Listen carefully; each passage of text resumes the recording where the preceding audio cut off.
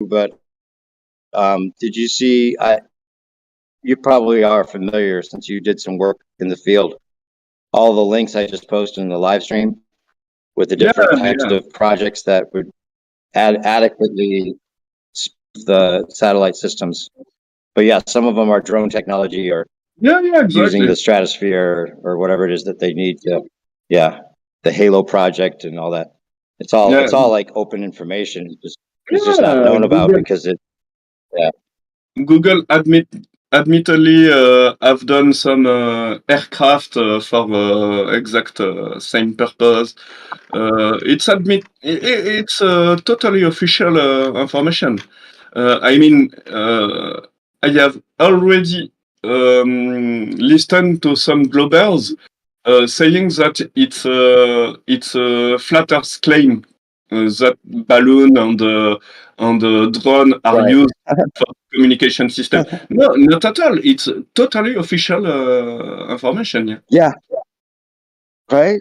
How long can they keep that argument up? Right. It's frustrating. No, there's a lot of them now. A lot of them, it's just open information. I mean, like, it makes no sense that with the plane stuff I was sending you to, like, so they're treating it as stationary and level, but somehow it's the same exact, like, I always make the example, like, if you were to come out with a video game and tell a teenager that plays video games all the time, like, here's this new video game. It's just like it's a spinning ball, just like the spinning ball, and you're flying through cities and buildings are coming at you and you have to dodge the buildings as you're going through the city. And it's just exactly like the ball Earth when you're flying a plane over it, except there's this other video game that just came out too. And it's just like the flight simulators that they train the pilots on, and it's stationary and level, like the flat earthers think. But exact same game. There's no difference in the game. How could that be? There would be so many dynamic differences. Unthinkable. Yeah, there is something you just remember me to something I have said yesterday, but something triggered me just a little day ago. I have looking for a documentary about special force, army and so on, and forces. Yep. and one of the scene was about someone an elite shooters, on a helicopter. And the helicopter is like going to 50 mph, okay? And the elite shooter was like, I need to shoot this target at about 200 meters. It's nothing, 200 meters. It's really nothing. And the aircraft is going at 15 mph. I need to compensate the shoot. Okay, 15 mph for 100 meters. That would require a stationary. Yeah, because when you are on ground, you don't need to do those compensation. Yeah. It's totally in contradiction because in contradiction with the globe model because they are telling us we need to shoot at 1 kilometer to be able to feel the Coriolis effect. Right. It's nonsense because only on 15 mph on a chopper you need to compensate the shoot. Right. Yeah, and another impossibility. Everyone who has played Arma to make that shot work. Sorry? Go ahead. Yeah. I said with the calculations. The calculations wouldn't work, right? Yeah, exactly. The calculations. Everyone who has played Arma can understand what I am telling. Because in Arma is pretty good simulation video game. It's really a good simulation video game with a complex bullet system. I mean the physics the physics is really good on this game. And when you are shooting from a chopper, you need to compensate. It's really it's a good simulation. So when you understand that only with low speed you have a huge differential on your shoot, you understand that you are not spinning. Right. Yeah. Has to be. There's no other way to do it. Like just like the thing I was asking you to try to see if you could come up with an animation for. Yeah, Like yeah, yeah. the I am. video game should be, that you can. I need to be clear with Yeah, you. like you can never land a plane. I You am can not. never be in sync with it. Just something. If you could just show something that shows that the impossibility of the Yeah, plane yeah, yeah, being in exactly. sync with the Earth. I will try to do something, but you have to know I am not good at animation. I'm Oh I'm not yeah, no good. problem. I wasn't asking you to do it. Yeah, I was I just will try. wondering if like a way of I will showing like try to do the something. numbers. I will try Yeah, the numbers. in 3D. Right. I will try to. I will use my plane simulator. I will try to do something, but I am not good at visualization things. My expertise is really Oh, okay. Don't worry about it. on the algorithm. Don't worry about it. I will try. I will If you try. want to. Yeah, if you want to. Don't I wasn't asking you to do it. I just thought maybe since you're good at programming and stuff, there would be a simple way of showing that the Well, numbers it with can be if you're fun to do. starting at 500 It, miles. If you're it can losing be. your original conserved momentum, but you're headed towards the equator where you need more momentum, you need more tangential velocity eastward, but you've lost your original conserved momentum just by going west. It I doesn't work out. The agree. numbers don't I have work. listened. I have listened your debate with Zanik. It was Zanik. Oh yeah, funny, huh? I got him to say that the plane would be going backwards faster than it's going forwards. Yeah, yeah. It was a funny moment. You're getting a little emotional, but I understand. It's hard to listen because at some point there is some argumentation that is skipped, and it's frustrating, you know. Oh yeah, that was like that. I sent you like the fourth one, the very last one we have. So my emotional candor was up at that point from previous debates. Yeah, Basically the same exact thing. Him yeah, trying to yeah, say I don't understand. His yeah. go to was you just don't understand. When obviously I'm explaining to him why it doesn't work, and if I understood, then he would be wrong. So he has to keep saying that I don't understand. Yeah, yeah, yeah. But okay, but I will try to do something. I cannot. How to tell? Yeah, no worries. It's interesting. I thought you'd be good at at least showing the numbers, like if it was going south or west Yeah, southwest. it's Like at this latitude, it would have to be going this speed. But then at what it's lost how much conserved momentum average, and how much more eastward yeah, yeah. velocity would be. Like as you get towards the equator, it just doesn't work, and it wouldn't work anyway. It wouldn't work if the plane took off and landed on its own the exact same runway that it took off from. It wouldn't work because they can't claim that the atmosphere is in lockstep to begin with because of fluid dynamics. Yeah, So already the whole theory is they dead. forgot. They forgot something important is the angular velocity because okay, you can have your momentum. Okay, I get it. You can have your momentum. You can have the atmosphere pushing you. Okay, but the direction of acceleration is changing. Yeah, And this is the point. yeah. That's all. Inertial and non-inertial. You can't have inertial and non-inertial reference frames and then still You call it. cannot have inertial angular velocity. That's all. Yeah, yeah. It's the globe killer. It's the obvious globe killer for a lot of people if they could Yeah. see it. It has to be visualized because even a lot of flat earthers hear like the debate I had with Sanic. A lot of them don't get my argument. They don't get why it wouldn't work. Even flat earthers think it might work the way they say because of somehow the atmosphere keeps them in lockstep or keeps them still in sync with the earth, but it doesn't work. It literally doesn't.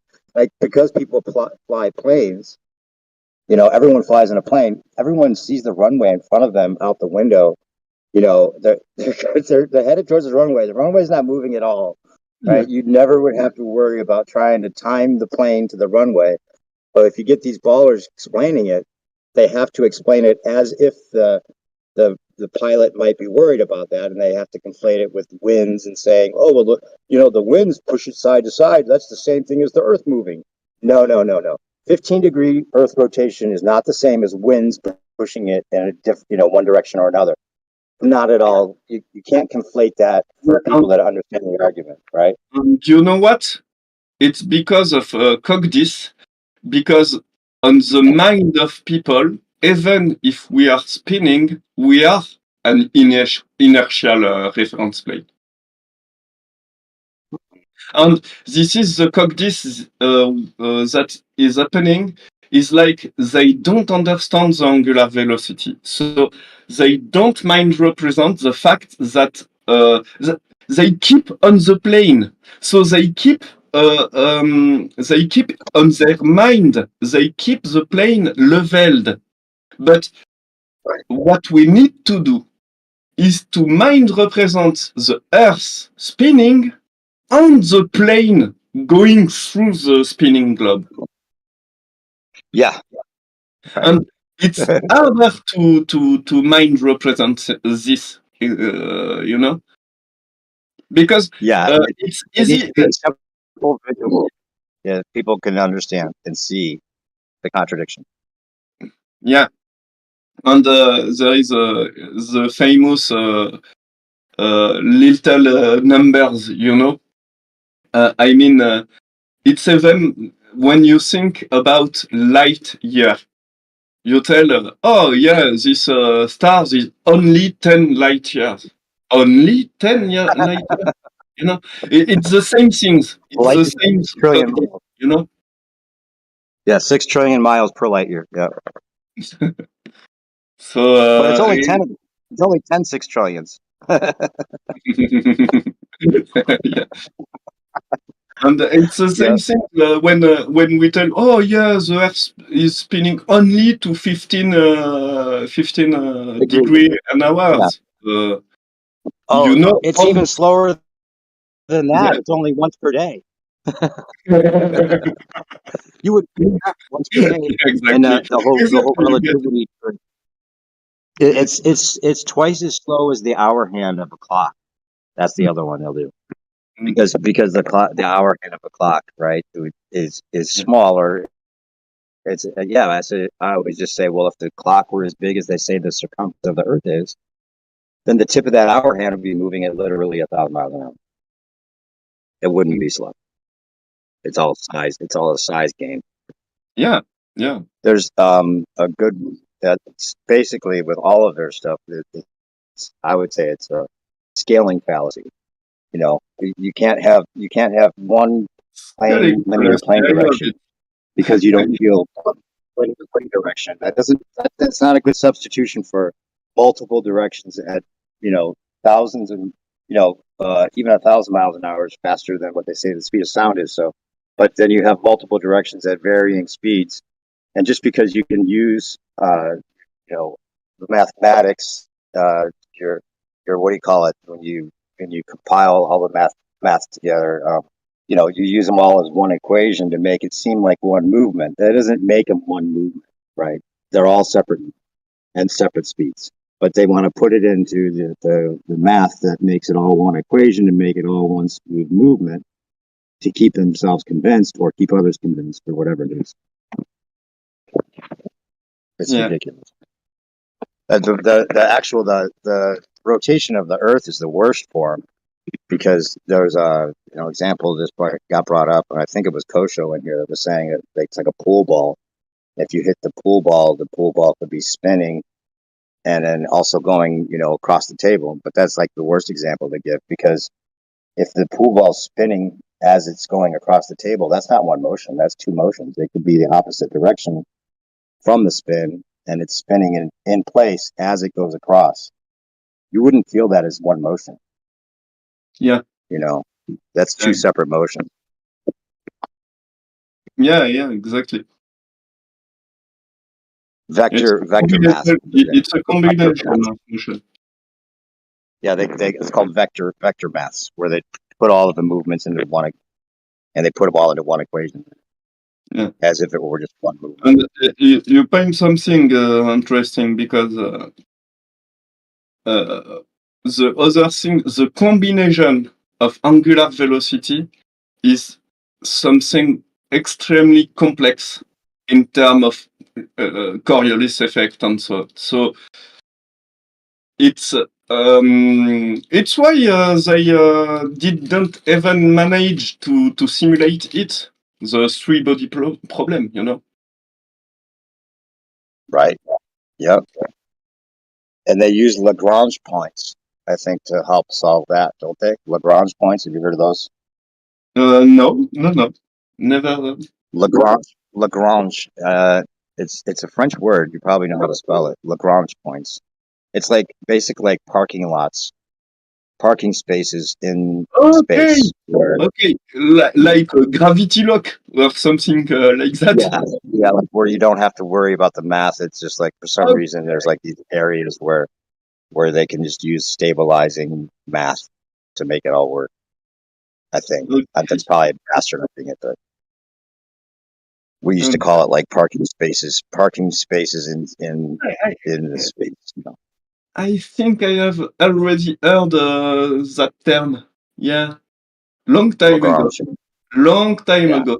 I was a glober. Look that up. That'd be something for you to look into. Yeah, Lagrange points. That's a funny one to get away with. It's like dark matter kind of stuff. You know. Yeah. They need to add this to the model to be able to work it to work it. Yeah. Patch jobs. It's funny because when the flat earther does that, it's bad. But when globers do that, it's good.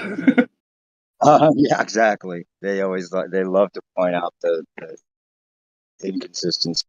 Like for sure.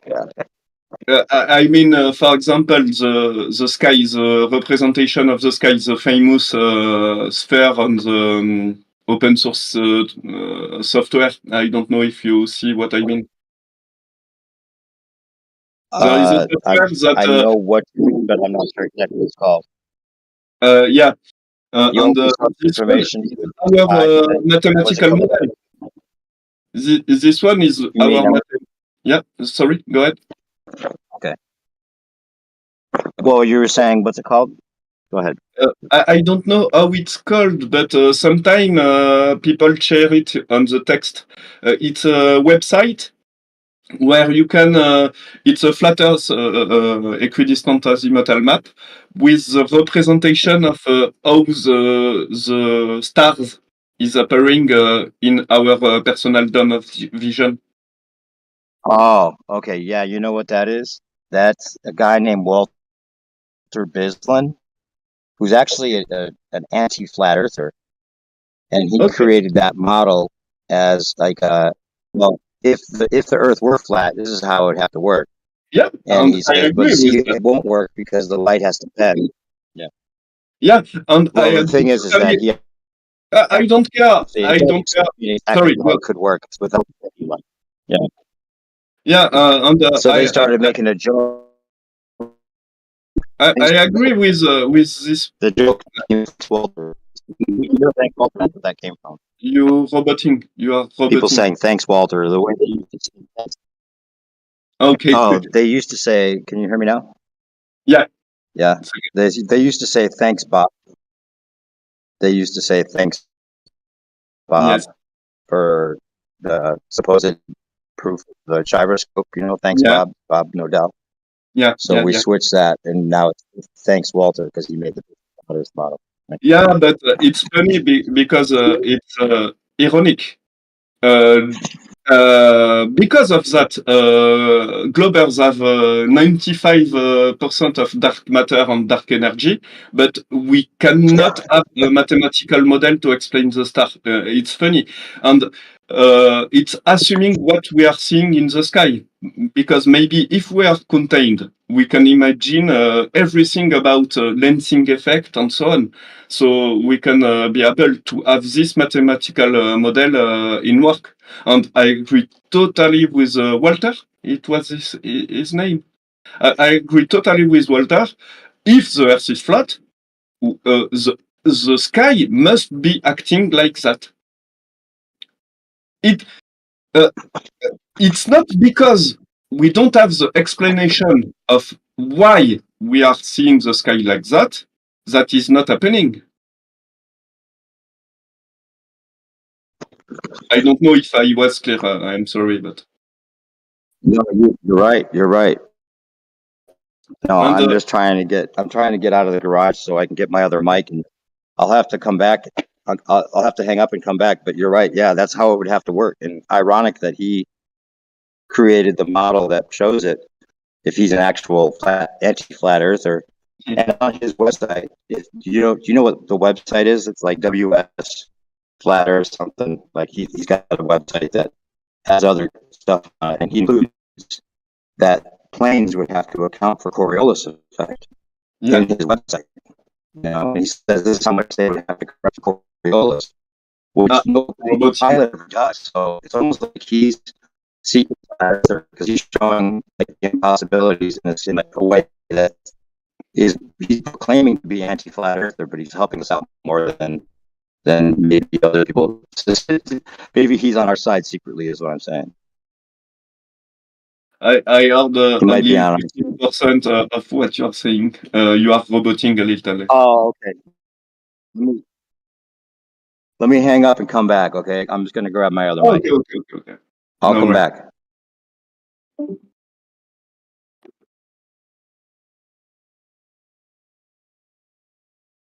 I'm sorry for the audience, and thanks to Herbie with my bad accent.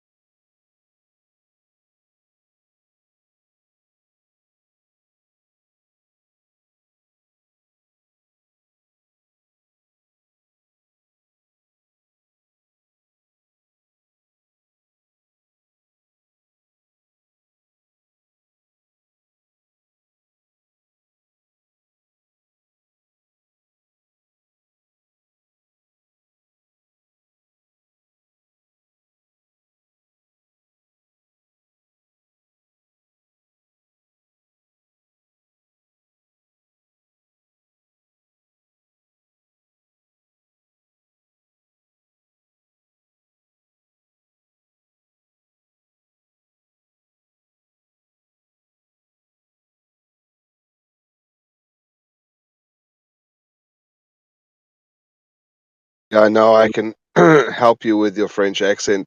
There's one little tip that I can give you for your French accent. Yeah, go ahead. And yeah, all you need to do is try and stop yourself from saying ah, and that's like an add-on to in between every word or sentence, every other sentence, every other word. If you try and don't say so much and then your accent will become 1,000% clearer. Okay, we'll try. I will try. No more ah.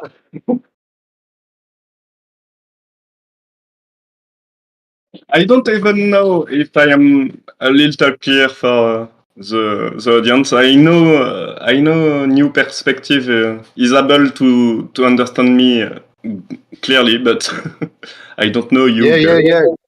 That was good. There was only two R's in that, and it was way easier to understand you.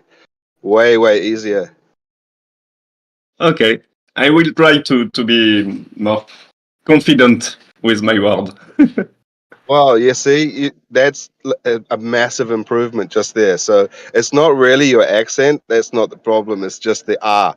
And the people that speak English also have the same problem. You know, native English speakers have these little quirky add-ons as well. So yeah, it's not really your accent. It's just that additive. Yeah. Okay, thanks for the tips. All good, man. Because But we do like to hear you've got a lot of information to share, and yeah, I appreciate you. I try to. It's why I am here. It's to share everything I can provide because I come from a satellite environment. I worked in a satellite industry, so you have a lot of things to share. That's how to tell. Official information, like we said with a new perspective, it's only official information, but people are willing to made up excuse and say it's fake information and so on. No. And I am here to use my knowledge in math, my knowledge in cartography, my knowledge in electronics and so on. I am just for now. I am creating the Michelson-Morley experiment at home.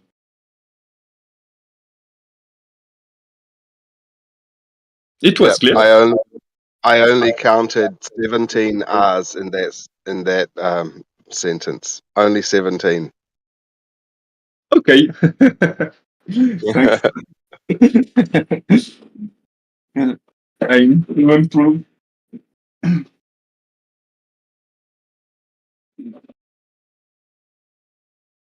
I come back. I will make a coffee.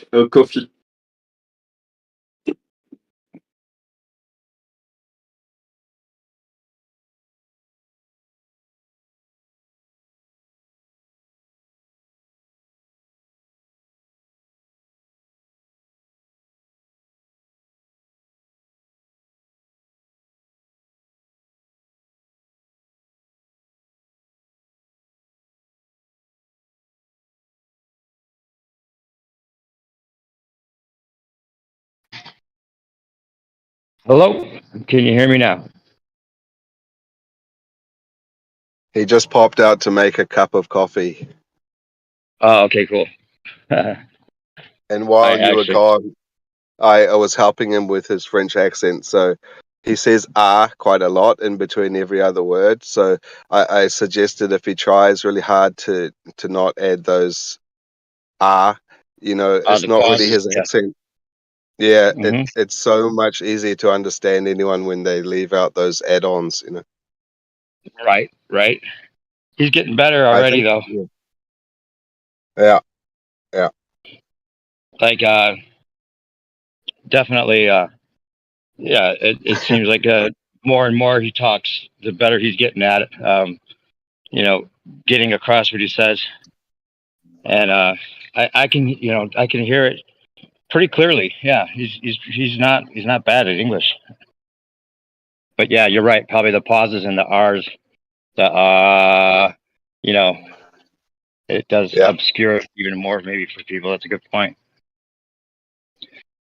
But what a fucking find! I'll take credit for bringing Model Builder over from 24/7 late night when I happened to hear he was talking about interferometry over there, and it was a good thing I went in and talked to him maybe because he might have just been stuck over there talking about things that they were bringing mods in to try to moderate any talk of anything that might have indicated the ether. So weird.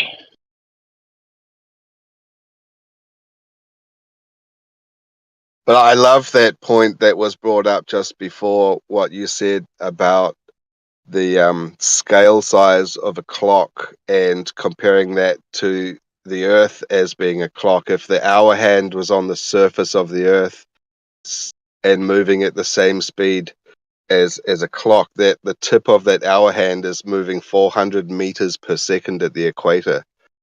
Yeah, right? Or 1,000 miles an hour, or whatever you want to call it. Yeah, 400 meters per second is even worse. Yeah, we can It make it sounds way worse. sound more extreme on our end too. When you think about it, yeah.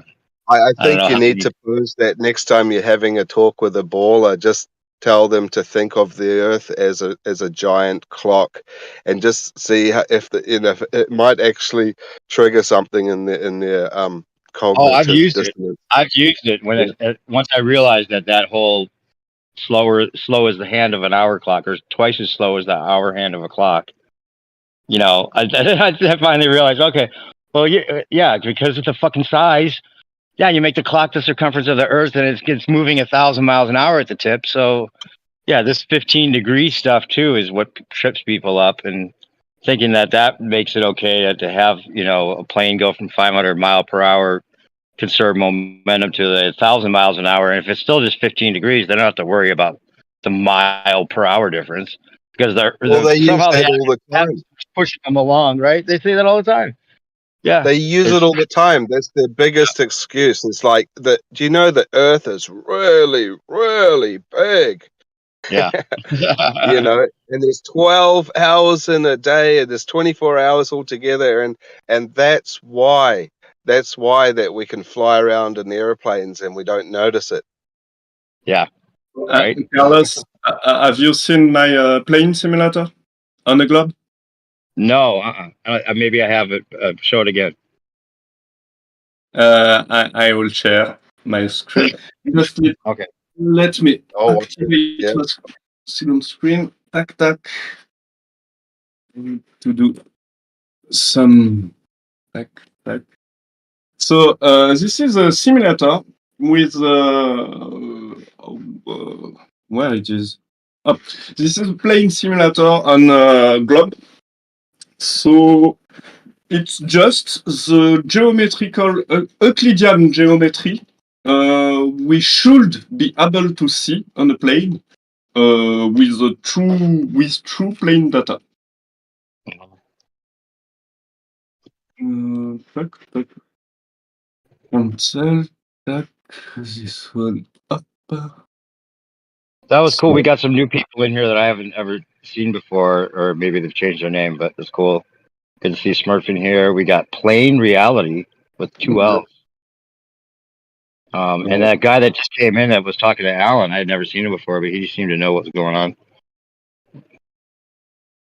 Cool. Let me know when you are on the stream. Yeah. So Yep. I'm there. Carlos. Carlos, are you there? Are you watching his screen? Carlos. Oh, sorry, I was on mute. Yeah, I'm watching it. Yep. He's there. 1,440 pixels. That's okay. It's pretty good. This is a true flight path from Flight Radar 24. So you have every information on the top left, information of the camera, information of the plane, and what you are seeing here is what we should see on the plane at 10 kilometers altitude. Yeah, and it's hard to see at first with this because you showed it to me before, and I didn't get exactly what you were saying at first. But basically, it shows how small the Earth is, right? Like we don't see this much. We would only see that much in reality. He made this program himself to show what we would actually see. Like you would not see the big expanse of Earth in front of you. You would only see this, and it would cut off just like he's showing. That's all you would see at that altitude. You wouldn't know where you're going. And the curve, you can clearly see the curve of Earth. Yeah. We have the ruler on the middle of the screen, and the ruler on the left and the right, and we clearly see the. Yep. I'm sorry, my soft is bugging on the second flight pass. I need to relaunch it.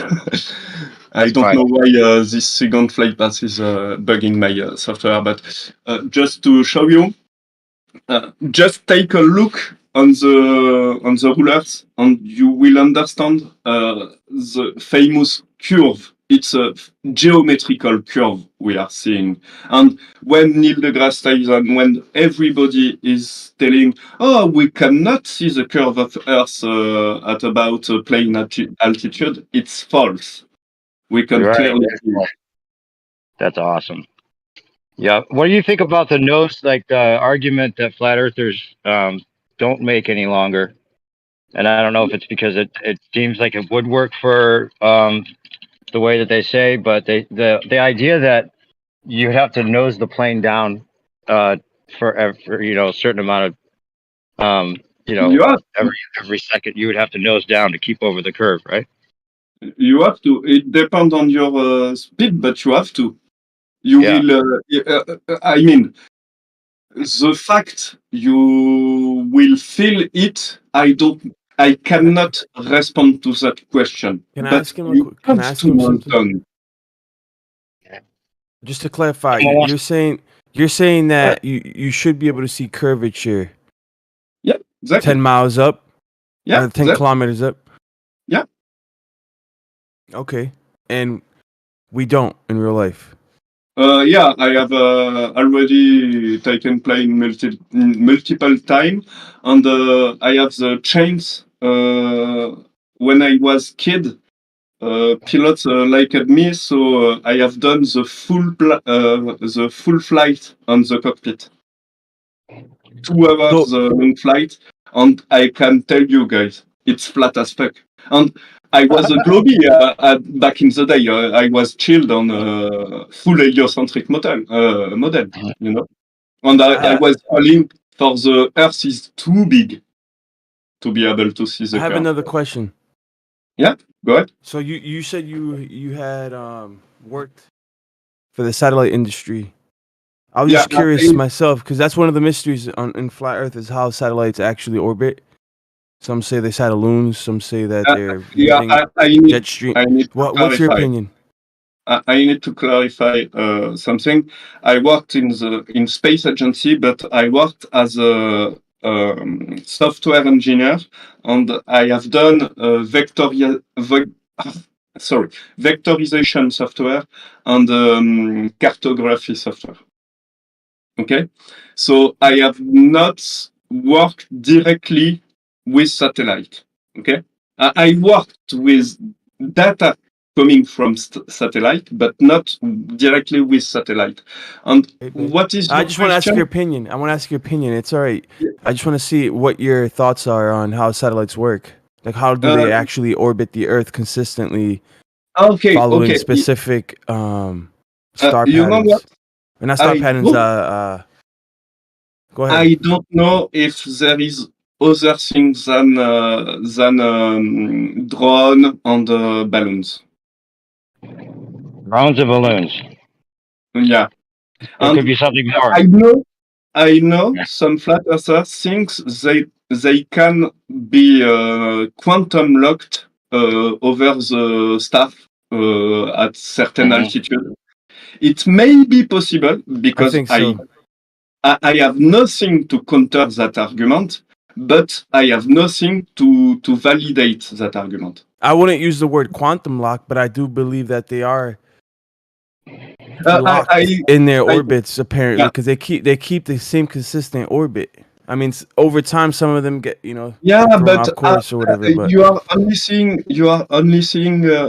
You mean what on a site on website tracker on or in real life?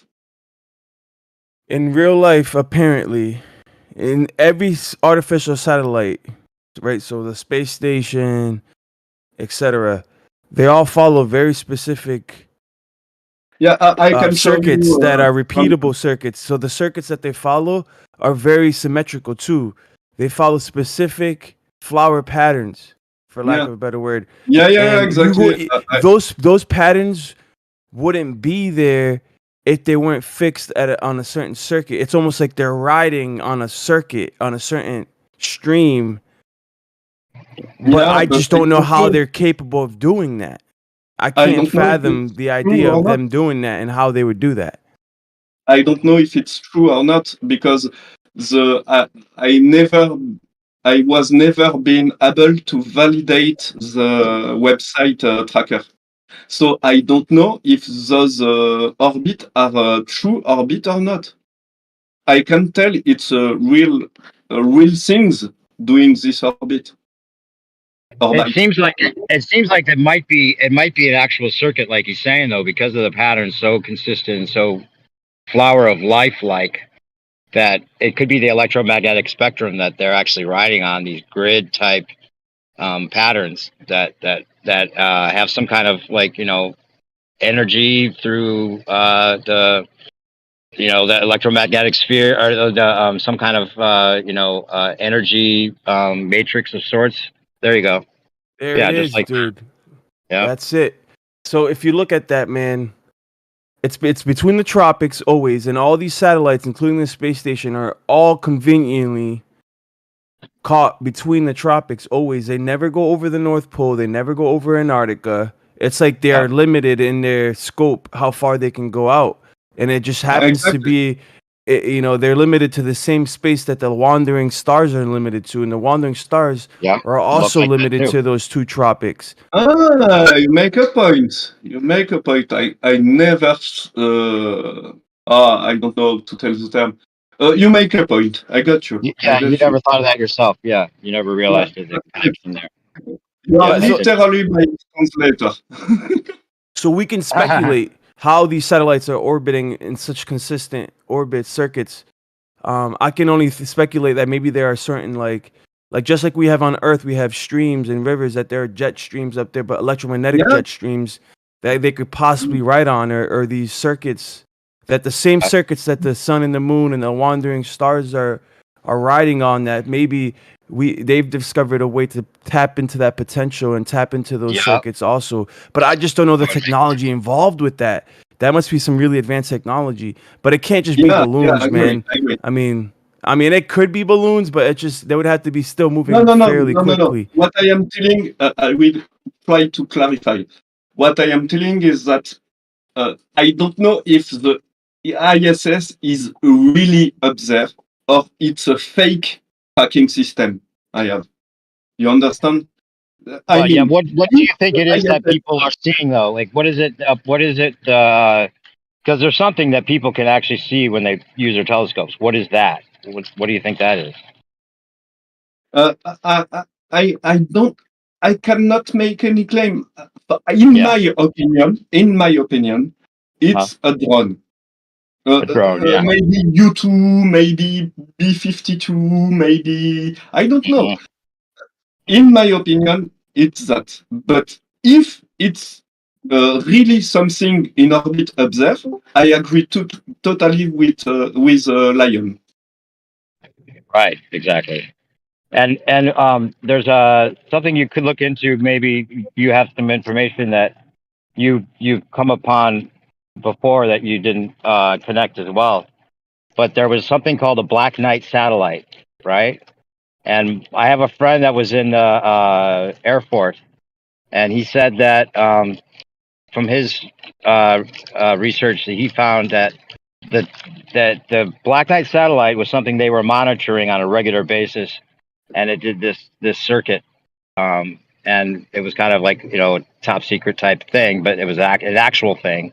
Now you've got a bunch of, like, stuff out there claiming it was like alien, and like a lot of subterfuge, a lot of, like, misleading about what the Black Knight satellite was. But what he said is that the day they stopped monitoring the movement of the Black Knight satellite was when they started the ISS sighting, or the ISS project claims that the ISS is up there. So Interesting, yeah. it could be the same thing that they're showing, and they already had, it's been up there for even longer than they say the ISS has been up there, and they're just using that as, like, okay, now they're claiming that's the ISS when it was always there before, even possibly.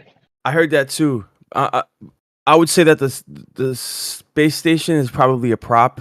It's uninhabited. It's uninhabitable, and Yeah, it's just a I front agree. for NASA up there, just like a drug front for Yeah. for If mobs. really They have a obsessed front with up there, bro, and they're fooling everybody. Yeah. Instead of a barber shop as a front, right? They have they have this satellite Yeah. floating up there, bro. They're acting like Right? there's people in it. Yeah. Exactly what it is. That's a good guess. Yeah, for sure. At least that. The whole space program, you could say, is that basically. It's the perfect opportunity to have unfalsifiable claims of ways to spend money that no one can ever verify. It's perfect. Endless.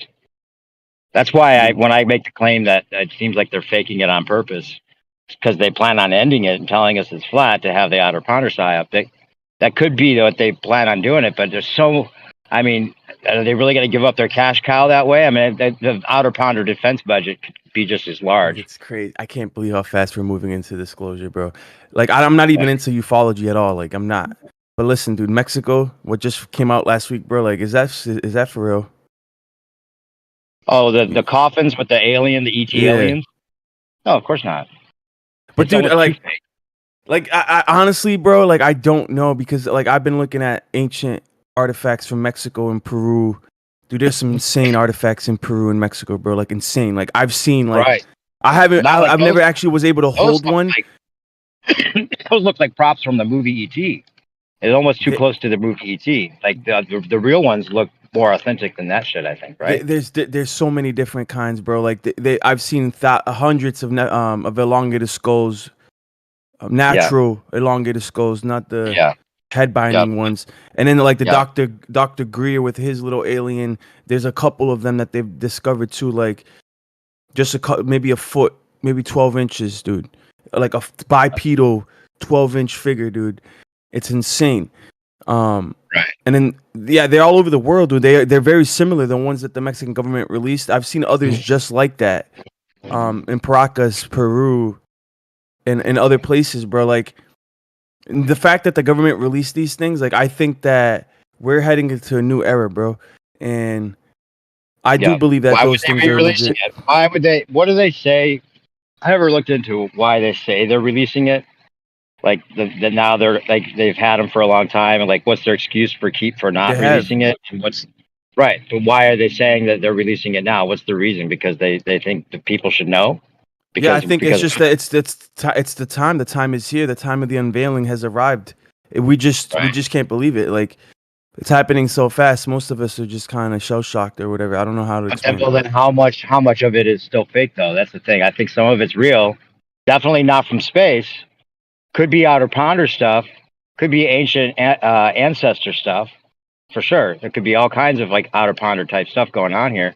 But are they going to say it's outer ponders, or are they going to try with the alien from space type concept? Is the question.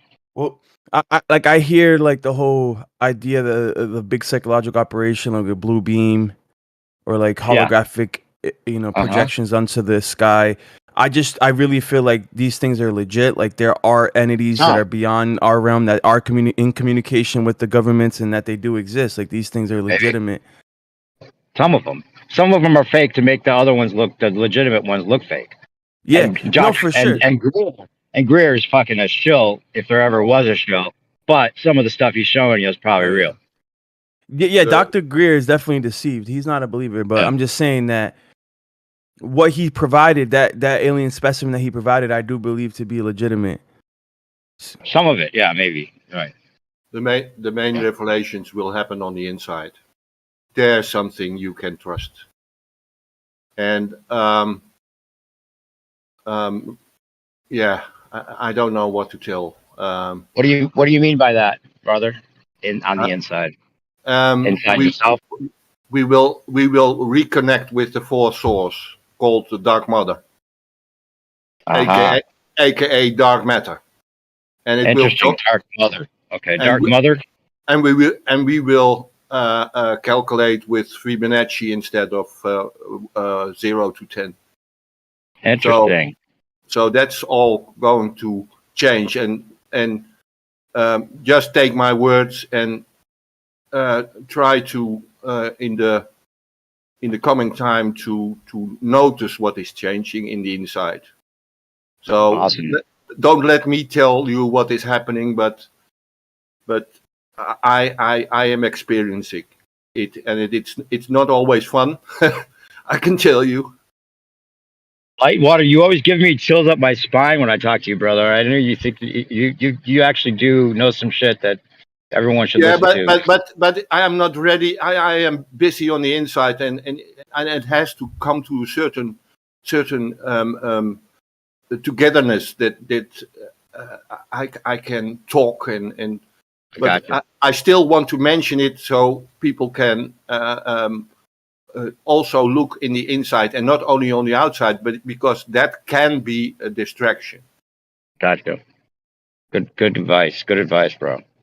How are you doing now? By the way, Lightwater, have you come up for air? Yeah, but no, I have a little bit more air, but I'm in a lot of pain and Oh man, things are happening. But don't pity me because it I is don't pity. it's kind of beautiful also. Oh, okay, that's awesome. That's great. Good to hear. Good to hear and bad to hear at the same time, which is perfect. Praise Wow. Yah. Praise Yah. I that attitude, man, is admirable. Yep, for sure, dude. He's a fucking living spirit right there. Living example of what I would love to know exactly what he's saying. When he can actually say what he wants to say, or what at some point, I gotta make sure to get your number, Lightwater, if they ever shut the internet down on us. Same with you, Lion, and same with you, Model Builder. We should have like a secret phone list or something, just in case. Yeah, I Or like we unique can all perspective. together. You're a cool dude, bro. I've heard you talk before too on cosmology and stuff, and I'm highly interested. You brought this French guy along. I try to bring in people that yeah, definitely. Everyone needs to know what Model Builder has to say for sure. You've really added to the conversation, brother. Lebet, I gave him his name. In fact, I'm like, we have to call you the Beast. Lebet. That's awesome. That Yeah, Alan's and, fucking Anybody killing doing it. anything for the equinox though? Like today, the next couple days, you guys aren't doing any experiments, any observations of the sun? Oh, there should be. Yeah. Fuck, I didn't think about that. No, I'm just wondering. Anybody that's doing anything? What do you think about the equinox, Lebet? the sky, in reality, the sky is the last bastion I look at. I mean, in experimental way. So I am just a shield concerning the sky. Okay. You understand what I mean? I mean, Yeah. I will do some observation, but I don't feel like I am able to interpret what I am seeing. Right. Gotcha. Oh, there's a guy I always talk to that I was gonna bring up when I was hearing you say something the other day, Lion. Actually, we were talking about the unknown, the origins and stuff, and some of the possible cloning versus whether it was made by like of the earth and from the earth, and we're also talking about like the unknowable universal intelligence. And I know I've sent you the stuff on the microzyma, but Lebet, you heard of Antoine Béchamp? It's a French guy as well. Antoine Béchamp is. I'll send you the links on what he was discovering or rediscovering, actually, which is the microzyma. And I'll have to do a presentation on it or something because I seem to be the only one really mentioning it very much. But there was a few people, like the guy that was giving us a lot of good knowledge about, like Dr. Andrew Kaufman, who was giving us some information about the juice that we should know. He's talked about the microzyma recently too. But basically, it's the essence of intelligence at the heart of every cell that allows the cell to be pleomorphic. And that means Wow. pleomorphic means that it can morph into whatever it needs to be, right? So the intelligence in that, which is basically an electrical energy source at the very, like, microscopic energy nodule, if you will, that is in symbiosis with all of the other energetic essence of intelligence at the center of every other cell that it's in the system with, and in a larger system with, in communication, almost like the ether. And you could almost call the microzyma as a whole the ether, or you could look at it as the what keeps track of the akashic records, or even the universal intelligence could be tied to that. But if that is the case, and they tried to destroy this shit too, bro. Again, I'll send you the links. He says they like, how energy can't be created or destroyed. That's why I was going to bring it up. They tried to fucking destroy this essence of intelligence, electrical nodule, and they couldn't. They tried, like, all kinds of, like, destructive laser beams and all kind. They could not fucking destroy it. And that's what was cool about it. I was going to mention it when I think SE was mentioning, like, how is it, that man makes two bunnies make more bunnies, isn't that creating life? And it's just and I'll even post the GIF that I made of the video they show of this pleomorphic, like, basically these cells. It looks like what you would see in biology class, where you're seeing the separation of the cells. And but it's like they're manifesting themselves, and he talks about, like, the clockwise motion of it, and like the female, that there's a whole masculine feminine side to it, but they're just creating themselves out of nothing, but not out of nothing, because they were pleomorphic. The potential was already there, right, for it to be whatever it needs to be. But it has to be an intelligent life form of sort. It has to be an intelligent nodule, because it knows what it needs to be. Like, if your body's being made, some of those microzyma know that they're supposed to be the liver, and some of them know they're supposed to be the brain, and some of them, you know what I'm saying? Like, it has to be in coordinates. It couldn't just be that it happens to, you know what I'm saying? I mean, you can call it God if you want, right? Dude, I seen a video that blew my mind recently, where it showed cell mitosis, but they had added radioactive isotopes into the cell that were fluorescent, and there was color coded. So there was a couple different colors that they use, and it was the most beautiful thing I have seen in a while, dude. And it basically showed cell mitosis through the exchange of energy, and even the exchange of information was color coded. So the way that the DNA, the way that the ribosomes are actually read, I don't know the exact wording for it all. I'm not a biologist, but the chemistry at play and all the little mechanisms, everything that was moving was color coded, and you could see the light. You couldn't see it microscopically, but you could see the light show from it, and it literally looked like magic, dude. I was like, wow, look at that. And you could see how the DNA is actually replicating, bro, through a light source or a light show, and it was insane. You gotta find that link and post it for me, or send it to me, or post it in the live stream if you have it now. It's interesting. But it sounded like what you were saying, dude. Right. I just posted the GIF of one of the GIFs. I'll post the other ones. But yeah, this is what they show, and they had these microscopes that could outdo some of the electron microscopes that we have today. And then this other guy came along, was studying the same thing, and he had an even better microscope that he made himself, custom microscope, and he was calling these things somatids, but basically the same thing as microzyma, like the pleomorphic state of the cell, and that's the whole thing with the V that they say that we get from the air, the bugs in the air, is actually the body itself pleomorphically creating these cells, or creating the attacking cells to help heal the body, but they call the healing process actually the disease. And it can be that there's some kind of infection that will cause these things to go out of control and actually kill you, because that's their job. I mean, even Wikipedia, if you look up microzyma on Wikipedia, it'll tell you it's what lives on after the body dies. They'll at least tell you that. And it's what eats the body, the decay process. That's what the microzyma are doing. Very interesting, huh? Can you repeat the name? It's Antoine something? Antoine Béchamp, B-E-C-H-A-M-P.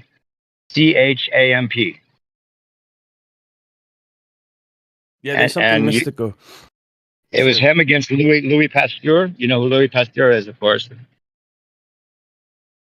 Louis Pasteur, Lebet. Okay, Maybe he went. found it. Yeah. Sorry. Yeah, Repeat. Louis Pasteur. Pasteur. Yeah, yeah, You yeah. know, I know. yeah. It was Béchamp versus Pasteur back in the day. Okay, I get it. I see who is.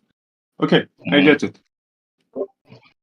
And they basically extracted extracted him from all those encyclopedias, even though he had enough credentials to fill up pages of any book that was historically recording who was significant in science. He was a genius. But but the fact that he was so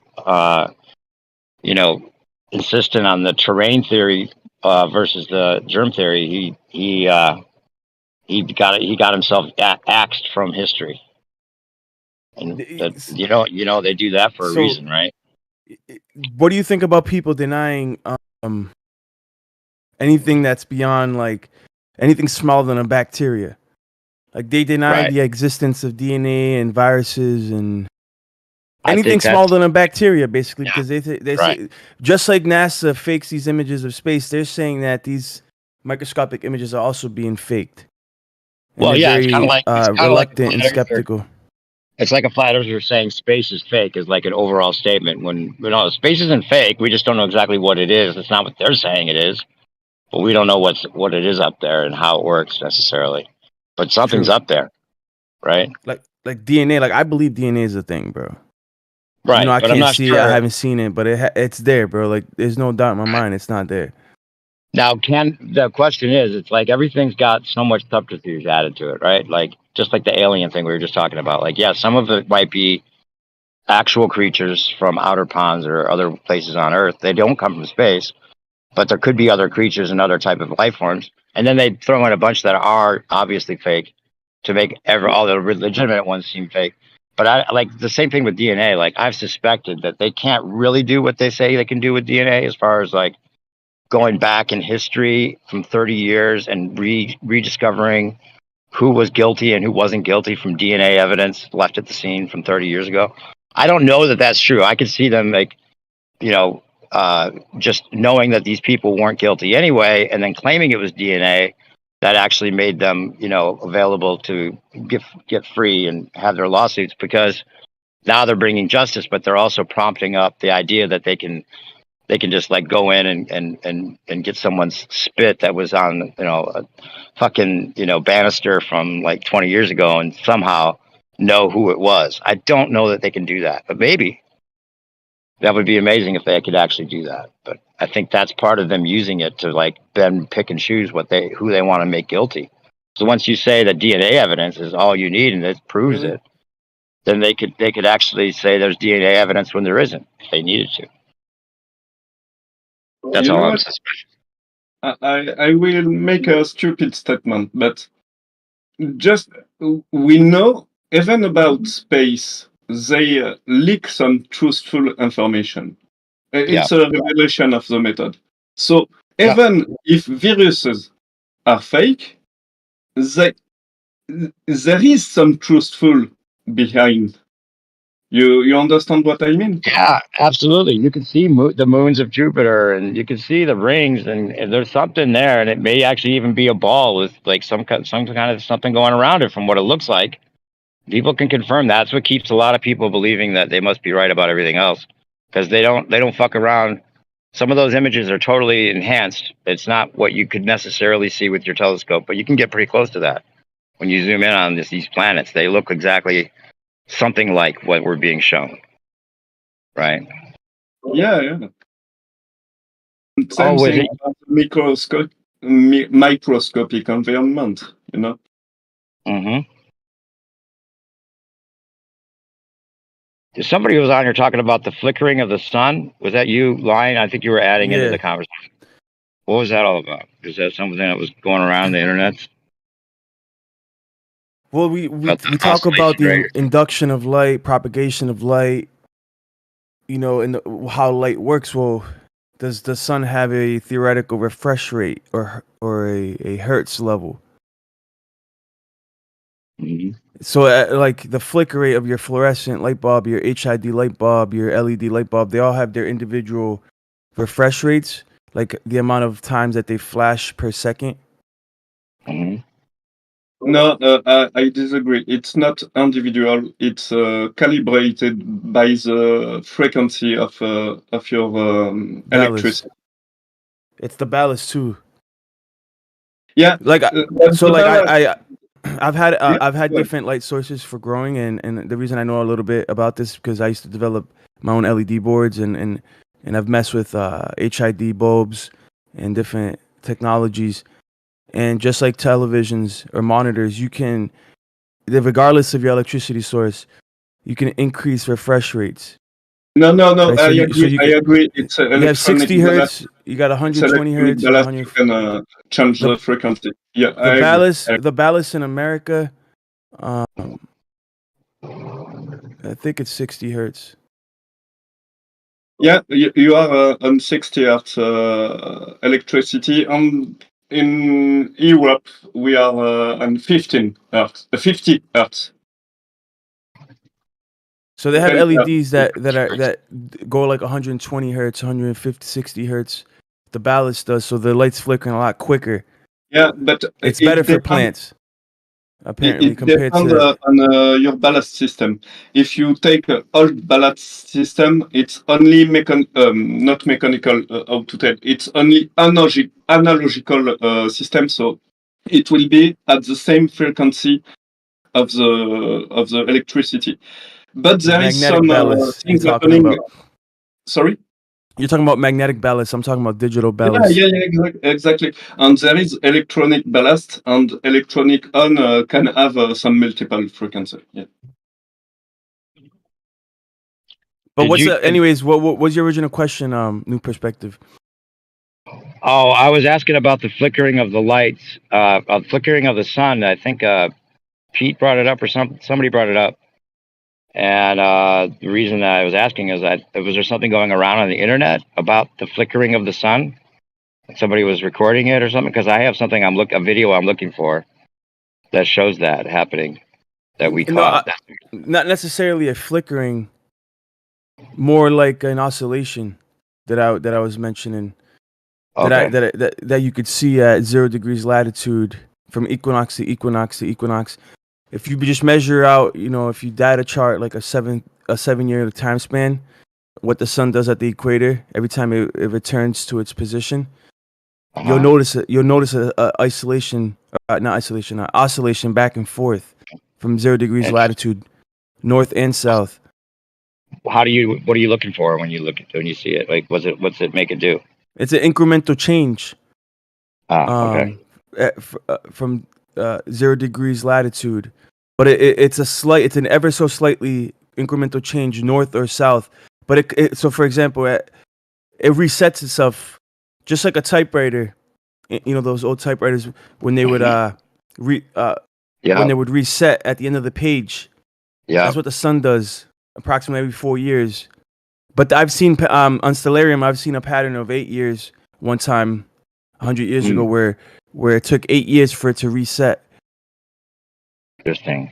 It resets. And if you, what's amazing about this though, if you were to include this in your calculation of time, this specific oscillation was a Hebrew marker, a Hebrew time marker, and if you include that, that's a timekeeper.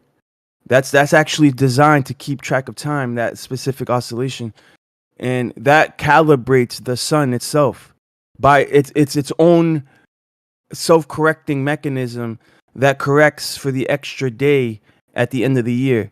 Because perceivably, the tropical year is 365 days, and ironically, the sun just happens to calibrate according to that extra accrued time, and it calibrates once every 7 years.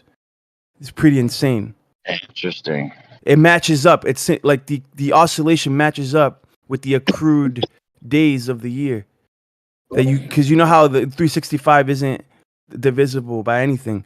Right. It's been very difficult for timekeepers in history to try to rationalize this and reconcile this, and they haven't been able to. The best that we have is the Gregorian calendar, but they've never taken into account a 364-day year with this oscillation in place. I don't think they're even aware of it. If they I'm are. sorry if it's not the same subject, but there is not something with the moon, like some flickering with the moon too. I think it's Crow 777 that shows. Oh yeah. That I don't know about that. I think that might have been atmospheric. The moon. What do they call it? The moon wave or the moon. Yeah, moon wave. Yeah, exactly. Yeah, that could be something with the camera equipment. It could be something atmospheric. I'm not sure about 777, Crow 777, to be honest. But the something is remembering me those moon wave. In fact, so yeah. my question There is. seems to be something like, I mean, honestly, when you zoom in on, I've got a P900. When you zoom in on it, it does have that sometimes that like weird kind of like spongy, wavy quality to it for sure, too. Like it looks like it's a sponge when you get up close to it. Like it's got layers of like web type, spongy looking shit. And then when you zoom in on the edge of when it's a crescent moon, you can zoom in on the edge and it looks like there's like barbed wire on the edge, like sticking up, like you can see. It's weird. Okay, I see what you mean. But yeah, as far as the sun goes, it can be anything. Yeah. right? It could be equipment for what Code 777. He wouldn't be the only person to get it, obviously. If that was the case, if that was a consistent thing, but that's hard to even tell, even amongst flat earthers, exactly if you're looking at something that's just a claim or if it's something more, something real. Who knows? But I was going to share a screen for a second to show you that video that I found. If you guys want to see it. Yeah. All right, hold on. Let me close out of here. You want to keep sharing, Labette. I want to see what you have too, but we'll go back to your thing in a minute. I have nothing more to share. Oh, okay, good. Yeah, maybe the reversed AE map is something. Okay. I will try it after. Real quick, I had a dream, a very prophetic dream, I believe that, and I'm not gonna say the dream, but I'm just gonna tell you that in it, I did notice something very unusual that I never noticed before, and I was looking out across, I was in the Boston Harbor, and I was looking at the coast, and it was sunny out, but in my dream I could see there was like a flickering, like the sun was actually flickering, kind of like fluorescent lights flicker, but it was like it was a dystopian feeling, and it was like a feeling of doom. When I started seeing that, I knew that was unusual, and why it was occurring, I wasn't exactly sure. But yeah, it's funny that you that you asked me about that. But anyways, yeah, go ahead. Yeah, I asked because it sounded like Andy, I think it was that brought it up. Andy was saying it like, what do you guys think of this moon flicker? I thought he said flicker. And that made me think of this video that we were watching on a Hangout one night. So you'll see like people popping up in a Hangout over on Google Hangouts.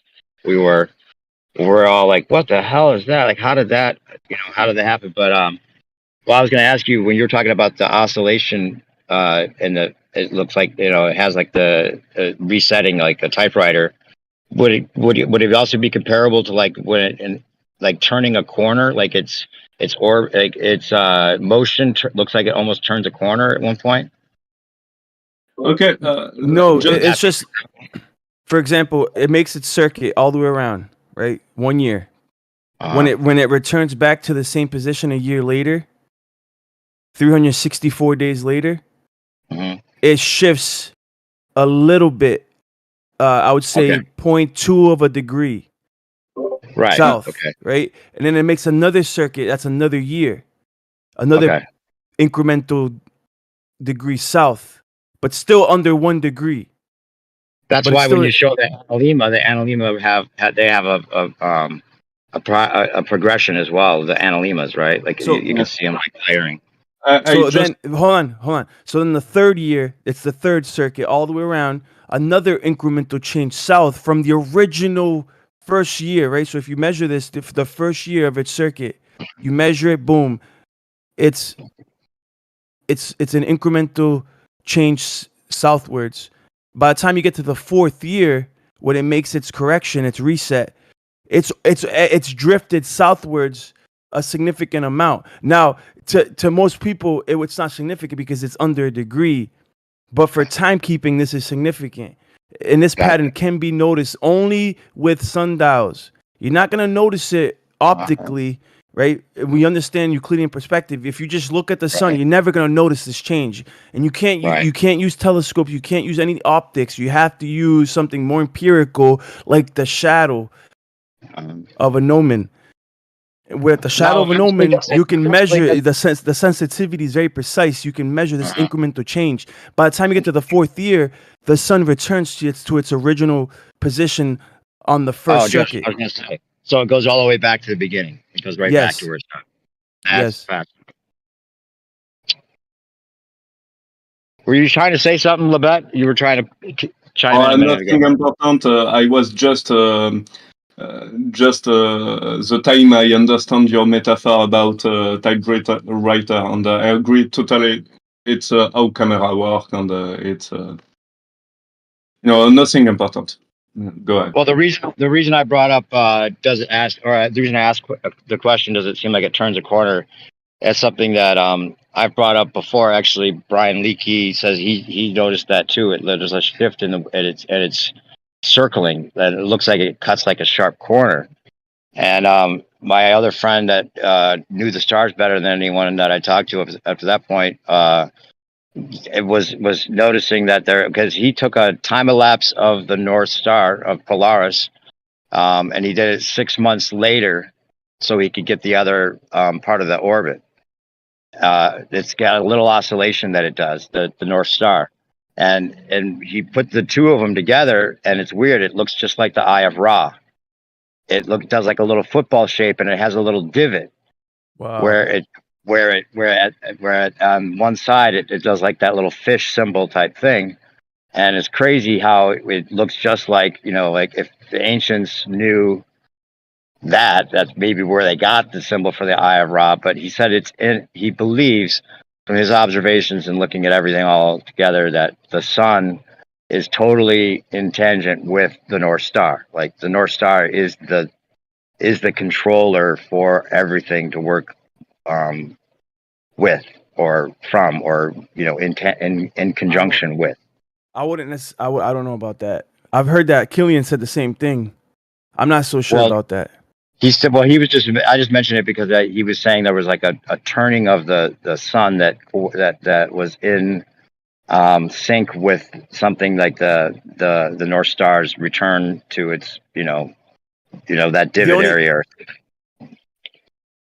Yeah, I don't think that the sun is directly connected to the stars, as in like they're on completely separate circuits, independent of each other. Like you would say that. I don't think that the stars are affecting the motion or the movements of the sun, and neither is the sun affecting the motion of the stars. But they're in sync for sure. I wouldn't even say that they're in sync. The reason I say that, I'll tell you why, right? Because though the sun and the stars seem like they're going the same speed, which makes them seem like they're in sync or in lockstep. 1 degree difference. Yeah, they're not in lockstep. 1 degree. He said that it's 1 degree off for the stars, right? The stars are like 1 degree. Yeah, they're slightly faster than the sun, I think, or vice versa. I can't remember right now, but they're not in lockstep. They're completely independent, and this is a big thing for people that still there's aspects of the heliocentric model that they still cling to even after they become flat earthers, because sometimes it's very hard to undo these paradigms. And this is one of those things that when you think about time, and you think about, like, people use ephemerises. The ephemerises that were built back in the day, those charts, those data logs of the different luminaries in their positions in the sky, and the patterns were based on certain paradigms of the heliocentric model. Still, right? Anyways, I don't want to rant on, bro. I'm just saying that. No, you're right. It's 1 degree difference though, and I think it's pretty consistent with just that 1 degree difference. And you could call that out of sync or in sync, but regardless, it's interesting how it's that close. Regardless, when I bring up my concept that I just outlined at the equinox at the 0 degrees latitude, that concept is impossible if you follow a sidereal year with the current calculations of the orbits of the Earth and the Sun. If you still cling to the calculations that they're given with Greenwich time, right? It's a universal standard of time on Earth. It's based off of Greenwich, England, and they dictate time to us. And people are still using the 365 days and a quarter years, and those measurements that are based off of sidereal time. And if you study sidereal time, that's based off of the backdrop of the stars, not the complete orbit of the sun. Like, it's not dictated solely by the sun, but in perspective, in relation with the stars behind the sun. Okay, interesting. It's not.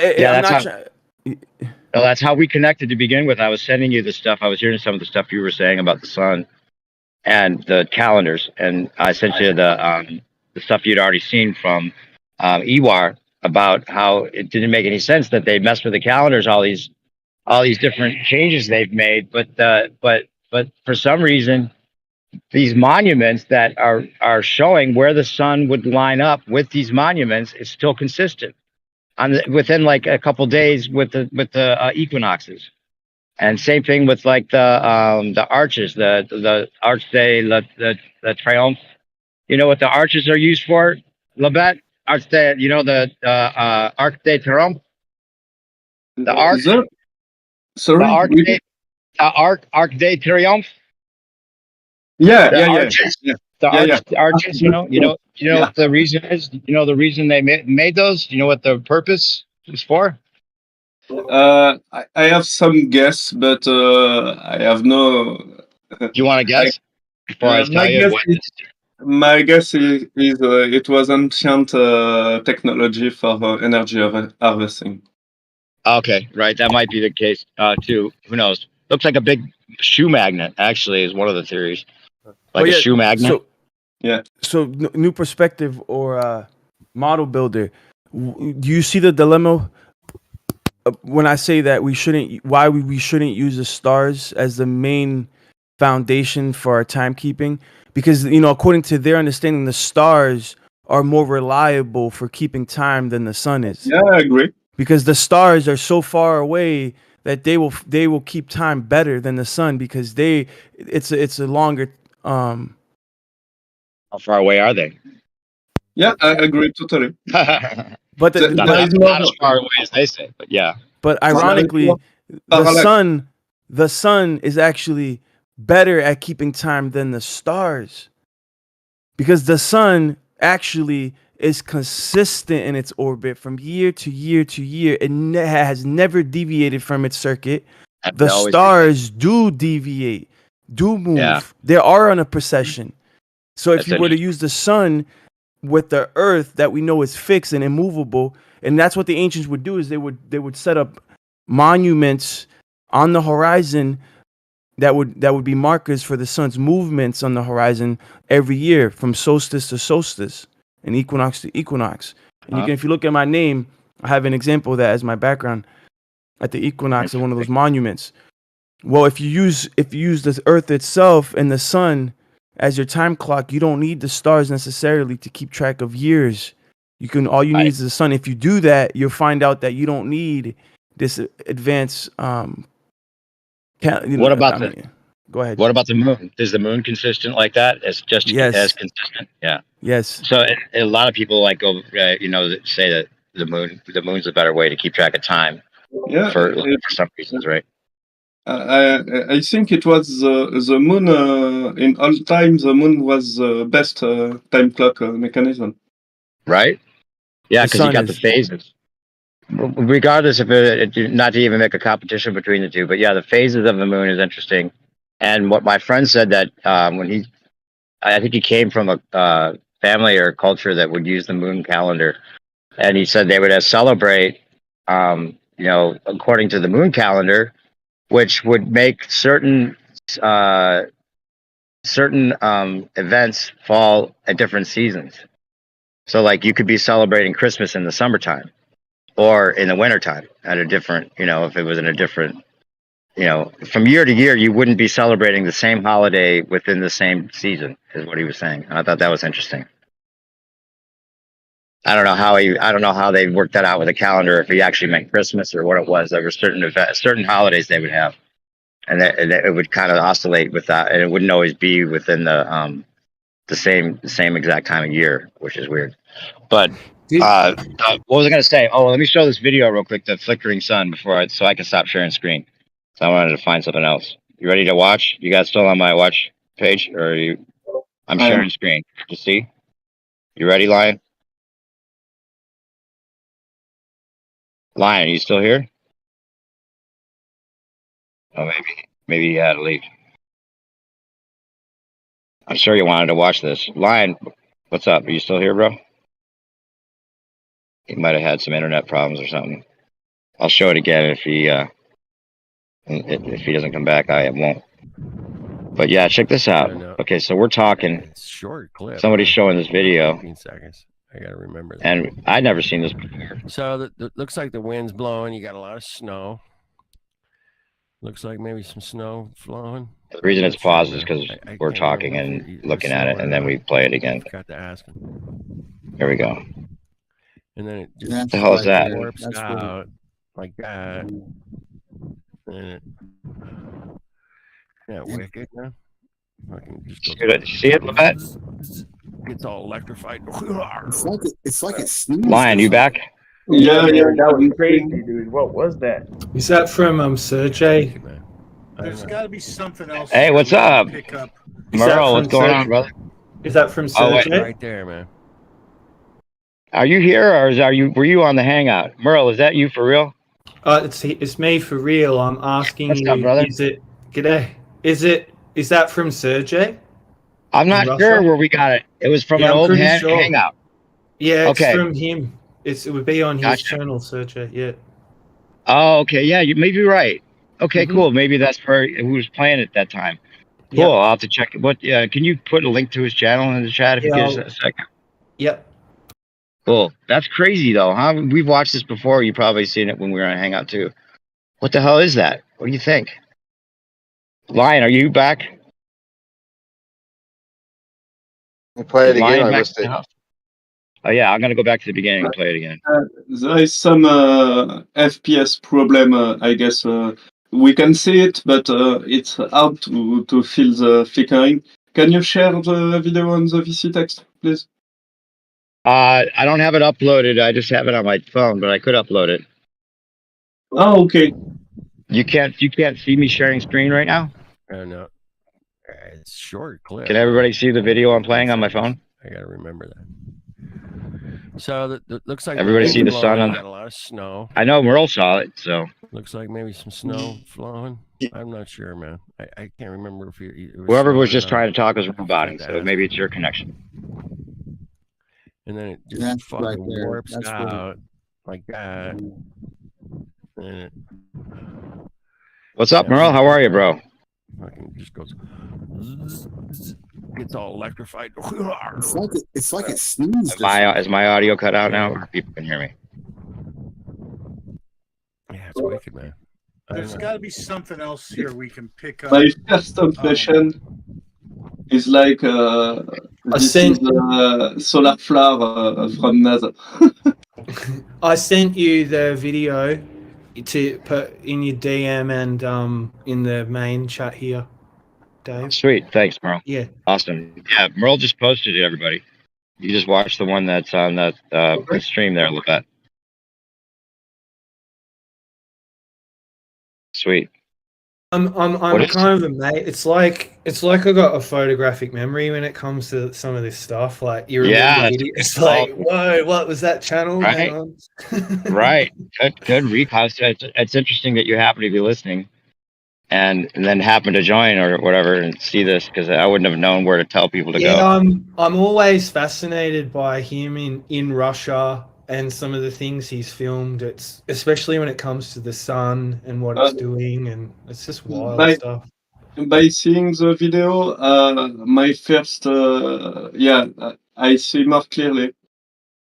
Right? In my That's opinion, wild. it's not the sun that do that. It's because it's in winter and there is some water that is going through the objective. Some like just a weather effect, basically. Yeah. Yeah. If you Well, look closely you think we on get the a lot video, more of that?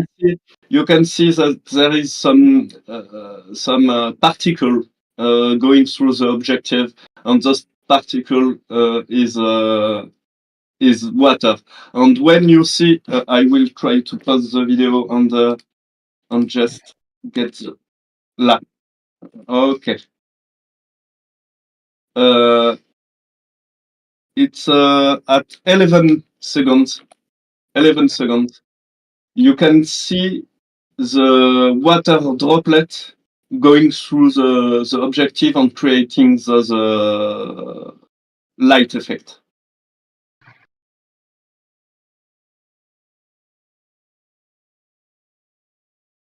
Maybe I'm wrong, but Look at what you posted. Oh, it's Oh wait. Wait, you're saying 11 seconds on the video that Merle posted? The one 11 that they, seconds. Yeah. 11 seconds. Go through. You start at 11 seconds, and you see that. For me, it's water. For me, it's a drop of water on the objective. But yeah, it's maybe. not a claim. It's my impression. It's my interpretation of the video. I may Okay, be 11 wrong. seconds. At 11 seconds, you're saying, what do you see? 11 seconds. Make play to 12 seconds. like From a, snow, 11 a, to s- 12. a snowflake, right? Yeah, snowflake. Snowflake. Okay, gotcha. A bit of ice. Gotcha. Interesting. Crazy effect, though. I doubt Yeah, that would yeah, happen with. I doubt it would happen with a sun that's 93 million miles away, regardless. You know what? My wife is not a professional, but a huge amateur of photography. And those effects, I have already seen those effects because of water. Gotcha. Yeah, that would make sense. Well, there was something that was going around recently, I suspect. Maybe I should just type it into YouTube. Something about the sun flickering, like so people are. Andy brought it up, I think, because people were talking about it. So I'm gonna search and see if there was some kind of other effect that people are talking about recently. Yeah, there's a video about 5 or so years ago of the people filming the pulsing of the sun, and it was on a beach somewhere in maybe in the Middle East, I think. Okay.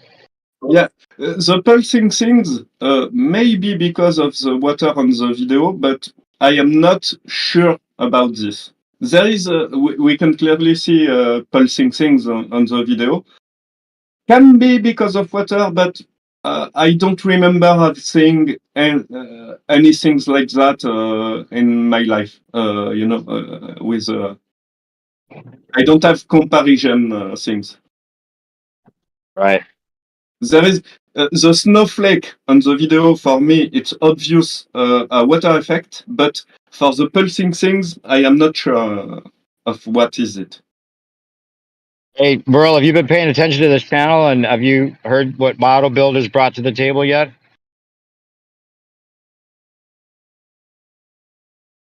Merle, are you still here?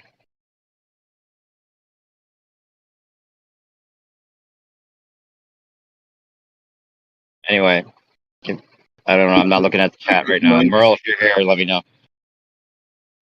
Model builders brought some good information into the chat, into the forum here about Southern flights.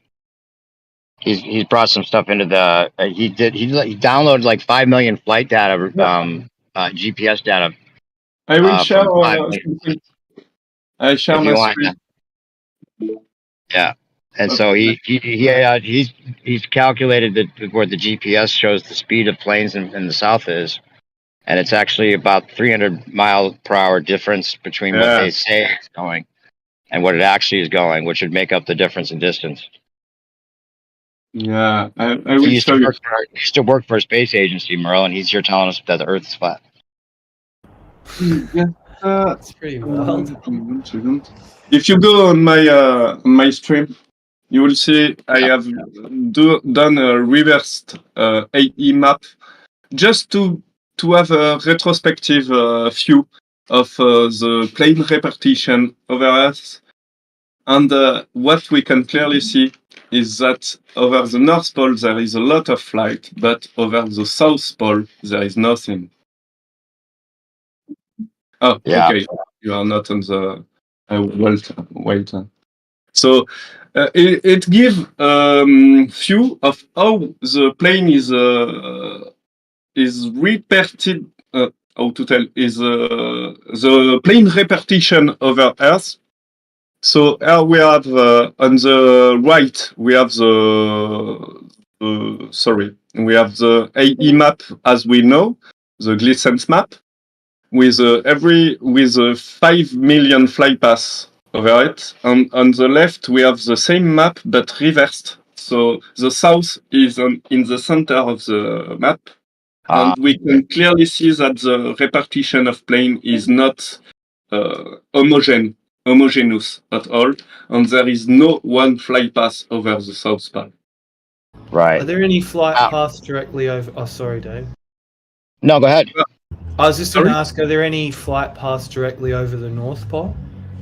Yeah, there is, according to Flight Radar 24, because those 5 million flypaths are coming from flightradar24.com. So, according to them, there is. There is technical limitation that it's a bad quality map, but there is some technical limitation that block me from taking plane from the North Pole at how to tell 1 degree from the North Pole. I cannot take any plane because Flight Radar 24 is forbidden. It's a technical limitation. I don't know how to explain it, but it's a technical limitation. But there is some flypath that is going through North Pole, and I get it after the North Pole. So yeah, there is. And over the South Pole, nothing. Nothing. Now you say you used he made these maps up himself, so he actually plotted the data out from the GPS pings. Every GPS ping he mapped out Yeah, onto I will show you. I will show you. But when you do that, if you're using the AE map for the north, what were you using for the south? How did you reverse it? Because it's trigonometry. The map has a construct with latitude, longitude. Latitude and longitude are angle. Okay, so for drawing the map, I will try to explain. It's a good thing for me. It's a good training. I will try to explain. So how we draw the AE map? We take the latitude, and the latitude is a straight line from the center to the south, from the north to the south.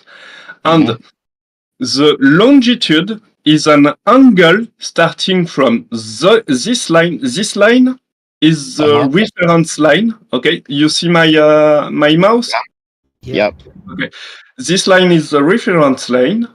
It's the latitude, it's the longitude 0. And this line, equatorial line, we cannot see it because I have not drawn it, but on the middle of the map, there is the equator.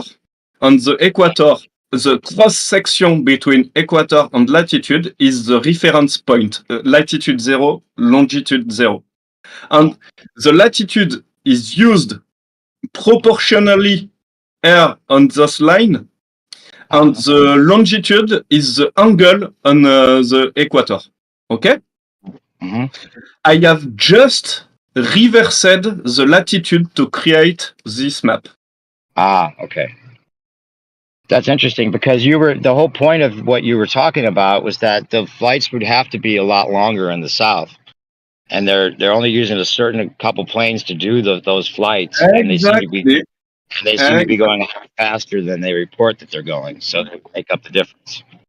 So when Exactly. you I do, can when tell you do you. your map, doesn't that shorten the distance of your doesn't that make it seem like what they're trying to claim more so than what it actually would be? Because it would shorten up your flight paths to put it on the other map, right?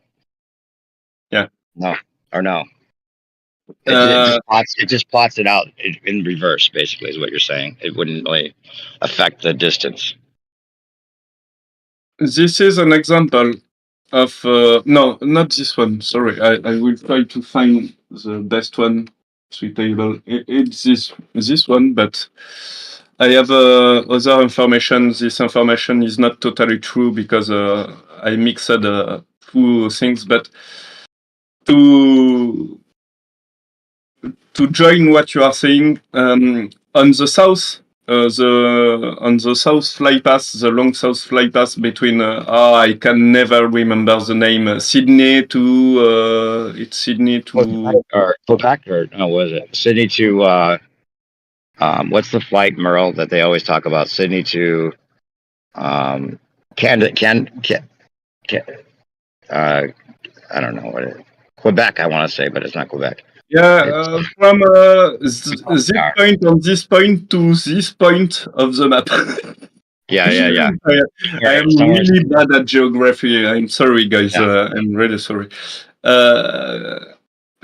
What I mean is there is on 5 million flypaths. I only found 44 flypaths on this area, and it's only done by like 20 plane maximum. There is only 20 planes that do those flypaths. Only this type of plane, Boeing 787 Dreamliner. Is it Bogota? Sydney to Bogota, or Sydney to Not Santiago? Bogota. Santiago? I cannot remember. I did not even manage to see which airport they are going. It was not my goal at the moment. I will do it. I am on my way to plot every airport and to plot every information, useful information. But it's hard work to do so. Oh yeah. I will try to be more concise on this. No worries. You're doing Sorry. enough. Don't feel pressured to do anything. You're doing Oh awesome. no, I feel no pressure. Don't worry, don't worry at all. Tac. I'm searching for the information. Yeah, Where? Merle. Are you still there, Merle? You still here, brother? Good to see you. Or did you go back to Jim Pandas already? You still here? Merle. He's an old buddy of mine that used to be on those hangouts that I was showing. Did he leave? Or is he? It doesn't matter. Lion, are you back? I was gonna ask about the sun video. Did you see the sun video? Yeah, I seen it, and it makes sense that it would be maybe some flakes, crystals in the air, in the atmosphere, or something.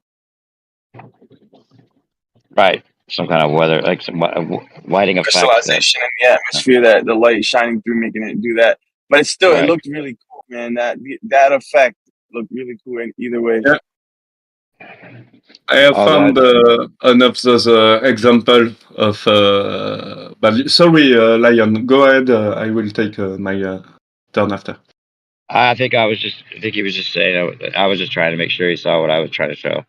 Yeah, I have a listen. Go ahead. I don't know if he has finished. I don't think he was trying to go on. He was just saying, yeah, it does make it's interesting. Yeah, you good model builder. You can continue. Yeah. So this is one example of those South flypaths. So this one is one of those, and we can see that at first the data is missing. There is it's not true GPS ping. It's only extrapolated GPS ping. And when I compute the data, we can clearly see the speed given by Flight Radar 24 is only 8. It's the number on the left, and the number on the right, I don't know if you can clearly see it. Yeah. The number on the right is the Right.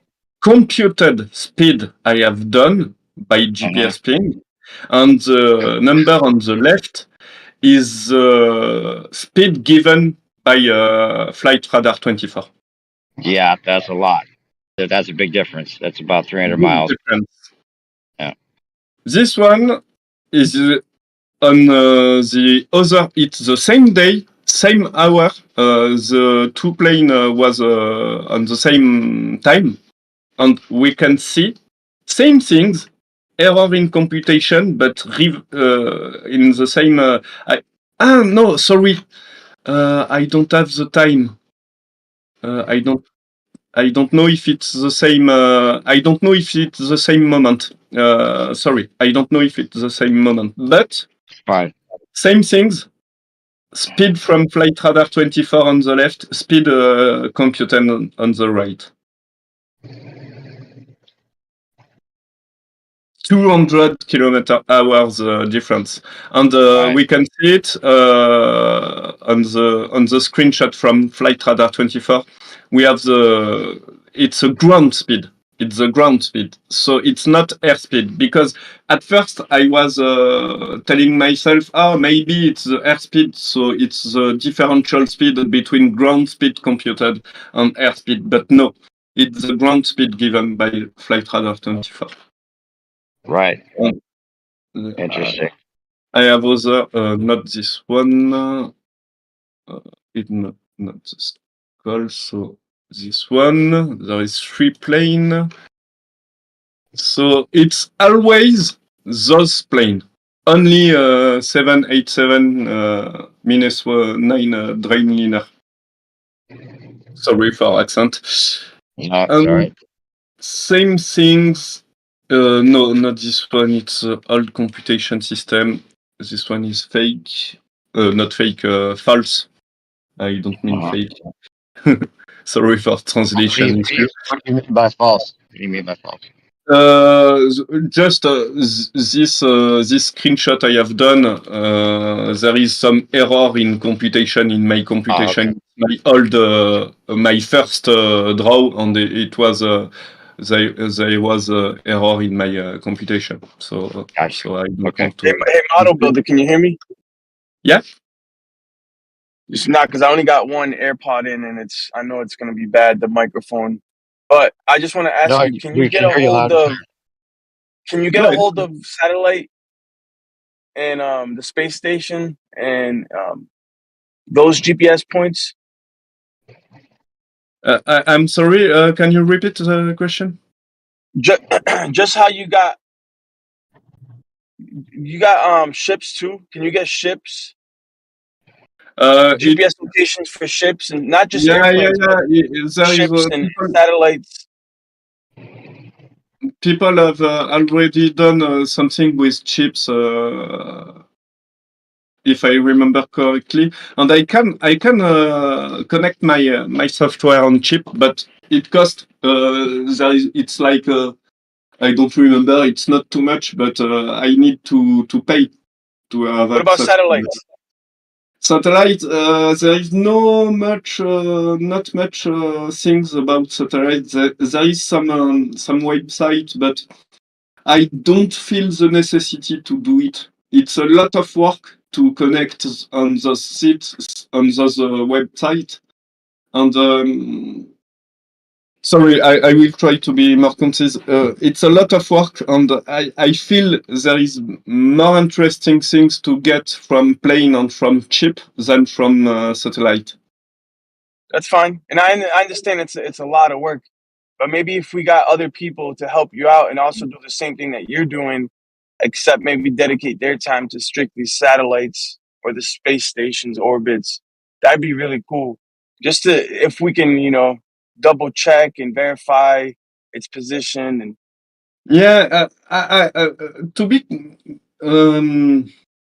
I have an idea. It's to be able to match the ISS path with the ISS live feed.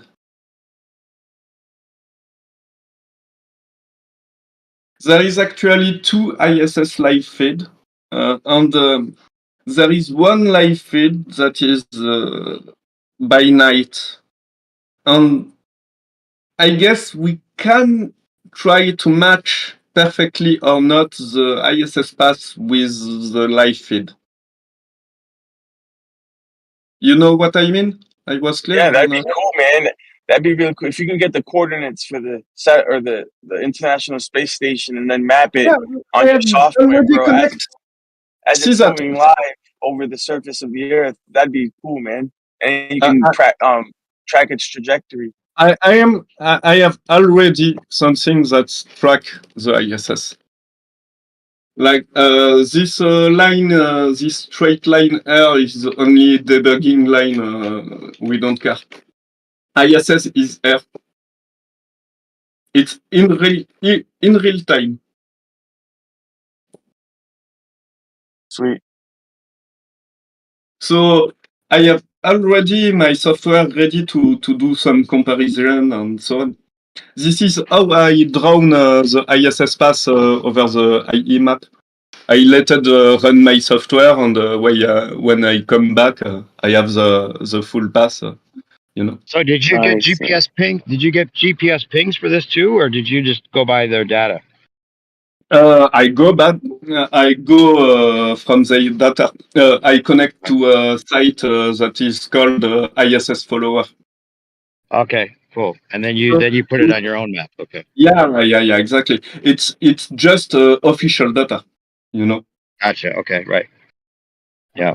But the ISS supposedly goes in that same pattern, that same flower of life pattern. That's what their claim is when you map it out, right? Yeah. It's following that same circuit as the stars. It looks just like the flower of life. It creates those flowers, but there is a slight drift on each pass. I will show you where I put my ISS peak. Yeah. Okay. Oh, tack. Yeah, that's the ISS. That's it right there. That's for the ISS. Yeah. That is so cool, dude. You don't even know how cool that is, bro. It's ISS, and we can see there is one complete revolution, and once the one complete revolution has gone, it will start a new revolution, slightly drift from the first revolution. I am clear? Right. Just like the sun, it goes back. It goes has its own pattern. The sun. That's what I was just talking about. Yeah. That's exactly what I was just talking about. So every time the sun returns to the equator, it deviates just ever so slightly. Right. Each path, but it eventually does reset itself. So I'd be curious to see. It'd be curious to see what the space station does.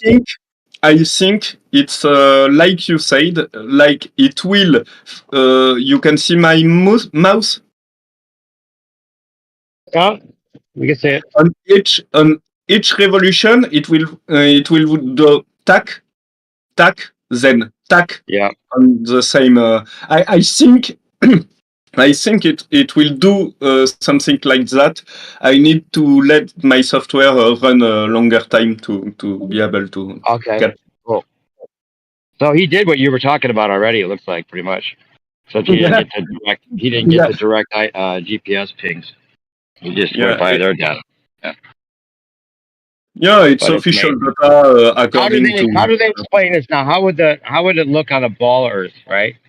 It's explained because the ISS is doing the same orbit without changing, but the Earth is spinning behind the ISS. Right, that's right. Yeah. So the oscillations of the Earth are making these patterns. Just seem like it, but it's actually just doing one straight line. Honestly, it's just a trigonometry manner. So if it works in the sky, it works on a globe. Yeah, you can just reverse it. Yeah, just make the glob the moving thing, and then the other things aren't moving. Yeah. model builder in perspective. Like I honestly, this conversation right now is incredible. Like truly, I just want to say, because I've tried so hard to convey this idea of mine so many different ways and I haven't been able to.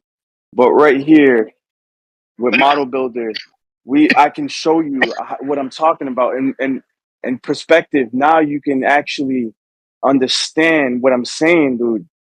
You know what I'm saying? Like you can vouch for me Fuck yeah. when I because now you can see it. You can see how it deviates Man, in each path Yep. ever so slightly.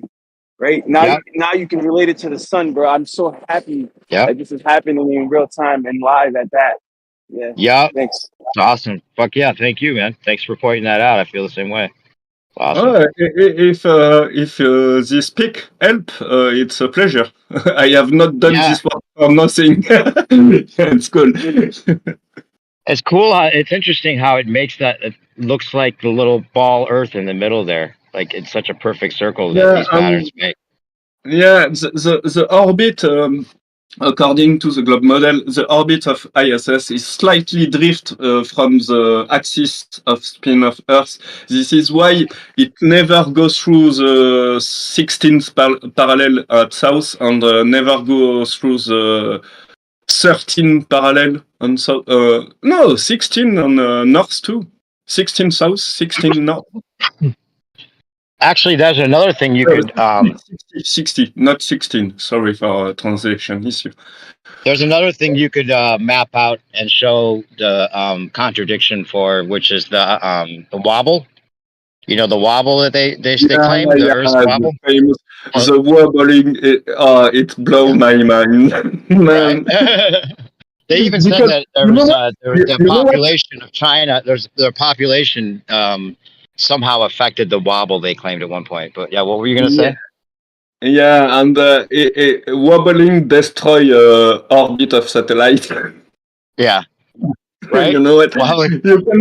You cannot have how to tell a satellite tightly locked with Earth with Yeah. wobbling. Right. It's geostationary wobbling. Yeah, geostationary. Sorry. Yeah, exactly. Right. and speeding around the sun and keeping its perfect geostationary orbit. Even though it's definitely in a separate reference frame, but somehow it's great. It's locked, right? It's just ridiculous. It's falling. Yeah. It's constantly falling, but then I mean, the math doesn't even work there. You can't be constantly falling and orbiting, right? Oh, It's gonna fall. It's gonna fall. It's because the atmosphere is pushing satellite. Yeah, of course, right. The atmosphere that in space. But funny thing you is, know what? You just pointed a contradiction. The contradiction with plane, that the atmosphere is pushing plane in order to keep momentum. But how about satellite? No, because they're perpetually falling and they're in that Goldilocks zone. Sorry, I forgot. It's a failing they have to have that's why they have to be going 17,000 miles an hour, because otherwise they didn't keep that speed up, and even though rockets don't work in space, the propulsion doesn't even work. Somehow they make sure to get up to that 17,000 miles an hour. And then when they're outside of it, they're just floating and it looks like slow motion, but somehow they're still going 17,000 miles an hour. But that's totally acceptable because, of course, space, there's no friction. It's just it's so mind-blowingly, but they have to make the numbers what they have to make them so they can then get the distance to whatever it is that's flying around up there seem to be consistent with that speed and the distance they say it is away and all that. It has to be that speed. Or it could be a lot closer and be a lot smaller. And you can compare the size of a plane, of an airplane. There's no way we'd be able to see that thing up there. If it was the size of like 2 airplanes, which is what they claim. There's no way if it was that distance that we'd see anything. Same with the moon. Like if the moon was really 250,000 miles away, do you think we'd see this kind of detail with our naked eye? And what would be the explanation for it not going over the North Pole? Like why? Like what's the big deal? Do one path over the North Pole. Yeah, what's it seems like that is more. It's more about the. It's more about. Yeah, It seems like it's more about like the pattern that it has to follow rather than trying to avoid the north necessarily. Yeah. You point out something I can confirm from my work. There is no one satellite over poles. Over the North Poles, okay, or South Pole. Any pole, south or north. Right. Well, there So is yeah, there is that's no the South claim that Pole we on the made. land. There is no actual South Pole point that you can even say is Yeah, there on the land. I am speaking about globe. When with I glob speak in the glob. when I speak about satellite and when I speak from my work, I will speak as a glober. You know, speaking of Okay. which, though. So when I tell there is no satellite over the two pole, Right. it's an official statement. Yeah. Okay. Right. Gotcha. It follows that same pattern that the ISS follows, the Yeah, satellite, exactly, don't they? exactly. Yeah. They follow not every satellite, because some satellites are locked in a geostationary manner. So yeah, for me, it stays in one geostationary spot. satellites are only balloons, you know. So the GPS ping from that would just be staying in one part of the Earth. And you could say it moves because of the Earth. If the Earth's moving, then it would move. But because exactly. the Earth's stationary, it just stays in one spot, right? You told what I mean. For geostationary on, you don't need to be to quantum lock or I don't know what over the. You just put a balloon on the. It's okay. Yeah. You could even have it on a string that's tied to the Earth if you really think about it. Yes. For the ISS like satellite, I mean orbiting around the Earth, it's the exact same path. Yeah. Right. Not maybe the exact same at the same moment, but it will draw the same pattern. Right. Well, before I forget, the reason I brought up the wobble is because did you know there's 3 different rates of wobble? I have heard that, but I did not have confirmed it on official information. I have one wobble. I have found one wobble things officially, but the other. Can you enlighten me about that, please? Because I'll have I to am send not you aware. I'll find the stream that Witsit did about it. Because he was talking about that their claim is that there's 3 different rates of wobble happening simultaneously. Whoa! Basically, so that the Earth would have to be wobbling at 3 different rates at the same time, which is impossible. Obviously, 2 would be impossible too, but 3 different claims of wobble to account for the sun and moon having their movements the way that they are. They have to say it actually does it simultaneously, which can't happen, which debunks the globe. Because of the observations that we're witnessing right now, right? Yeah. What we just witnessed right now, they need those wobbles to rationalize these anomalies that the sun does. Right. Exactly. It's exactly it. The paths, the paths, the difference of those little train track notches that they do. They oscillate the moon and the sun. There's like 3 different ones that are important for them to admit that would have to be there, to account for what we observe. But they can't all be there at once. Yet they claim that they're all happening at the same time at different rates. Yeah, because mathematically they need it to be able to put things in work. Yep. So they need an elliptical wobble. Yeah, they call it the. I think it's yesterday.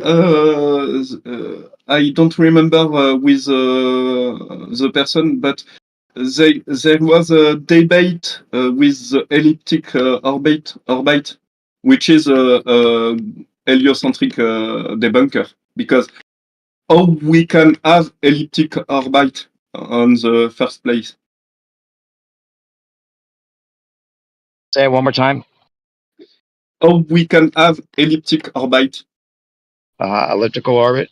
Yeah, elliptical orbit. Right. It's a nonsense. Exactly. It doesn't work.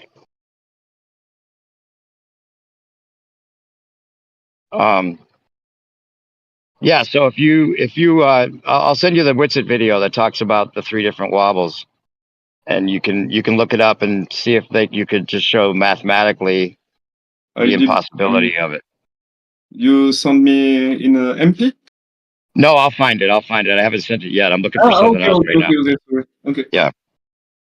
It's a long video, but it's pretty funny Yeah. because he talks about the 3 different wobbles, and then some Glober comes on there trying to defend it. I think it was Brenda or somebody, and then he's just laughing at him because they can't justify that. So funny. That was I was good calling one, it dude. That was a good stream. triple wobble with cheese. They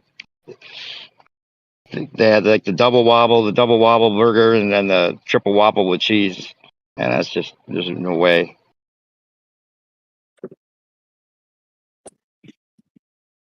Here we go. This is what I was looking for here. Look at this meme I made. Or no, maybe that's it. There we go. Somebody's trolling me in chat, I just noticed. New perspective, just saying, boss. Don't say math says when saying that makes you look even more ice cream retarded than you already are. Just friend advice from me to you. I You're a real love, friend, whoever you are, Santa Quinn. I would love What is it, Satanic? to have him Or in Santa Quinn? Sorry, So go the ahead. meme I put, don't be a wobblehead, Santa Quinn. Santa Quinn. You can come in VC chat. Yeah, get on VC and tell me that, you retard caller. I never said math says. When did I say math says? No, it's I can make any comment on that because I am not a native English, but I didn't found say myself math says. That's not something I would say. Math I says. found myself using term I don't want to use. Like this thing is a proof of something. There is no proof in science. There is only validating things, not even validating things, invalidating things and non-invalidating things. I don't know if it's Trolling me. It looks like he keeps pointing my name out here at other places too. Another guy. Are you a mainstream proponent? I'm getting trolled in the chat. I usually don't get trolled. Talking too much. Funny. Did you see Alan's presentation earlier? No, no, you didn't see it, huh? What about you, Lion? Did you see it? Sorry? I was asking Lion if he saw it. Did you see it, Lion? Okay. Go ahead. You should check it out if you didn't get a chance to watch how math became reality. It's interesting, how much. What I was questioning Alan afterwards is how much, if he could speculate on whether some of these guys might have known better, at some point, rather than just totally believe that this is what the case was. Seems like he must have. I don't know if it join what you are saying, but at some moment, Go ahead. I'm sorry.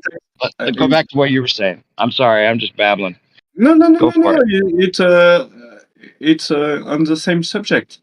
I was taking an argument with some people on the VC text about how math can prove things.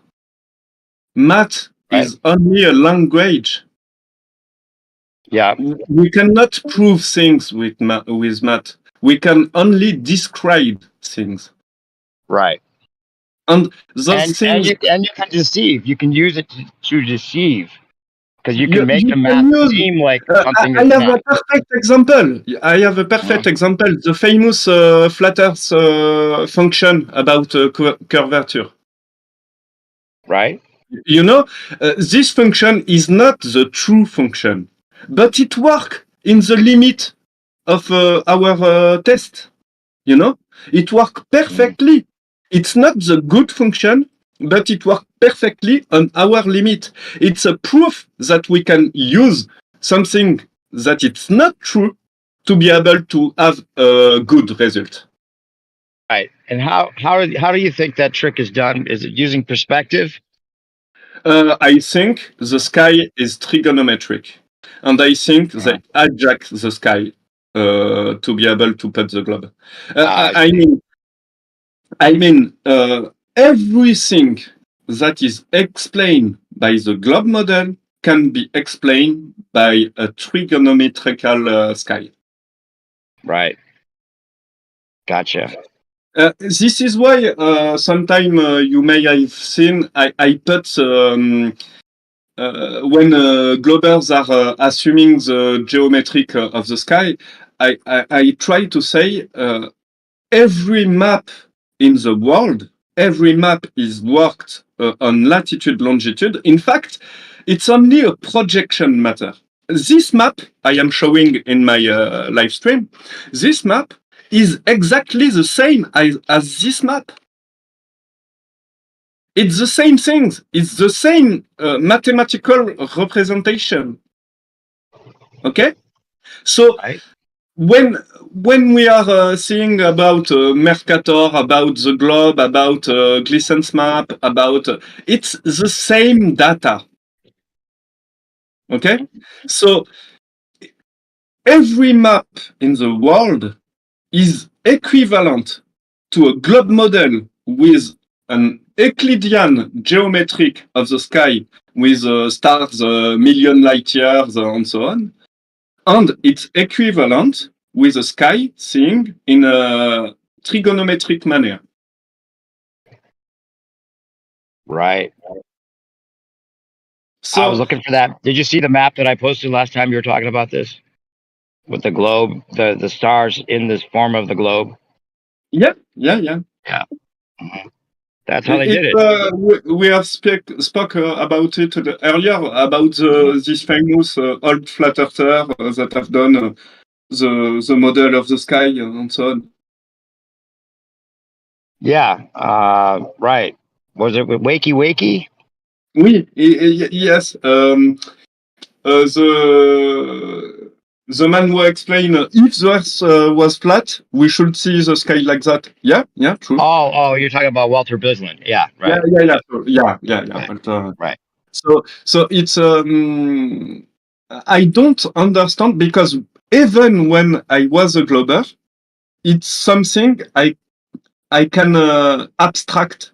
You know, I don't understand when Glober deny this reality. If the Earth is flat, we should see the sky like that. Right. Well, they deny it because if they accept it, they'd be flat earthers. Yeah, because the only thing is we don't know what's up there. Exactly. When we tell, I don't know for other people, but when I tell space is fake, I mean the vacuum of space and the heliocentric model of space. But like you said, I don't know if it's Lion or you, but space is real in the sense the space behind us, but it's not a vacuum of emptiness and so on.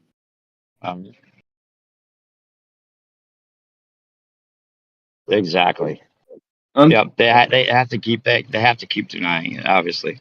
But yeah, you were making up excuses in your mind when you still kind of knew ISS was fake. That's pretty amazing. How long did you know the ISS was fake and still think it was a ball? 5 years. 5 years. 5 years. 5 years between the two. Right. Yeah. And well, you're doing a good job of making up for that. Yeah, because maybe my best excuse was we cannot live in 0G. Can't lie in 0G, is that what you said?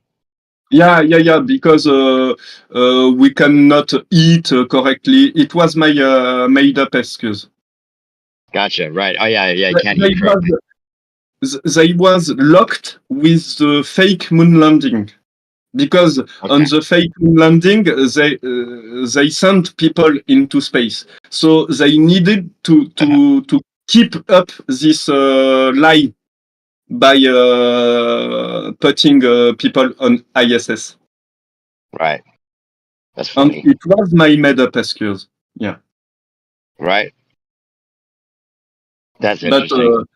when because I was Dunning-Kruger effect, I was locked with GPS. I worked with Yeah. GPS receiver, and I was like, "Oh, no way! There is other things than orbiting satellite," and so on. Right. Well, that's kind of like what I was saying to Alan about, Dayton Miller. And, he was saying that Dayton Miller totally thought, that there was like an accounting for the sun, Earth going around the sun still, even though he was disproving special relativity with Michelson-Morley. But, Exactly. he was probably so ingrained at the time. He was working, under these people and he was showing his results, thinking that they were being honest as well. And maybe they were, but maybe the people that were originally, or even I don't know how high up it goes, but whatever. Somebody knows we're not spinning and is reverse engineered the thing to make it seem like we are with the data and stuff. Right. There's got to be it's not like they just believe it and we're wrong. They had to reverse engineer it to make it seem like it was like it's a ball. They very carefully and intricately made sure that the academia was supporting this idea to the highest degree. So even the people that were at the top of their game, the most intelligent people in the world might have actually believed it, which is crazy. Yeah. And my guess is they always do some damage control when someone intelligent with a doctorate point something wrong in the model. Right. Yep, they have to. This is why the core is stopping spinning of Earth. Did you hear that? What happened? They said the Earth stopped spinning? The spinning of the molten core of Earth is stopping. Is it? Oh, okay. Is that recent? They're saying that? Yeah. I will try to find the article. Interesting. It's stopping. It's just pausing, or it's going to stop? Gonna stop on the reverse, I guess. I don't remember correctly, but I am searching. Maybe there is something that's naturally occurring that they're associating that with. That could be some kind of reset stage that they're following. Possibly, I don't know. Here you go on the VC text. Like the plasma event stuff. What do you think of that? Oh, it's reversed. It's reversed. Sorry, can you repeat? Like the plasma event, like they say, like there's an event where the plasma melts the land. Like, have you seen the melted buildings evidence? Like mountains, like the claim is, and it seems like it's the truth. Like some mountain ranges that we see are actually ancient buildings that have been melted. What the fuck, man? I did not even know. I'll send you a video. It's called Melted Buildings. It's a whole subset of this kind of research in a way, but it does seem like a lot of them might be exactly that, because you can see windows that are just melted into the side of the mountain, and they claim like that there's there's some village, like weird tribal people that are trying to make homes in the mountains by making these little areas to crawl in, but you could see there's a structure to it that wasn't just like somebody digging a hole. It was a square that got melted in on the top. Like there's obvious effects of melting going on. And so the idea is that the sun has a certain point where it has like a plasma event that is what they could be calling like the return of Christ, even, whatever it is that is cycling through, because all ancient depictions of something going on in the sky with this electromagnetic squatty man symbol that seems to be consistent throughout the ages, that there's a witnessing of something happening that they could call Jacob's ladder. It could be tied to the idea of the Tower of Babel. It could be, what they're calling the return of the Christ, or the Christ, possible exchanged with the sun could be conflated there. Who knows? But there's some kind of event that could be an electromagnetic event where maybe the sun has a discharge that melts the land, but or it could be that could be the excuse that they're using, and maybe they're using directed energy weapons to do it themselves is the other idea. But interesting if that is the case, because there is some evidence that seems like something powerful melted a lot of these places. Interesting. Yeah, I will take a look. A molten building. What a thing. Yeah, there's a you'll see a bunch of videos. There's a lot of great. I mean, you know who John Levy is? John Levy. No. John Levi. You might like his stuff. He talks really slow, so you'd be able to understand everything for sure. Okay. We'll I'll take a look. send you his videos, or one of his Thank you. videos.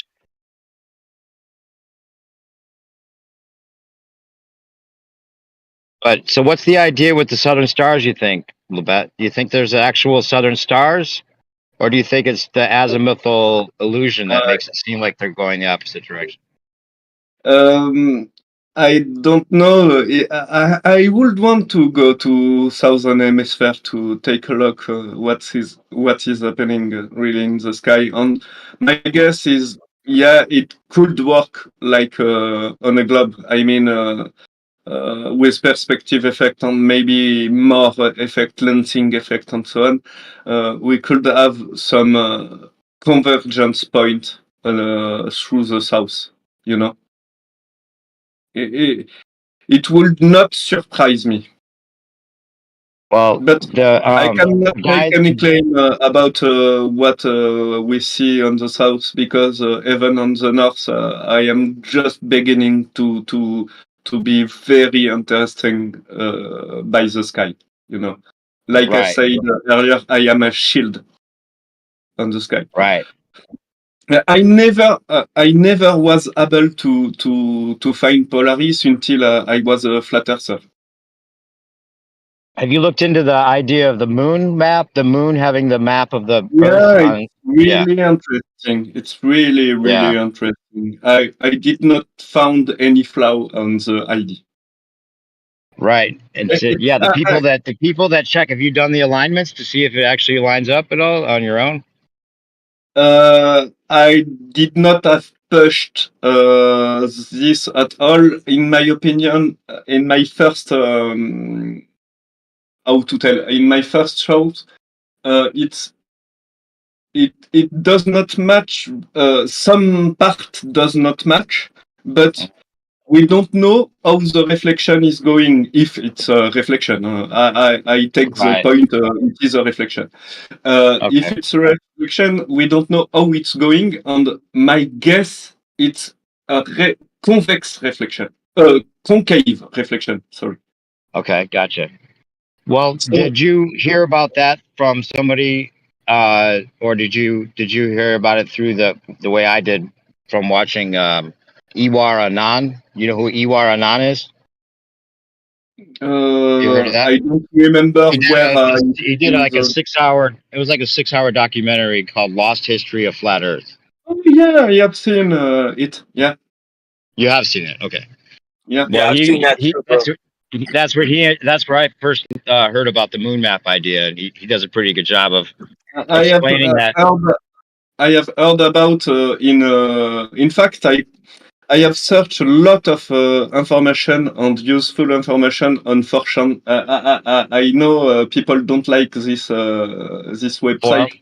4chan. Yeah, it's more political than most people in here are trying to be. Yeah, but there is non-censored information in it, and when you know how to dig, it's a good website. And I found a lot of useful information about Earth on 4chan. 4chan. On the 4chan. I will try to do it better. And I have seen let's say it's like a Midwesterner. 4chan. 4chan. 4chan. Yeah. And I have seen this moon map on my first looking at this moon map was on 4chan. 4chan. Mm-hmm. Yeah. Gotcha. Cool. Yeah. You should watch that whole series though, because he does a pretty good job of talking about the possibilities of what it could be happening. And what's interesting is that he talks about it being like the moon being like phosphorus and almost like a solenoid plate would be like for photography. And Yeah. I remember. I remember yeah, his theory, and it's I don't he have talks about how it any. could be like there could have been an event like the Carrington. You know, heard about the Carrington event? That's kind of like No, the no. solar effect. You look up. I'll send something to you, but it's Carrington event. It's something that happened with like a flat, like some kind of solar event that was, that rocked the sky, and it's called the Carrington event. But if that was the case, that was like a flash of some sort. The idea is that it would like it almost imprinted the image of what the Earth looked like at that time onto the moon. But Okay. the recent videos from that channel, it's a certain channel that came out with that information, which was Vibes of the Cosmos channel. Vibes of the Cosmos. It would be, you know what? This idea of reflection of Earth is really interesting because the moon look like the first photography plate in black and white. Yeah, it does. It really does.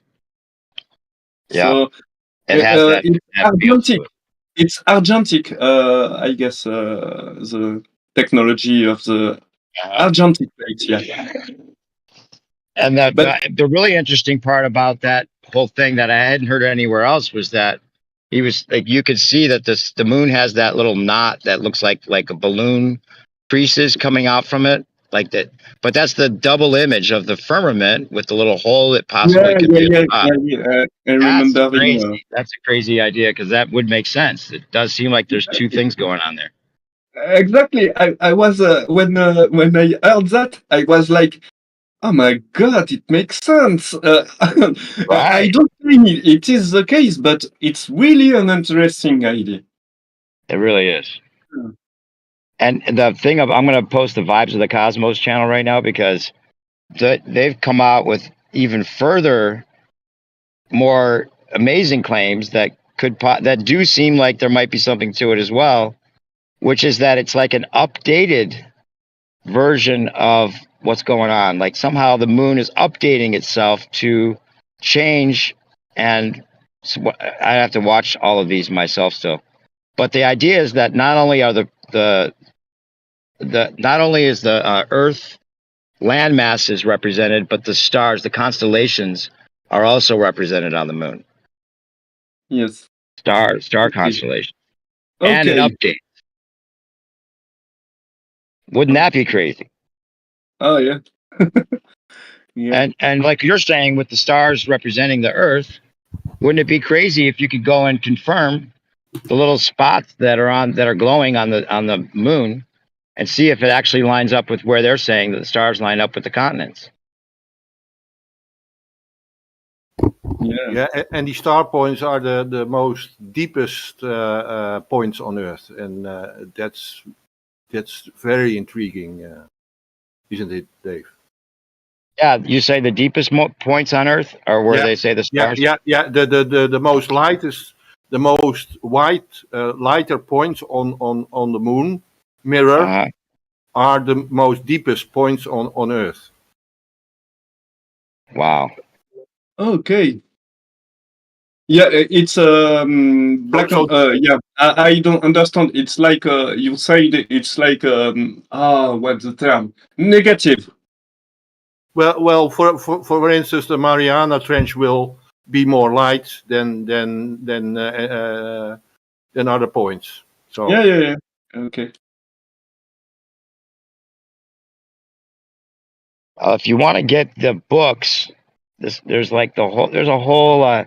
This is why people are suspicious of the concept because these guys are doing it right. They got like a box set.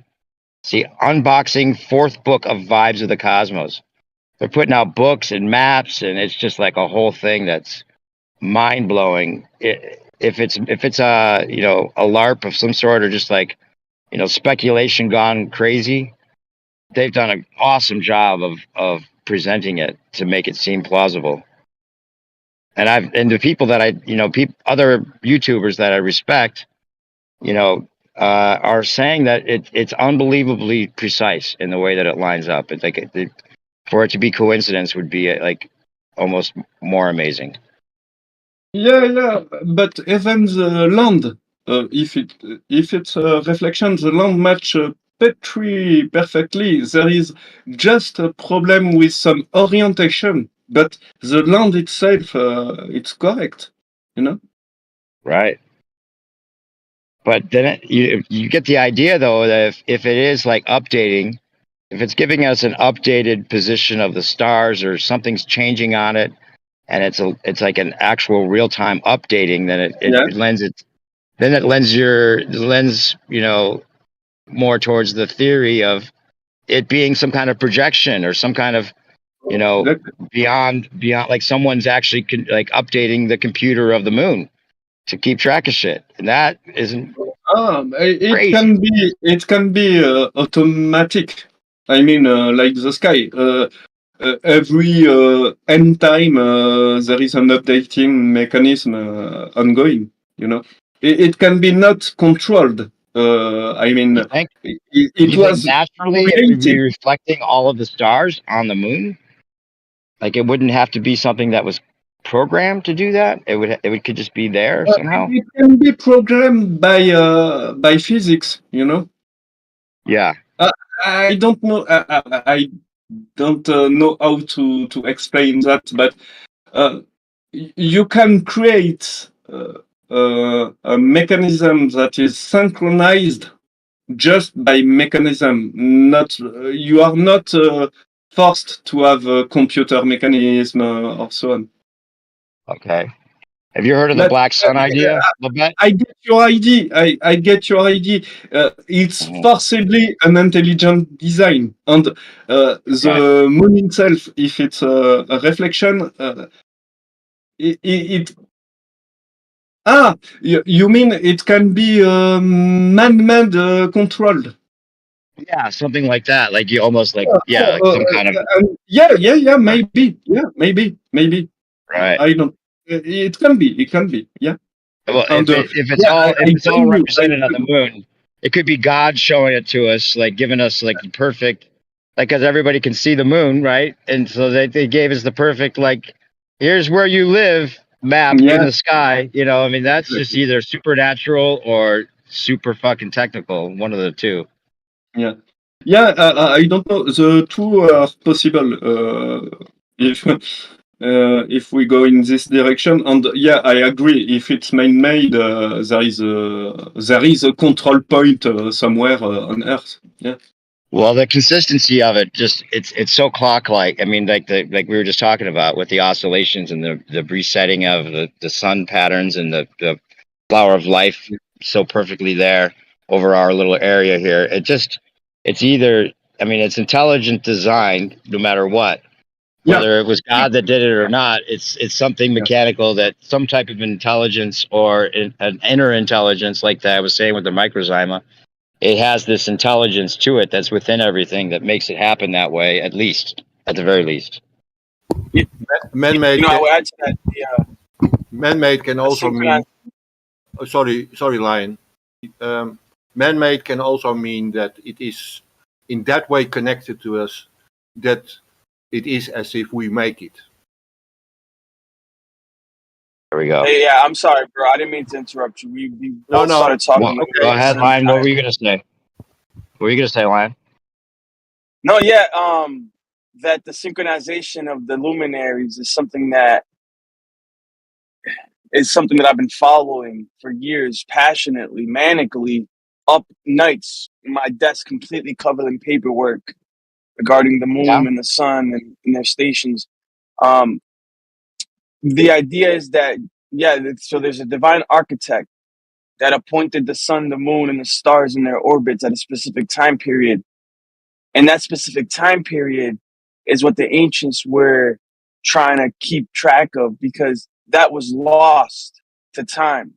But apparently, the ancient Hebrews, the Zedakim, recorded that the sun, the moon, and the stars were appointed at the same exact time on the fourth day of creation. And that they were, when the sun and the moon were appointed, they were appointed at 0 degrees latitude. So when they begin their orbits, it's like when he began the clock in motion, right? When he put it all in motion, they were at certain positions in the sky. And those positions lined up still today. So they reset to that position, the position that they were at when they were appointed on the fourth day of creation. But the question is, what was their position at the fourth day of creation? That's what's debated. Well, the Zedekim record that the sun was at the equator, that the moon was at the equator on the same circuit. Both rose and set on the same circuit, literally the same exact circuit. They followed each other like on a roller coaster, right? Literally on the same track. And the moon was fully illuminated in the middle of the galactic plane. And it would have happened on the fourth day of the week on the equinox. What would have happened? And that's so this alignment. So on the equinox, literally on the equinox, the solar equinox, the spring equinox, you would have this alignment of the sun and the moon on the same exact circuit, and they rise and set on the same exact circuit. The moon will literally follow the sun. The sun will rise on the east at the equator, perfectly 0 degrees latitude, and the moon will follow that same circuit. The sun will set on the west horizon.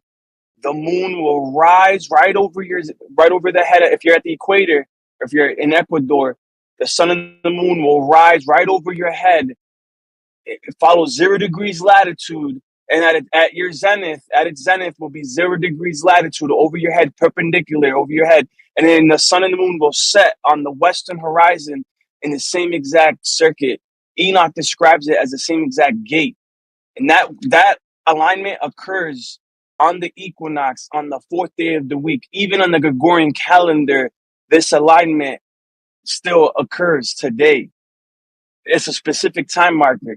And that marker is apparently when the sun and the moon were appointed on the fourth day of creation. And they still, so that all the luminaries will reset to that same exact position.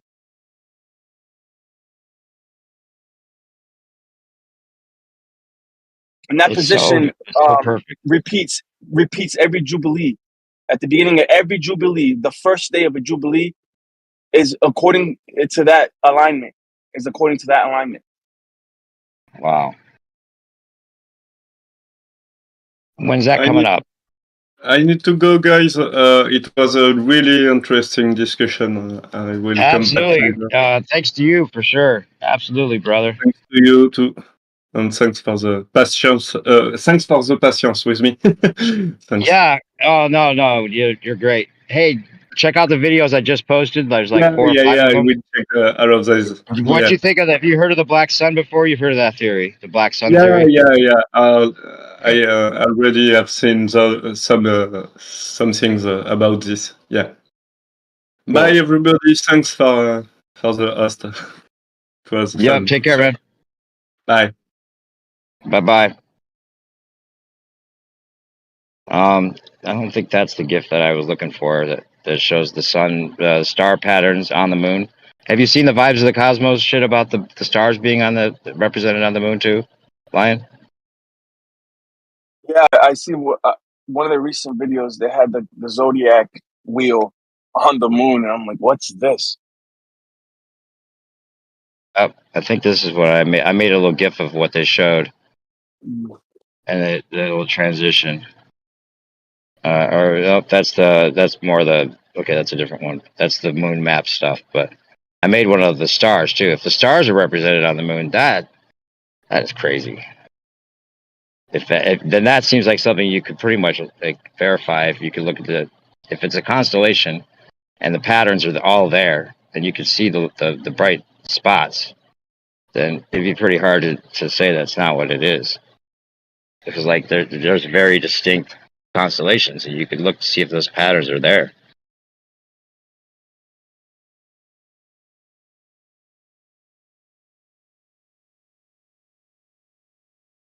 got to either be God or some kind of godly architect of some sort. If that is, if these things are actually happening the way that we're being shown here, that's mind blowing. Could be some of the most interesting shit that could happen. The most interesting shit since no trees on flat Earth, I'd say. All So the that books and that stuff video that they that have. Go ahead. that stream that Witsit did with the wobbles, Yeah, that was he funny. describes the problem with the wobbles is that their predictions regarding the moon's relationship with the Earth and the stars as the backdrop. Remember how we were talking about the sidereal year and how they use the stars, the backdrop of the stars, as like a reference point. Uh huh. Well, their model falls apart when they continue to use the stars as the reference point alongside the moon. It doesn't matter the axial precession of the Earth, the axial tilt, how it proceed, it processes throughout its 26,000 year cycle. Well, the Yeah. moon's relationship with the stars doesn't add up.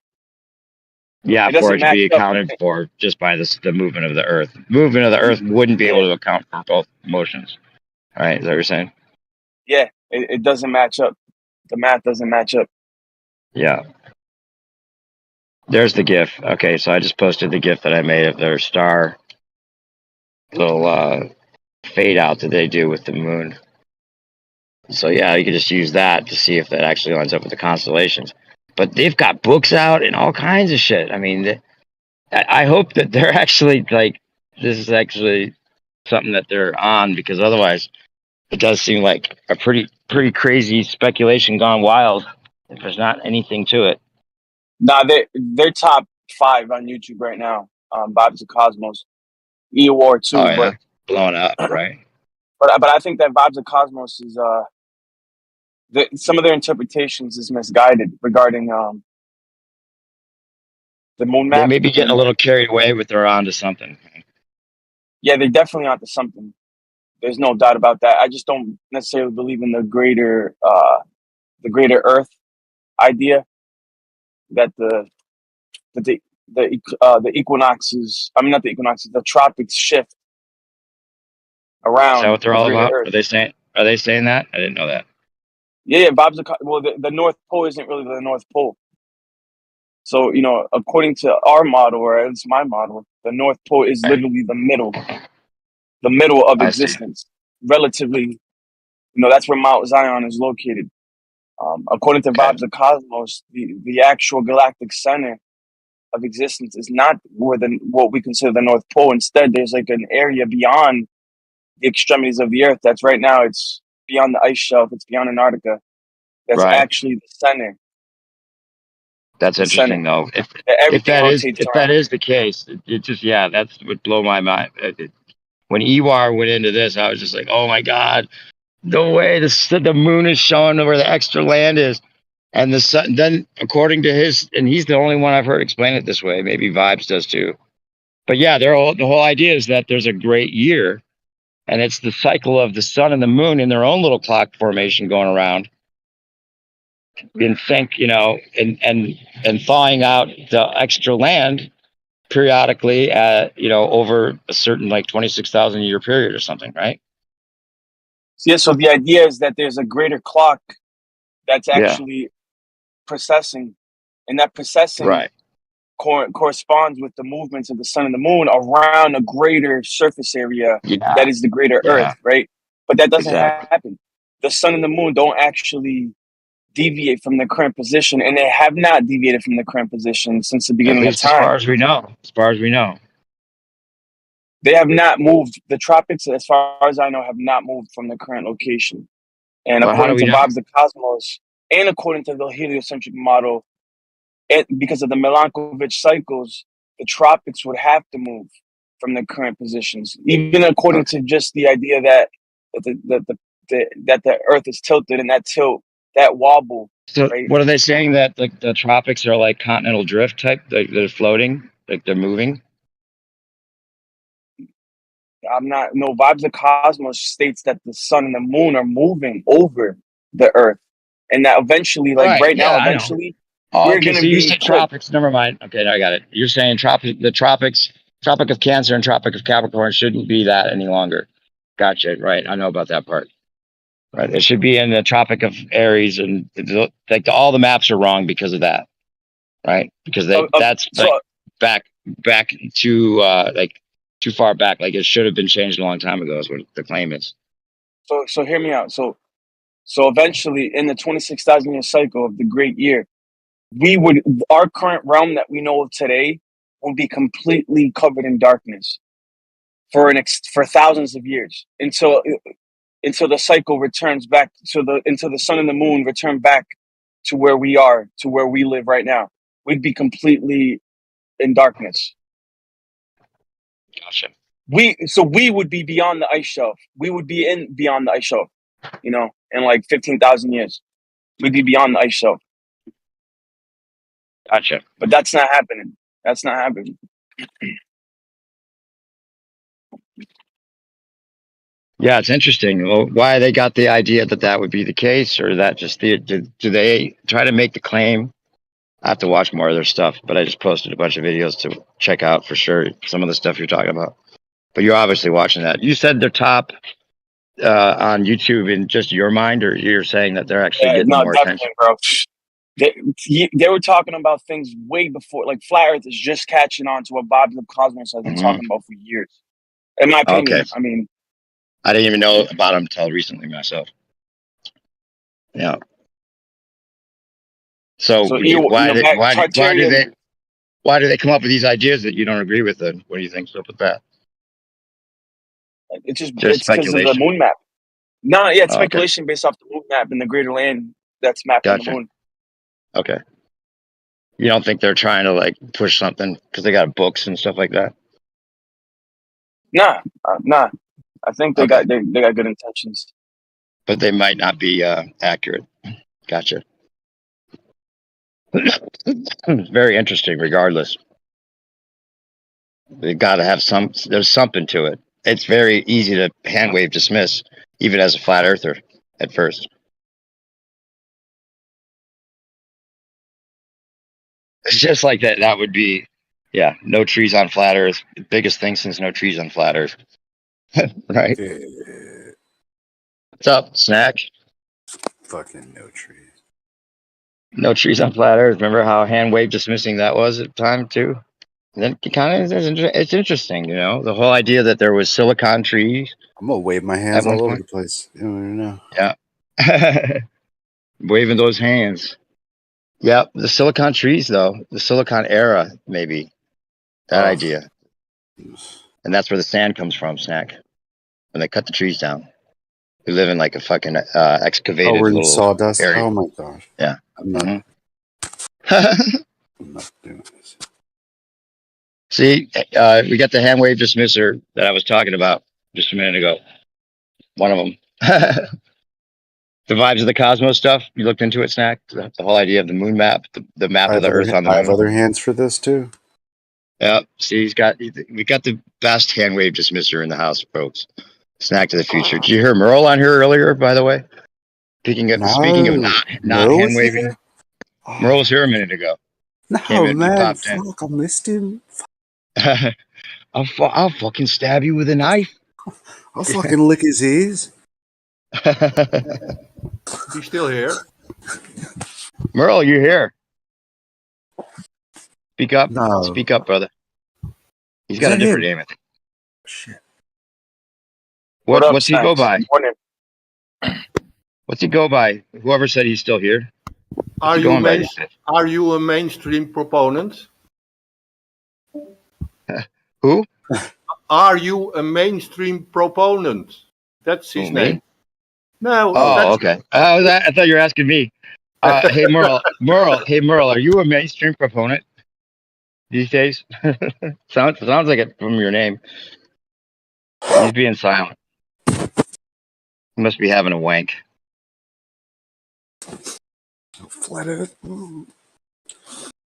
Merle, you're being called on to talk to Snack, who you haven't talked to forever. No, it's all right. What, 6, 7, 8 months ago? Oh, I'm sorry. Go ahead. Is he making sounds? He was earlier, and then he was silent. Man, Anyway. it's starting to get cold. This stupid, man. What is this seasonal Summer come weather and change? gone. It's over already. Yeah. But yeah, the land on the moon, it's mapped on the moon. I think that land isn't necessarily beyond the ice shelf, but above us.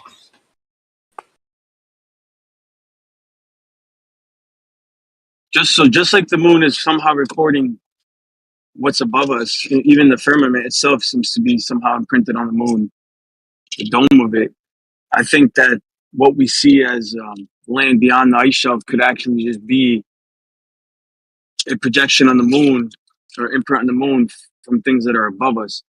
And this might sound wacky, but scripturally, I've read in the Testament of Benjamin, I've read in the letters of Paul, I've read in many places where it describes there being lands above us and even whole oceans above us with shores. Benjamin, who's one of the sons of Jacob, he talks about there being a whole ocean above us, like not like metaphorically or figuratively, like no, like an actual like shore with a shore and like all that, bro. Like, now, don't ask me how that's possible because I have no idea.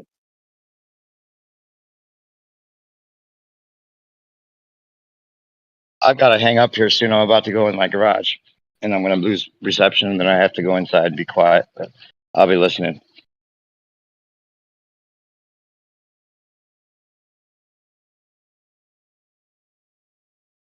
Talking about your silicon trees still?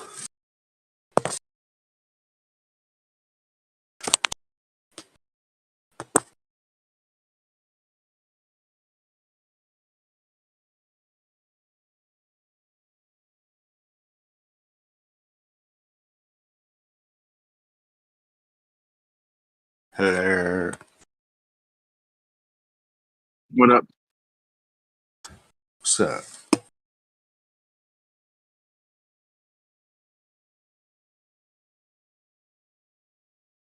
You meet your weed guy yesterday? Oh man.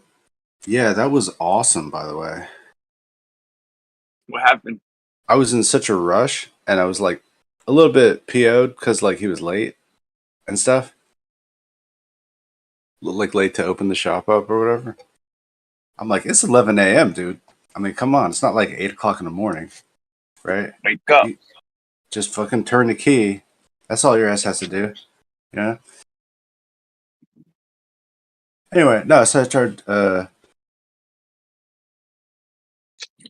I'm just like, yeah, I'm listening to, I was listening to you guys, and I was like, yeah, I'm listening to podcast like it's about a conspiracy theory. You probably wouldn't like it. I'm sure you wouldn't like it. I go, you know, but I think in the back of my mind, like, that's like a half bait that I'm doing. You know, like I want him to ask me what it is, regardless of whether he's into it or not. I do that.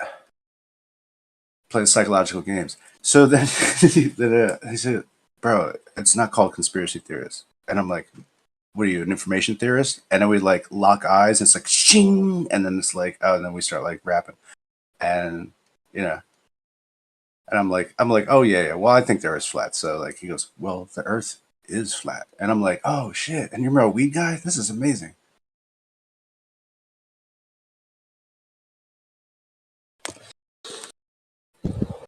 Yeah, man, that's pretty cool. I've like never I've never had that exactly, you know, happen. Like I've had people like where I've met and they're like, oh yeah, I fly satellites or some shit, you know what I mean? But it's never on that other side of it until yesterday. It's pretty awesome. I invited him here, whether or not he shows up, I don't know.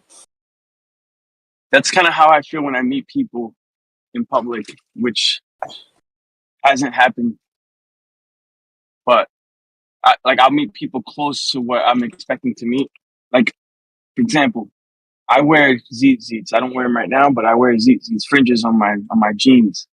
And I've yet to encounter somebody wearing fringes on their jeans or just zits in general, like a Hebrew, traditional Hebrew. I don't see that around. We hear about people wearing zits, but I don't see it. Now, I'll meet people occasionally that are flat earthers or kind of believe like the way I do, but I've never actually met anybody in real life that believes the way I do. For that to happen would be incredible. Yeah, I'm not saying like we're like locked on everything or anything like that, but it's just, yeah, I didn't expect it because he's like all into stocks, crypto, and he's like talking about MSM or mainstream media. You know what I mean? And I'm like,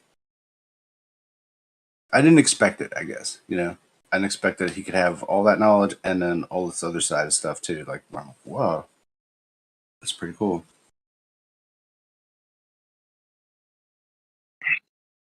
So I got my weed. Well, actually, like he's like let's smoke a joint. And so we're in the store, just like smoking a joint, just the two of us.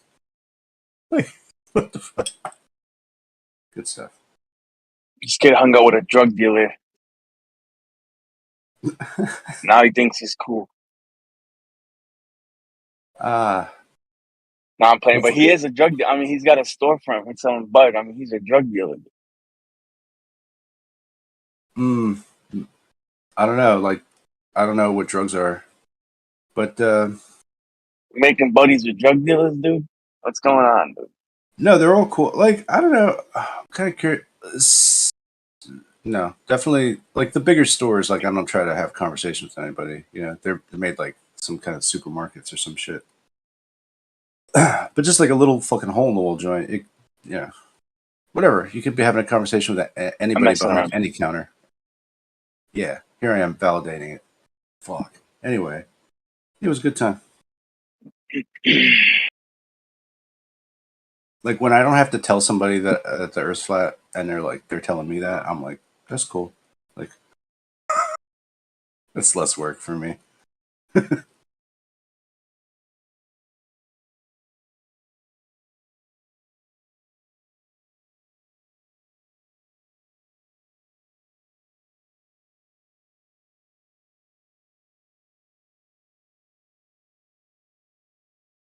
What do you think about the live resin they're coming out with? What do you mean? I've had live rosin before. 2017.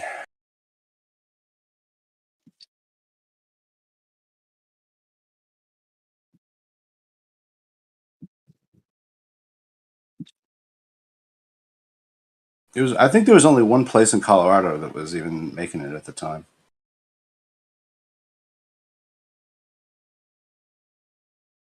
That was crazy. Yeah, it's amazing. It's stuff that I used to dream about. Now they have it.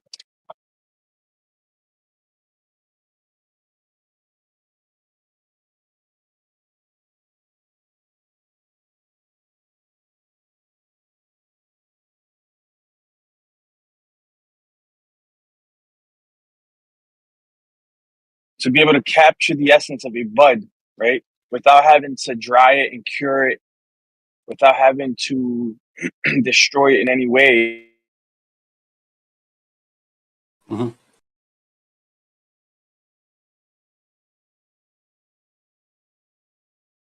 And then buds that have been drying for 2 weeks, right? And after a couple months of curing, they turn to something else. The terpenes change. You're They right. transform to other terpenes that degrade. The flavors, taste, everything changes. Like I've smoked fresh. There's like a fresh life bud. force in. Okay.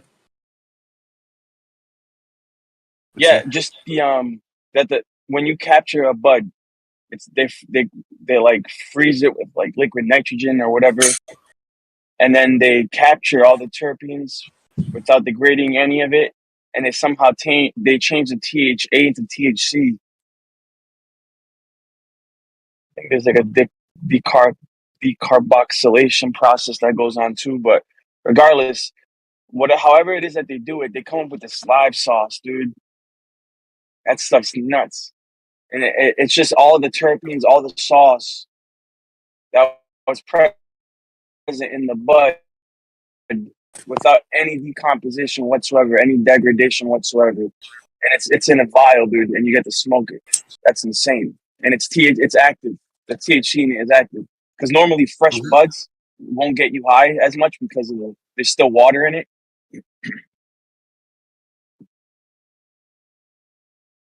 Yep.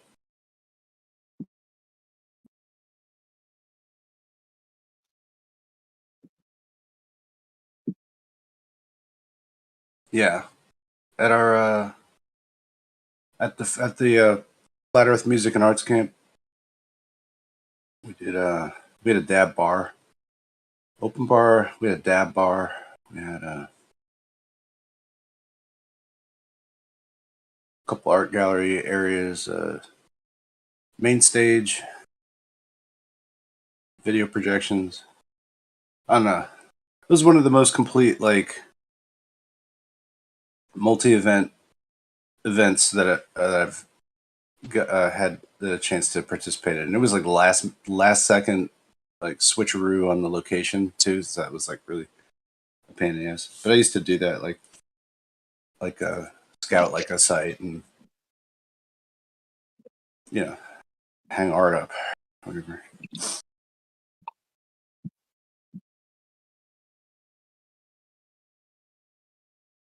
It was so much weed, dude. It was crazy. The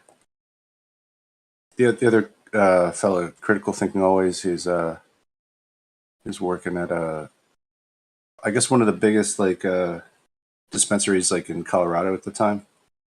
So he just had like tons of free stuff that he brought. Other people like donated, that he knew and stuff. It was cool. Good time. Amazing.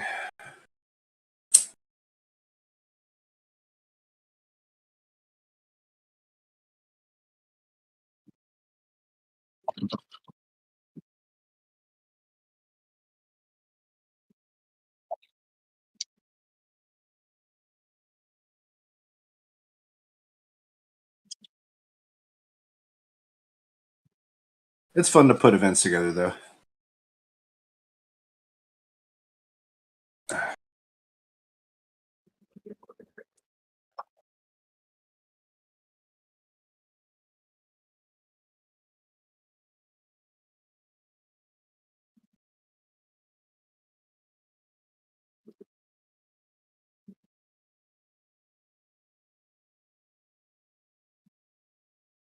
The one gallery room was better than the other, though. One of them had like 15 of the Chris Pontius flat Earth models and stuff, and they're all just like, each one of them is like LED lit and stuff like that. And it feels like you're in some kind of like, I don't know, man. It felt like some kind of Walt Disney World shit, to be honest with you. I was like, wow, this is crazy. Yeah, that's good stuff. All kinds of artwork and stuff people sent in from all over the world. Paintings. Good stuff. Am I still talking? What are you doing, Lion?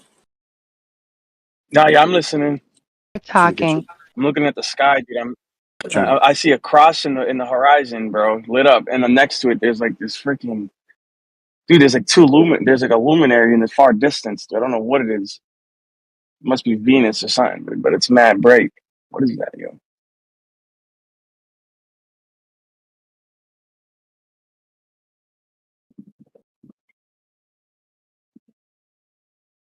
Dude, that's not a plane. That's a plane, dude. It's not to like bring up that, cannabis really truly has to matter. But after a year and a half ago, I came back from England and I was kind of upset out there. What can I do next?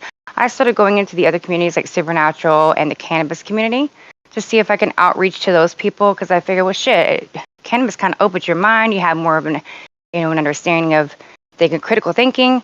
So I figured maybe it'd be an opportunity. And believe it or not, there was actually a lot that you can gain from that and a few people along the way. But I was really surprised that the cannabis community was not open-minded to this. I was really taken back that they would shut somebody down so easily over stuff about just flat Earth. So It'd be nice if some of you all went to these other communities with me, right? So I'm like, not the only one sometimes out here doing it, but I think we just need to start venturing out instead of just staying in our own little ones. We need to go to these other ones and maybe together as people, because if you have a few, like 2 or 3 people trying to talk about the world, right? Especially to a cannabis community, you'd be surprised if people are smoking what could happen.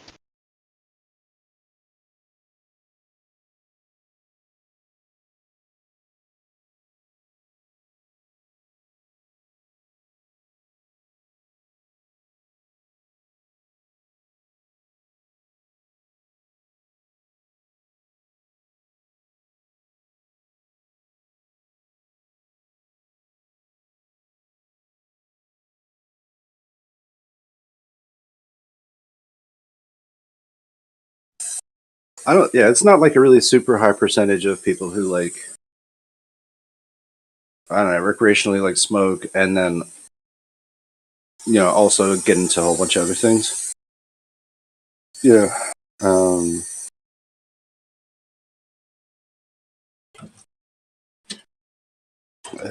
think it's a low percentage. It's not like every stoner I meet, I'm like, oh yeah, like I totally want to talk to you. Oh yeah, I really want to talk to you. Oh, it's so true. Well, I also was trying to make an understanding. We've talked to this before too. It's how we're all awake. A lot of us in the community have smoked at one point in time. People were bringing up that sure wasn't cannabis that really woke our mind up. Like, probably not, but if anything, it probably discouraged sometimes your thought process. But there could be something to it. So I tried to go out there and see where people's heads were at in that community. But yeah, thought process. Not what you'd always think. That. We don't. Not everybody we don't always talk about thought process, like the process of thinking, and then we say like, oh, that's logic, and we'll just say it. But right. I like thought process. It's 2 good words nestled together. I think that's great. You don't. Your thought process is always the same. You know what I mean? Like every day you wake up, you're supposed to be doing the same things. You're already like accustomed to doing. Your thought process. So to step outside of that, that's an interesting thing to consider. Like what makes you ever change any thought processes that you might have? Your normal processing, your normal thought process every day, because that is almost like a robot that you're used to. But you get better at doing things, right? You're like, oh yeah, I've been doing it like this the whole time. I probably should just do it this better way, right? Even if it's like making your breakfast or something. Right.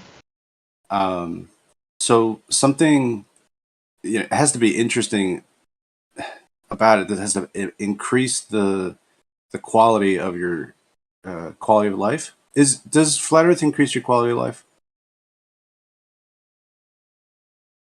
Sort of a deep question.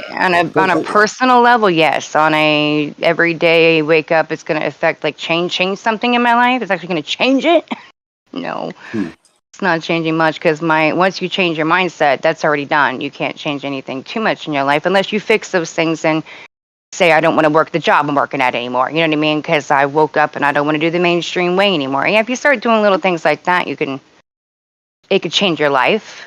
But you'd have to have that daily in your life. You know what I mean? Focusing on that. Yeah. Or is what's that thing like people like I don't feel centered. Some people are like, I don't feel, or I feel like I'm really. I don't really hear people go like, I feel so centered today, but when you feel like, I guess, a little bit off, and is it some people's quest for years to find their center or whatever do you know what I'm talking about? It's in your 20s somewhere, you're just like what? Oh yeah, 30s and 40s.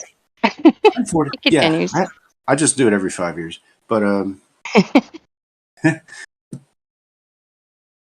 Well, that sounds about like their plan. Every 5 years they give us something big too. So, but every 5 years we got to readjust it again.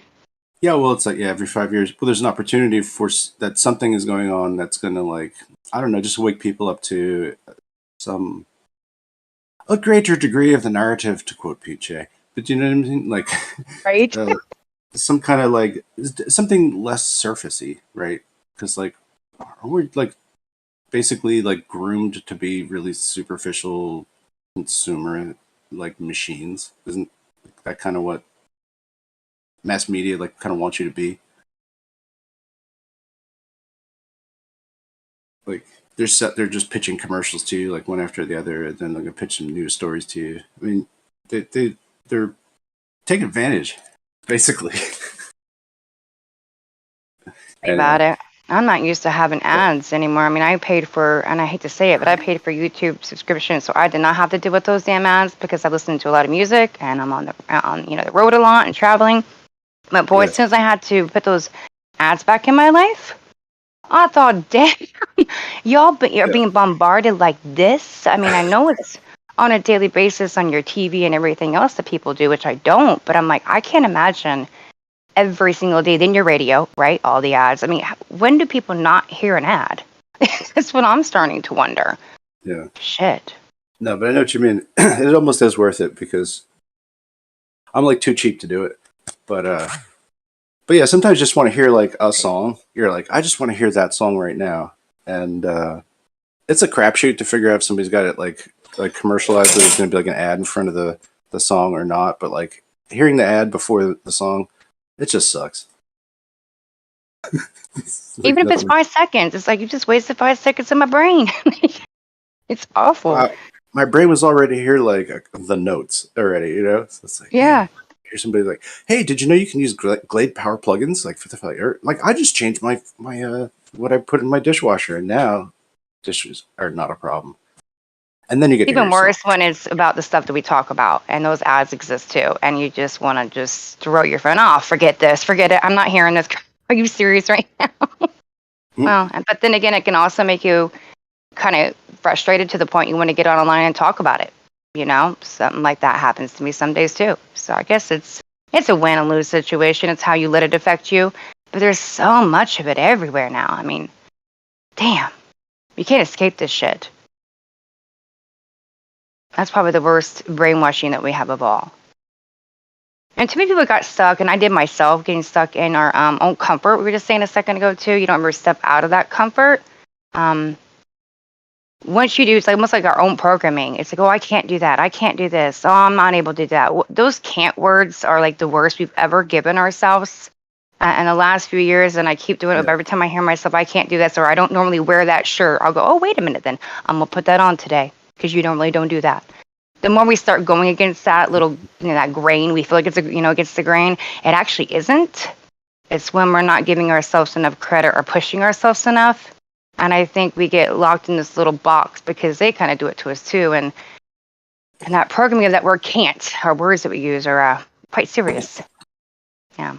Yeah, I mean, until you ask yourself, like, wait, why can't I do that? Or those kinds of things. We have, yeah, especially like learning all these like different things or getting from, I don't know, it might be beyond like what you achieved like in a school, possibly. And then it's like, oh, I can't do that. I can't be a expert in this or whatever. But yes, you can. You sure can. There's nothing really barring you from just like pouring your time into any one particular topic. So there's no can't. It's just about permission. And at some point, you're the person that like, even if you get the degree from the college, at some point you have to say like, I give myself the permission to know these things, or I give myself the permission to feel like I'm entitled to like have this I don't know, knowledge of this stuff that I studied, right? I don't know. So that can't, there's a lot of cans out there. We should recycle all of them. Keep them out of the trash. So sorry for people along the way. It made me kind of change my own thinking and thought. Like I've heard so many people say they can't do something or talk to me, and you're smarter than me and I can't understand it from your angle. And I'm like, whoa, I am no different than you. I started out not understanding anything either in these communities and stuff. So if I can do it, so can you. But these people just feel like, oh, I can't understand it. It's too much for me to understand. I'll just leave it to the authorities, leave it to science, leave it to medical, and we're always doing that. They're throwing it at every single, other thing but us to understand or comprehend something. But in reality, yes, we can. Our brains are quite powerful. It's when you don't allow yourself to achieve, it's when you're not powerful. And I think that's the That's what they want from all of us, though. Just don't try. Just leave it up to the other people to figure everything out. You're an imbecile and sit down and watch your advertising and programming. Go back to your business, you know? And that's exactly what I don't want for people. So I think a lot of people just don't dive into this subject because for them, when they try to, it's too much for their brain to comprehend. And they don't want to admit it, but some of the people I've come across, the close family and friends, will. And that's when we go, wait a minute, that's not what we want them to feel. But they're stupid, you know? Of course they're not. I was ignorant. Just don't call them ignorant. I've learned that too. That word just irritates the shit out of people. That's a trigger word. Because ignorance to most people makes them feel like you're literally calling someone stupid. And that's not what the word means. Again, they're ignorant in the lack of, the word, right?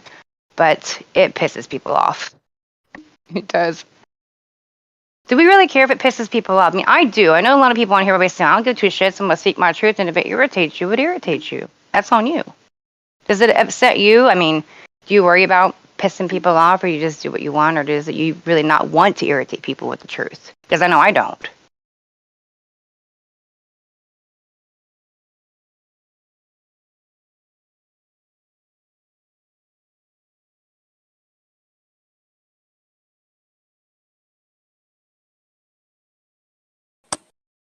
Yeah, all these words. I think it's worthwhile to just like almost like start writing them down if you're thinking about it. Like what,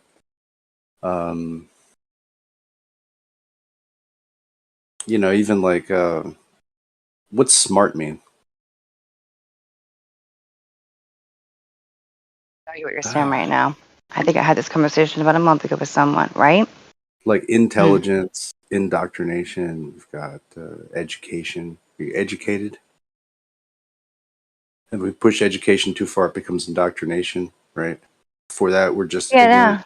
You could be That's dumb. what we were just talking about yesterday, is the words teaching, education, and indoctrination, and the separation. It really was kind of, in a way, stupid, but not, because people get lost in vocabulary. I mean, that's how semantics, right? Too. It's like, wow, we can't even get past the words. We got to get past the words.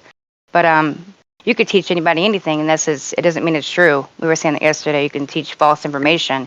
That's when you figure out if it's education or indoctrination. There's a difference, but a lot of people don't want to go down to that, because then you have to realize and separate what you're being taught at school. Is it education or is it indoctrination? And then when you look at those definitions, you start realizing a lot of the stuff you've been taught at school is not necessarily educating you. It's indoctrinating you, because there's no information to prove to this. That means you're not educating anyone. There's no facts behind it. So you're just being taught stuff, whether it's right or wrong. You're being taught. Crazy. I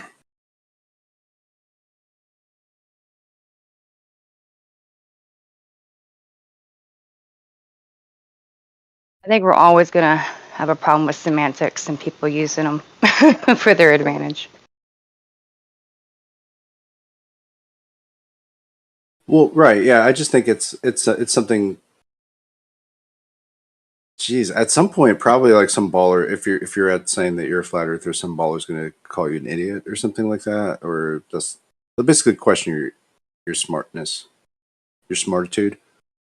And I think it's interesting just like to diagram out some of what are these meanings, what they mean to you personally, and what you think that they mean to the other people. Like what because they know that these words have like a value. They'll try to cut you down with it or whatever, but like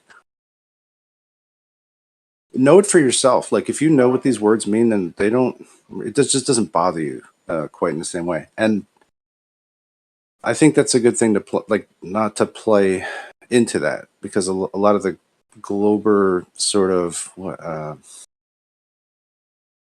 cognitive dissonance, I guess, is a little bit because a lot of their, I guess, self-perception of their own intelligence is built on and extended into all of these different NASAs and space things and popular culture and stuff. So, their comfort zone is within all that stuff that they wrap themselves up with and call themselves smart. You know what I mean? So, like, if you're just adherent to facts and adherent to what you're taught, I don't know if that makes you like well, it might make you intelligent since you have it within you to tell other people about it. That's my silly way of thinking about what intelligent means. But right, because you could understand something and not be able to explain it, not be able to articulate it. But an articulate person is intelligent. Fucking words, you know what I mean? Whatever. It's Words. it's not something. It's not hard to get lost in it. But once you start to have values for what these words are going to mean to you, like having personal understandings for some of these words, I think it's important. Do you think at one point Because in time you- there was where we didn't have to use all these different languages and words? We probably understand each other on a very deeper understanding. You know what I mean? Just by probably frequency or being around each other. I mean, for me, that's where I go. I'm not saying that's facts. I can't prove any of that shit right now. I mean, we could try to, right? Find some information, but I'm just saying I'm not trying to prove nothing. But if that's, I think that's where we were at one point in time. That's why there's so much confusion in the words, and they have so many different meanings and languages and how we use them, and different tribes use different the same word a different way. You know what I mean? All over the world. Sure. So we have a hard time communicating. I don't think it was this difficult at one point. I don't know. World is probably a little simpler. But we're like, I'm just, I guess I'm supporting like a colloquial personal definition, but like we are personal and colloquial beings. So like, from your viewpoint within the world that you grow up in, people may speak a certain way, and then you may find error with the way that they use those words. Like when you've got time to reflect on it, if you see the way that other people speak in other places. And I don't mean that they talk improperly, but just the core of the meaning of what they're saying is effectively different. So I don't know, man. Like that's you can. If you take time to just try to define those things for yourself, you'll be like, oh wait, I don't agree with the way even it's used around me all the time. Like, but actually these people in another part of the world, they use this phrase or this word in a certain way. And I'm like, that's how I understand it. Like there's, I don't know, I think a lot of routes to information. It's just about the persistence, the perseverance and stuff. And that's why I was saying earlier, it's like, what about this topic as a quality of life enhancer? Because that's something somebody could become intrinsically like interested in learning. And once you have like the bug, to just like mill through like a zillion videos and start reading Wikipedia like seriously or half seriously or whatever, and then like watching some MIT videos on some college course, you know what I mean? Like once you're in that, then you're full into some kind of research process. And once you stop that, it changes everything. For me, like when I was in the whole debate times, right? And you're just in it every day. You wake up, the first thing you do is get on your computer or your phone, and you're looking research up. You're looking at all these different videos. Then you're doing maybe a show. Then you're going on debates and stuff like that. When you're always doing that for, say, even 3 to 5 years straight, you're on this one note of, I don't say one note, but your brainwave is constantly thinking, and you're bouncing off people. When you stop that and you go back to the real world, you lose a lot of that. And you don't even realize it until you go back into it again and go, what happened? I could start all over again. So there is something to it. It's not even losing the information. Really, it isn't. It's more about keeping your brain active like that. And the more you keep doing it and using it, the more it just wants to work like that and better and faster, and you're on it. So for me, I felt like we just need to get, well, for myself, I need to get back in that repetitive motion of using my brain in that way.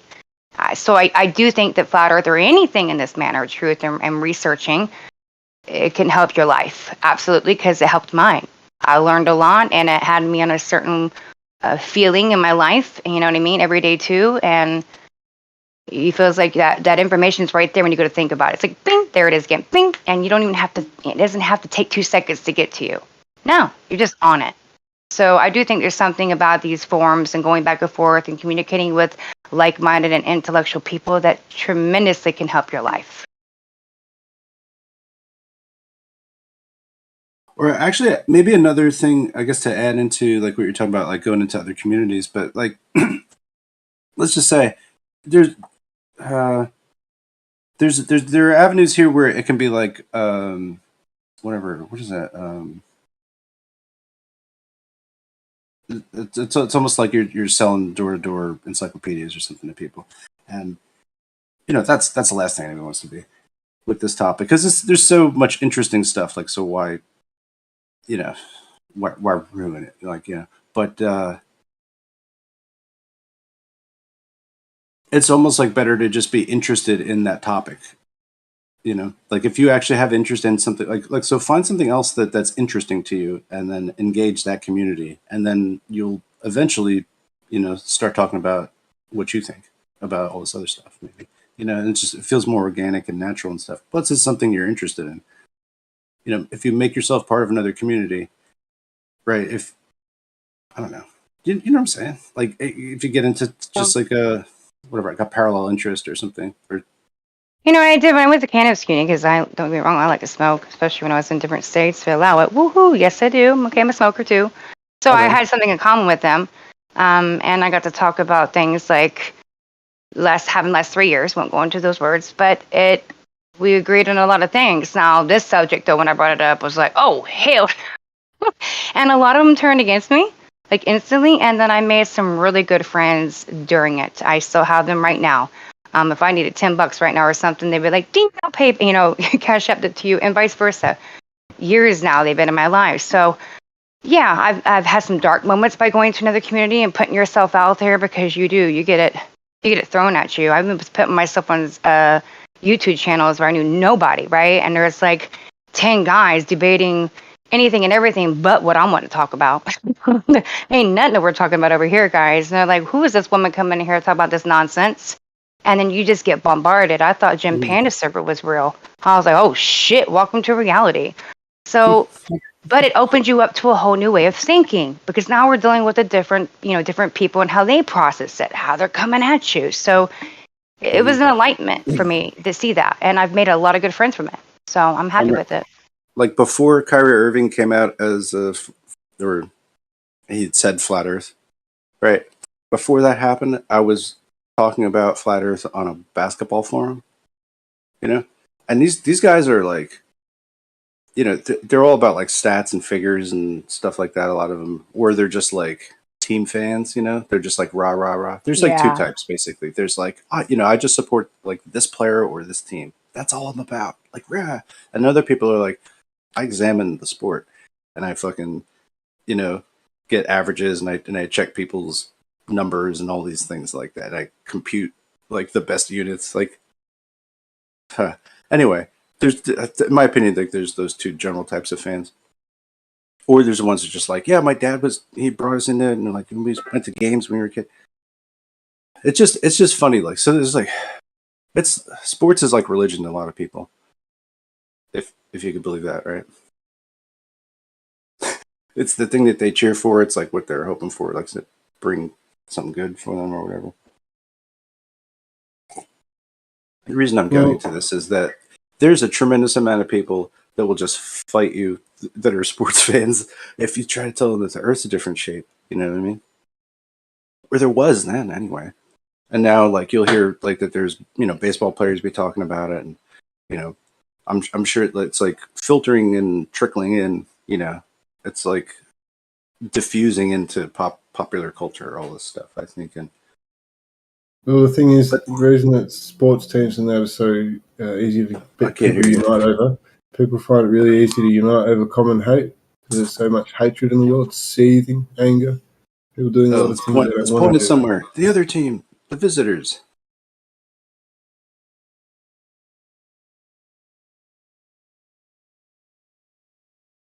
You give someone love and hope, they'll push it away quicker than they will something that's magnetizing some hatred.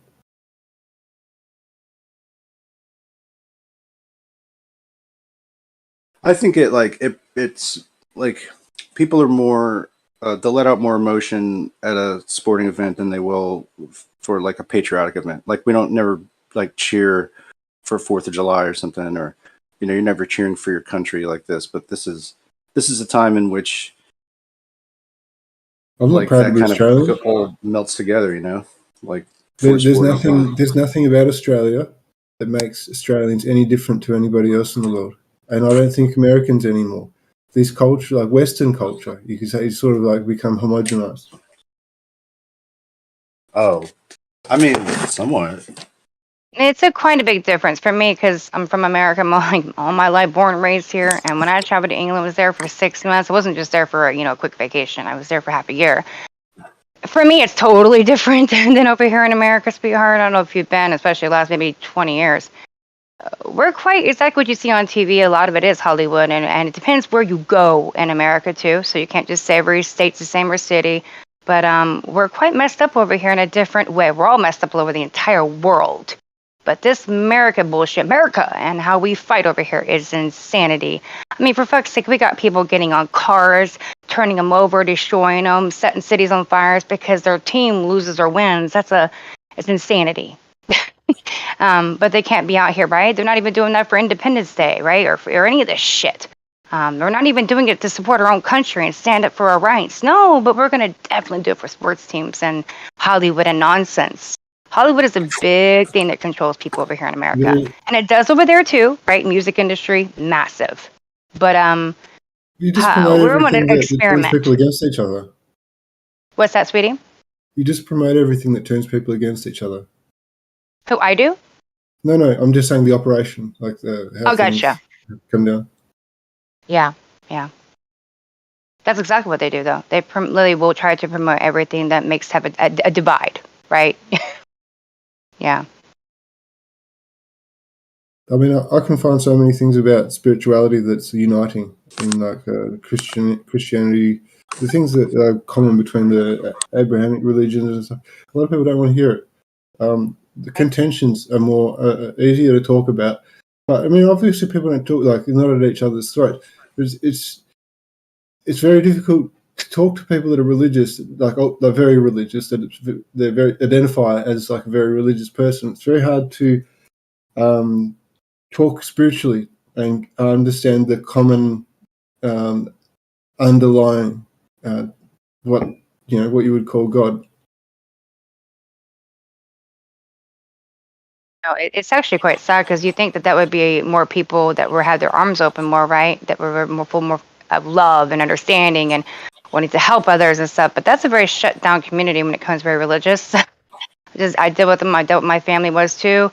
Very judgmental, stubborn and stuck in their ways, and you're wrong and they're right. And I don't even know where that mentality can come from because there isn't a love and acceptance in that and trying to help someone when you shut people down that way. And this is what happens when you talk about religion because we have to fight over a specific book instead of the higher power and self being what it is, what you feel, your experiences. You know what I mean? The spirituality side of it. It has to go back to that book and my God's right and this is the name and this is that but this book says this and I'm like, but what is your experience? Nothing else but your experience, not the book, but your experience. People don't want to talk about that because they have to relate it back to the book or they have to relate it back to something that told them something. And instead of just falling back on your own senses or what you've been through and understanding and discernment. Yeah, it's very hard to have a conversation like that. You're right, though. Instead, we focus on the bullshit in between. Probably because it's easier. Well, not for me, but for most. You know what I mean?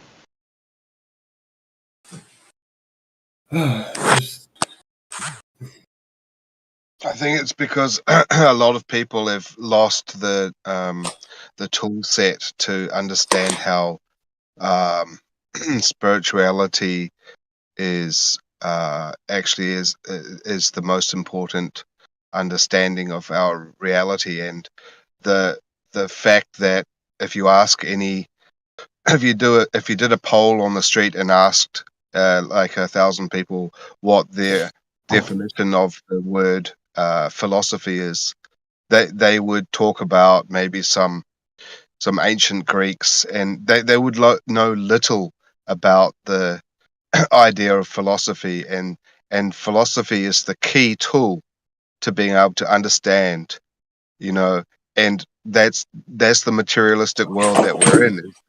People do not philosophize, if that's the correct word. People don't don't use this tool in their everyday life, and they've lost the ability to think rationally because this tool is missing. It's not in their toolbox. It's just not there anymore. And what they need is to get this tool back into their toolbox and start using it, because it's going to lead them down a path of critical thinking and discernment. That's what I think. People don't need discernment. It's not, in the wild you would have to discern things from each other a lot because you don't want to get poisoned, you don't want to attack the wrong creature, etc., or the wrong insect.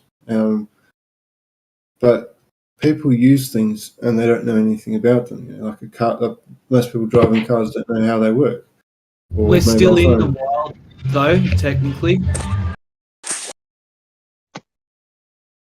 You lot of the famous- you have the illusion that you're not in the wild. You domesticated humans act like domesticated humans. They're not out there on the plain having to hunt and forage, right? Fucking Merle. Girl, for But if- real. Oh but if my you goodness. didn't- Hi, I just Merle. wanted to say that a lot of the greats, the giants that they speak of, Kepler, Copernicus, Euclid, Galileo, Tycho Brahe, these guys, they were all theists.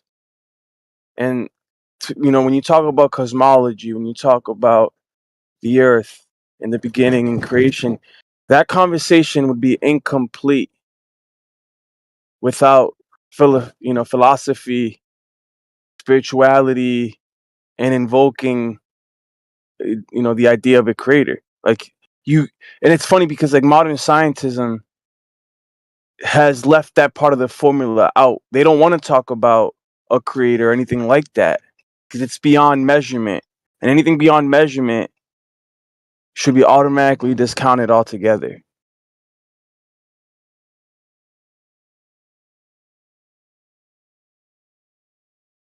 Right? Well, I posted I mean, a little video. Sorry, just 1 second. I posted a video in the live text about water memory. I think it's like 7 years ago. There's a guy that got a Nobel Prize, and he talks about how water has a memory. And what that led me to think is that what is a seed really, and what is water, and the relationship between the seed and water. Is one the blueprint with the information to build a tree, or is the water actually holding that information, and it sees the seed and recognizes it as a blueprint? The blueprint doesn't know what to do by itself. The water has to instruct the seed what to do, and tells the seed, hey, you are a tree, and it gives it all the instructions on how to build itself into a tree, rather than the scientific explanation is that they actually don't know.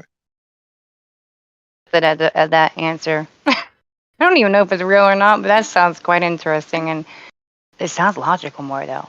Isn't that crazy? It actually sounds more logical than the nonsense we've been told, or not told, by the way.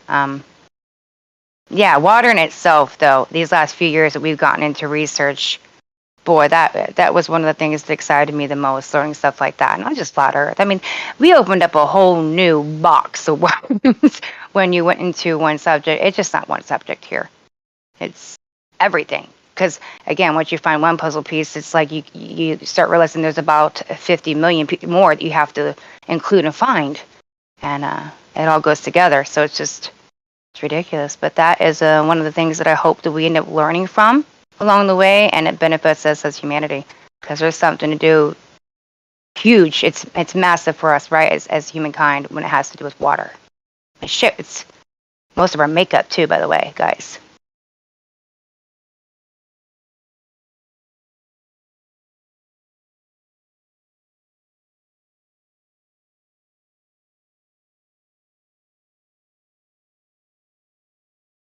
And that inspiration of my thinking was from when Lion was talking about like buds and how they're not going to have much effect because there's still water in them, but Like, and that's when the water crystallizes. You have to wait for the crystallization process to happen, and that's when you get the best results out of your buds, right?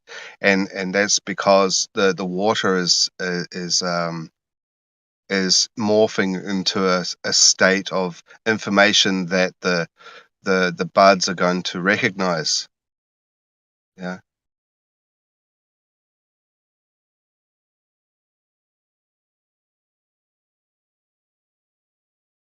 Yeah. I think that When means you all grow the knowledge of the buds, world might be in water.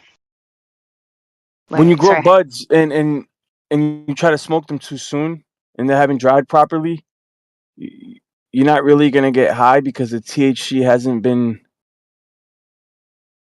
bioactively activated yet, because it has to literally evaporate all the water. And when it does that, when the water evaporates, the THC then turns to the chemical changes. It goes through a chemical process. I forget the exact name of it, but it makes the THC bioavailable. So when you smoke it or when you eat it and it's dry, the drier it is, the more potent it will be. The thing is, though, when you smoke it freshly grown, it might not get you as high, but the flavors, the aroma from the bud are unmatched. I mean, granted, after a really good curing process, it will transform to something else, but the properties can completely change from its initial expression. So whatever you got on a plant when it was alive, the colors, the smell, after it dies and cures, it can transition to something else completely. All the expression can change dramatically, and if you can capture the aroma of when it was alive and freeze it, but also make it the THC bioavailable that's what they've managed to do in modern times with live resin. And it's truly phenomenal. Well, that's quite amazing with the sense of smell. Like you can smell, you can walk into a bakery and you can smell something that's just been cooked, and by that specific ingredient, you know exactly what was just what it was that was cooked. You know, the smell has information that is in the form of a crystal. It could also be a crystal that's not a physical crystal as well. And I mean, what is smell really?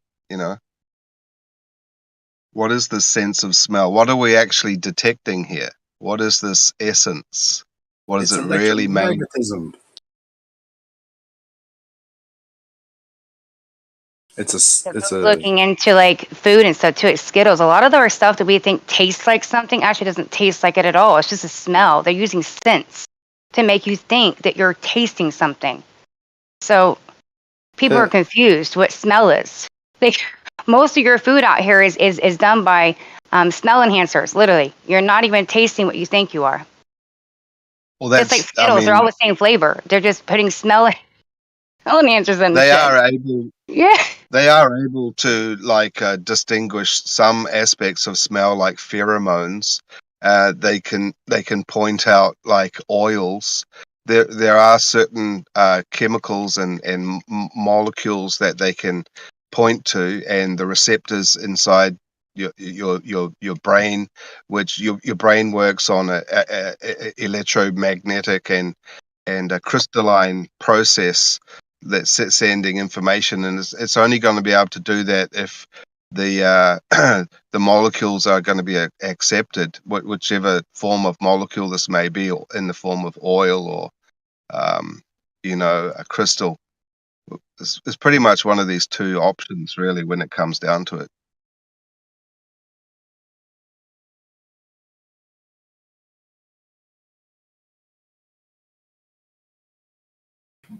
That's why the Lipids and perfume salt. industry is pretty big, right?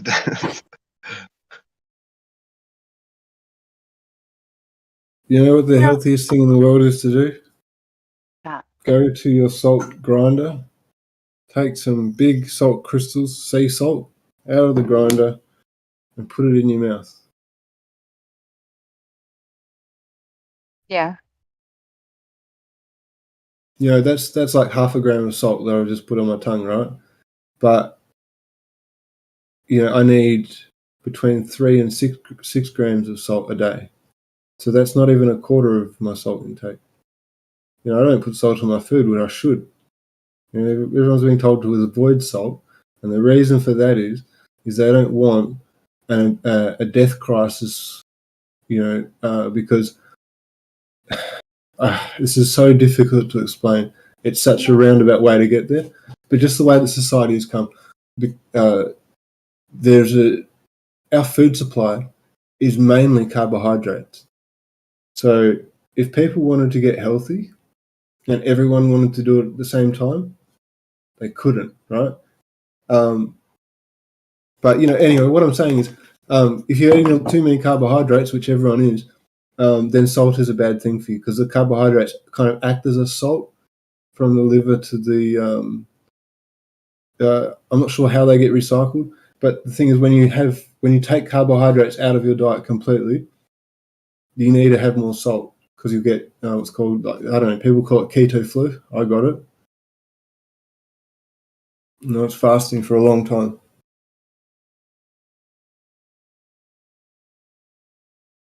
It was a very spiritual thing.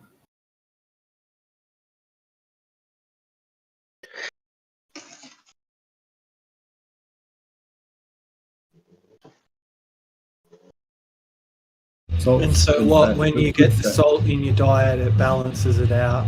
Is that what you're saying? The keto weirdness. Yeah. Who's that, Merle? Is that Merle? It's fucking Merle.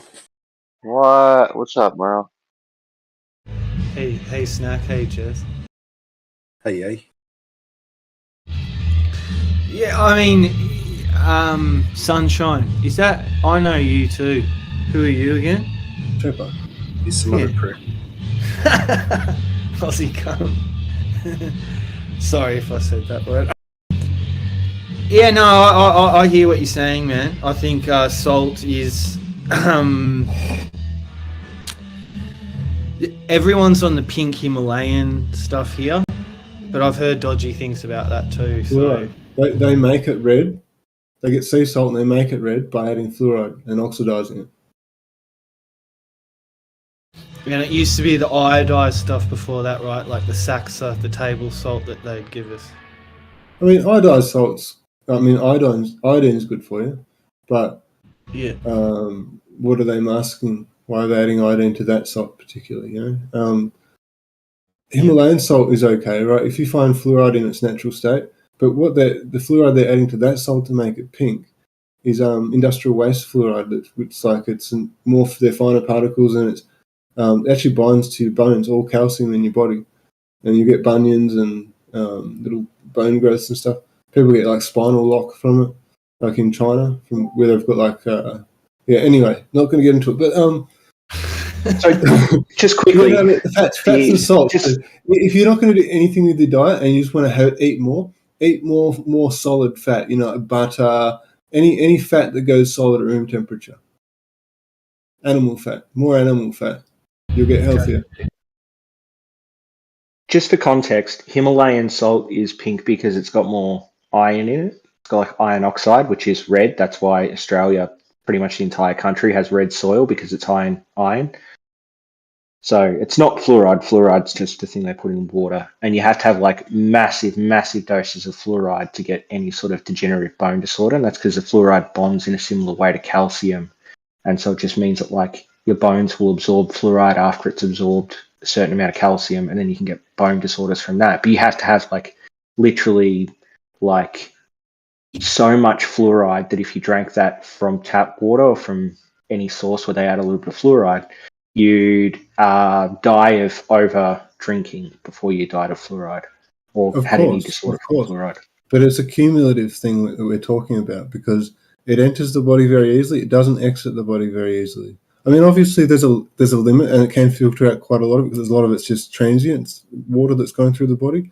But you're talking about these things that people refer to as age-related degenerative diseases are mostly fluoride-related degenerative diseases.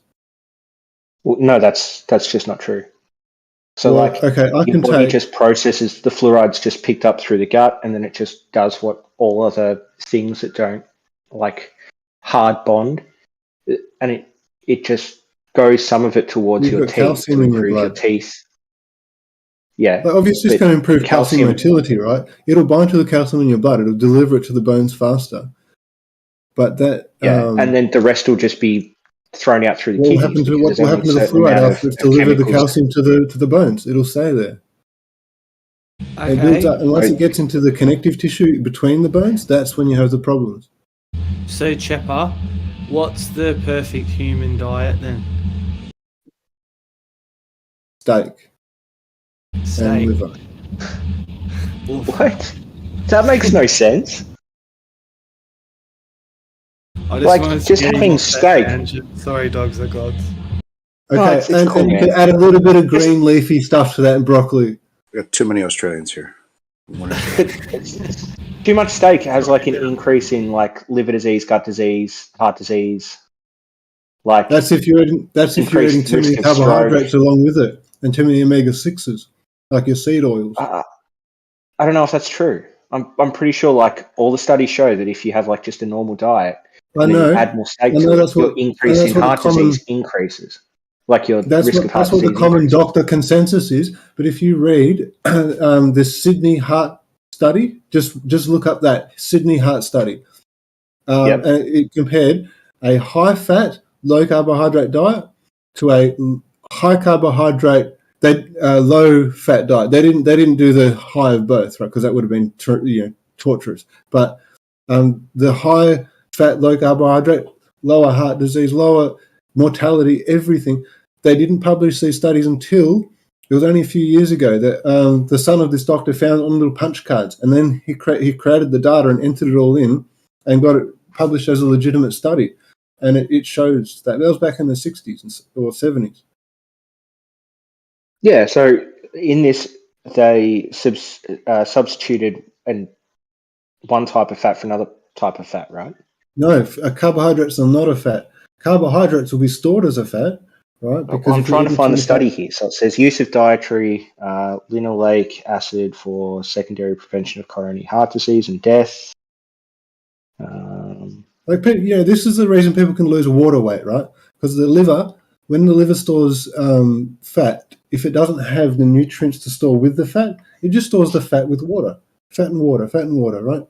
So you can lose that stuff really, really, really easily. The stuff that's nutrient bound, you might even say, oh, you're toxic or whatever. You can detox all that stuff from the fat. The water is transient through the fat cells. But the carbohydrates, when you eat carbohydrates, it raises your blood sugar level. Your liver, if your muscles aren't sore and you've got high blood sugar, the liver has to deal with it. Your muscles can't take it out of circulation. So your liver's overloaded. It goes, oh, you know what? We want to pump lipids through the blood so we can give nutrients to the body because that's our main function. We have to stop doing that for now, and we have to store these carbohydrates with that fat. Right? They have to take when they're taking blood sugar out of the blood. It also has to take fat out of the blood. So you're lowering your high density lipid profile, the healthy cholesterol. You're lowering that as you're taking carbohydrate or glucose out of the blood and storing it as fat on the back of the liver. And it goes everywhere else in the body when it's consistently high fat in the blood. And you would have high fat in the blood if you're having a high fat, high carbohydrate diet, because you've got high lipids in the blood because it's soaking up all the fat from the stuff you're eating. But then it's also got the high glucose, so the liver can't do the job of packaging up nutrients and putting it into the blood. It has to stop and has to take the fat out of the blood along with the glucose. And that's why people just get fat from having sugary diets. Yeah, as long as there's like glucose in the system, then in this study you just linked, it's a switch from vegetable oils to animal fats. That's from the omega change. So 3s, vegetable from oils omega aren't a 6s to carbohydrate, omega they're fat. 3s. They're just a fat that comes from vegetables. Animal fats are fats that come from animals. So vegetable oil is you're muddying the waters saying that. You're muddying the waters. Omega 6s. Well, I'm reading the study you told me to look up. That's all I'm doing. You're describing it incorrectly. Omega 6s are your seed I'll read oils you the and introduction if you want. omega 6 is linoleic acid. That's bad for you, right? Unless you're very active, right? Omega-3s are all your solid fats, the stuff we're told to stick away from, the butter, the ghee, the animal fat, the lard, all this sort of stuff. Good for you. Very good for you. Okay, You really need to stay away from this isn't about carbohydrates. carbohydrates and fats, though. This is just about. Oh, sorry. Well, no, you're fine, honey, too. When my father died and I was put to the coroner, I was under the understanding growing up that basically the reason that he had his arteries were clogged so much, right? And this happens to a lot of people, is because of fat. And no, that doctor looked straight at me, the coroner, and said, no, honey, it's because of sugar and carbohydrates. That's what blocks your arteries. That's what's killing everybody. That's what's causing it to be fat. You don't even have to be fat, and your arteries could be getting clogged, by the way, too, from carbohydrates and sugars that we're eating. Has nothing to do with the fat whatsoever. No, it's still got to do with fats. A lot of it is genetic, but it's still got to do with fats. You say a high fat diet will cure someone of heart disease. I'm not kidding. No, that's just not true. I can find multiple studies of that if you want. Calling it fat, though, is part of the thing, right? Coming back to words again, how words can create this kind of impression and picture in your mind. Well, you want to eat. People think you become what you eat, but you don't. Your body. Just have to. But when you're eating it, you think you're going to get fat. Sorry, Snap. I mean, you just basically have to crash out on having any available like glucoses in your system and don't eat them, and then your body's like, "Hey, let's flip the switch," and it starts burning like fats directly, right? That's what we're talking about, right? Ketosis. So, saturated fats, according to everything, promotes coronary disease and heart attack. So there's some monounsaturated and polyunsaturated fats. There's a negative relationship with that. They don't do that, but like saturated fats from steaks. All of the studies on it that have actually measured it. I'm sorry, I was still talking there for a second. Could you just hold up so I can finish what I was saying, and then you can say what you were saying? Go ahead. Okay, cool. So, everything I'm saying, and all I did was Google high-fat diets, heart disease, and everything's saying that an increase in saturated fats will increase your risk of heart disease and heart attacks. But like the polyunsaturated and like monounsaturated fats don't do that. So that's eggs, fish, and nuts. So a high-stack diet, something you said is good, it doesn't follow that that's good for heart. So you're reading the wrong study. You're reading from the wrong. Yeah, I've posted the study in the side chat there. That is the study I'm talking about. Is it the Sydney Heart one? Because I just read that. Yeah, limiting omega-6s, right, is good for the heart. Guess why? The liver. Yeah, no, I just read this to you. This is just the difference between vegetable oil and then fats from like animals. You don't know. The significance of this, right? I can read you the conclusion from the study that you linked. Vegetable oil is super unhealthy. Vegetable oil is super unhealthy. Right. Seed oils. So not only do they come with linoleic acid, right, the omega-6, they also come with other, especially if they're hydrogenated. It's difficult to explain. You're not talking about linoleic acid. Isn't just one plain brand of molecule. We're talking about whether something has points of attachment for oxidation. Omega-3 is a unsaturated fat. Well, sorry, it's a saturated fat. I mean, saturated can't take anything in, can't oxidize. Whereas an unsaturated fat, there's many of them, where they have points where they can oxidize. So you're putting this thing into your blood that can oxidize rapidly. That's atherogenic, right? Oxidation of your fat in your blood is what causes. It's called bullet LDL or just LDL, right? And it becomes more oxidized. You get multiple different populations of LDL, which is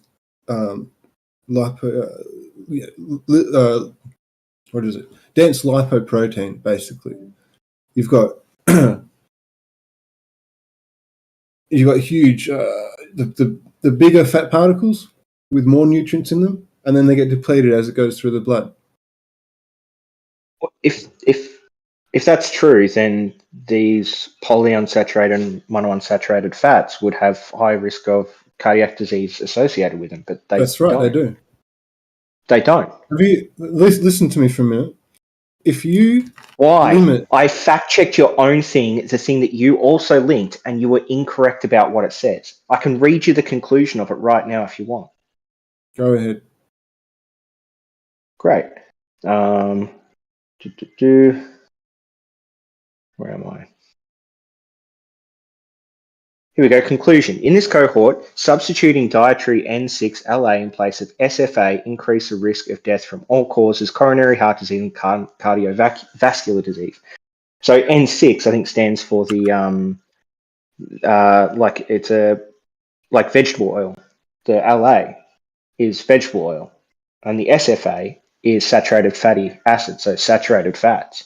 So replacing like the steak saturated fats and the butter saturated fats for like vegetable oils, which are high in omega-6, actually had a decrease in coronary heart disease and cardiovascular. No, it had an increase in coronary heart disease. You're reading it incorrectly.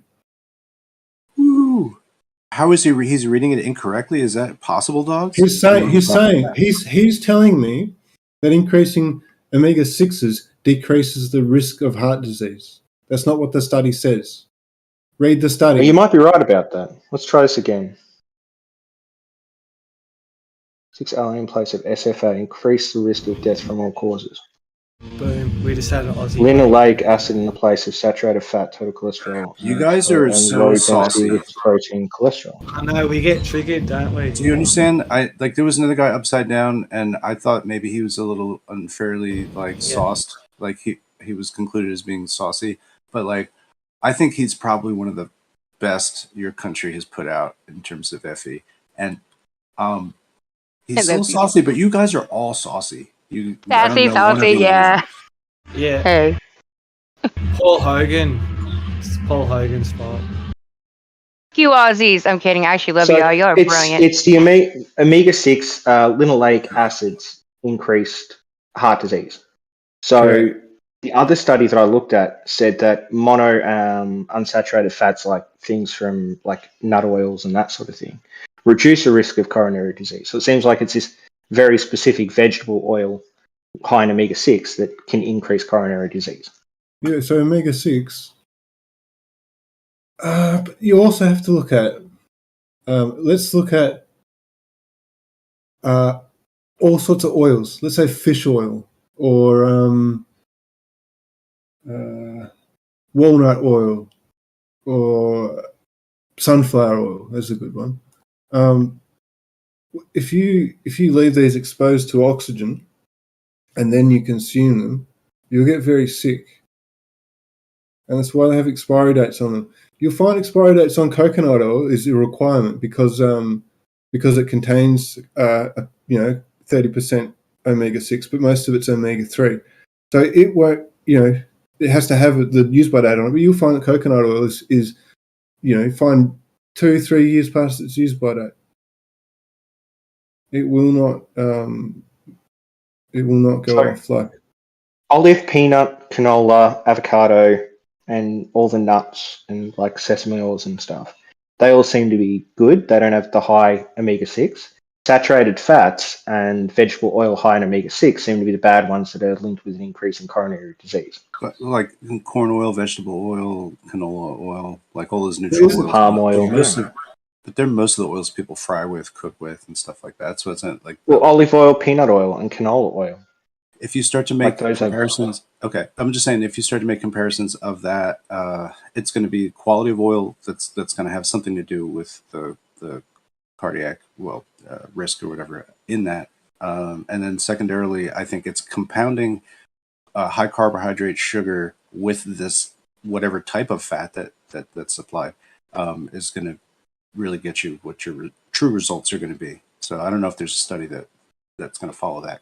What's in most of our processed food in our stores is every single bit of that you're talking about. On top of the sugars, like double sugar, your corn fructose, all that shit. It's in there. Your corn syrup, your high fructose corn syrup. It's all. So you got all that on top of all these oils that are horrible for you. Well, yeah. So the big reason why I'm trying to push back against this right now is the idea that this like keto, steak, carnivore diet is necessarily good for you. Like it'd be better for you if you just had like fish, because fish oil doesn't have this high omega-6 like it does. oil in it. And like Fish oil. nuts are a very good source of protein as well that you can have without that like high omega-6 oil in them.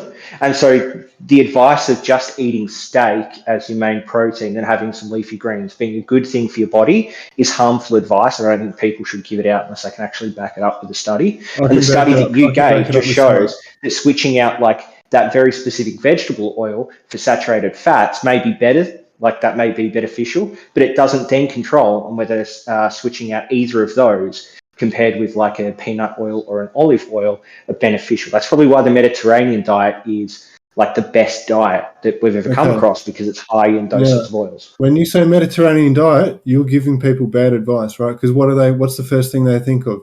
Olive oil, right? If I just use olive oil when I cook, everything will be okay.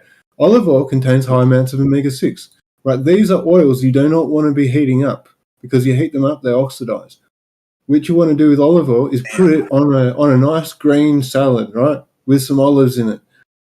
That's how you eat it. And it's, you know, but these other oils, even walnut oil, and these oils, like like walnut oil is a very good example of it, right? You don't want to put that on the salad and then put it in the fridge. You want to put it on only the bit you're eating, right? And because these things, if you pre-oxidize them before they get into the body, not only are they oxidizing your blood, well, they've already oxidized outside the body. And fish oil is very bad for that. That's why they come sealed in little capsules, in little bubbles, right? So if you have fish, you've got to make sure you get fish that's fresh, that's frozen fish that you know has been frozen like on the ship, or fish that's you've bought from the supermarket that's, you know, you eat it the day you get it or the day after. Even see farm salmon has way more omega-6 than wild salmon has. So you got to be careful what kind of fish you're eating. It's not omega 18s. They're like omega 20s. They're like these. They're so unsaturated. They are very readily oxidized. So again, olive oil isn't that high in that like omega-6 oil. Like coconut oil, sunflower oil, canola oil, olive oil. They're much lower than, say, like a vegetable oil, and they also have, you know, healthy heart benefits. Even if you fry them up, there's no study that's ever linked them with the same sort of cardiovascular disease that eating a lot of steak and a lot of saturated fats. Oils. The only oil you should be heating is something that's been solid, like coconut oil or butter or ghee is the best for that. So what's the bad outcome of heating oils? Because right now, most of the advice you've given, like a very quick Google, can show that it's mainly bollocks. Or at least you don't. That's incorrect. Just name something that I've said that's incorrect. Sure, the idea that going for steak is better for you, when in fact it's just reducing those really, really high omega-6 linoleic acid oils, which is like the vegetable oils, compared to like olive oil, sunflower oil, those sorts of things are still much better for you than eating those saturated fatty oils. Let's say we throw away the meat and we go for a comprehensive vegan diet, right? We're eating all sorts. That's not something I advocate either. I said Mediterranean diet, where you get some some proteins from nuts. You get some. I did say that. I said steak. You get proteins from fish. So why would we talk about steak throwing that away? You said the optimum diet, right? I said steak, liver. Said steak and liver, and I said green leafy really bad vegetables. For you. Huh? No. Yes, they're both very bad for you. A steak, liver diet, just steak and liver with some green vegetables. I told you, dude. Green leafy vegetables, because you want that engagement with your hormonal system. You need the.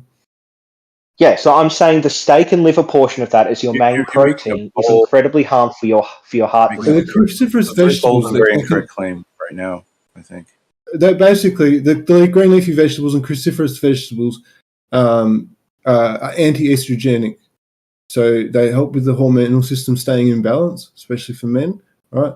But you don't need these potatoes and corn and what are the other vegetables? Carrots, the things that people eat. These common vegetables, and even let's say capsicum to some extent. That is quite nutritious, but it's incredibly high in zinc. If you compare most of your normal vegetables, even pumpkins, say that's good. That's a lot of copper and a lot of good stuff for you. But compare any of these vegetables to a steak, right? You're talking about something where you have to get all the colors of the rainbow and all this different stuff to be able to actually have a sufficient level of nutrition, whereas steak is nutritionally complete. There's nothing there's nothing your body needs that the steak doesn't have in it. If you eat Steak enough just of it. has iron and some of the proteins you need. So it doesn't even have all the necessary proteins you need. What So, nutrients does it actually, lack? I don't know. It might What have. nutrient does like, your body need that steak steak doesn't lacks? have like a lot of. Steak doesn't have a lot of like the minerals that you need. No. Minerals. It's That's very not high in true, minerals. man. It's very high in minerals. The thing that lacks nutrients and minerals When are do you get vitamin vegetables. D? Okay, I'll tell you why veganism kills people, right? It's because I'm not advocating veganism. if you have I'm a just a advocating a vegetable diet, Mediterranean that diet. is a form of slow fasting because you lack nutrients. So I'm not advocating a vegan diet. I'm advocating a Mediterranean diet. You know, something where there's a lot That's of what like I'm advocating, a a lot of, Mediterranean diet, a true tomatoes, Mediterranean sun-dried diet where you're not tomatoes, like cooking the olive semi-dried oil. products. There's a lot of like fish. There's a lot of like nuts. There's a lot of like leafy greens, a lot of olive oil, a lot of things like that. That's the diet I'm advocating for, not one that gives you cardiovascular disease, which is what a steak and liver diet with some crunchy greens does. Because Hell they were no. processed too. You have to remember, I'm sorry, I've dealt with a butcher. Do you know the shit they put in our meats before it even gets to you? Your steak? It's ridiculous. I'm sorry. I don't even believe in the I nonsense know they where put out my here steak comes into the from. world. Yes, you might need to know. That's great. And if you get to know, that's even more wonderful. You know what you're consuming. It's the processing of all of our food, the over processing that's causing all these issues. But yes, red meat has a beneficial thing for you, not just iron. You got zinc, you got vitamin B12, you got all these different things that come from it. But it's being over processed and it's killing us. But I'm telling you right now, they're trying to use the excuse that red meat is the #1 killer, right, for heart disease. No, it's not. I've talked to corners, I've talked to doctors. It's going to be sugar. It's going to be carbohydrates. It's not our red meats. They've done this for years, though. They say, don't eat this butter. Use this butter. Don't do whole milk. 2% is better for you. And then they change it around years later because studies are different. And people now No, that's are never starting happened to to feel steak. different. Yeah, That's never happened to steak. Well, 50-year-old Steak, it's studies or constantly been. 60-year-old studies A come steak out diet will increase your risk that of heart show disease. that That's what the it's industry didn't constantly want been. it to be published. A high steak diet will also cause constipation. More like you'll have more constipation. So that's really bad for bowel disease, hemorrhoids, things like that. Absolutely incorrect. I suffer dysbiosis and I've had hemorrhoids. I've had plenty, and I've had all these cancerous polyps cut out. I know about the digestive system, and that is absolutely untrue. What you have So is where's you the have less fiber in a shit. steak? You'll shit less. Where's the fiber in a It's not steak? about fiber. You do Where's the not want fiber to in a intake steak? fiber. You don't want to fill if the colon is already overloaded. You don't want to fill it with more fiber. That's not what you do. Yeah, It so might make the person you're feel making better, a lot of might claims, relieve the dude, and all person. these It's claims that just you're like making aren't supported. saying, here, take this paracetamol. It's gonna fuck your liver up. But here, take this paracetamol. You. Why would paracetamol fuck your liver up unless you're taking like 100 of them in a go? Why would it fuck your liver up unless you're taking 100 in a go or taking it like week after week? Your body can regenerate. All it has to do is just take the ibuprofen out of your system, which it does over time. Why do you keep saying these Killers weird of things? people in the world. I'm sorry, but ibuprofen is a deadly thing. Be very careful what you say there. Well, it can kill people, but it's not the highest killer of people Oh, in no, the no, world. it It's not not only even one of the can, highest it is killers one of the by death. highest. You should look that No, I'm shit up in talking a study of paracetamol. ibuprofen. Yeah. What is it? What is it? Say it again. I'm talking about paracetamol. It damages the liver. Okay. How does paracetamol damage the liver? Because your body just like absorbs it and then uses it, and then the excess is flushed out unless you take too much. Yeah. You know that there's almost no. If you're taking paracetamol for actual pain, you shouldn't take paracetamol for actual pain relief. Like Why? for things that are like a mental pain, that it's like a calming thing. Sure, it works. It suppresses to that extent, but it's not going to relieve pain. Hold on, I just want to go back to the claim that you made originally that beef will cause constipation. It can. Yeah. Like if you don't get enough necessary fiber in your diet, then you'll either like have the runs or you'll be constipated. Well, the thing is with beef, not only is it per inch the most nutrient dense food that we know of, right? I mean, nutrient or calorie? No, it's the most nutrient dense food that we know of. Bioavailability, right? An 8-ounce piece I don't of even steak. think that's true. It is true. It is true. But not only that, your body absorbs almost all of it. It assimilates almost all of it, and there's almost zero excrement from steak. There's almost zero excrement. My uncle, you know how I was telling about the gut how about this? There's dysbiosis like and stuff? blueberries or kale. Bowel What about cancer is in kale? my family, right? My uncle had bowel cancer and he had a colostomy bag. And I was talking to him about this, and he said, "Yeah, you're right. When I used to eat steak, there'd be nothing, just liquid come out in the colostomy bag.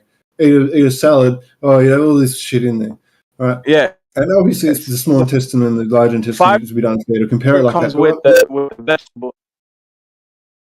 well, the vegetables don't get processed in the small intestine, so it's not a fair comparison. But I'm saying that in terms of the lower digestive system, and also, you know, liver is the most nutrient dense thing that you can eat, but it's not very tasty. And fat itself is way more nutrient dense. Well, actually, fat is the most nutrient dense part of a steak. If it's good fat, if it's a healthy animal, and this is all dependent, right? So just fattening it up with corn at the end, it's no good, right? But wait, why is it no good if it's fats, fattened up by corn? Huh? Why is it no good if it's fattened up? Well, you're paying for fat that's just water. No, fat's not just water. Fat's fat. Okay, fat is packaged with nutrients. Fat is packaged with nutrients. I don't know what that means. Okay. Do you mean like I'm the saying, fat contains okay, a high level I'm of saying vitamin D, like grass-fed beef? animal fat. I'm saying even the most Nutrient shitty, encapsulation. factory farmed cow. Take the fat from a factory farm, shitty, crappy factory farm cow. Even that fat would be more nutrient dense than any plant you could find me, in terms of the I don't know. I don't think that's your true. body needs. There's no That's true. antioxidants in it, so that necessarily won't be true. Antioxidants, dude. You're eating all the omega-6 and all the seeds and all the shit that are the oxidants, right? So if you're not eating the oxidants, you're eating omega-3s, which are non-oxidizing oils. They are saturated fats, meaning they're saturated. There's no attachment points. It can't take any oxygen. If you're doing that, dude. Okay, fat. If you want to talk about So pure energy, antioxidants are bad hang on a now. second. Are you getting more energy from The it? medical Right? advice and dietary advice. You're having to eat Saturated more fats are food bad. because think about this. Carbohydrates contain 4 calories per gram. I'm not saying Fat shit about contains 9 carbohydrates. calories per gram. So think about that. You're having to eat half the weight of the food to get the same energy, and you're relieving the digestive system, and you're getting all these other health effects of not triggering the liver into this fat storing mode. And just trust me, it's not about getting into ketosis. I'm not telling people to go and get in ketosis. Don't get in ketosis. You don't need to, right? But what I'm telling you is that your metabolic flexibility of being able to quickly switch from ketosis to not ketosis and back, right, to be able to actually get in those states, that metabolic flexibility is what will give you a long life.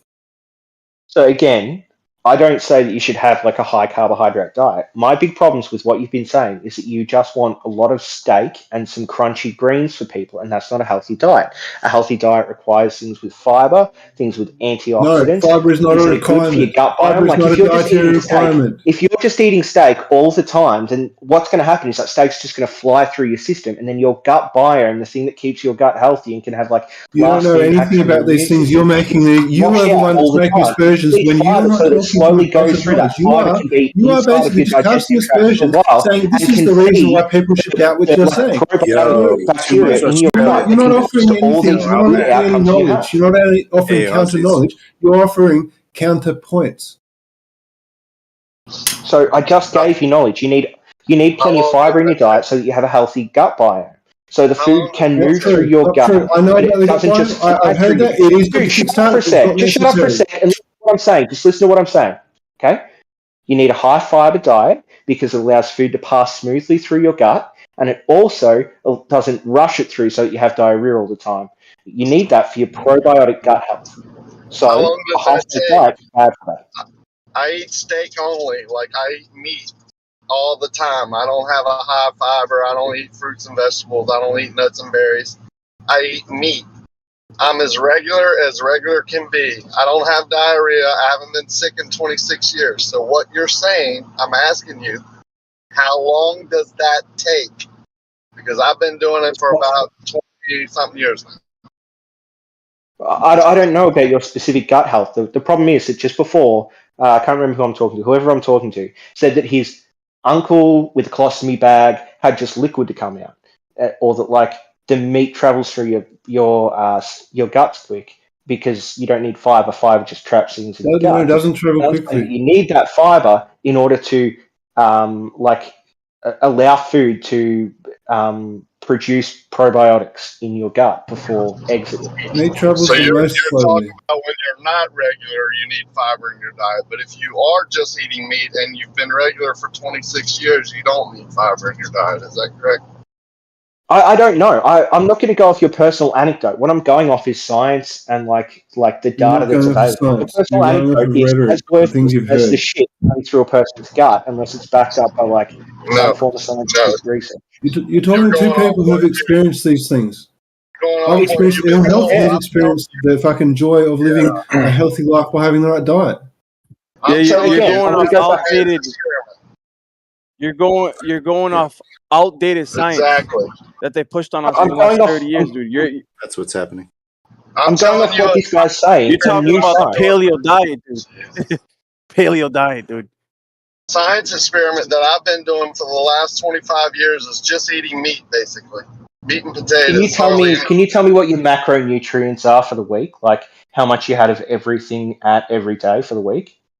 No, I can tell you No, I I ate didn't steak fucking think last. so. So it's not a scientific Dude, experiment, buddy. what the fuck are you doing, man? Are It's you not a so scientific hyper you experiment. can't let someone else talk?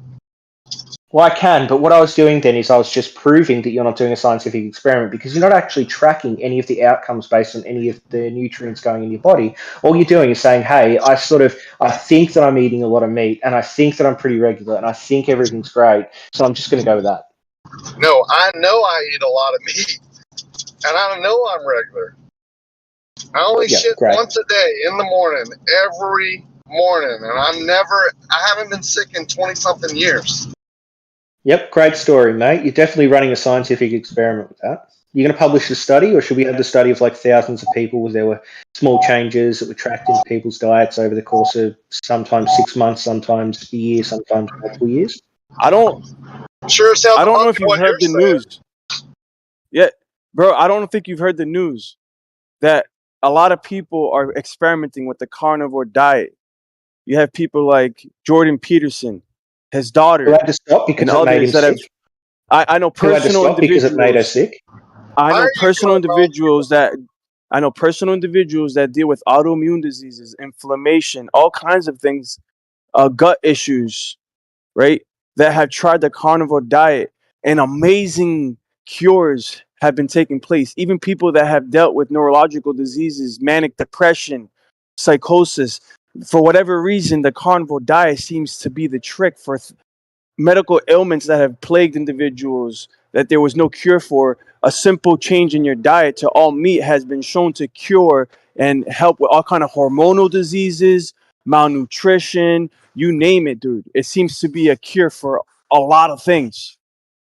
Yeah, according to some people who say so on the internet, not according to any like Be hard- controlled studies. because I don't think it's fair. Because I've given you my experience. This person over here has given you theirs. Another person is too. And if you don't want to sit here and come online and talk to people who are trying to give you their experience of their health, you know, I've had many surgeries. I have part of my intestine taken completely out, right, to digest sugar and all this shit.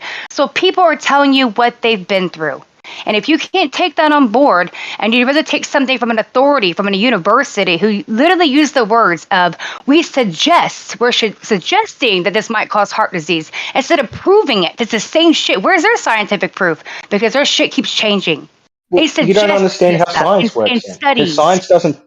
science doesn't prove these things. Science can only show correlations. It can't Oh, show for that the fuck's cause is sake, I will not specifically do one science, thing. cannot prove You things. not understanding this, and you not understanding that it's a formal fallacy to claim that your anecdotes are like some form of data isn't like a problem in my life. My life comes down to like what can actually be shown through studies, not listening to a heap of people who all seem to have digestive problems except for one guy who can't tell me what he ate. You need to calm down and just You should listen follow for a their diet. moment, man. Because what we're telling you, right? The things that they're telling you, it's thousands of people, millions of people that are benefiting from this new information that's come out in scientific research. So the stuff that he was talking about with the carnivore diet, it turns out, hey presto, in actual research that it's not actually a requirement to go onto a carnivore diet. All that's necessary, the only thing that's required, is to cut carbohydrates and limit them to between 30 and 100 grams a day. 1 or 2 pieces of toast, that's your whole carbohydrates for the day. Eat fats. Eat as much fat as you want. Eat as much steak as you want. Have a little bit of leafy don't say greens. those things. Those are the Your bad hormonal things. system. Those are the things that the studies show are bad. Eating too many fats, having too much steak is incredibly bad for you. Yeah, cholesterol, right? Eggs are bad for you. Butter's bad for you. We've heard it. We've heard this before for 20 years. God. Mate, we just discussed this. There's a difference between different types of fats. Okay? I know, but it falls in line with the same paradigm. You get from coconut oil, you get from things like olive oil, and then there's a bad kind of fats, which are the fats you get from like steak and animal products, the saturated fats and vegetable oils. All right. I know you guys already had the conversation, but just hear me out. That what I just brought up is part of the old paradigm that you're regurgitating. Right. So the egg so you addressed one factor of the paradigm. So what? You're still regurgitating science that you're listening to, your parodying, right? Is science that was established in the 1920s and the 1930s. Like a hot We've done a diet lot of of fats is research incredibly bad since then. for you. Say Like eggs are bad for you. 1966 to Contain a lot of 1973 fats. heart Then they did a study. study to see if that's actually true, and the study came out with, well, actually, eggs, because they have like mono unsaturated fats, aren't bad for your heart health. Okay, that's the difference here. You're not understanding the history of this one particular method of science. It doesn't change the facts. You have to look at research that's not connected to paradigms from the 1920s and 1930s. If you look at actual studies that compare things that are actually bioavailable, and you look at the actual data points, and this heart study, right? You might so I read the little summary and go, oh, yeah, the linoleic acid, whatever. But if you actually look at the study, it compared a low carbohydrate, high fat diet to a No, it didn't. You don't understand the own study you linked. All it changed was the type of fat involved. Instead of vegetable oil, it went for saturated fats, but it only removed a specific type of vegetable oil that was high in that omega-6. How do you think they did that in the study, mate? It's replacing with butter, right? You're getting more calories, right, from that. That's not even the point of it. You can have both fats have the same amount of calories. It's just one is saturated, the other one has that specific omega-6 linoleic acid. They got rid of the linoleic-6 oleic acid, whatever, and they ended up with like better outcomes. You tell me the problem is that doesn't prove that saturated fats are better. There's a third option. The third option is that the vegetable oils without linoleic acid or whatever. How are you guys hearing each other? Because I'm going to tell you right now, we're listening and we can't. It's too much, guys, especially for a stream. I guarantee it sounds like mayhem on if there's a live right now. It doesn't even matter. Just one at a time, y'all. Pretty please. Right. So I'm going to say, Just say something normally in a conversation and not talk over people, man. Change your diet, because what you're doing now, what diet you're on now, is making you act like this. You can't act calm and rational and just speak your points and then let other people speak. It's weird, man. What are you doing? I have been. Because you need to change it. I have been, and this other guy interrupts me literally halfway into like. No, what I'm this saying other is guy your keeps diet affects your brain, and you can't function right now. Your brain. Okay, and ad hominem does. I don't care about that either. Yeah. So what I'm going to say, third time, okay? The study he linked, it didn't replace any carbohydrates. It had nothing to do with that. It was just removing this high omega-6 vegetable oil from the diet and changing it with saturated fats. But there's a third option of the low omega-6, like vegetable oils, coconut oils, olive oils, like I don't know, avocado oil, shit like peanut oil, canola oil. You're starting this with such confidence. You haven't even read the study, it is true. This is ridiculous. It is true that it is bad to have too much saturated fat, and it's bad to have too much. You don't know the study compared because you didn't fucking read the study. Shut your mouth and let other people's talk. You're a fuckwit. Okay? I'm sorry. Shut it. Yes. You can wait until I'm fucking finished. And someone else want me to say let us have a something? conversation, please. Can you repeat back to me my argument to you? We don't want to hear from you. Can you repeat back my argument to you? Can you repeat back my argument to you about this? We are not buying. Study? Go away. Can you repeat? Go to another Can you repeat back? We are not interested in what you're saying. Can you guys hear me? Jeremy, can I talk for Can a you second? guys hear me? Hold on, guys. This is an absolute mess. We need to calm it down, please. I just wanted to say Yeah, it's so- like a little bit like the combination of like high sugars and high fats is a little bit like the combination of the two of you talking, where it creates a clogging effect, basically from all like the arterial plaques that develop. And this is basically a contributor to heart attack, which happens every time you guys try to talk to each other. I just wanted to encapsulate that little lipid factoid there for you. You go ahead and talk now. Go ahead. It's needed right now. Stop the frustration. Let's take it back a notch. Just remember that we're here to have a little bit of fun. So it's becoming like literally nails on a chalkboard where you just want to leave. So for us, can you do it for that too? Because it was just a funny statement he just made. And I can refute back your argument and the facts that you're just disagreeing with what he's saying. In reality, you're trying to put him in this category. He says only eat this, only eat that. And a lot of these studies, honey, when they say red meat, well, then include the words right after that, processed. So they're including it all into one. Oh my God. And a lot of your red meat is not the same as natural. I'm sorry, it's fucked up now. Your studies are bullshit. Stacey, Not yours. listen to me for a second. I'm just discussing his fucking study that he fucking linked in the fucking chat here. And it just says, doesn't say anything about carbohydrates or processed meat or anything like this. It just said that changing this high omega-6 oil for saturated fats is better.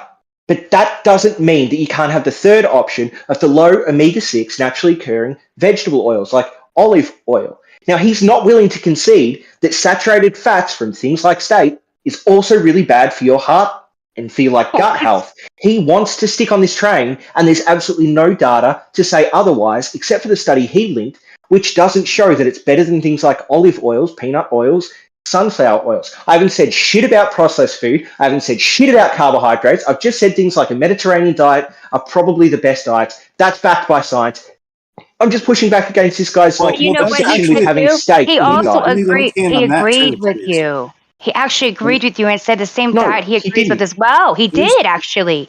There's just as much data to suggest that the Mediterranean diet has nothing to do with the age extension benefits, and that it has very much to do with the fact that most of the Mediterranean islands that they are looking at have like a lot of uphills, that people are walking uphill and downhill all their lives, and that this actually promotes a greater lifespan, and it has less to do with the actual diet.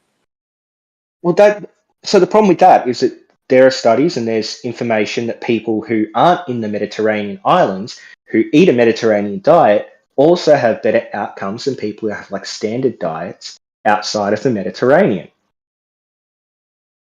Well, what I'm suggesting is that a diet without exercise isn't really a complete thing anyway. So yeah. Go ahead. Oh my God, that's uncontroversial and literally has nothing to do with what I've been talking about this whole time. I'm just pushing back against this idea that a high steak diet is somehow not really, really, really, really bad for your heart health. So what I'm saying is that like somebody could have like a carnivore diet and have proper exercise that fits their body type and their genetic profile and everything like that. They could be totally healthy. And you're talking about doing a study with a bunch of people. Everyone is a unique case example, but like broadly, like this stuff's been tested out over a long amount of time. I don't know why you have such a bristly sort of attitude for any of this ketogenic talk, I guess, or what have you. So the reason I have a problem with this is that it's incredibly harmful the way people talk about health online. There's a lot of people that will spread their own specific type of misinformation to each other. Things like high stake diets are good for you when in fact they can lead to things like cardiovascular disease. And we've seen this as a trend for the last 100 years. Of things like fad diets and like you should eat just this food. You should have like a gym. Let me just get to the crux of the point. I don't want to keep going for hours, man. Let me just get to the crux of the point. Let me just get to the crux of the conversation, dog. And there's people that study and produce these studies that show outcomes. And you guys should actually look at that Stop for once. talking around the subject. I want to just get to the point. Let's get to the point. To eat fucking steak, which all the studies show is bad. Which I'm the just trying studies to have push back changed over against the this years. harmful misinformation, guys. Yeah, actually, it's I'll not tell you what. misinformation. Yeah, I don't It know, is misinformation. Show me one study that says steaks are good for your heart health. I don't know. Basically, I know someone that was almost hold on, man. Yo. Hold on. Sunshine, you gotta relax, bro.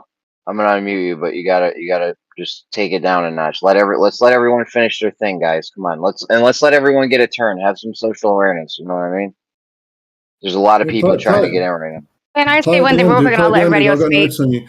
The thing is, right, I just want to ask the one question. Do you disagree that having a lower carbohydrate intake will be healthier? I don't disagree with that. Now, do you disagree that replacing steak as your primary protein with things like fish and, say, nuts and maybe mushrooms is better for your heart health than eating a lot of steak? Yes, but only for one reason. You're sticking away from the omega-6s. So, do fish have a lot of omega-6 oils? No. They have omega-18. It's a different oxidation Do nuts have process. a lot of omega-6 The oils? body identifies it as very oxidized already, treats it differently. Say again? Do nuts have a lot of omega-6 oils? Some of them. Which the ones? The things that you would consider nuts that actually aren't nuts. Not peanuts, not almonds? Not cashews. Do mushrooms have a lot of omega-6 oils? No. Do any of the three I listed have a lot of saturated fats? That's true, right? So let's get on with the conversation. Does steak have a lot of saturated fats? Yes.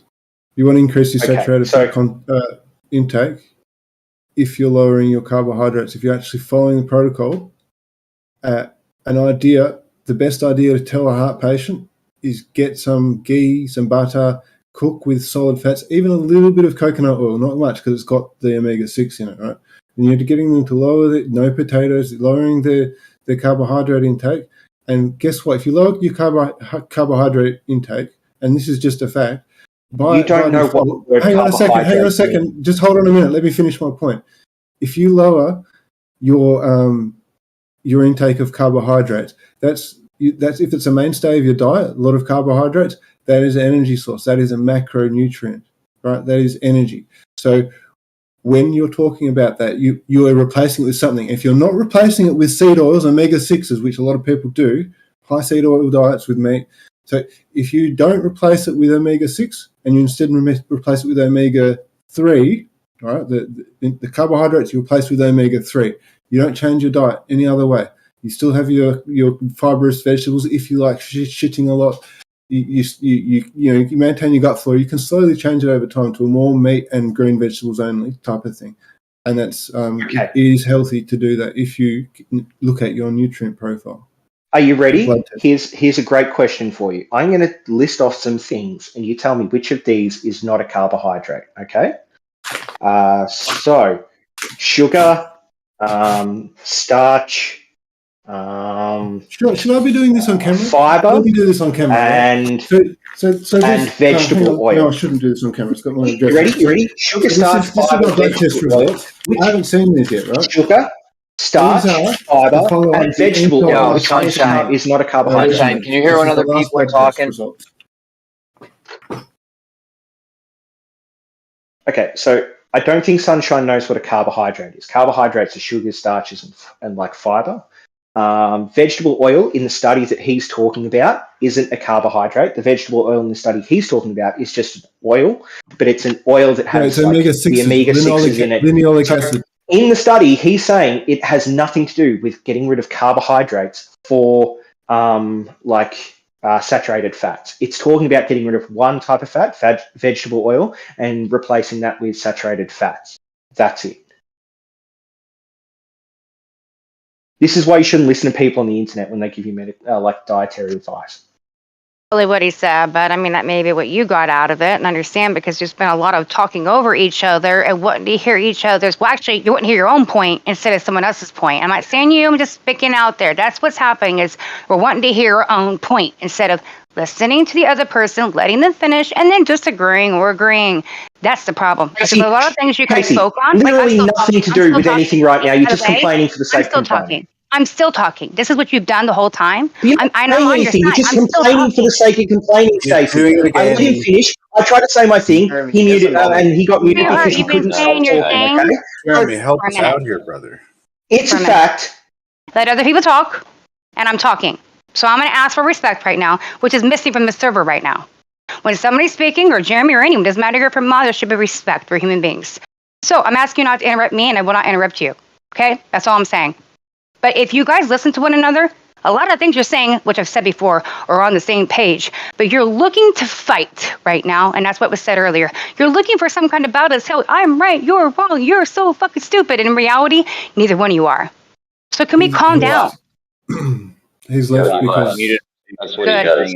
People speak, right? And he's like, "Rah, no one wants to listen to me, rah," and he leaves. So, but thank you for mentioning that, Stacey. Well mentioned. I want you to I know wasn't trying to be that his rude either. I'm just purpose- sick of the back and forth, and then they're telling you what you feel, telling you what you're saying, and that's not. Half the stuff was not even what you were saying. So I just don't want someone also giving somebody's words and putting it in their mouth, and nothing's being really processed correctly right now.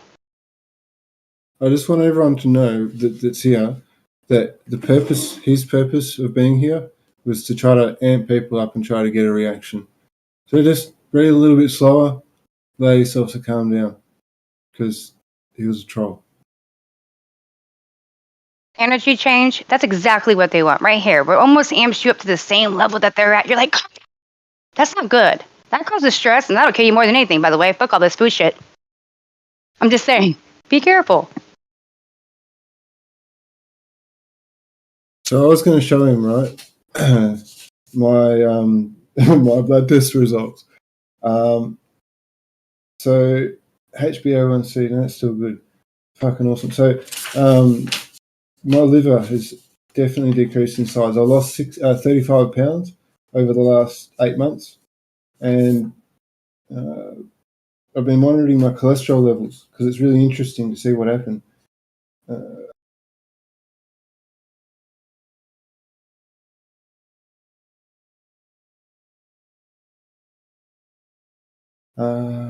So the one you want to monitor, and this is part of the cholesterol measurement, you want to measure your triglyceride levels. Make sure that's on there, because if you have high triglyceride levels, that means you're eating too much carbohydrates.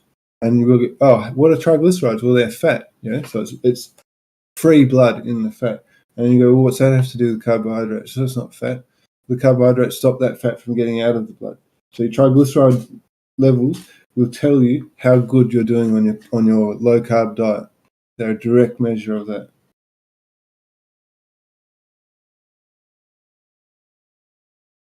So lower triglycerides, but now they're coming back up because I'm becoming more healthy. I'm getting back onto a normal diet after probably more than 6 months of fasting 50% of the time. I don't know how I'm still alive, actually, honestly. It's the thing, there's a lot of the things But we I'm all healthy. have to learn about our health. We've been lied to on a tremendous level, just like Flat Earth and everything. When it comes to our food, lied upon lied to. So people have to figure it out, and your experience, I think, matters, just like Rakias and everyone else. And nobody wants to listen to that half the damn time. But that's where we're going to find the answers, not from studies. One of the big things you've talked about is the amount of cholesterol present in eggs. Growing up, I'm 40, I'll be 44 this year, and my mom would always say, "You can't eat so many eggs, you're going to die of cholesterol, blah, blah, blah." Turns out, cholesterol is actually the vehicle that helps transport a lot of nutrients around the body, supposedly. So the aspect of high cholesterol is really starting to come out in the wash, because a lot of guys that are in the gym, they're eating 10, 14, 16 eggs a day, and they're getting jacked. They're getting a lot of positive results from the protein intake, from the saturated fats, because these are good, healthy, natural fats. And I'll tell you the thing that I recently realized and learned, and this is a real spin out. This is what flips the whole keto thing on its head. What is protein? Really? It's a transporter of, get this, glycogen. And what's glycogen? It's a ring of glucose. So you've come full circle, because sugar is actually what makes up muscle fibers, and the protein is what transports it. And then muscle can I don't know the exact bioscience of how that they call it gluconeogenesis, where it can create sugar from muscle fibers. And this is a direct show of that, is that I've been fasting, and this was after like a long period of fasting. Hang on, where is it? And the blood sugars are just off the charts, like the highest they've been when I've been having no sugar, and but I've been restricting calorie restriction, and it's for a purpose. I was using serapeptase to flush out all the scar tissue from my body. It was a very painful process. So since you guys you've definitely looked into a lot more of this stuff, I could tell by what you're saying and the studies that you provide and all that. I was looking into a study from my mom because of dementia, and I'm still fighting for that shit, that the whole lowering your cholesterol is actually the worst thing you can ever do when you get older, because it protects the memory in your brain. And so I think that's an issue that we're becoming, that we're having, and it's going to get worse and worse, because if you look online, look at dementia, it actually has a forecast for it. Like we're all going to get even worse. It's insane. I don't know if you get any kind of information on that more. I found one study where a scientist or doctor, I forget who it was trying to look into that, saying that that's the issue. And so when they give you these pills to lower your cholesterol, dementia can seep in. Look But at this. I just sent you a message. Look into Okay. that drug. Okay. We'll just That the way that's an that's Alzheimer's research is just amazing into it. It's a new drug, so doctors won't recommend it right straight away.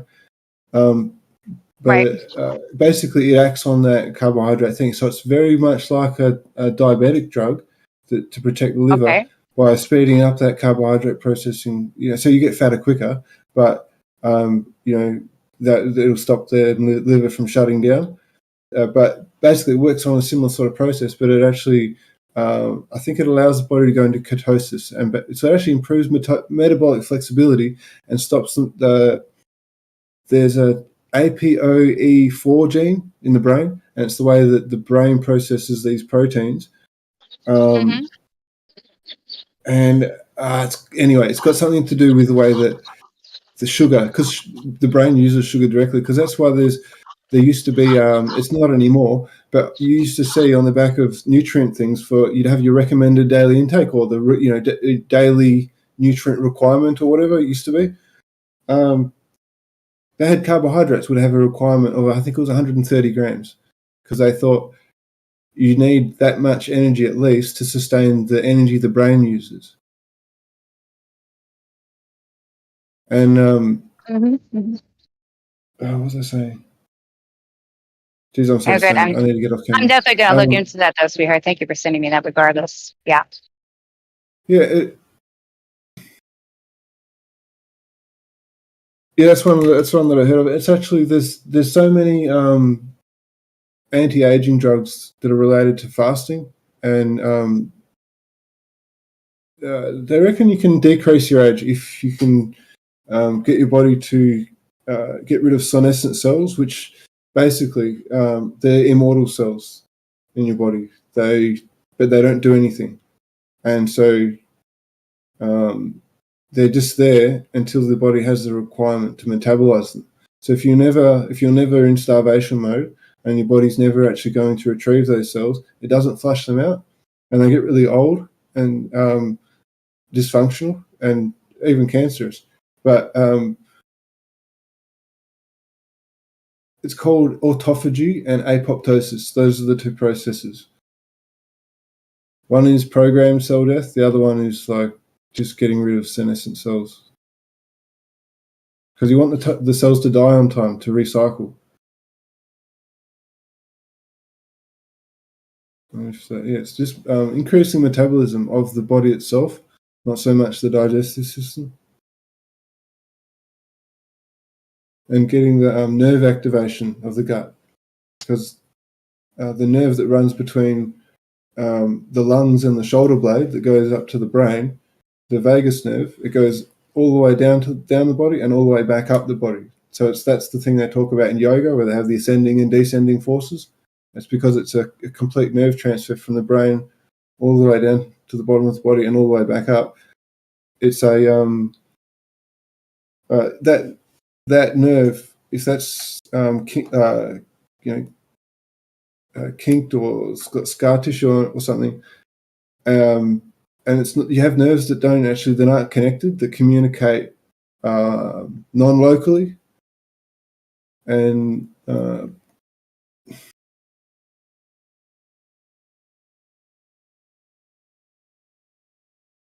yeah, if your gut's not connected to your brain correctly, you have a lot of problems because things don't grow correctly.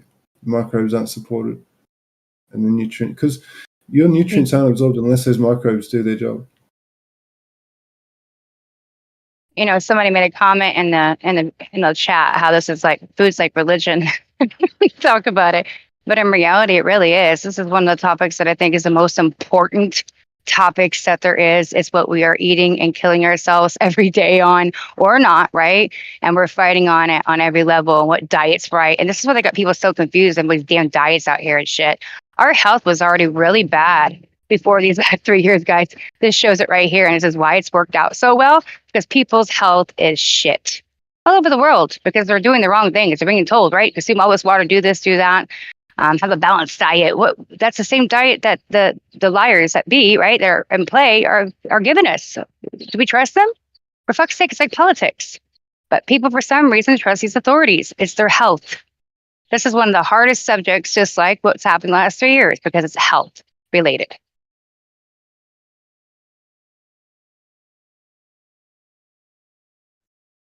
Well, they've got us good, though. Hook, line, and sinker when it comes to our food. Well, I think it always comes back to what unites people and what divides people. And if you have people, like, I suppose you can have people uniting to divide, or being united in something divisive. And just... You know, honey, we actually started on that. How people like to argue, they feel more comfortable, earlier we said, with arguing and the divide, right, than actually coming to a conclusion together. Like, that's what we said about religion and everything earlier. And then bam, it went right into that, where it was more about focusing on the argument he wanted to fight you on. Instead, it wasn't listening to half the shit you were saying that you agreed upon. So it's like, well, you want to hear yourself and you want to fight. This is what we're dealing with out here on these subjects, not just flat earth, everything. People want to hear themselves and argue. I did come here to for a reason. I remember there's something I have to do. Okay. I've been talking about something that I probably shouldn't have been talking about on here and on the other place. The 24/7 live stream thing on politics. And I mean, I found the cause of gravity, and if I talk about it too much, then I'll have I don't know if that'll draw too much attention from people that don't want the information, because this is information that could destroy the world. You know, if people had access to anti-gravitational technology or immense amounts of electricity.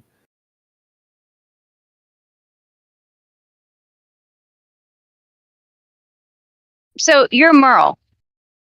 No, not Merle. No, who came in here early? Merle, who left? Who was that name was he under? I didn't think so. You guys have a close, a little bit close accent, but His name was I Know What a Sphere Is. okay, that's who Merle was. Merle, what's up? Shout out to you though. He was there for me in the past, just so you know. What's up, bro? Oh, with Gym Pandas or something? Oh no, in real life, like real life shit. He found out some stuff I was going through, and he sent a little side DM to let me know that I might be getting myself into some trouble. And he was absolutely 100% right. I did not listen though, and I got into trouble. But he was there to, hey, you know, he ain't stupid, guys. I'm just saying that. Like, Merle, shout out for mad respect when it comes to being a human and being a good friend. All right. There are some good Put people on here. respect on Merle's name. Absolutely. He actually needs it because Merle isn't as bad as people think. Sometimes he gets a hard rap. Merle has been through some changes.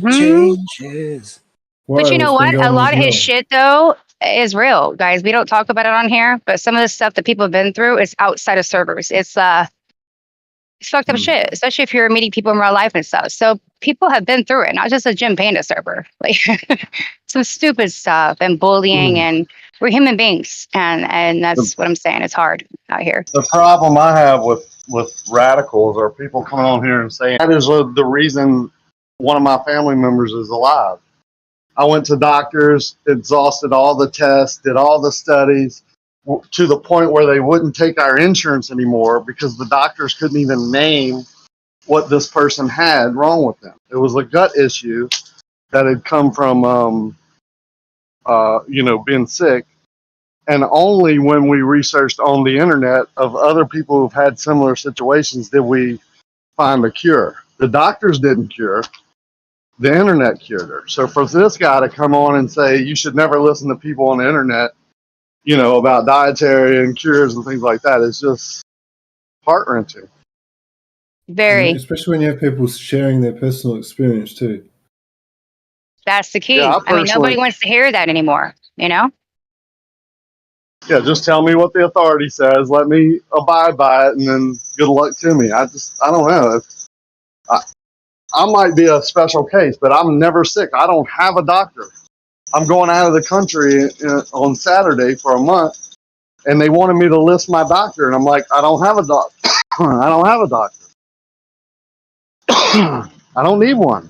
I haven't been to one in 20-something years. But two of my doctors that were listed as my primary care and whatever, they've passed away. They were sickly. You know what I'm saying? I just don't get it. I tell people they should bite their fingernails and eat more steak because that's basically what I do. But I don't and not recommend everybody, that. Ricky, though, right? You're not recommending that because some people may not be able to do that right now in their moment of their health Exactly. issues that they already have. They have to deal with that. They might be on too many medicines, and they have to have different diets. Okay, we're not saying you have to consume this and this is your way.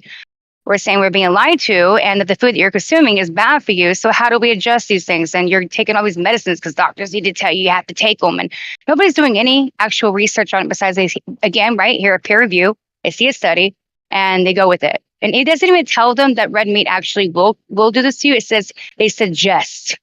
This is what I mean. These little words, just like we talk about when it comes to the model, these little tiny words like suggest is not knowing. Where's the actual experimentation to that then? Show me. They're not giving it to us. They're just telling you as an authority.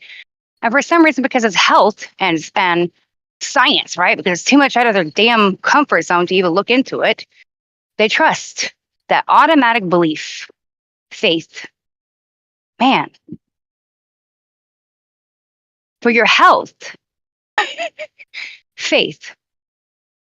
When there's people experiencing shit, there's people going through it. Ask your mom, ask your brother, you don't care? People online are just like people in real life. I don't. These comments, were ridiculous, Ricky. I agree with you. And it's very sad because I know people in my life who've been online and have gotten some information from someone when it comes to their health, and it has literally changed their life.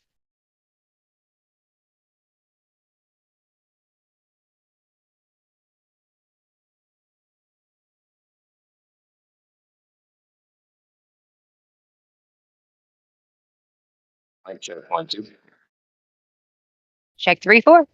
Hey, appreciate that, Stacey. Oh, Yeah, yeah. shout News out back. to Riggs. He was a dude that mentioned distilling water.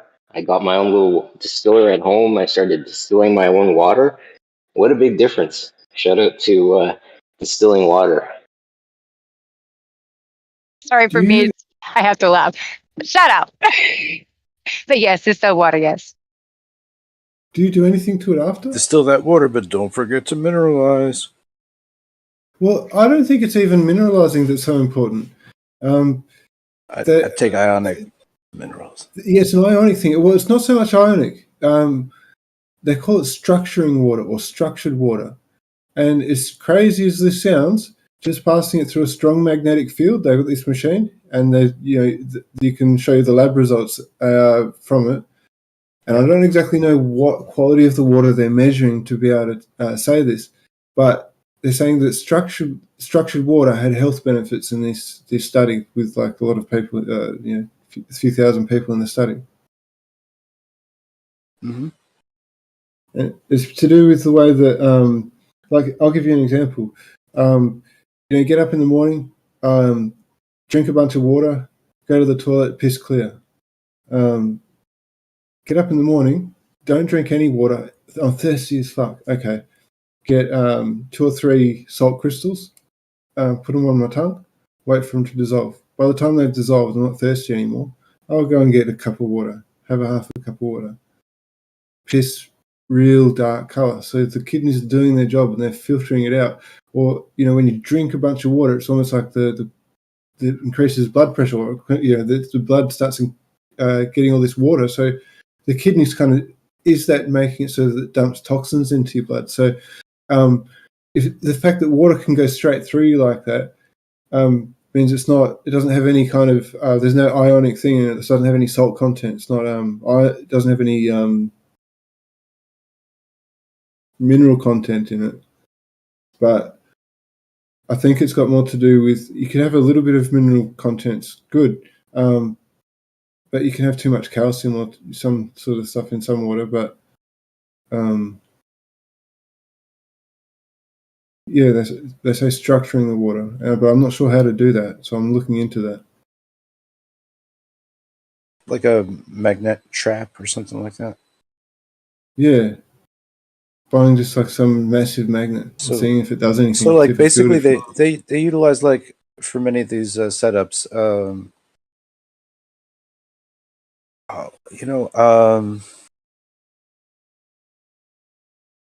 you could I think you could set one up almost similar to like a water cooler. So you could take like a five gallon like plastic jug or something like that, and then it just needs well, it'd be helpful to like 3D print like a lily impeller, and then like let that spin. So as the thing drains out, like that it creates a vortex. That it creates like a vortex, and you can influence like what the shape of that vortex is depending on the orifice, right? What sort of you could swirl it around, configuration are you talking about? Are you talking about getting copper pipe and winding it around, or how? No, not yet, not nothing like that. And so just like a little plastic thing in it, or whatever the exit point of it is. If you swirled the whole 5 gallon around, then the whole thing would be vortexing. Then you would have some magnets like in a pattern. You could do like a ring magnet setup. You could do like 2 pairs of like opposing fields or whatever. And so you're just trying to get like a high flux density at that point, at that choke point there, where it is like kinetically like active, where all the so it's actually pushing. Yeah, it's like there's a big pushing force there. It definitely disrupts the flow.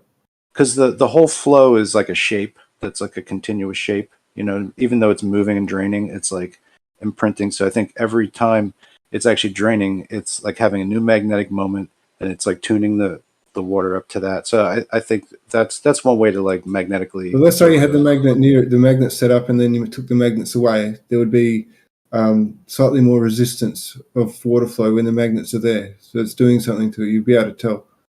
Right, because the water should be like diamagnetically like repelled by the magnetic field.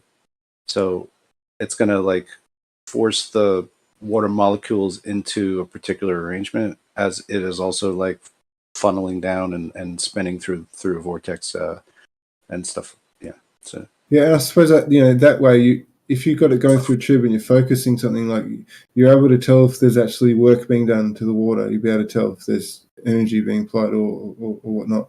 But my idea was to just create something like.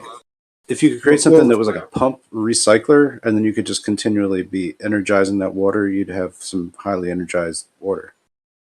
Well, my idea just to test it, right, was just to get a this is proven. You can do this experiment at home to prove the effect of it. You can get like alfalfa sprouts seeds and put them. Do 2 of them. Put one of them in a glass jar, in a same glass jar and everything, and put a magnet under each of them. Put one north facing and one south facing, and you'll see which one. And it'll be drastically different. So, right, and because I think it's the south facing up is the way that you want to orient the magnet. No matter which hemisphere you're in, no matter where, none of it, just south facing up. Underneath the right, you want to give it south pole energy.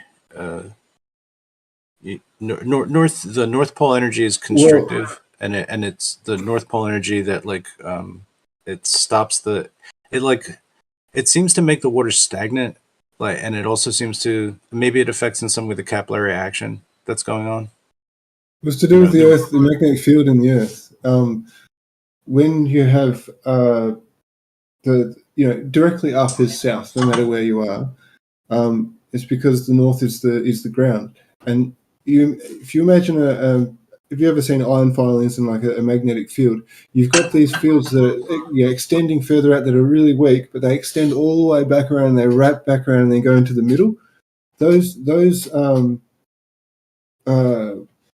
Right. So that energy that's going from the outside funneling back in towards the north, and imagine it like a toroidal field, like a donut shape. And as that energy is coming back in, you're placing the magnet up south that's attracting that. So it's drawing energy towards it, the south side of the magnet. I just mean that it seems that the south side of the magnet seems to imprint something on the water differently than the north side does. Well, I'm not sure. I mean, it'd be hard to find research in this sort of stuff, but there's a lot of tinkerers and there's another published science though that's just difficult to research that sort of thing. There's basically a type of concentrator that somebody's made, like where it uses like spray pressure, basically from a garden hose, runs it through just a subtle angle, and then that bends it enough to form this spiral pattern that goes up this tube, like a piece of PVC pipe. And then there's a bunch of magnets that are used, and what it does is it sort of like squeezes out all this water, but then some water gets trapped and looped back in, and apparently that's like like some extraction of water, like separating water from water. Basically, like you may even measure the pH of this of both of the exhaust water and the water that's coming out the side. The pH may be different or something. Like it's almost like a columnar, like you would have in a distiller, like a refractory, like a plant that breaks down oil into fuels, where you've got the different fractions. The water probably does. Even in that chaos, would probably have a distribution of energy density throughout it. I don't know, like that guy David Avocado Wolf, like on his that's not private island, but wherever he lives in Hawaii, I think he's got a joint in Hawaii. Like his setup to like basically energize water was basically running all these like vortex magnet traps like we just described, where you're funneling water, creating a vortex, passing it through some magnetic field. But he had like multi-stage and then recirculating, and it energized the water so much that he said the whole thing just like flashed, and then it broke a part of one of the pieces, and then he was like, whoa. I've heard other reports like where people talk about it, but it's like a Leyden jar too, so like that's a thing already, right? Yeah, like a well, what's this?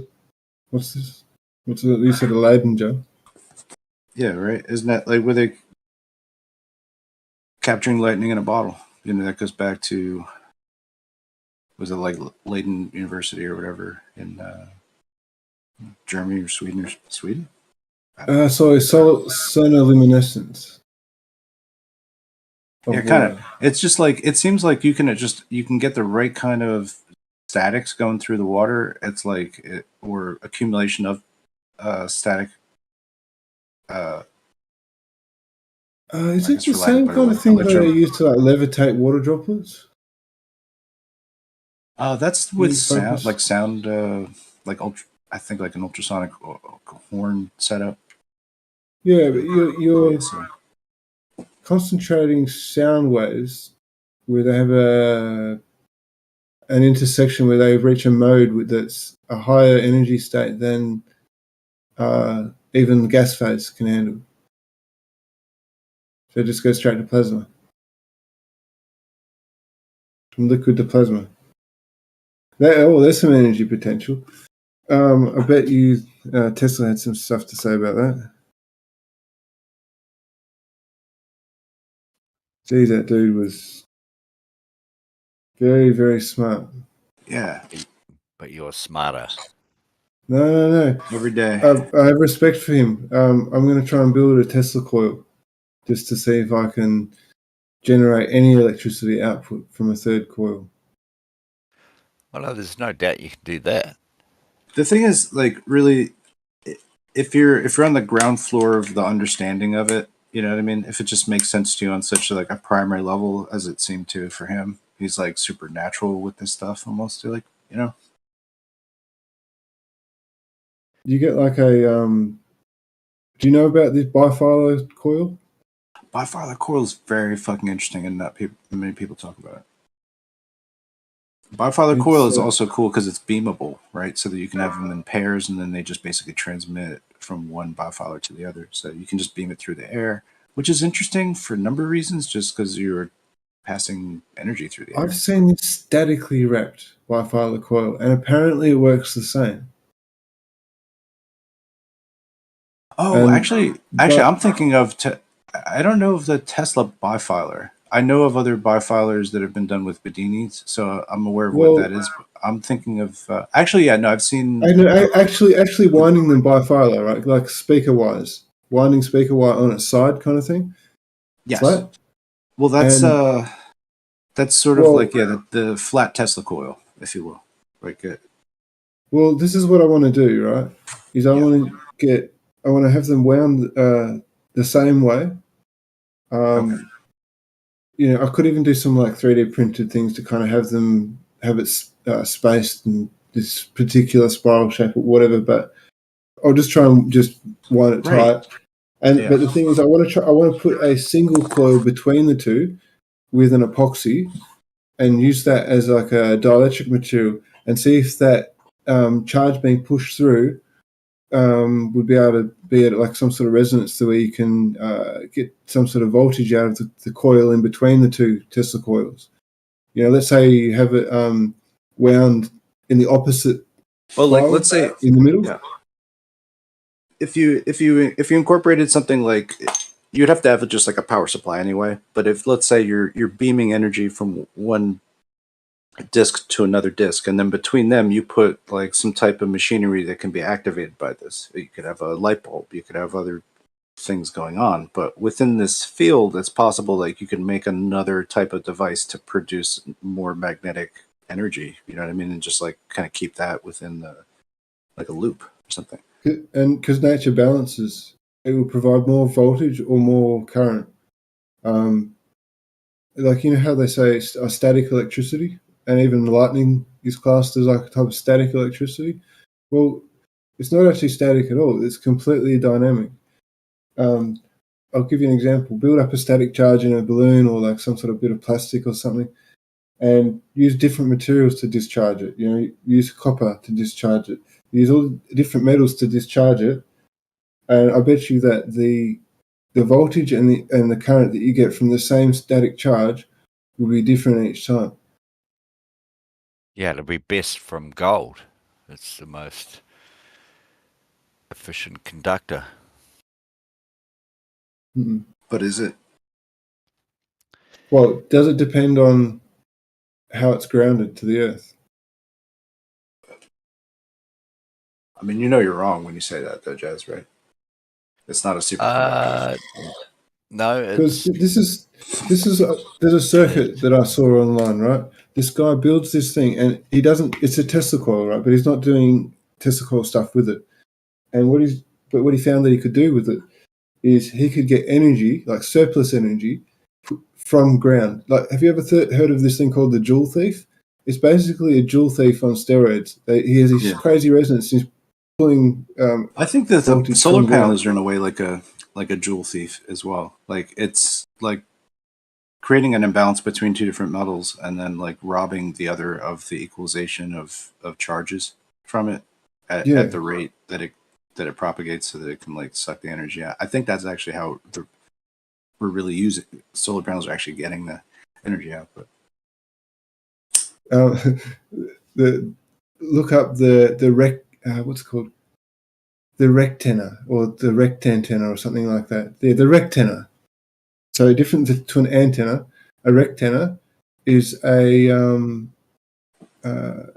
it produces energy from the sun directly by being part of the circuit. It's like an antenna for the sun that just absorbs the sun's energy directly. Like I've seen demos basically where just like two foils could be used where you're splitting two lines and then you like interlever them, sort of like a zipper or whatever, but they don't connect. You leave a gap. Don't make them connect. And then you can leave that in the sun and you can generate a charge from that. I haven't tried that. I'll put a link to it in the side chat. Talk about the flat earth just before I find it fucking entertaining. Golly. Thought this was just getting interesting. Look at this in the side chat, the rectenna, a different way of making a DIY solar cell. So you're making something that is actually using the vibration of the sun directly to make energy. Yeah, so why hasn't it been done? Why hasn't it Well, you can do it. You can do it. This is a different way of making a DIY solar cell. So you can make this yourself easily. Fucking paint it out, now, son, think about you'll this be a too. billionaire. Think about this too. Like if you can generate it like that, then you could put it on like a telephone pole or something like that, and then use the ground to height voltage potential to like amplify the signal. So it'd almost be like you're using a coil on this rectenna or whatever, like amplifying the output. Exactly. Painting that, you'll be a fucking billionaire in 18 months. Okay, well, we have to have that equalizing circuit that robs the voltage, this resonant circuit, applied to that. But you have to. Look, I'm not a biochemist. I'm not, or You don't need to be. You just need to be a flat earther. You guys know No, fucking I'm an everything. engineer. I want to build this fucking engine and patent it. I want to file a functional patent only once I have investment. It's not science and rockets, Chaz. Exactly. It's just sunlight. Just sunlight. It's already I've created energy. a new two-stroke engine that is going to be more fuel efficient, more torque to fuel efficient, more power. Burn. This thing's going to be amazing. Patent it now. Go to a patent lawyer tomorrow. No. I like this. Why would you not do that? That's a bad business move. Let me tell you, right? It is a way of publishing an idea without being able to work on the fucking thing. Is your patent lawyer in on the lie? Why would you not go to a patent lawyer? No. It's a public listing, right? Because you've got to list it publicly when you do that, right? And I understand No, it, right? you don't. It's why, Yes, you do. in a way, No, they're you searchable. don't. They're searchable. I could search Yeah. No, hang on. Here's where you're being misinformed. You get 1 year. I could search for patents. That this time last year, I could search and find all patents that were filed this time last year. Okay, so if it was a massive idea, which it sounds like it is, no one else has done it, which means that you can get longer. You could get a 10, 15-year patent on it, which means no one else can breach that patent. And provided that you can get the patent. Okay, let me tell you the history. Hang on. In a patent, all that means is that you have to have some degrees of, obviously it's a product, so that you can't do that. You're thinking like degrees of product that can't be manufactured or copied by anyone else, which you could do. Okay, I want to. The reason I don't want to patent it is right away is because when I patent it, the day that I patent it, I want to be having the ability to be doing research and development on the thing, like from day one. And the thing is, right? Hold on, I forgot what I was going to say, but it was very important. Sorry. No, go on. The thing is, for most of this stuff, it's actually unless you're like actually. Go ahead. Yeah, sorry, dude. I was just going to quickly mention is if you're saying this thing about patents and stuff, Look at the history of the two-stroke engine. I'm not risking it. No, but that's what I'm saying. You can protect it by you have to file for the patent first, and if it has to be vastly different, surely, because It is everything. vastly different. Okay, But I'm not going to give if it's anybody vastly ideas. I'm not even different, going So you, if you it's realize vastly different, you don't have any. You shouldn't be worried about anything vastly coming across complicating the patent. And what you do, instead of going to an investor, you go to a flat earth investor and say, I want fucking 100 grand, we'll charter a cruise ship. No. Obviously, it's not going to be a big No. one. But hang on. Let's meet and discuss the this is idea what under an NDA. stop you And I want to know that this person is serious before I even give them the information. They'll sign the NDA before they've even arrived, right? And when they arrive, And they're going that's to fair make. enough. I'm going to know that they're serious. I'm going to know that they have the money, and I'm going to know that they're serious about investing. And then I'm going to share them the idea. Right after that, they can take it or leave it, as long as they abide by the NDA. Right until that moment, they don't see a fucking lick of it because but then you do realise that you're going to have to sign an MDA in retrospect of the investment. Of course. Like you can't just go, I'm going to go to fucking Bali and have a fucking piss up. Yeah. No, I want to make this thing fucking happen. I want to be doing. Look, if I can get some software, when I put this thing into fluid dynamics, I'm not even going to put the whole engine. I'm just going to put parts of the engine through fluid dynamics that I know that I need to think about. I've only got scribbles and little diagrams that I've drawn by hand. So none of it really makes sense to. It's so it's not easy. Obviously, if someone knows what they're talking about and they can see the stuff I've written down and they have all of it, And what will happen? What will happen though? If an investor, like I would go, as a sane person, I would go. I will give you this money. Absolutely. And I will take. I tell you what I'll I will patent. take. Hang on. I will take 33% of what this trip's going to take. Shark Tank now. And yeah, exactly. And because you don't need to make a profit, because you're just trying to No. prove shit. I'll tell you what I want. And then no, it's not a trap. And I will say, when you come back with no results, and the results that you come back with are what has been predicted for thousands of years, and you come back and you try and say that this is this and this is this, and the gyroscope did this, and I go, fucking bullshit. And I go, that's how I make my money. No. And you go, I'll tell you what. This is my proposition. It's been this from day one. Is 1%. I want 1% commission on any time this engine configuration is built, no matter who it's built by. And the way that we make our money hang on a second. The way we make our money is not by building this thing. Once we have it production worthy, obviously, the way we make our money is not from building these lots of this thing, is licensing the ability to build this thing is what is going to be making the money. Okay, well, this is just a crazy thought, because if you build something for $10 million and you want 1%, do you know how much that is? If you ask an investor for $100,000 and you say, I want 1%, do you know what that is? No. Glad you're like a VC the expert. investment is for something else. Street. The investment is a separate deal, right? The investment is the research and development.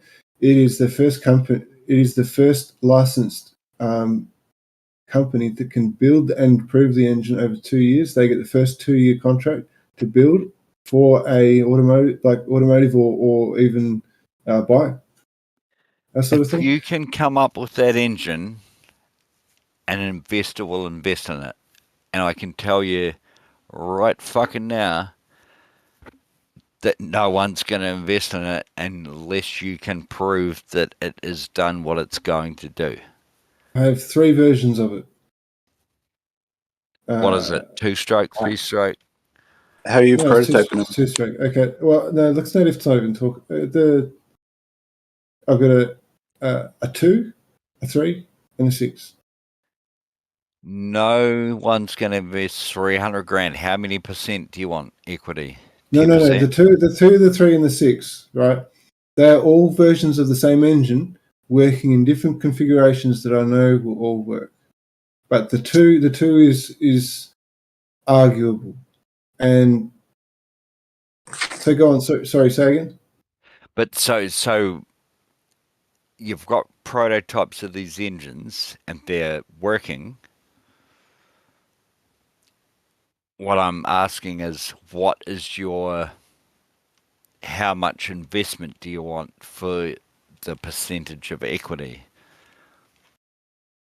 It's not really a company. It's not like that. But you need investment. You could get friends and family to back it. Yeah.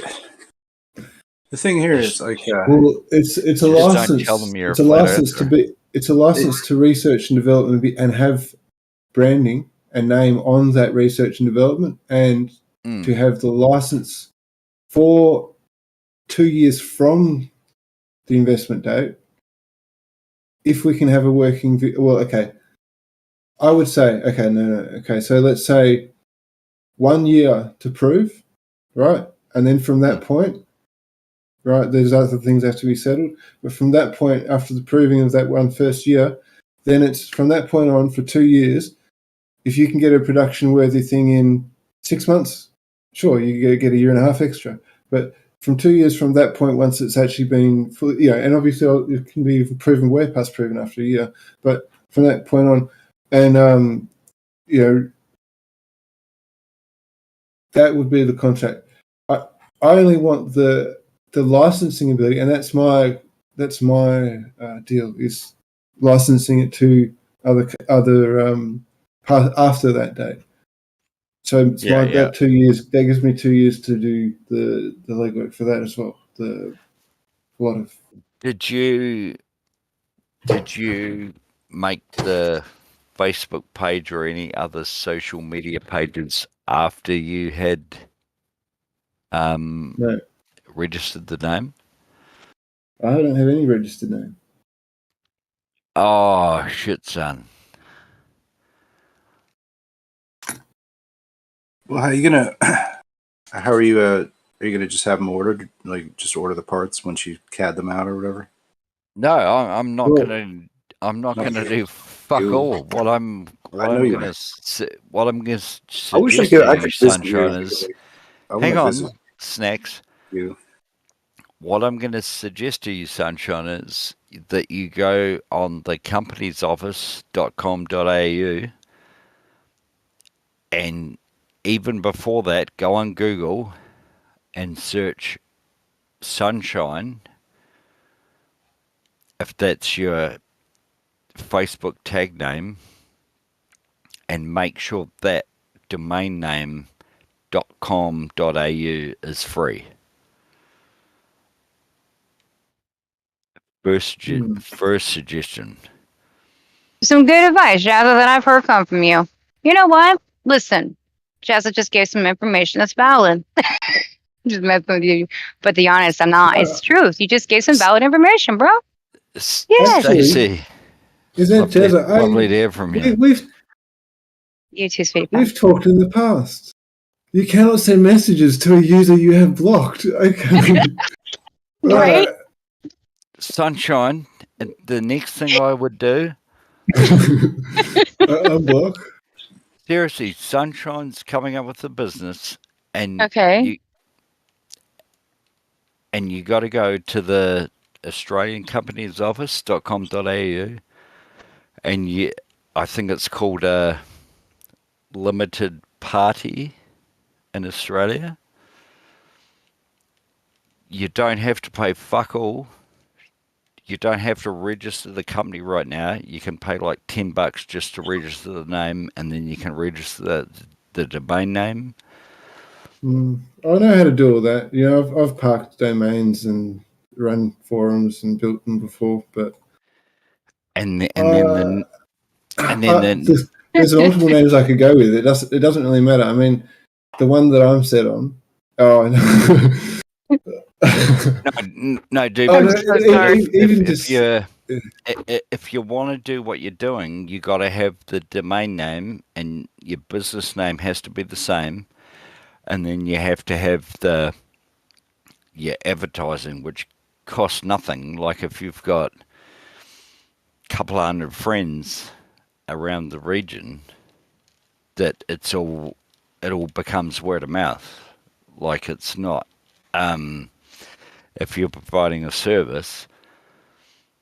Well, see, if I can prove it to an extent, like I just started working at this scrapyard, and there was these the school had thrown in their scrap metal bin. They'd thrown out some old Briggs and Stratton cylinders, and I was thinking about grabbing them. And I was just kicking myself. I was like, I should have grabbed 3 of those, and then I could have just tigged them together and sort of made. Oh, actually, no, I still should. Anyway, for part of the engine, but the idea is I just want to get it in a state where I can just 3D print some plastic things for part of the. Just anyway, and get this thing in a working state. I could even just have plastic pistons and coat them. Just for and a mock-up. with steel plastic pistons, steel rings. Just 3D print a bunch of plastic crap, but just have steel rings and a steel crank. And whatever else I can just slap together and just prove to myself and to just other people that it could work, that it actually runs, sort of thing. You could probably like forge it from there. I don't know if totally. Because I can get it running myself in a state where it's going to be really inefficient. It's going to smoke like fuck. But just using a universal joint compound on top of a 3D print, and then basically making like a green sand cast, and then doing the pour like that. I've seen some really great. I'm certainly enough for like some gears and stuff. And then you could polish it, obviously. Get down to your tolerances. It'd be a little tricky to do, but.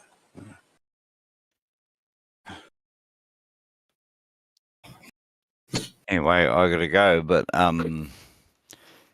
Stacey, good to hear from you. And I don't know if I said to you the other day, but if you're ever here in New Zealand, stop in. Yeah, stop in. I'll get you on a flight. That's right. I'm still waiting on my helicopter flight, bro, to prove this globe. Or a helicopter. I promise you that I will stand in the terminal building and get one of my mates to take you. The only time I'd ever jump in a helicopter is with a parachute. No, you strap myself in real good so you can't undo the straps till we're high enough.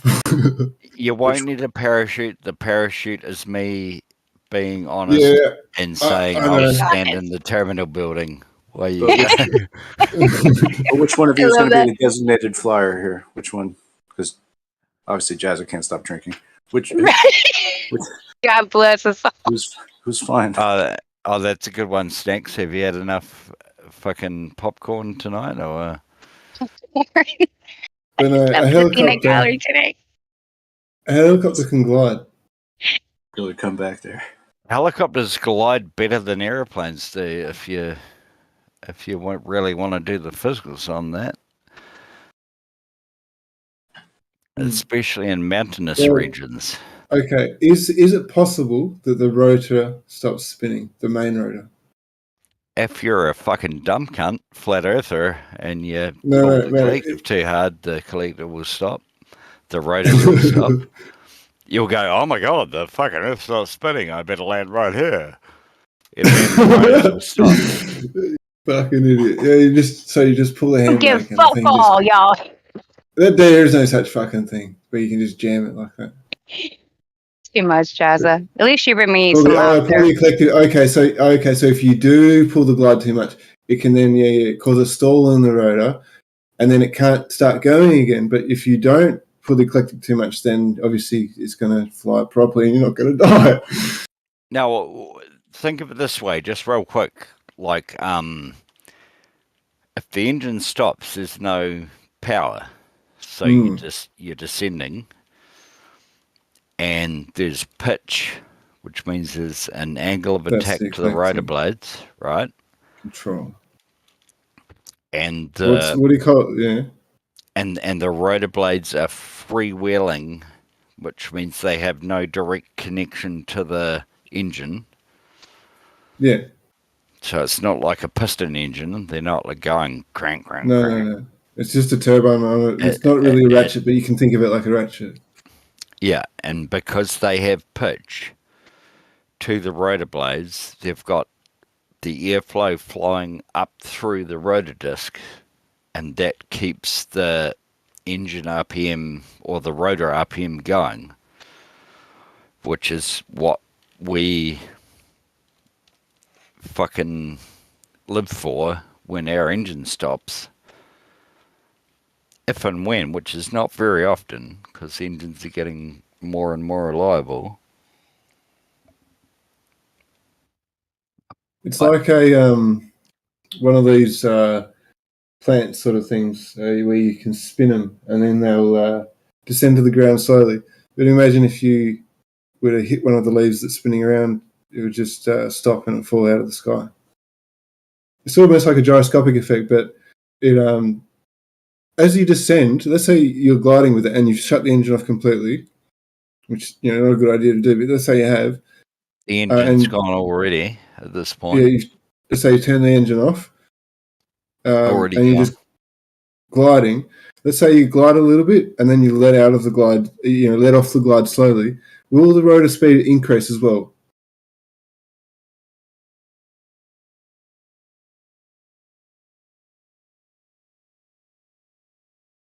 Can you get the rotor speed to increase as you're descending in an emergency to make sure you've got enough glide when you get close to the ground? Jazza, do you follow up flattery? You do this. What happens? This is when I laugh the most because you'll ask him a question. God bless you, Jazza. But then as soon as you do, you just disappear. But then again, things happen in life. Maybe he's got a call. Jazza?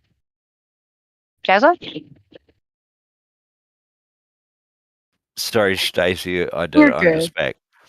And ironically, I was just one of a rescue helicopter just crashed in the North Island. So, anywho. Oh wait, something just crashed right now. Is that what you just said? Something just crashed. Yeah, about 4 or 5 or 6 hours ago. Okay, got you. Yeah. Okay, so it wasn't because we're talking about it. No, I We were wasn't close flying on it. crash. It was fucking 900 kilometers away, but it No. was No. You're saying why you were AFK? You're like, oh, there was a helicopter just crashed. I thought You like I'm read just about it. crashed All right. right now, so it took you away from the conversation. So it was like super important. You know what I He was mean? like, I get had it, to but man the two-way.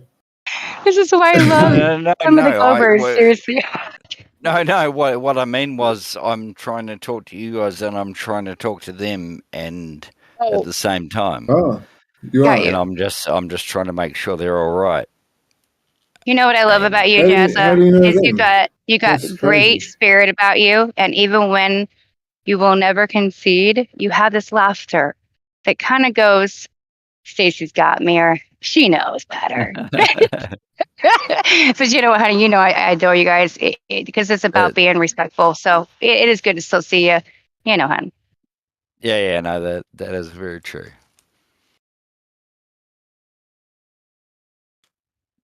That is very true. But yeah, no, sorry, I was just All that trying I to said hear. is very true, by the way. Not just seeing guys. All that I said. Well, Yes, you're I know. actually reminding me that I probably should go because I've got work tomorrow. Yeah, productive life, right? Exists, guys. Don't forget, it's out here.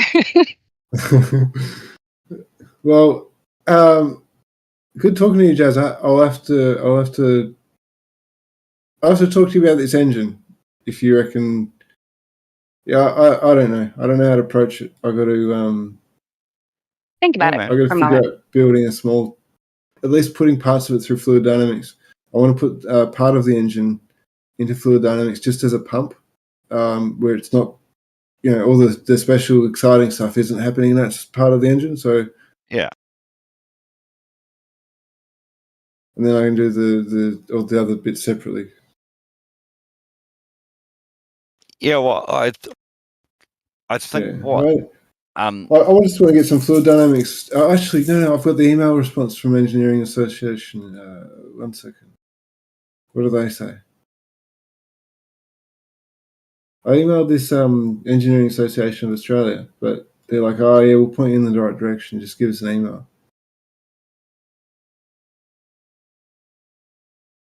Yeah, well, there's like a free flow turbine, which is a PT6, which the compressor and the power unit spins opposite ways. And then there's a geared unit like a Garrett TPE331 that the whole compressor,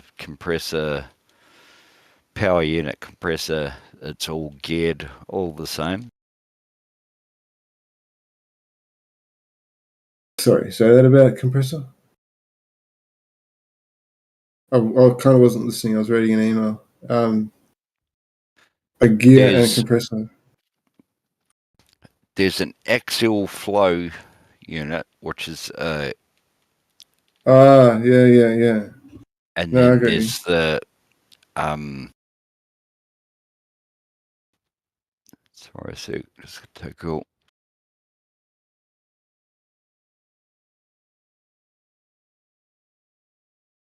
Well, no worries. Talk to you about it another day. I should get some stuff happening for work. Be safe, sweetheart. Have a good one. Peace. That's still good.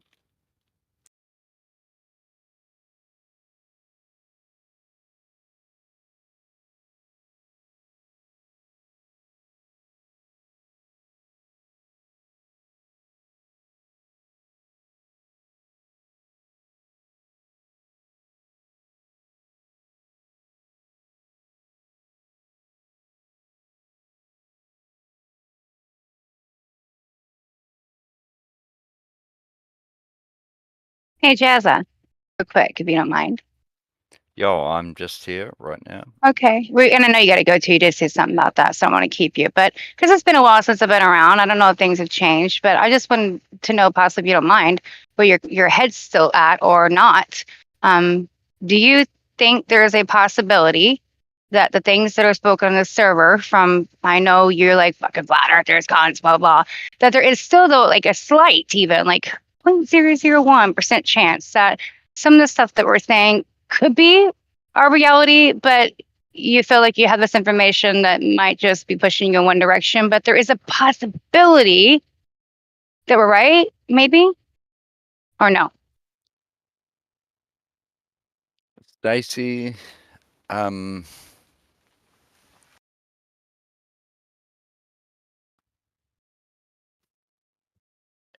because it's been a while. We've and been here, you know? yeah, it's been years and Yeah. years.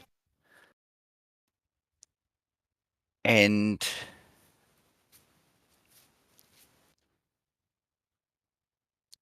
in terms of it's really difficult because in terms of not wanting to talk to you again for no reason at all or whatever reason. I think that could be a conflict. Okay. Which would suck because over the years I've loved fucking talking to you, even though it's only once a year or Right, along the way.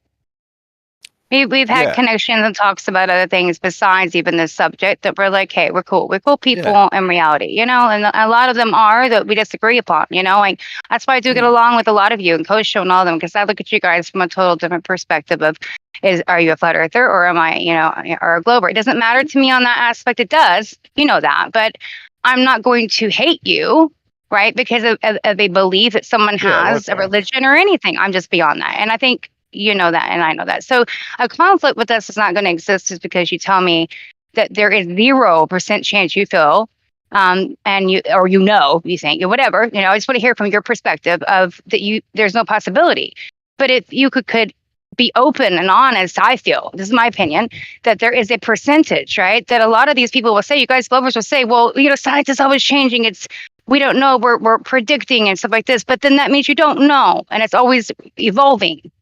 So there's a percentage that we could be right, and the information we've been given is wrong, and all the mathematics possibly could be off. Then why can't people say that? Because that doesn't make right now science an everlasting, what they teach you in school, that it doesn't change, this is what it is, right? Science, this is science. But in reality, that's not facts when we talk to you guys, because science is always changing to you, because you have to keep up with the things that they change along the way, like, Pluto and everything, and it keeps happening, how far away things are and all this. So is there a percentage? And I just wish that people in their hearts could say there is a 0.1, and if there's a 0.1, then why isn't there even that in your logic, your life, and your minds? Percentage. I just don't understand why people can't admit that, because I think it's there no matter what you guys say.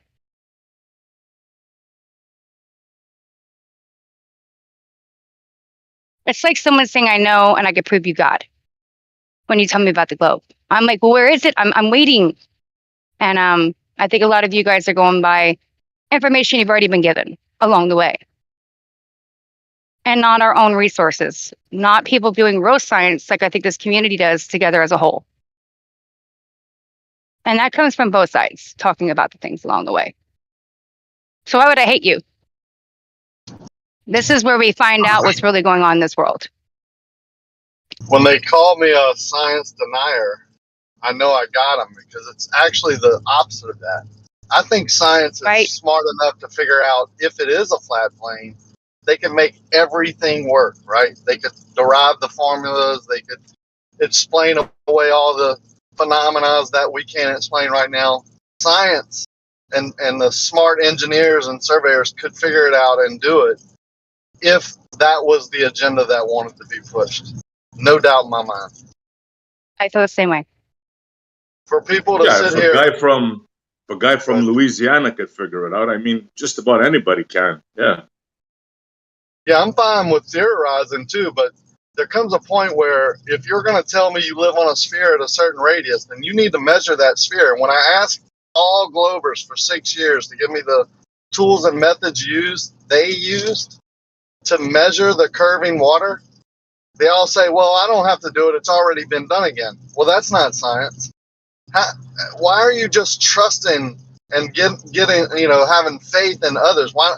Even people who have the tools like B-Ball and who have been told over and over again by his side and our side, basically, if there is sides, that you can't take a long distance, low elevation over water observation through an optic like a theodolite and get a good result. You need to measure it, and you can do these certain methods with the tool that he owns.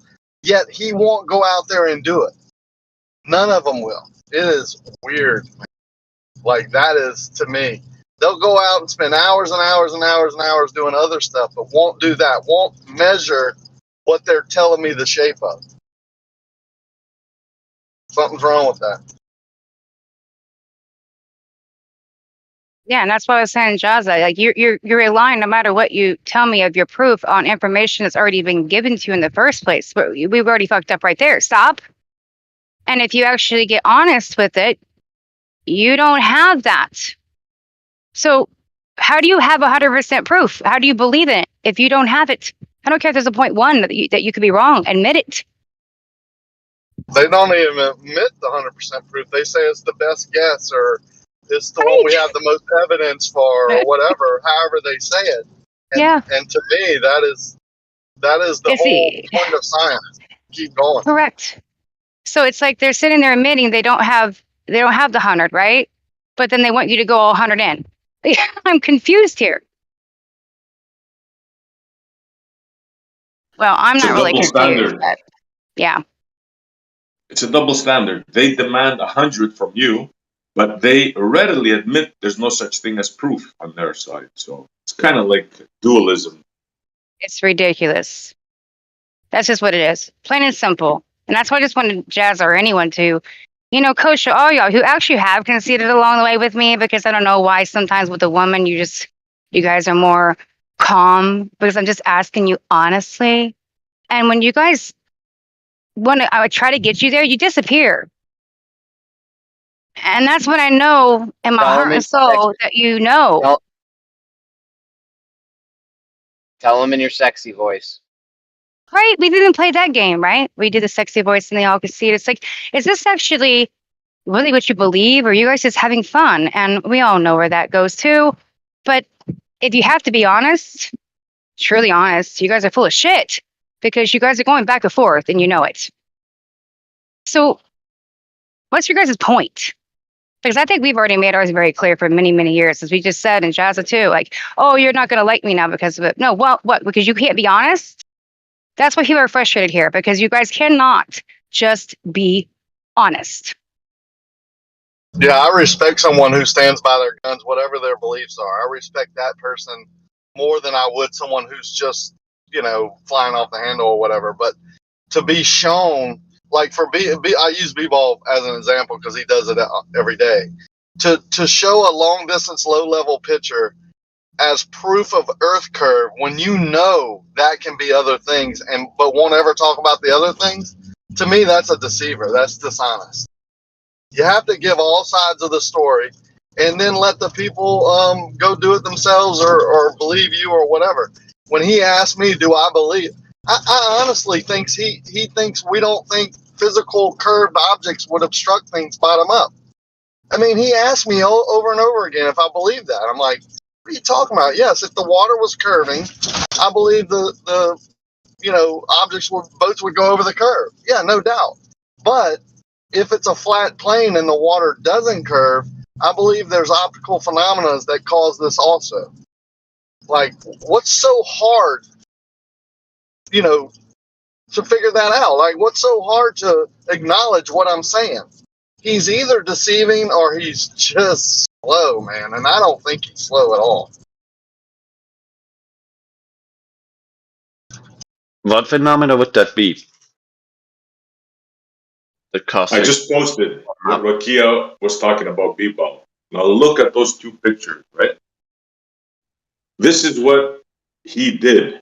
He took an auto level, 14 miles, 0.4 miles, elevation of 11 feet.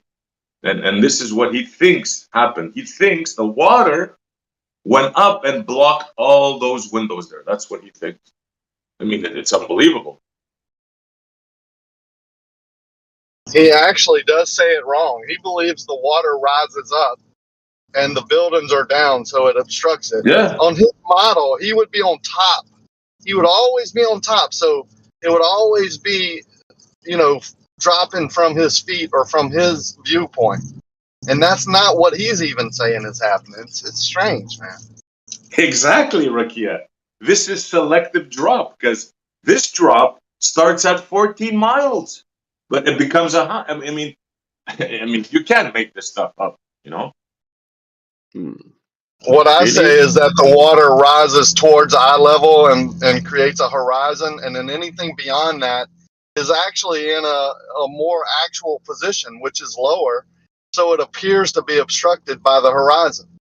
The horizon doesn't rise up, it just appears to. It's just how we see over long distance. Yeah, but it doesn't do that though. We have dip correction when we use celestial navigation, and the dip correction is higher the higher your observer height is. Yeah, because you're trying to create a horizontal. That's what the dip correction is. Yeah, but if the horizon rises up to eye level, if it appears to rise up to eye level, then we wouldn't need any dip correction. So you agree with B-Ball that, or you think that the horizon doesn't appear to rise up to eye level? Like you deny perspective? No, I'm not denying perspective at all. Well then, so you do agree that the horizon does appear to rise up towards eye level? No, observably, it does not. Well, that's what perspective is, right? Yeah, but Yes, perspective. but what? Wait a second. In that case, perspective conflicts with what we're observing in reality, because in reality we have a dip correction when we're using the horizon to create if the horizon would appear to rise up to eye level, we would not need any dip correction. And what we do You know observe what is that the horizon appears to drop lower and lower the higher your altitude is. So the Well, horizon because you're going observably higher and higher above the horizon. No, you're If going you're higher and going higher higher above and the higher, Earth. It, according to perspective, it should rise to eye level with your height, though. it does. It doesn't. It does Evidently, appear it to doesn't. do that. No, Oh it my God! doesn't. You just said it does. No, You just no, said no. yes, but I said it should do that according to perspective. I said it evidently does not do that because we know that from dip corrections, we know from applying them and that they work, that the higher you go, the lower your horizon drops. yes, because you're going above it. If you're 6 foot above your feet are in the water. Why are you cutting me off, dude?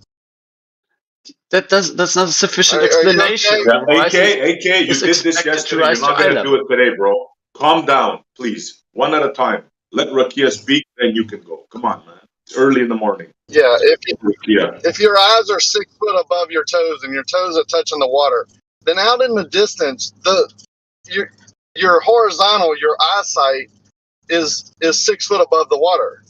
That's the dip correction. 6 feet. No. If you go 12 feet above that point, then the dip correction would be 12 feet.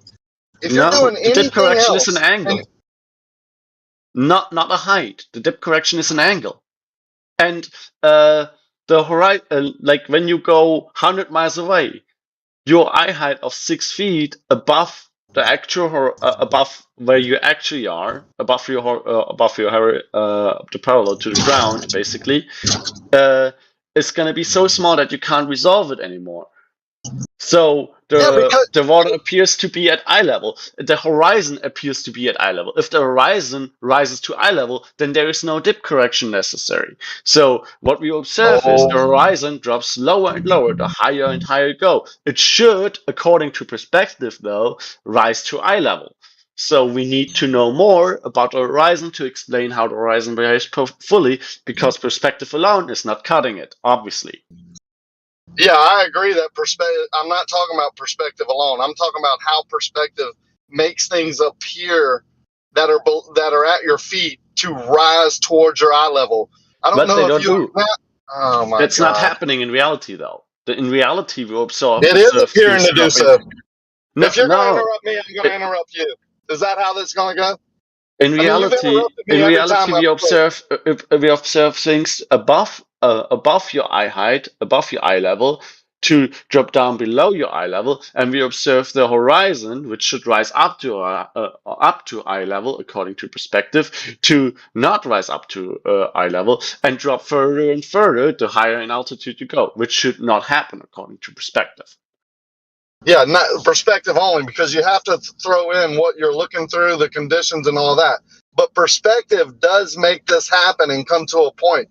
I'm not sure now if you're agreeing or disagreeing with perspective, because I'm not disagreeing with perspective. So I'm you just agree saying with perspective? that what we observe with the horizon conflicts with perspective. And even taking into account what we are looking through, okay, granted, close to the ground, there's a lot of variance, and there's a lot of different things that can happen. Mirages are relatively common over water, and so on. There's a whole lot of stuff, right? But we can make it a little bit simpler for us. We can, for example, look from a cliff. We can look from a considerable altitude already and compare it to an even higher altitude, like from a bigger mountain or from a plain. And what happens in those kind of observations is that we can actually the gradient of density in air, which dictates what happens to light, becomes much more predictable because it's driven by the pressure differences vertically, and the pressure difference vertically over those sort of height differences varies much is subject to much lower variations. So we can predict much better what we're expecting to see, even when we account for what's happening to the light path through refraction and so on. And when we account for that, we see that, well, actually, the light path that we're expecting to have in a plane, for example, should lift up the horizon and not lower it down. So this makes the problem worse, because what we're observing is that it lowers further when we increase in altitude. But what we would expect to happen is that it raises above eye level according to perspective. Well, that was not there, but when you look over into distance, perspective only happens in a vacuum, basically perfect. Sometimes, I'd say most of the time, it's going to appear that convergence point is going to be lower as you rise up in distance, but not all the time. Sometimes it's above or appears to be. Dude, you got to quit cutting me off, man. My train of thought is I'm just a poor old, worker. My brain can't take you cutting me off and then keep my train of thought. You understand that? Are you smart enough to understand that? Okay, sure. I mean, I just let you go on for 10 minutes or 5 minutes or 3 minutes or whatever. Like, was on mute. You get it? So when you're looking long distance and perspective is taking place, sometimes I would say most of the time it's going to appear to be lower than your eyesight. That's why I say it goes towards your eyesight, not to it, because sometimes it actually appears above it. Now, these conditions, when you're viewing long distance, are caused by the conditions, not just perspective alone. But if you're not even denying that perspective makes things appear to rise towards eye level, and I'm saying that appearance is what's causing us to see long distance with illusions or mirages or whatever. I mean, it's a known fact in scientific terms that we can't see long distance very well. As humans, our eyeballs are made to see short distances more accurately. That's what causes these illusions. That would be eliminated by using a camera or using a measurement tool to measure, instead of going by our feeling of, or by our estimation of how far something is away and so on. No, that would only increase the distance that you could see more accurately, but everything has a limit. So when you reach that camera's limit due to the conditions of the day, it captures illusions also. That's what we're not observing. That's also not what we're observing with the horizon, though. With the horizon, we observe that given clear and free view, obviously there is situations where things get where things get hazy, where you can't see them clearly, where things are a little bit too small to see them clearly, and so on. Obviously, that has happened. I'm not denying that happens, but you can have conditions where you can clearly see details in the top of something, and where you can see a clear-cut line where it appears to be obstructed and below the horizon in quotes. And in those cases, changing your aperture, changing the camera, changing the lens, zooming in, won't change what appears where that line appears to be. It won't change where this occurs. That's not true. I can show you a sunset that I've taken that appears to be setting and is obstructed bottom up. And when I magnify it, which is zooming in, there's space in between the bottom and the land and the water. You're not bringing back any part of the sun. You cut me off again, dude. I didn't say I was bringing it back. I said listen closely. Smart guy. Here you go. You ready? Without cutting me off. The sun appears to set, appears to be lower than the horizon. And when I zoom in with a camera, which is just magnification, then it's not set anymore. There's sky in between the water and the sun. Do you understand? I understand that, and that is most likely an inferior mirage, and that does not constitute what I was just telling you. So now it's a mirage. Yeah, I most get likely. it. And your dip correction you're trying to measure with an angle is to an apparent horizon, not the actual horizon. Have you ever seen the actual horizon? What do you mean with actual horizon? Well, there's a physical actual horizon if you live on a sphere. Have you ever seen it? Or is it always an apparent horizon? What do you mean with physical actual horizon? Physical. You know, Physical. What do you mean with physical? where the land actually meets the sky. What is the Have you sky? ever seen that? What is the sky? Oh my God, I'm not playing 20 questions with you. You know what the sky is and you know what land is. Have you ever Well, seen? Yeah, I know you know I have you cornered with the not actual position that you're taking angle What are measurements you? to and What calling the it fuck are you talking Earth, about? What are you? as What you the cut fuck? me off What again. the fuck are you talking about? Huh? The Calm sky. down, The sky dude. is the sky is the air around us, isn't it? It's all Calm around down, us, dude. You everywhere, can have isn't it? your religion. I don't want It's all around us, isn't it? It's all around us all the time, isn't it? So Why are you asking me that? the point where the sky touches the ground is every fucking where, isn't it? Calm down, man. So Yeah, what but you the don't. fuck do you mean with the horizon? Okay, With do the I have to actual mute you, physical Alfred? Do I horizon? have to mute you? Damn, Come dude, on, you're man. emotional. You Calm love your down. Why are religion. you I so get it. emotional? It's just unacceptable. One at a time. Getting tired Yeah, of this shit. Yeah, you're tired of it. You're tired of pushing your narrative where you're measuring a dip I'm correction not to a pushing knot. any narrative. You I cut asked me you a off clear again. question and you avoided to clearly answer. That's what's happening. And I'm tired of that bullshit. That's not what happened. I Yeah, heard it that's very not what clear. happened. I didn't avoid Okay, any so question. did he actually explain what he means with the physical actual horizon as opposed to any other horizon? Did he actually Wait, put it into so words? You know no, what the sky is, he said. I'm asking you then, are you just saying there's only an apparent one then? With the definition of horizon that I go by, yes, it's inherently apparent because So you're agreeing with me? I would say the horizon is where the sky and where the line where the sky and the ground appear to meet. Now you can also That's have a what I wider just said. understanding of the term horizon because I could also expand my horizon by knowing something new, and then obviously I don't mean the line where the sky appears to meet the ground, but yes, when we're talking about the topic within the topic, then it's inherently apparent. You're taking a Funny is measurement you to an agree with me apparent the whole position, time. right? Is that what you're saying? You're taking literally a measurement to a apparent position. That's what you're relying on. What do you mean with what I'm relying on? Because that's your oh my god, that's your information. That's how you got your oh my. Are we doing this, guys? I'm sorry. Yeah, this is what he does. No, it's not the I'm information. so I'm just that's what we're talking about. We're talking about an apparent occurrence. Yes. So you're measuring to an apparent position, right? What do you mean with apparent position? Oh You just my. described it yourself, you time waster. I'm measuring. What am I? Wait a second. What am I measuring in the first place? You What tell do me. apparent That's position. what we're saying. Huh?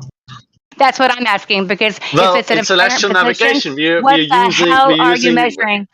We were talking about elevation angles. I think roughly the elevation angle of where the horizon appears versus eye level. That's Yeah, which is an apparent position. You just said it. Keywords. okay. And you keep saying, okay, wait, stop. Can you just admit, because you're saying it over and over, but you're double speaking, but not. I don't know what this game is actually. It's quite confusing in a way. So, okay, you agree. There's only an apparent horizon. And you're taking measurements to something that is, it appears to be somewhere. So it may not be there. So your measurements are already what would be, if you admit the truth, is possibly incorrect. You're measuring something to what? That you don't even know what where are it they exists? influenced Sure? by? What are they influenced by? Why are you asking these questions now? Well, You know what they're I influenced went by. through what they are influenced by already, what I think they're influenced by, or they could be influenced by, and went through how that does not solve the conundrum of our understanding of how this works. And somehow we kind of reset the conversation. So maybe I missed something. Okay, I'll tell you what it's influenced by. The light source, the angle of the light source, the viewer's angle to the light source, viewer height, the ability for the viewer to, his vision, the conditions of the day, temperature, air pressure, barometric pressure, basically. Other conditions like created man-made conditions, whether there's smog or particles in the air, how much moisture content is in the air. Should I keep going, or did you already know these things? I did not know that the light source itself changed anything. Actually, like if I use a flashlight or if I use a street light, that makes difference for some reason. Or I did not know that. I also did not know that it's supposed to change dependent on the position and of the target and the observer. Like if you do the same thing at a different location, even under the same conditions, like all the other things being the same, you're expecting a different outcome. I didn't know that either. I There's a didn't bunch say of things that. that you You're putting mentioned. words in my mouth. I said when You the did mention angle that changed. this is No, I the did angle. not. I know very clearly what I mean to say and how you try and twist it and move me to a different location under the similar conditions and tell the audience that I said that there would be a different result. That's a lie. I Okay, say then I when you're in misunderstood the you. same position and you change your angle or the light source angle changes to the viewer, either one, the view Oh. that you have will change if you change your angle. Do you disagree? So let me get it straight. A light sword that is in a position, you're gonna see it in a different position, even if the conditions all around stay the same. The position of the light source stays the same, and the position of the observer stays the same. You change the angle of the light source, and this changes the position you see the light in. If you change your angle to the light source or Yeah, well, the that would light be the source, same you cut as me changing your off, position. dude. How can you learn anything from me as you ask me a question? I mean, you If as soon as I listed one talking, the first you listed words one you and the cut same. me off, and now you're still cutting me off as I expose you. If the light source, as in the sun, changes its angle towards the viewer doesn't change, then your view changes.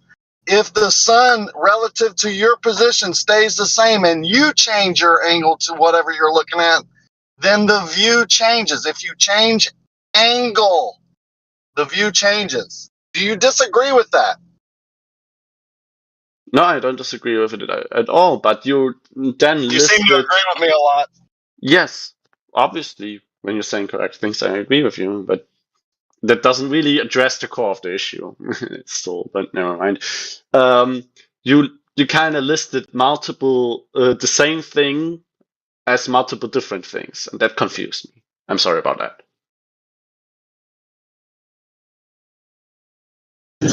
Yeah, you seem very confused as you tried to twist what I was saying. Now you say you agree with me. I was misunderstanding you. Perhaps that's my bad. I'm sorry about that. I was not trying to twist what you were saying. I'm just trying to nail down what exactly you mean with what you're saying, and that's okay. What's the problem with that? Your feelings? Did I hurt your feelings, or what exactly? Do that. What That's crime not. did I commit here? The point is that you finally understand. Okay. You're not talking over us, not talk over him. Let him speak. Because because that's the point. If you actually heard him and didn't talk over him sometimes and just listened and absorbed the information, and the first time or second time, you may have heard it and it wouldn't have been all this. Because that's where the confusion happened and the twisting and everything, because you weren't listening, apparently. Because you just said you agree with a lot of things that he says, because he says a lot of correct things. So sometimes it's important to take a step back, even if you think you're going to disagree, and just stop thinking and listen to the person talking. And then speak and disagree, I didn't say that I'm gonna think that I disagree. So everything that he listed can be from my point of view, can be boiled down to, well, you have the position, the relative position of light source and observer, and you have the ambient conditions that might change the path from light source to observer from a straight line, from a direct connection, might influence it. And I did go into that already with what we're seeing with the horizon. I already said like, okay, if we're very close to the ground, there's a lot of things, there's a lot of variance, obviously. So let's make life a little bit less complicated for ourselves and raise a little bit higher so that we have more stable conditions, more predictable conditions and effects. And I did go into them already, and they did not really solve the puzzle of the horizon dropping lower below as you increase your altitude. we're still stuck on that. It's still not accounted for. It's still not really. It's recognized as something that happens when we're talking about celestial navigation, but when we're talking about how we think, why we think the horizon occurs as it does, how we think this works, and why we think it works the way we observe it, there's still nothing. I still have no idea whatsoever how this is supposed to, why this is working the way it does. And it's a very fundamental, it's a relatively fundamental thing. It's not asking about the core of existence. It's something that we should be able to figure out. Well, AK, by definition, right? By the main explanation of what the horizon is, right? The apparent position where the sky meets the ground, the land, right? It's in the explanation, AK. The apparent position, bro. I mean, it's clear cut. This just defines what it means. It does not explain why it occurs the way it does, why it has the properties it does. That is dropping lower with increasing altitude, appearing to cut things off from the bottom up as they increase in distance, appearing Yeah, as those are different aspects appearing of as it. appearing as a clear line in the first place is something that's already not obvious. Yeah, but you agree to the beginning, the statement, right? The statement says it's apparent. We can start off with that, right? As Yeah, our base obviously point. it is. Yeah, that's it. That's what we're saying, man. It's apparent. Yeah. So, yeah. So anything that comes after that is not 100%. It's an apparent position. You can calculate, you can deduce, you can take off this degree, Incorrect. but it. Sorry? Well, apparent does not mean that everything after that is going to be inaccurate or not unknown. Well, by definition, it does, bro. By definition. No. Why not? Not at all. Why not? Apparent position just means that it's that the construct of how it appears, where it appears, is a straight line through the focus from the focus point through the optic lens, basically, to the target. That's Wait. But why are we going there? You just started off with the words appear. So you're taking a measurement where you think something is. You don't actually know. You think. So it's how do you not understand that measurement is already incorrect? Because you don't know where it's at as an apparent. You think it's there. It appears. Not that it is. It appears to be there. Can I just ask a question, SC, to you, actually, because you just said something, that's why I've just jumped in. Can you name something that we look at that isn't apparent? That's a good point. That's not what we're talking about. But that's not really what we're talking about. No, I meant to me, we're talking about position. Yeah, no, that's fine. But to me, everything is in an apparent position because I see optically through a medium, and I'm just wondering, what do I see that is not apparent? Well, it's a bit of a red herring, but distance and, Okay, and it's just changing wanted to position. ask. No answer. Got it. I'm answering. I'm not even into it. I'm coming from the quota like you can be a dumb retard out here in the world. I'm sorry, but if you can actually take a measuring stick, whatever, and reach that position and measure it because it is physical and I can touch it and I can achieve it and get there, then that is the difference between where an apparent position is and something that is actually physical that you can get to a measure to. I'm sorry, you're wrong. I'm not doing it. I'll answer Stingray. Stingray, I know what you're saying, right? Now, I could tell you this. If I'm 5 feet away from you, right, I'm pretty sure where your nose is, right? I mean, there's not that much refraction, there's not that much heat haze. So I'm pretty damn sure I can point right at your nose, right? But if you were 2 miles away, well, that's a whole different thing, right? Stingray. No, I agree with that. But you know, standard physics says that in standard atmospheric refraction, when you look at something, if you were to be pedantic to the nanometer, it is not in the position that you see it. And it doesn't matter whether you look in my nose. So now it just becomes, well, what tolerances do we assign to apparent and physical? Whoa, sounds like you're saying the geometric horizon's not physical, dude. So geometric means mathematically defined in geometry. I do not think the horizon is a real mathematically defined geometry. I think it's a physical Meaning it's place not where cutting physical things in half water and not carving away. end. Don't cut him off. Let him finish. Yeah, but he just gave up the goat. He just said that the horizon's not a physical place that cuts things in half. No, I said it's not Incorrect. geometrical. It's not geometric. I Which means it's not absolutely the think Earth that when I photos. look at the horizon, that water is physical. I absolutely believe that because I've never seen non-physical water. However, it is not geometric. Geometric is geometry describing something that may or may not be real. Actually, you know what the problem is, Stingray? When you say standard refraction, that's where all the problem comes in. Because there's no I don't such know what thing. that It means. varies by the day, by the hour, sometimes by the minute. I mean, even if you have non-standard conditions, then the So how can you put a standard mathematical correction on a day that will change by the hour? How? Like that's an oxymoron. I already went Standard into that refraction. actually, Montreal. I already went into that actually. Maybe I missed it.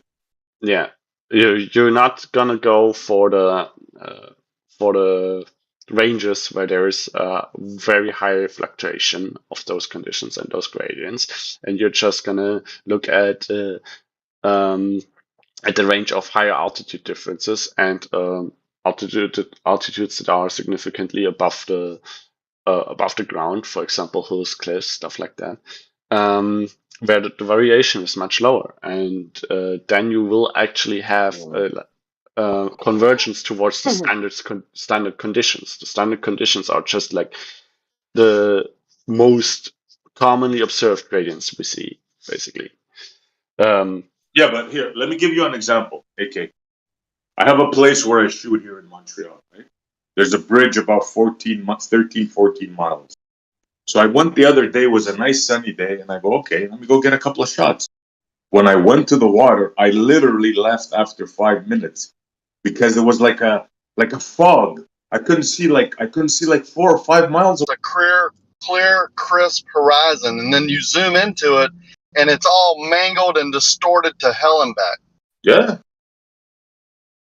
But I would say this guy doesn't know that because he's probably never done long distance observations himself like that, like with a with a high power lens, a high zoom lens. Because if he had, he would know this happened.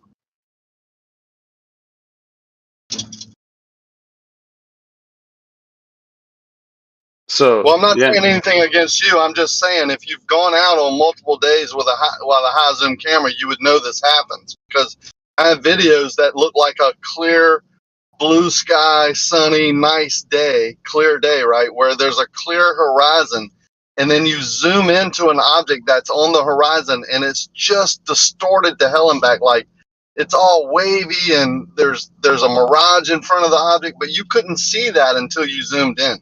It just looked clear. Okay. I see. Can I ask you a quick question? And it'll just be really quick. Well, it'll be a few questions, but just really quick. I want to know your rationale for something. Go for it. So if I'm looking at a train track and we're on completely flat ground and I stick my head in the middle, and this is just for SC, by the way, I'm not bothered about anybody else, and I stick my head in the middle of the two rails, due to perspective, we would expect that track to converge to the center of my vision. Do we agree on that? I think so, yeah, more or less, yeah. Awesome. Now, what if I told you that the right-hand side of the track sort of like converged to the middle quicker than the left-hand side, and then not only that, the right-hand side of the track passed that middle line, and then the left-hand side of the track started going away from the middle line? What would be your conclusion to that? Well, I would have to see the condition of the day. I mean, that doesn't sound right. If you're in the middle, we should see equal convergence, no? Unless you're off to one side or no, we're always or I don't know. We're always in the middle. But could I then say, well, actually, this track looks like it's taking a left-hand turn, right? I really don't know. I don't know how to answer that. I Well, really it don't wouldn't know, bro. It wouldn't be a straight track, would it? If it was bending to the left. Well, if it was bending to the left, how could it be a straight track? Yeah. No, that's true. That's true. And because we're in the middle of the track, and because it doesn't converge to the center, but all of it starts moving to the left, it's definitely curving to the left, unless some weird magical stuff's happening, right? If the track is actually curving to the left, yeah. Well, optically, apparently it's curving to the left. So when my height on a ship looking over water is between the top of the ship and the bottom of the ship, that's my height, and the ship goes away, and it doesn't converge to the center of my vision, but it starts diverging downwards away from the center of my vision, like I can show you in 100 videos, why would we still say that's flat? First of all, I didn't say it's flat, but that's easy to answer. Because you have an optical reference point at the bottom, right? And you have nothing on top, just like a hallway, right? If you were to shave the building in half, right? Cut it in half, then you would have the same effect. Because you don't have anything on top where your eyes are to to follow through the corridor. So that's that's a simple one. Yeah. Wait a second. So when you're in a corridor in a hotel, really long corridor, right? So that you can't see the end of it. It's too small to see, right? And then you're shaving half of the corridor off, so the top is open. Then the floor that you were not able to see, that was converging to your your eye level, would now drop down from your eye level. It would appear to, just like any other thing you see out in the open, yeah, obviously, because the sky is higher and your eye doesn't have anything to reference it to, but on the floor, the deck is there already. So yeah, I think that's what will happen. Yeah. How does the how do we know if we like what our vision is supposed to do? How do the floor and the eye communicate that there is nothing above it now? How does the eye work that out? Like, how does the imaging of the eye change without us noticing between going inside and outside? Don't use That's the the way eye. our eye works. Use a camera sensor. Yeah, that's the way our eye works. Okay, and how does it work with the camera sensor then? If our eye kind of works magically, it kind of magically differentiates between inside and outside, between open space in vision and non-open space. Okay, and how does the camera do that? What's the geometry of that? How does that work? Well, no, an easier question though, SE, is do you have not evidence, but do you have any information that I can go and read that tells me about this phenomenon, or is it yet undiscovered by science and optics? Bro, you can see it anywhere you go. You can No, I'm not. No, I said without seeing Read it. up on it in I meant, literature. yeah, I mean, I want to go somewhere to say, hey, this is what the effect is called, and this is how it happens. This is the geometry of effect, and this is why it isn't known about in photography, cinematography, and mathematics and geometry. That's all I want. What is You're it? saying it's not What known. isn't known? I'm not Yeah, saying that's it's not crazy. What do you known. mean I'm it's not saying known? please direct me to where it's known so I can read about it. You want to go look But up where'd you illusions or mirages or optical phenomena? You don't think those papers are out there? Okay, all right. So How this is an I'll tell illusion. you what, I'll post you a very simple definition and you can read it. Read it out loud for the audience. So wait a minute. So SE, are you going with this is an illusion, right? This what you've just said. That was Rakia, by the way. Oh yeah, no, it was. I can tell the difference between you two, mate. Honestly, I can tell the difference between you two better than you can me and Druss. Yeah, that's true. You and Dress, I always get mixed up. But look, it's an optical illusion, bro. We know that train tracks don't meet. We know that the hallway doesn't converge, right? Yeah. It's an optical illusion. It's not. That's actually not an optical illusion. That's just geometric perspective. It's actually a perspective view transform, and quite simply, it can be summarized. Quite simply, it can be summarized with the following statement: double the distance, half the size. That is perspective. Yeah, that perspective is the illusion, sir. Just because you define it differently, give it a different word, it's not that. Yes, don't tell me no. That is the illusion. It's not Okay. actual. It is, Okay, that's it is fantastic. deceiving you. The Let me tracks let me do carry on not with SE 2 merge. seconds. Why So are you SE. talking?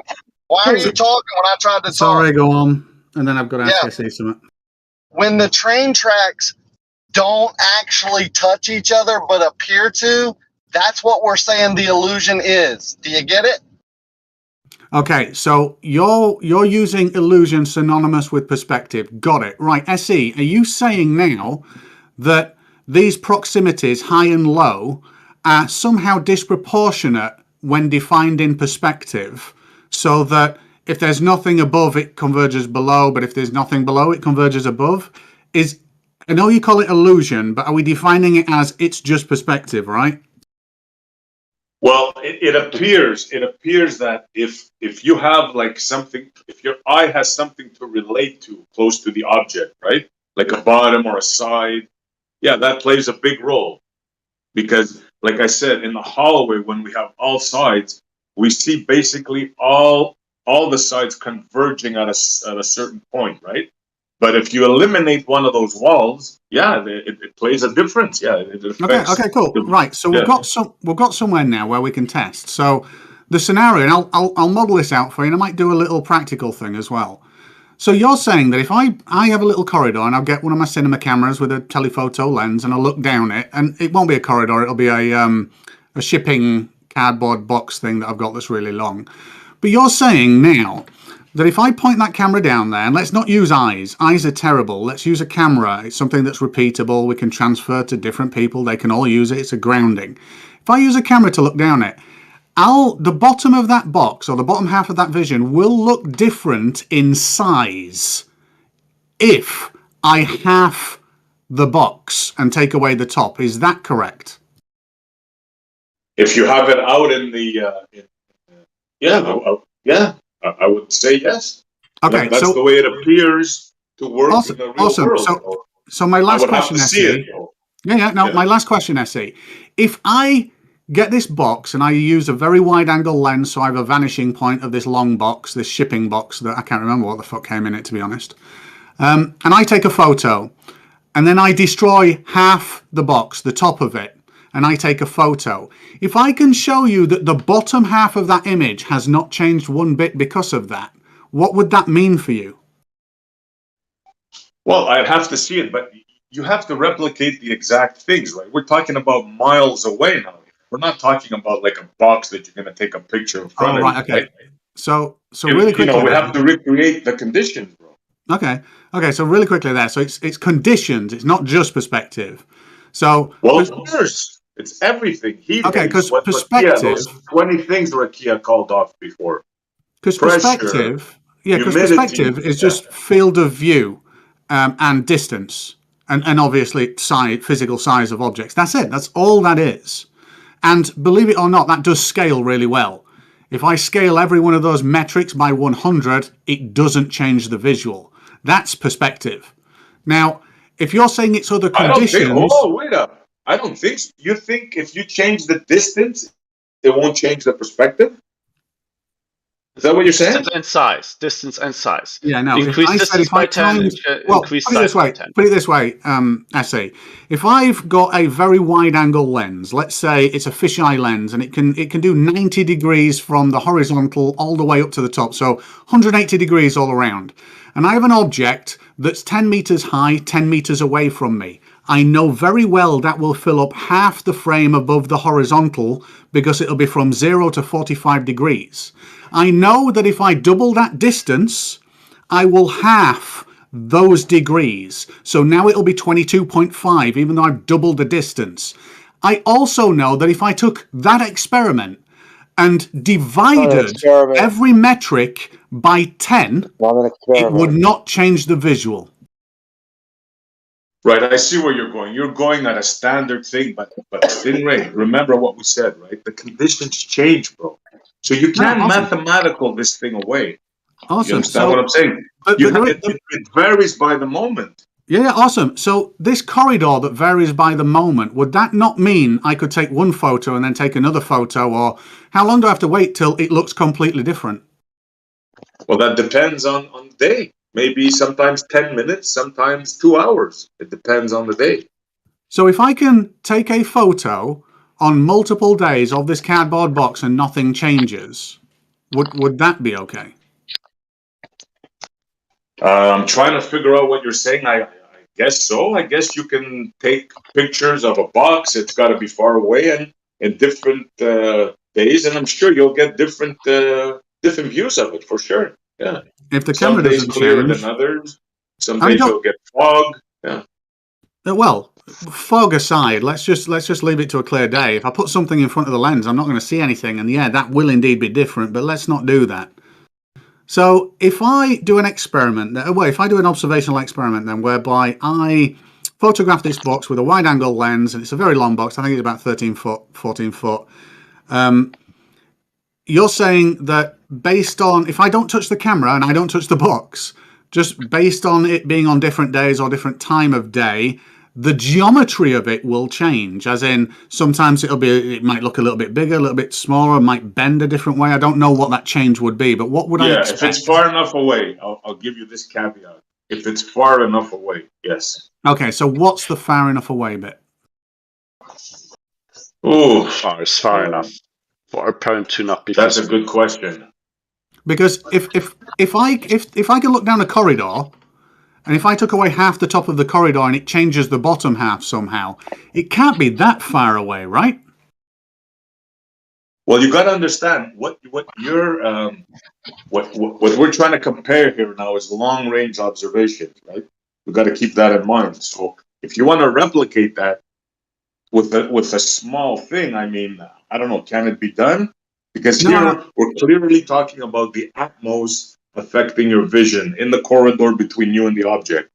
So I don't know if this really replicates this enough. All right, I was asking more about the corridor, where you said if we cut off half of the corridor, the bottom half would change. But I'm trying to establish, well, how can we demonstrate that? Because I've never heard of that before. So if I leave a camera pointing down a corridor, and then somehow I was able to remove the top of the corridor, the bottom half would change if I took another photo, even though it hasn't moved position and the camera's not moved position. Somehow the bottom half would change because now there's nothing above it. I think that's patently false. Every fiber of my being and physics says that's false. Because I'm not saying just the bottom, I'm saying the overall picture will change. Only the top half. You understand what I'm saying? I'm not just saying the bottom. Because when you chop off the top, now there's no reference of the top anymore. Like you don't have the ceiling anymore. Okay, but when you say change, can you describe what may change? I don't want definitives, but what may change besides lighting? We're talking about the position of the doors, the position of the floor. Yeah, well, you'll only see the bottom rising, and then you won't see the top tilting down like you do. That is the obvious change. All right, okay, got you. So the bottom half, if I superimposed it over the one that had the top half, the bottom half will match the bottom half on both of them quite easy, even though the top is missing on one of them, right? I would imagine if you were able to take it off and put it back on. Yeah, I would imagine. Yeah, that's a freaking good idea. Okay, cool. So we might be able to see the difference there. Yeah. And So I don't know what would happen, but just remember, it has to be a distance away for the effect to occur, I think. Yeah, well, because it's obvious when we're at the beach and we go back, right? We see it rising. I mean, it's an optical thing. I mean, that's the way our eyes work. Like the train tracks, right? They converge sideways because there's a side and a side, right? On each side, and they go inwards. Yeah, well, when you do a perspective view transformation on anything, it flattens it to 2D in a sensor or your rods and cones in your eyes, and yes, it resolves as 2D, absolutely. But having something missing at the top half of your vision doesn't change the bottom half one little bit, and that's what I'm trying to get to. I'm trying to get to where this has been observed and demonstrated, other than over a supposed curve. So how can we describe it? How can we test it and verify that it works? But it seems like in the corridor example, you just said the bottom would still match the bottom of the other image, It's just that the top would be missing, but the bottom wouldn't have changed to the one where we could see the whole of it. And I agree with that. But then what did change other than I cut off the top? Nothing changed at the bottom, and I thought that's what the claim was. Exactly. That's the whole thing, bro. Now you got it. That's exactly the point. When you have the whole box in the corridor, you have a complete 360, shall we say, of vision, right? And your eyes adjust accordingly. They adjust all sides to one point, it appears. But when you cut that off, well, then you're missing a whole 180 of vision there. No, I get that, but that 180 of vision shouldn't alter the other 180 of vision, should it? It's just I happen to be missing half of the image, but the other half hasn't changed, right? Yeah, it hasn't changed, yeah. But it's how Okay, you see it. so I've got it now. So the sky makes not a blind bit of difference to a ship going into the distance, right? The sky, well, I don't know. Good answer. I'm being honest. I don't know where you're going with this. But I would like to see this experiment. No, I will have a go at it for your essay. Did you happen to look at my EQ mount video that I've sent you twice now, by the way? And just the third time you asked me, bro. Yes, I saw it. Yes. All right. I'm actually just so you can comment if you want to see anything different. I've got Bob the science guy doing a time lapse tracking a star because he's got that little observatory thing that he built, and I'm going to get the video of the time lapse of that EQ mount and then replicate that in the model by putting it on a globe to see where it's pointing, and then put it on flat Earth to see where it's pointing. Would you be interested in seeing that? Yeah, sure. Why not? Cool. You're doing a time lapse on a moving object, or you're doing a time lapse of the object that you're tracking moving? Which are you doing? Yeah. I'm doing a time lapse of the object, not the object, the thing that's tracking it. So not me, Bob is. Yeah, so the time lapse camera is actually moving. No, it's static, looking at the thing that's tracking the star. Yeah, but the camera itself is static on the object that's moving. No, it's static on the ground, You looking think at Earth the is object moving, that's. right? No, so is the ground moving? So the stars are moving. It's static, looking at the EQ mount. Yeah, you're doing a time lapse of your mount. It'll make sense in the video, trust me. Yeah, what makes sense is that you're on a stationary object, because if you do a time lapse from a moving object, it don't come out. Now, if you do a time lapse of things that are moving, it's beautiful, man. Amazing. It's almost like the stars are moving and we're stationary. Yeah. Almost. My distance. Damn near. Well, Bob's distance from the camera to the EQ mount, but it's not an EQ mount; it's a little observatory thing. But the camera, in relation to the observatory, isn't moving. It's the observatory that's rotating, and that's what I'm going to get the time lapse of, to see what that looks like on a ball that's rotating, compared to what it looks like on a flat Earth that's not. I know what you did. I know what you're talking about. Where you got your camera filming the building, and it looks like the building's turning upside down in the sky. Yeah. Well, yeah, but this is Bob doing it, not me, because I don't have an observatory. Like that doesn't like it. I know what he's talking about. I've seen videos like that. It's kind of silly. Because then you're claiming, oh, look, the sky's stationary, but the observatory's flipping upside down, even though the camera next to the observatory isn't flipping upside down. No. That's not the claim. That really isn't the claim.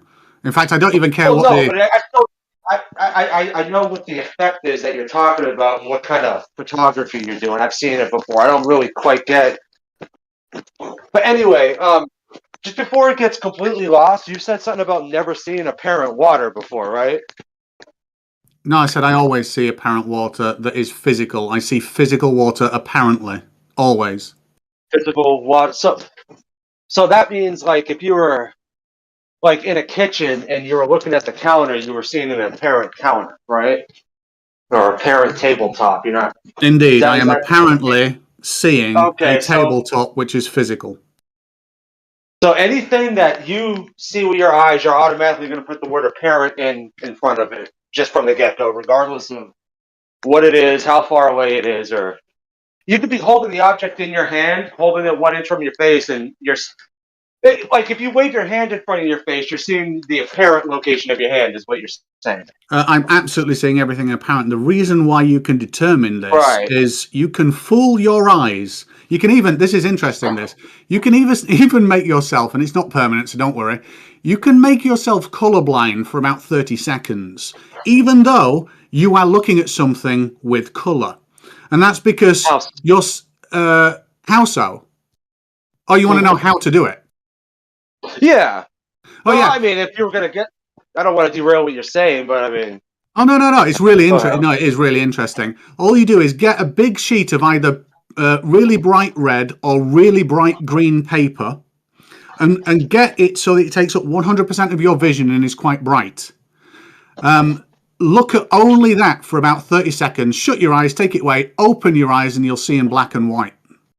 Now, that's because you do not see with your eyes. Your eyes are a sensor that gets interpreted by your brain, and your brain can be fooled, and thus that's why I say everything is apparent.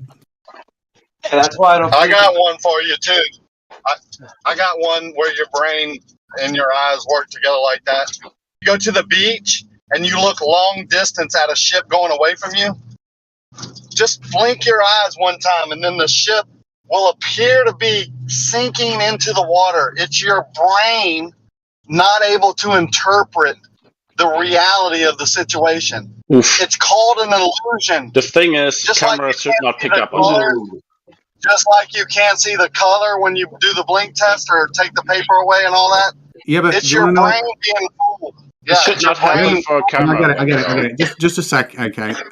But like AK was just going to say, that's why behind me right now I have about 6 cameras, because that doesn't happen with cameras or the incredibly expensive optics that I put on them. Yeah, cameras don't blink.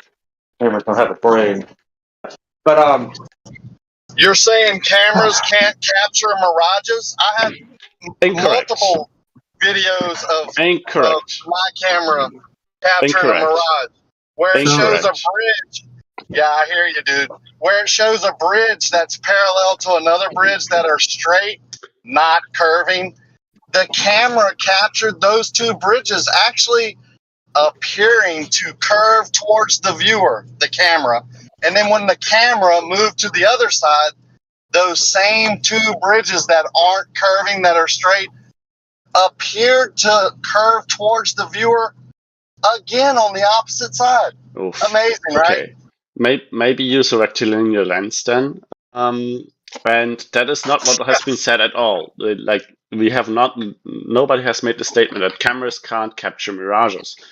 Mirages have a physical cost; they would still be cost, and they would still be captured. And you've described the bottom up, the disappearing of a boat beyond the horizon as an illusion akin to the one where you lose the vision of color with the green paper, which is caused by your brain interpreting the signals from your eye.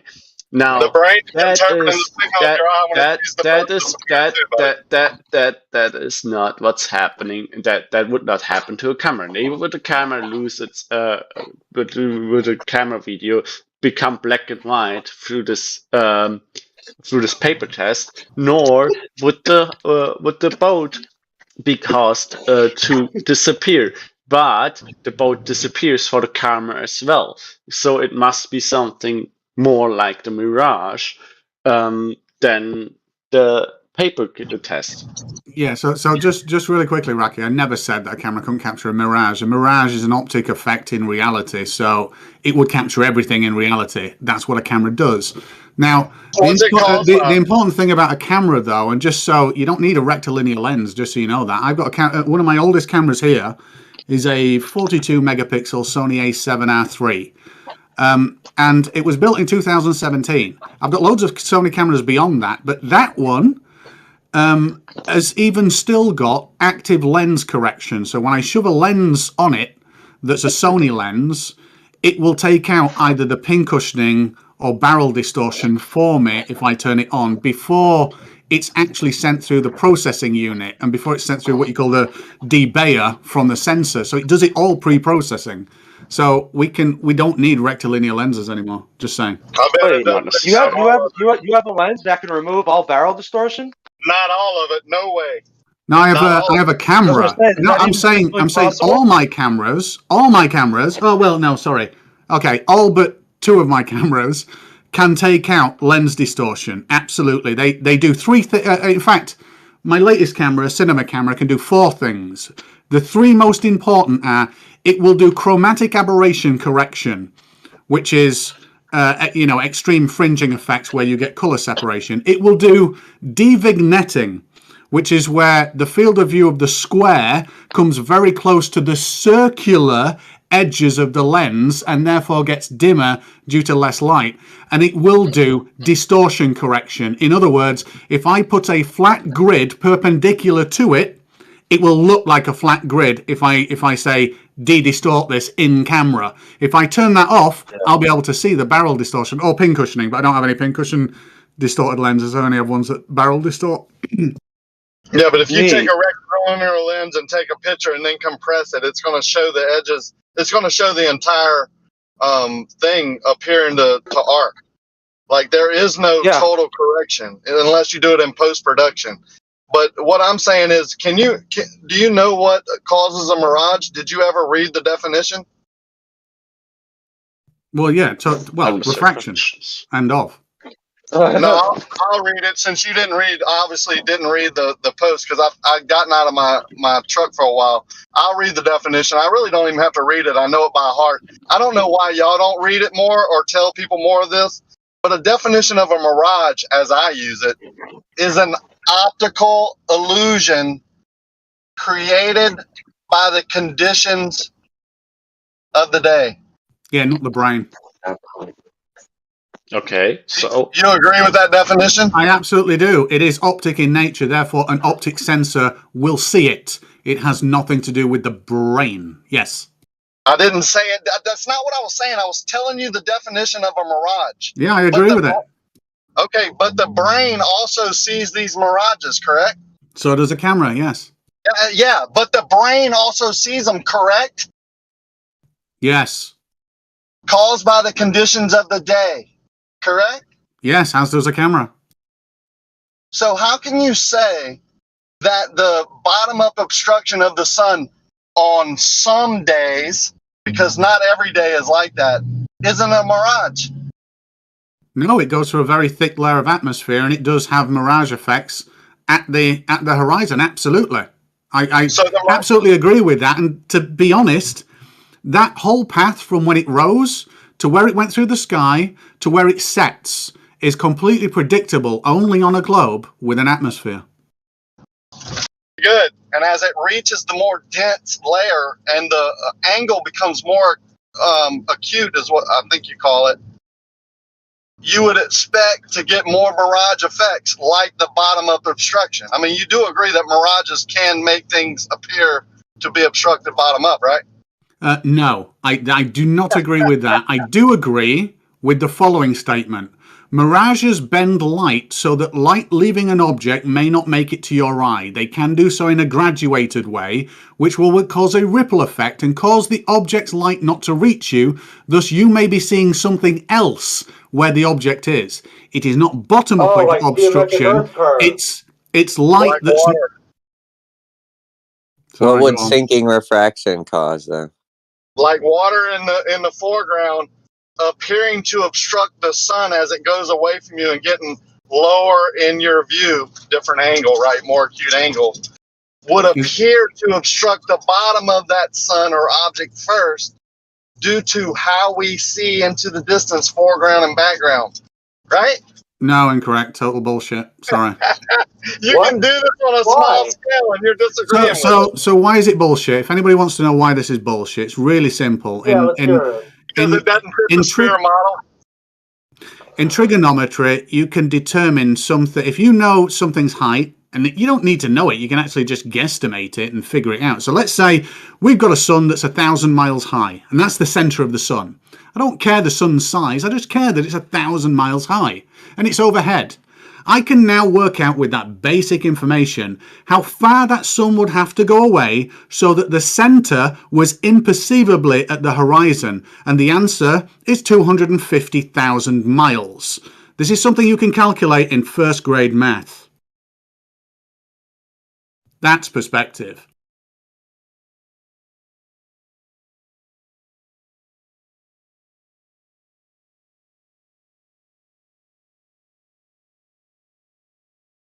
What atmospheric conditions did you consider for that? None. Zero. Oh, do we live in a place with that? Well, the problem with getting it down to the horizon, if that was my aim, is atmospheric conditions and known refraction conditions would move it further away from the horizon. So putting that in wouldn't be a good way to get it to the horizon. It'd be a good way to get it slightly away from the horizon. So you don't think there's a sinking refraction exists? I think refraction exists where light Yeah, bends there's towards the forms of denser it. medium. What's the forms of refraction? The forms of refraction. Yeah, There is there's just like refraction. looming, right? There's like different types of refraction, right? Is it No, they're sinking, not different refract- types. They're just different effects. They're apparent effects. They are not Yeah, different one types of of them is refraction. It's sinking. just refraction. So one of them is sinking. You can have sinking, looming, fucking mirages, loads of stuff, all irrelevant. So what type of refraction is taking place at a sunset? It would depend on the atmosphere of the day. Just don't worry about sunset. Take it 5 degrees before sunset, and then figure out how the sun got 100,000 miles away to get in the last 5 degrees before it gets Don't you distorted. claim a standard refraction? Sorry, say again. Is that my claim of standard refraction? Doesn't the globe claim standard refraction all the time, which is like instead of 8 inches per mile squared, like 7 inches per mile squared? No, that's not standard refraction. And to be honest, refraction on 7/6R. refraction on most observations, if you don't take the exceptions to the rule, if you do it statistically, refraction on most makes very little difference to the tune whereby you could say that I'm going to make a prediction on a globe with no atmosphere and it would be very fucking close to reality. If there was no atmosphere on the globe, you would see left to right curvature at 7,000 feet. No, incorrect. Go ahead, you could test it. Google Earth is your model, right? No, Google Earth I've got my own doesn't add models. an atmosphere. You could No, go ahead so- and go to 7,000 feet in altitude and see left to right curvature. No, you can't. So is that model representing reality, or what's going on there? So if you let me finish. So I actually wanted to know at what altitude a human being would be able to see curvature. So the first thing that I had to do is figure out, well, we only see detail in a certain portion of our vision. Our peripheral, we can't really tell detail. We can see movement and a little bit of color, but you can't read out of the left-hand side of your eye unless you fucking look that way. So what portion of human vision do we actually see detail where we can discern what curvature would be? And then inside of that, what curvature could we discern from what would be a flat line? And it turns out, and I did this like, I don't know, 5-6 years ago, it turns out that a human being could detect in their detail vision about 1.5 degrees of curvature, but that's only within the 10 degrees of their field of view of the detail of their vision. And then I thought, okay, so what height would I have to be for that to be true? And it turns out that when I modeled it out, it'd be about 95,000 feet. Well, you could just go on Google Earth and increase your altitude 1,000 feet at a time until you see left to right curvature, and it's 7,000 feet. So I don't know what is that not an accurate representation of the globe then? That's not what I came up with, so I don't know what you're referring to. Okay, so Google Earth is not an accurate representation of the globe. Yeah, because that's exactly what I said with my fucking words, and exactly word for word. Well, because when you go on it and you just do what I said, you do see left to right curvature at 7,000, 8,000 feet. So, and you're telling me, no, that wouldn't be possible until you hit 95,000 feet. And I'm talking about a condition with no atmosphere. So there's no refraction, nothing. So I'm not sure if you've looked into this before or what. Okay, okay. I'll explain it to you pedantically, and I'm really sorry. When you go up 7,000 fucking feet on Google Maps and you're looking at a small fucking window on your computer screen, you're not looking with 10 degrees at 7,000 fucking miles. You're looking 10 degrees at a computer screen where you're seeing about 50 or 60 degrees. So yes, it might be possible doing that. But if you were to rise up in an aircraft or a hot air balloon, that's what I'm on about. Not drawing it on a sheet of fucking paper. So what if you take a picture?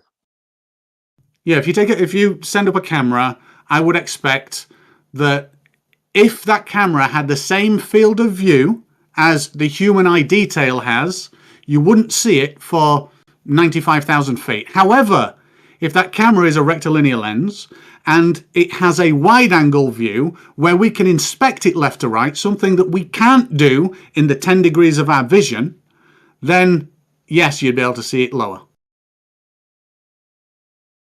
Do you think at 7,000 feet? I honestly don't know. I'd have to know what the camera field of view is to and the lens to tell you that. Well, that's what Google Earth shows.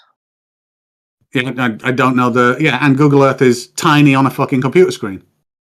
So no, it's not your field of view at all. Okay, so Google Earth's not an accurate representation of the globe. Thanks. No, the view that you're looking at is not the accurate representation as if you were fucking there. It's an accurate representation of a tiny fucking window that's viewing a huge field of view in your tiny detail view. And if you don't get that, I'm really sorry I can't be honest explaining it. Because you can't clarify your point. Because when you go up in altitude on Google Earth, it holds the position of a field of view as if you were to look from that position. It does not. You know how you could set yourself on Google Earth and look out? Well, put it this way. You could do this with Google Earth if you could do the following. When you're viewing that computer screen with the Google Earth view, you make sure that the camera that you're looking through only has 10 degrees lateral field of view. And if that's the case, then I think you would be able to see that.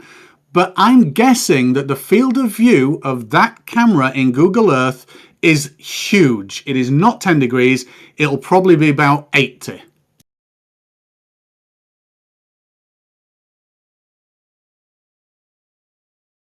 Now, pedantically, if you did want to test this, you could find out what the field of view of the camera was on Google Earth, but then fractionally reduce it so that you're only looking at 10 degrees of that field of view to see on that horizon, can you see whether it's curved or not? Because that's our detail vision. But obviously with a camera, it's different. You're saying we see 10 degrees? It's different for different people. Sometimes I think clinical studies put it at between 8 and 15, and it depends on, we all have different eyes, so it depends. So left to right is what you're going with? Well, it's circular, it's cone based. It's actually a little bit aspherical, but it's not, it is circular, up and down, left to right. So a circle has 360 degrees in it. You're saying we're seeing about 8 to 10 degrees of that circle? I'm saying you'll see 5 degrees left of the center line of your vision and 5 degrees right to discern detail. You cannot How read. many miles? So, like, let's say we go to the beach, right? And we're looking at the horizon. Yep. And we see, like, clouds all the way to the left and all the way to the right. How many miles would you say are in between those clouds? I don't know. I'd have to know how far the clouds are away. But that'll comport with your 10 degrees. 10 degrees detail. Not our peripheral is about, well, it depends on people's eyes, but your peripheral's huge. But we've evolved so that our peripheral only gives us motion and a little bit of color. We can't discern detail in that peripheral. Sorry. So you have examples of people that can see less than that because you're saying that we've evolved into this? I'm saying we've evolved to be able to see in our peripheral and detect motion. And that causes us to look at that motion because we've seen something move. We can't say what. So now we have to point our eyes at it and point that 10-degree field of view at the center of our eyes to scan upwards and down because the rods and cones in the back of our fucking retina are incredibly dense there, whereas they're not in our peripheral. This is basic biology. I'm done with this. So you used to not be able to, like, you used to not move your eyes to things that move, and now you've evolved into that? When did that happen for you? Yeah, that's exactly what I said, word for word. Exactly. Well done. Well, you're making a claim that we've evolved into it, so that would mean that you have seen it before we evolved into that, right? Like, you know for a fact this is No, I'm how. saying that evolutionary biology dictates that we see motion in our peripheral, but not detail. Just like the human eye has more green receptors than anything else. It's a product of evolution.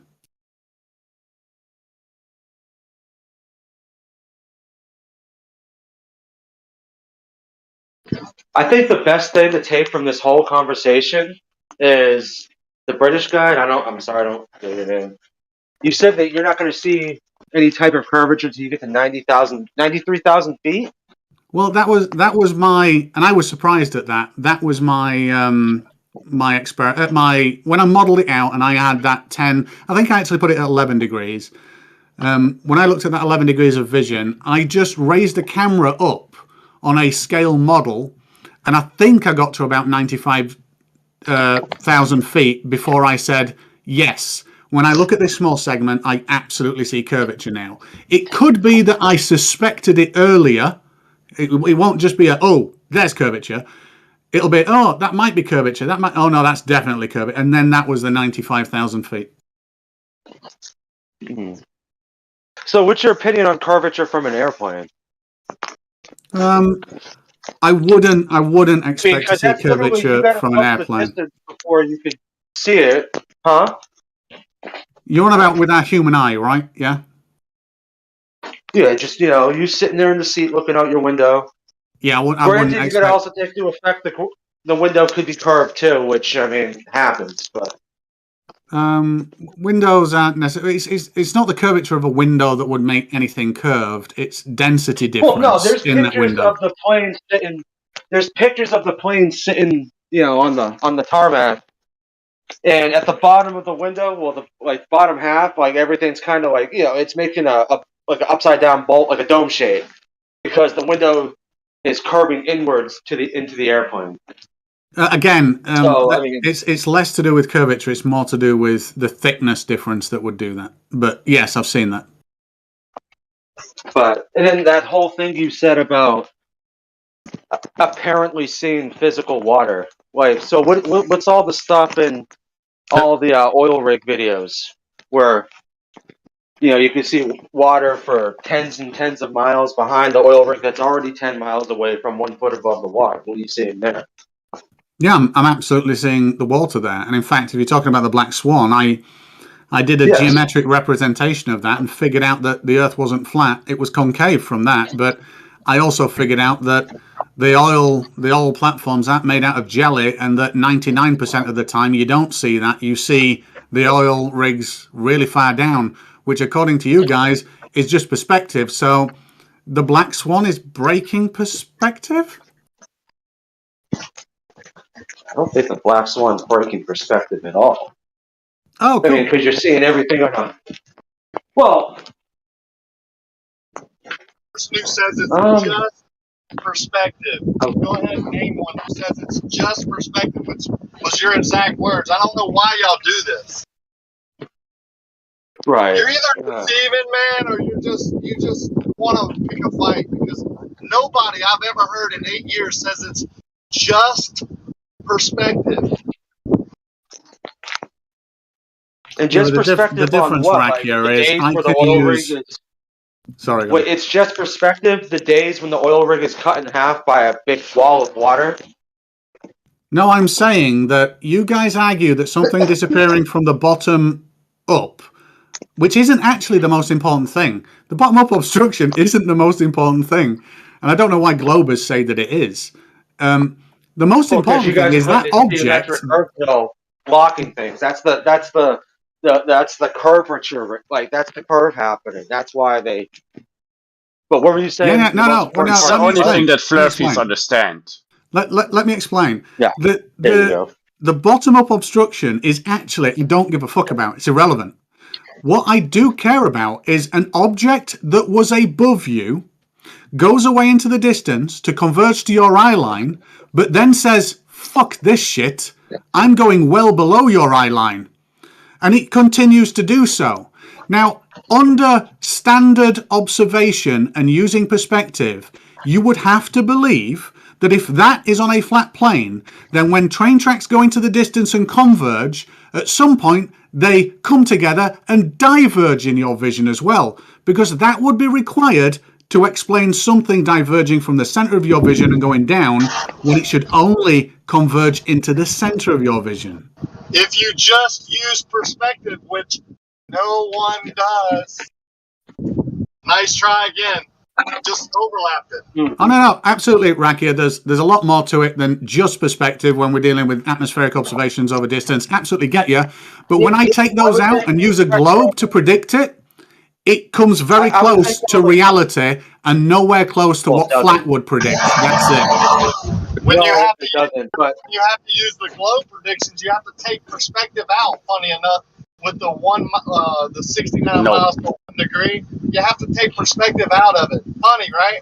No, so just really quickly, Rakia, I use a 3D program that I don't have the ability, except when using orthographic is a type of perspective, but I cannot take perspective out of any of the viewports because the viewport has a view frustrum and a viewing plane which define perspective. That's what perspective is. I cannot take it out. That's what a 3D program is. So no, when I use perspective in a globe, it matches fucking reality in almost everything that I do, or comes so close to it without atmosphere that we might as well just throw the atmosphere away. When I put atmosphere in, yes, it might create a little bit of divergence. But when I predict what would happen on flat, it comes nowhere fucking close to reality. End. how? How so? I don't see. I don't understand how you're going to automatically assume the globe when your physical horizon that blocks things changes on an hourly basis. Right, okay. If you really want to know, I'll show you. And then you can comment on this. Give me a sec. I'll screen share in a And sec. also another question for a glober too. If something is distorted in the distance, does that automatically mean it's being loomed up into the sky from its actual spot? No. Nope. Right. Because like I said, I got my neighbor's trucks probably 400 yards from here. And last summer, I was bringing my telescope out to look at the moon. I ended up bumping it in the doorway, so I had to reset my reticle back on something. And I figured the truck was far enough away, being 450, 500 yards. I'm looking at the truck. I'm looking at the mirror because I'm trying to get my dot exactly on the truck's mirror on the door. And I noticed something funny about the mirror. The mirror was all fucking waved up, and it looked like an L. It was probably, this was in August last year, so it was probably like, it could have been 102. It could have been anywhere from 95 to 102 degrees with 70 to 92% humidity. That happens sometimes, but it doesn't mean the truck was being physically lifted up over an obstruction. No, absolutely. Like I said, I tend not to do horizon. The globe, if you go with what the globe is, predicts that at the horizon you're looking through the most amount of atmosphere, and close to the water you're looking at huge temperature differentials. So you probably don't want to. It doesn't matter whether it's a globe or flat. You don't want to start drawing conclusions by looking at the place where you would expect the most variance. That's just Like bad saying boats and nonsense. buildings and stuff are getting cut in half. Like that, you mean? Like calling it geometric earth curve? You don't want to get wrapped up in that. You don't even need to do that. You don't. So I'm gonna. Are you on a computer, Vax? Because it's not. Why would you not want to get wrapped up in that? Is it probably because in your mind it's not the geometric earth curve cutting things in half? No, it's a physical one. Do you want to? Are you on a computer? No. What do you mean it's the physical one if it changes just by the temperature? No, the optic representation of that physicality changes. But if you're not on a computer, I'll try and do this. But what you're saying is there's times where the geometric supposed physical earth curve will be right there where you can only see half of the first oil rig that's 3 miles away. You can't see the other one behind it. But then there's times where you can see islands behind the oil rigs that are 35 miles away. Yeah, absolutely. So if it changes which that one's much, can physical? we agree? Wait a minute. If it changes that much, and the observations agree it's are not that physical Earth varied, curve, it's can we a sphere. agree? Wait, let me just ask this That's question. not a sphere? If the observations change that much and are that varied, can we both agree that we probably shouldn't use that to derive what we think reality is? Like calling that the leading edge of a ball that we supposedly live on in a vacuum? Yeah, I Yeah, can or agree with calling that. that flat. Yeah, or calling that flat. Let's just throw them out the Well, door, the thing is, and let's come up with. It could be. The thing is, if it's not the edge of the sphere blocking things bottom up due to it curving at 360 degrees away from you in every direction, then what else would it be? It could be like zigzaggy, like a slide, maybe. No, I'm saying But when it's an not. It's not the edge observation. of the Earth curving away, blocking things, and things are sailing over the curve to be obstructed by your view. I agree with that 100%.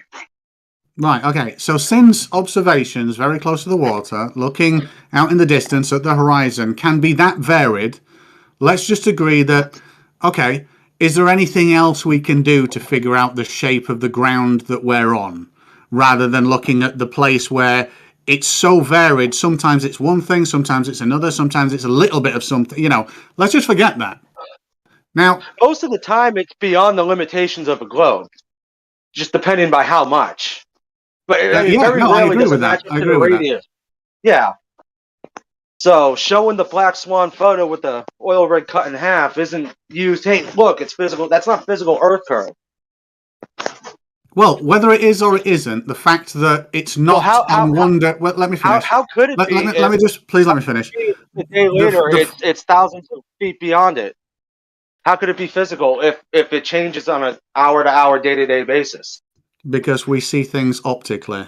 The optic representation of something physical can be very different to what geometry would dictate or the physical nature of something without an atmosphere. But I'm just saying, let's stop with the conjecture about things that change. Sometimes it's a ball. Sometimes it's a ball a little bit bigger than everybody says it is. Sometimes it's a ball so fucking big that it should be swallowing up the supposed solar system. Sometimes it's concaved, so we're on the inside of a sphere, which is awesome. And sometimes it might show us flat. Absolutely. And if it can do all of them, let's just say it's not a good way to discern the shape of what we're stood on.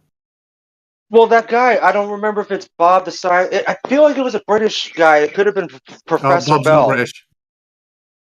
No, I know that. That's why I don't think it was him. No, Bob's got a southern. No, wait, you're talking about. I get Bob. No, Bob's the idiot with the mustache. Yeah, I know him. The one that's always wearing a flannel shirt. I don't look at what Bob looks like. He to be says honest. he's a doctor, but won't even talk about what type of. Anyway, no, this was a British guy. I want to say it was Bell, Professor Bell. But and what was his little quote? At best, you what? Disprove the. Oh, radius. Yeah. Radius? Right. Isn't that the whole effing point? Because if you disprove the radius, That was Mr. everything's Sensible. apart. Mr. Sensible. Was it Mr. Sensible that Oh said yeah, that? no, Yeah, Mr. Sensible. I don't think Professor that professor is British, but Mr. Sensible is, yes. So it could be him. Well, he's got a. I mean, he could be from Scotland. I don't know, but he's got a UK accent. Well, I don't know. So then wait, just to clarify from what I'm hearing, so this you agree then, Stingray, that all these years we were told that proof the Earth's a ball is that boats disappear over the horizon was fallacious and wrong and inadmissible and stupid? No, I wouldn't call it proof. I'd call it evidence. But I'd say that statistically, that evidence can sometimes say it's flat, concave, or a bigger fucking ball than it is. You just said we can't rely on observations over the water as evidence. As proof, yeah. Or no, I said to conclude. And then so you also modeled how you can't see. You saw how easy it was to show how you're being disingenuous? Yeah, totally easy. Amazing. Yeah, man. You can't even disavow the boats over the horizon thing after claiming that we shouldn't be in water. I can't disavow. No, I said it's not a good way. If an observation is that varied in nature that sometimes it would come from the prediction of a globe a little bit bigger than they say it is, to all the way to a massive globe the size of the sun, all the way to we're on the inside of a sphere, all the way to flat. My statement was, you shouldn't really conclude anything from that if you're taking the observations for what they appear to be. That's different than saying throw it away, it's not evidence. It is evidence, but it's evidence of lots of things. Okay, so people that said that we know the Earth's a ball because boats disappear over the horizon when looking over the water were wrong, right? They know, yes. In saying they know, they're wrong. Okay, cool. Because we can What does that mean? evidence to show that the Earth's flat. Equally as valid. Only more. Actually, Well, never. okay. So I'd have to disagree with equally it's valid, but I would say there are valid points to it from the evidence. But statistically, the evidence point to a variable size sphere. Okay, so now, this is where you claim flat Earth wouldn't have a horizon. Jeez Louise, dude, this is just bad, dude. It's 2023. Bro. I don't claim that flat Earth wouldn't have a horizon. Okay, so then how is it only evidence for a sphere then? I didn't say it's only evidence for a sphere. I love the way you just made two things up then to argue against. You just said that. You just said it shows that it's just a bigger sphere. No, I said statistically. I didn't say absent, if we just throw out all the evidence where it's concave or flat.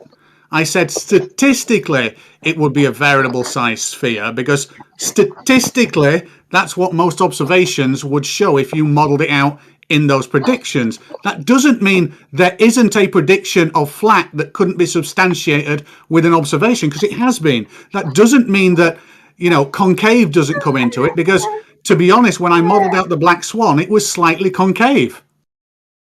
Yeah, wait, at what value does it go from just a big sphere to flat? How do you tell the difference? That's a good question. Wait a minute, say that again. You want to say that again? That was a good one. At what value does it go from being just a big sphere to being flat? When you've got an observer height and you've got the distance to the ocean, and you can plot that out being flat with a slight correction for refraction, and it matches up to the reality observation. So like almost all Good question. No, not almost all. Like I said, statistically, it comes out to a sphere more than it does flat, but that's not to say it doesn't come out flat. Okay. I'm not trying to take over the combo. You guys, I just wanted to make a point that you said we can't do that over the water observation, but you guys have heard boats over the horizon over water for years. Whitson, you heard how what distance you have to be in altitude to see Earth curve, right? What he claimed, he said 93,000 feet, 93,000 feet minimum. But like, what height do planes fly at? Like, so we can't see 35 to 45,000 feet. Commercial airliners. Oh, believe it or not, wait a minute. Here's an interesting thing. Commercial airliners, 35 to 45. However, private jets are commonly like 45 to are actually about 48 to almost 60. Some of the private jets. Yeah, right, but so not the 93,000 that you claimed in your model. Yeah, so you can never see the curve of the Earth from a plane, then, right? With your eyes, you wouldn't be able to discern curvature if you didn't infer it correct. Oh, so everyone that says they see curve from a plane, yeah, you need to let them know what's up. So we can't see curve from the ground. We can't tell that boats are going over a curve.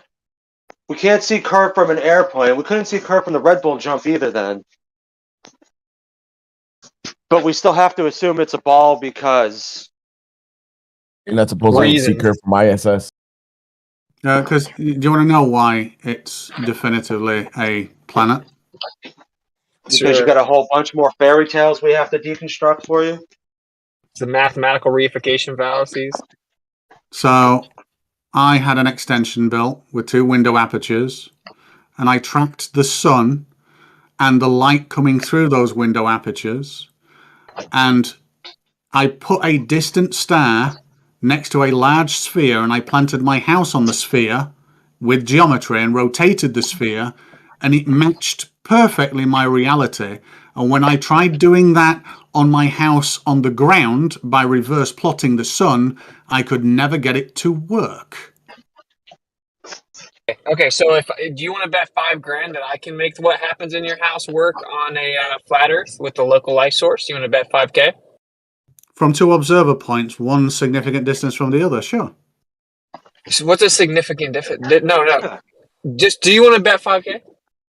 No, I can make it work for one observer, but from someone else up the, someone else in another city looking at that sun, it wouldn't work. But if I never left my living room, I could make it work. Yes. Okay, so if I make it work with 2 observers, then you'll pay me $5,000, correct? If it's demonstrable and can be tested, fuck yeah, because that demonstration would be worth more than $5,000 to mainstream science and the media. It really would.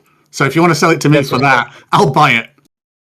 That's hilarious because the mainstream narrative is that you can do 2. So can you please drop your test where you supposedly compare 2 different people from a great distance away at the same time? You did it. You made it up and just assumed the globe map. Oh, I'm sorry. You're assigning me an argument and fighting against it again. What else did I say? You just said that you tested it with 2 different locations, a good distance, a quote-unquote significant distance away. Oh, yeah, but I was on about the bit where you said, oh, and I made it up. That bit. Yeah, and like drop it. Drop the evidence that you did that at the same time. And that it's impossible on a flat Earth, please. I did it live, but I can do it again live if you want. You were in 2 places at the same time live? Oh my god, yes, course I was, because that's the most sensible option, not a fucking FaceTime call to someone else. Jesus Christ, man. Okay, so to clarify, you're claiming that you have the evidence that you can't have 2 locations work on a flat Earth. On a flat Earth with a cyclic sun that orbits round, yes, correct. Oh, look at all this other stuff you added. At any point in time, can we show the angle of the sun working on a plane from 2 positions, yes or no? The angle of the sun, not with significant distance that measured against reality, no. Not with a sphere, sun, light, no. And when I say significant distance, I mean not significant, like let's say 1,000 miles, something like that. I mean like 2,000, 5,000, 10,000, 1,000 miles. It may be even 500 miles. And you can't do 2 locations on a plane. Is that what you're claiming? That's absolutely the claim, yes. Okay, 100%, so without question, that is the claim. If it's without question, you should easily take a bet. I've said I will pay you £5,000 for your demonstration if it proves to be true, because it will actually be worth a lot more than $5,000. If I can just show you a model mathematically of a plane Earth with a local light source giving me the angle of the sunlight in 2 locations separated by 1,000 miles at the same time. I wouldn't say mathematically. I'd say you'd have to demonstrate it with either physicality or geometry, not maths. Oh, geometry is not math?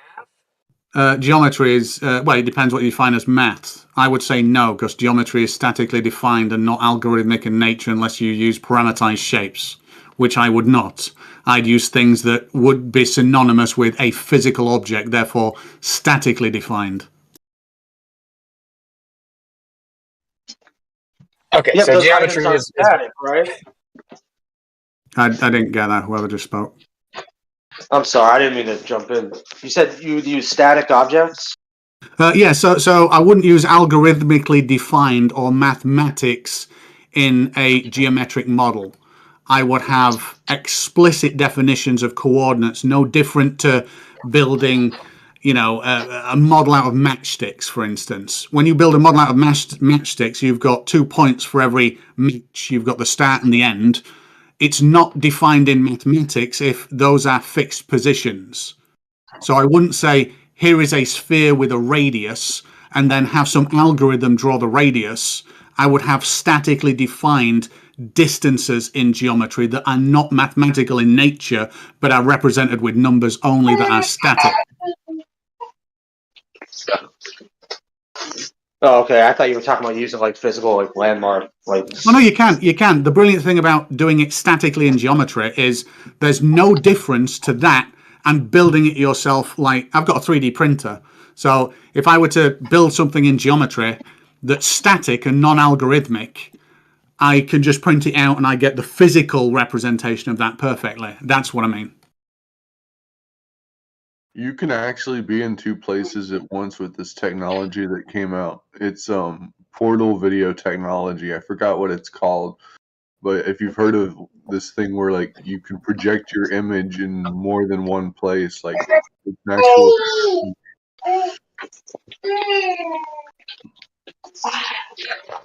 Witsit, if I'll post a link. If you could comment on the little thing that I did, I'm going to expand on this with Bob as well. It'd be good to get your input. Okay. I know. Okay, just a second. I'm with my daughter doing something. Oh no, I don't mean now. I don't mean like, now because I've got to go tend to my daughter in a minute anyway.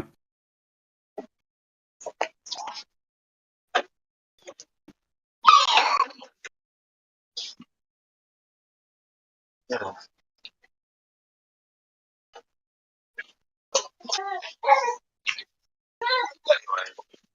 looks like dimensional video.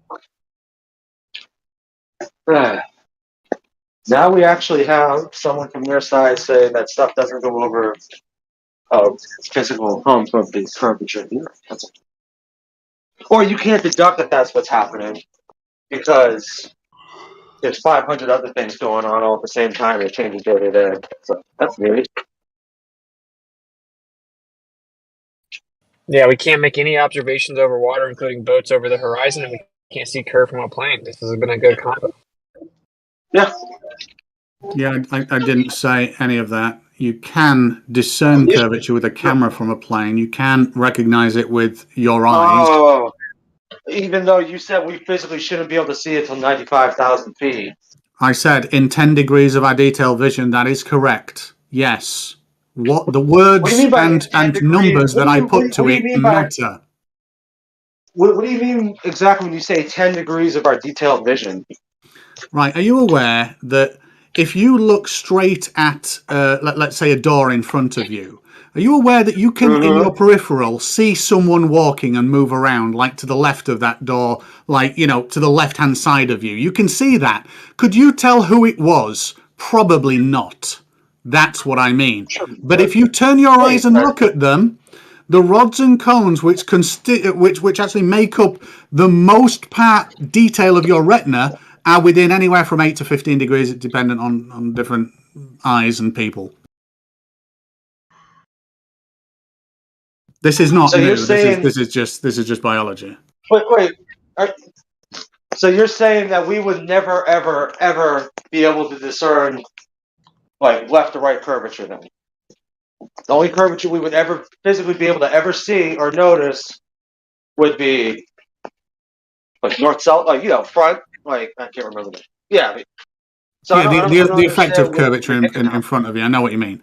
I'm saying when I tried to work out, because someone asked me this, how high would you have to be? When I tried to work that out, this is not what someone else said.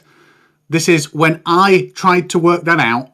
I looked up at what a human being was able to detect when something deviated away from a line, and I think this was like 7 years ago or 6 years ago. I think it came out at 1.5 degrees, which means the tangent from left to right in your detail portion of vision, which is a very narrow band of your vision, you couldn't tell the difference between a straight line and something that was 1 degree bent. It had to be like 1.2 or 1.3. I can't fucking remember. I may look for it later and post it. And because of that, I worked out, okay, so if I can only see in 10 degrees detail to discern shape, because that's the detail part of my rods and cones in my eye, then how high would I have to be for that curvature to appear if the planet was the size they said it was? And I came out, like I said to you previously, I thought I saw it at about 80. I absolutely knew that I saw it at 95,000 feet. With distance, that wouldn't get narrower, it'd get wider. The observer's field of view would get wider with distance. You're saying 8 to 15 degrees at what distance? the observer's field of view wouldn't change. It's an amount of degrees. When you go further away from something, then you fit more space in those amount of degrees, but it wouldn't widen the field of view, which is given in degrees.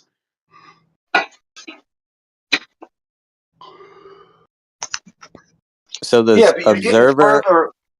going further away is not widening his field of view. He just sees more.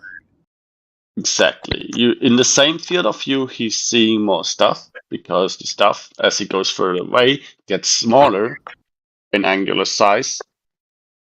But the field of view is the amount of degrees that he's seeing, and they stay the same.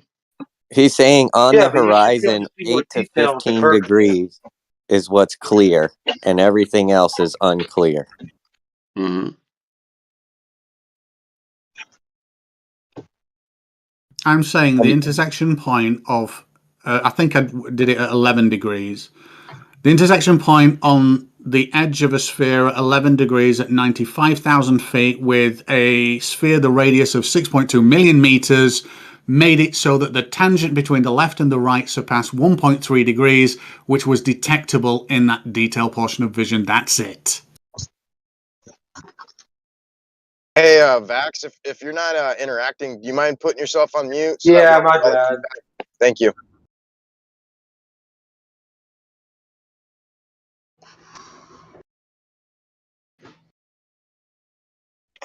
Man, I missed the last thing you just said because I was blowing off my daughter's egg. Like, can you repeat that again with the degrees of vision? Like, whatever the last little paragraph you just said.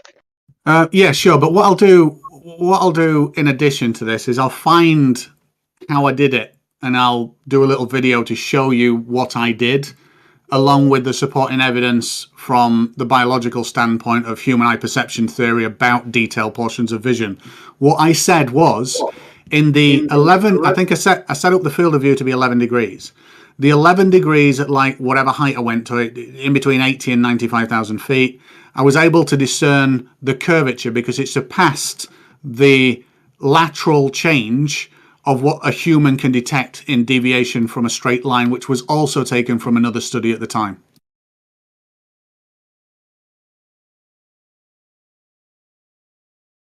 So I had to read a study on, if a line takes up 11 degrees in the field of view, how bendy does that line have to be before a human being can say it's no longer a line? And that was a study that someone passed to me, and then I did my, oh well, how can I see the curvature? And I went up to like 80,000 feet in that 10 degrees and thought, oh yeah, maybe here, oh yeah, definitely here, and it kind of matched that study that says human beings can see this. So if you were to, on the topic of like at what height you could see curvature with the horizon, if you kept your eye line perfectly straight to like the Earth's surface, and you just elevated in one spot, like going up a magical elevator, just going straight up at a normal to the Earth's center, at what height would the horizon dip out of your vision, just looking straight ahead? Oh, straight away. Sorry, what? Straight away. You can test this yourself with a water level. What? Immediately when you start moving, it starts diverging away from the center line of your vision. At what point will it dip out of your vision completely? Oh God, I could answer that if you were only looking straight forward. Yeah, I'd have to model that out though. I can't answer it now, and I wouldn't use maths to do it, and actually use a field of view of a camera to do it. But I can add that to an example actually to see if you're interested. I've been asking a lot of people, and no one's giving me an answer. To be honest, flat Earth, global. I mean, I'm just bad at maths, so I want some other. Yeah, no, well, I'm not bad at maths. I just hate doing maths, so I'd rather just geometrically fucking represent it. If I'm being honest, it's easier. Yeah, because as of now, I'm just getting people are saying, "Here, here's the formula. Do this." Like, it's just gonna be. Then another guy gives me another formula. I'm like, okay, bro. Someone could just fucking do it.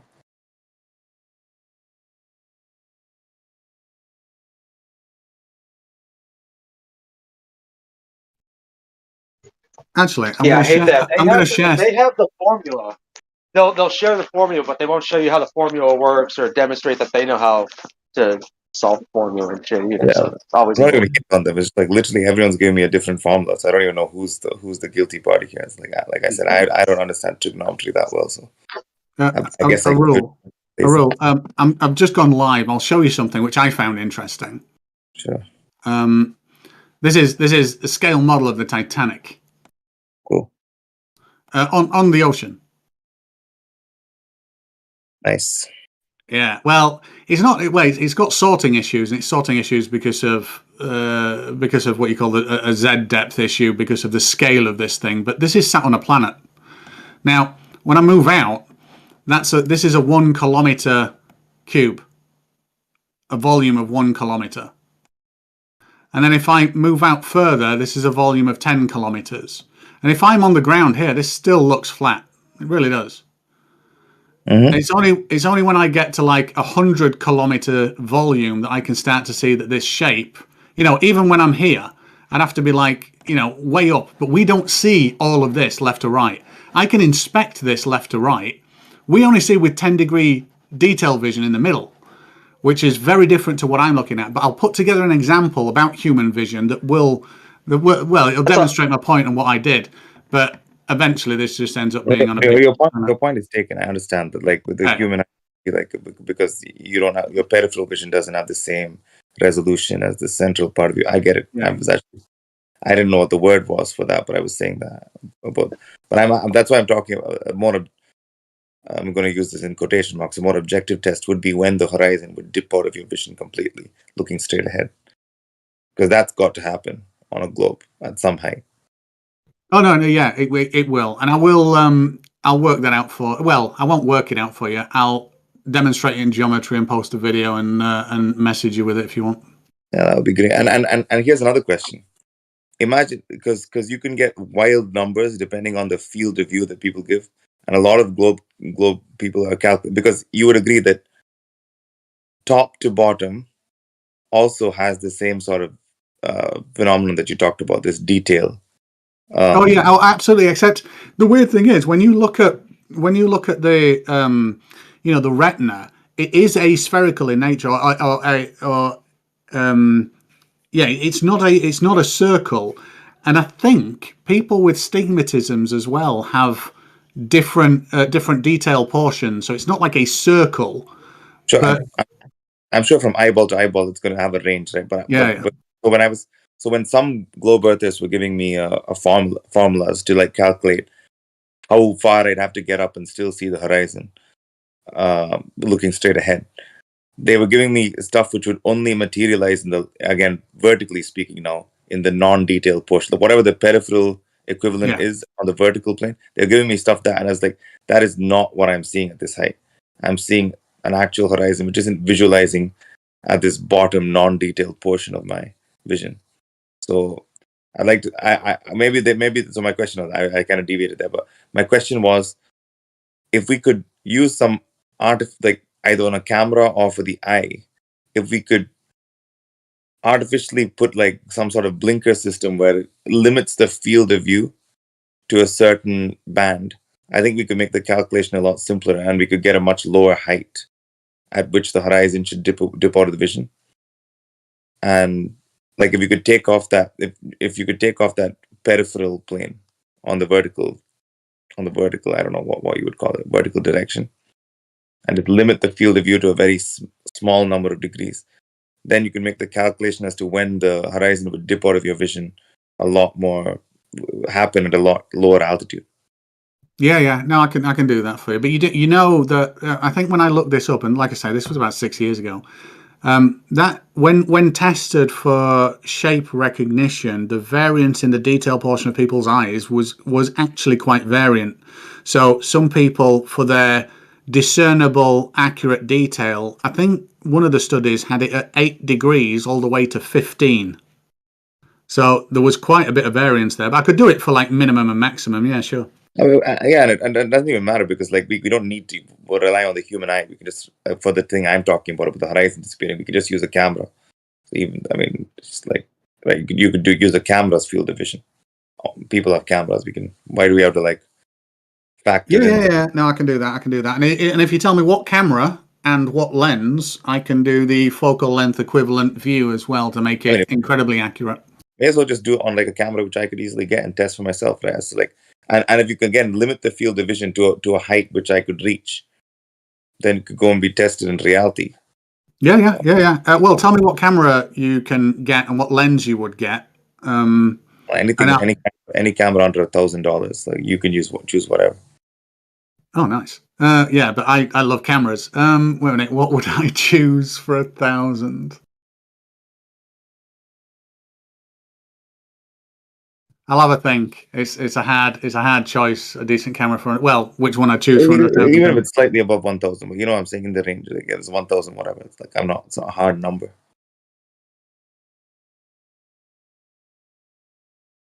I'm actually going to a camera place now to have a look.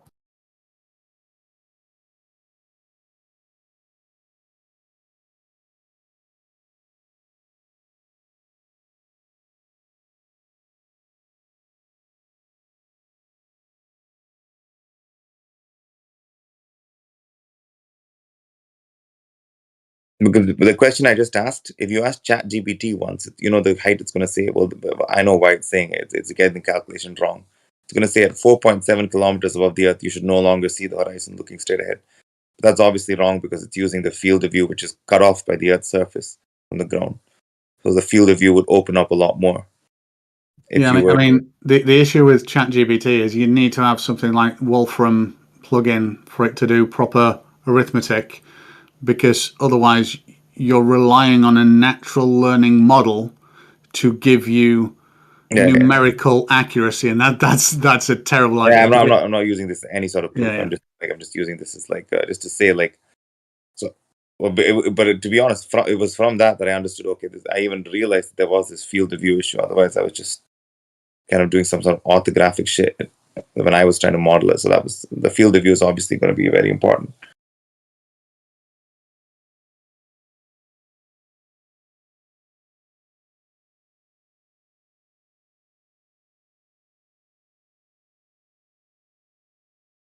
I've decided the camera you should get is a Sony ZV-E10, which is a Super 35 or APC size camera that comes with a fairly decent lens. All right, sweet.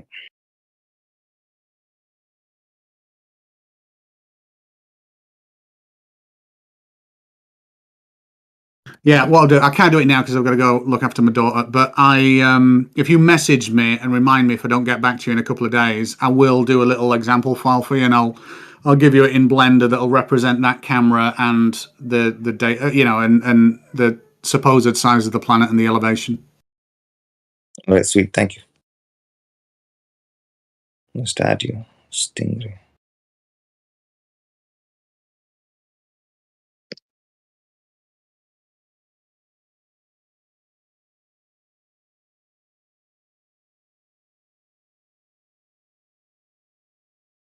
And a further question on that topic: do you think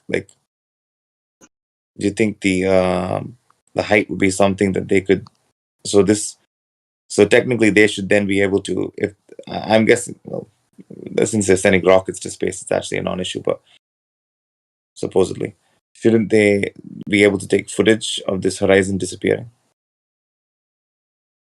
Yeah, if you can make sure that the camera doesn't alter in pitch. Yeah.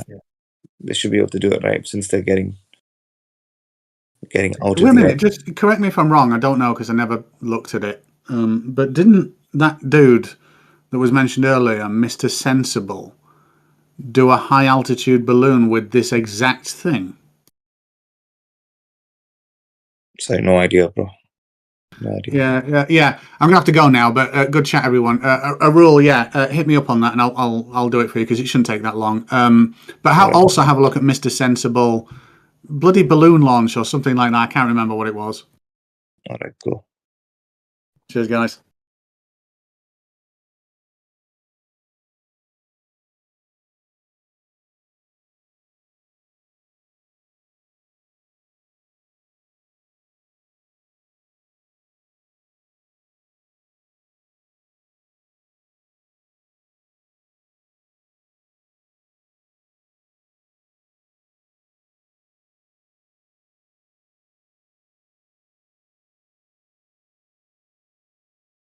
Did any of you know that guy when he was a flat earther?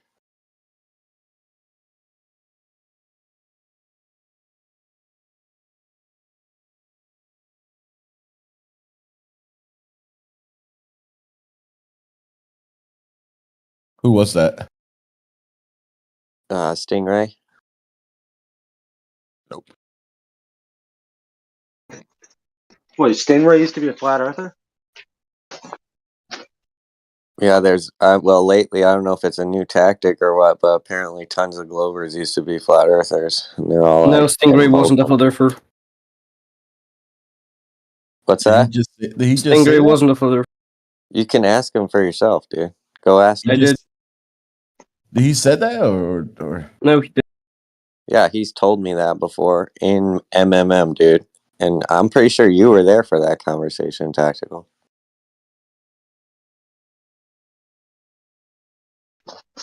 Dude, somebody else was saying that too the other day. I don't remember his name, Wait but a his minute. logo was like a blue. It was like a neon blue looking fish or something. Well, wait a minute. Tactical. You jump in, you say that basically Tor's making something up. Then he says, he told me that the other day. I'm pretty sure you were there. And then you just stop responding.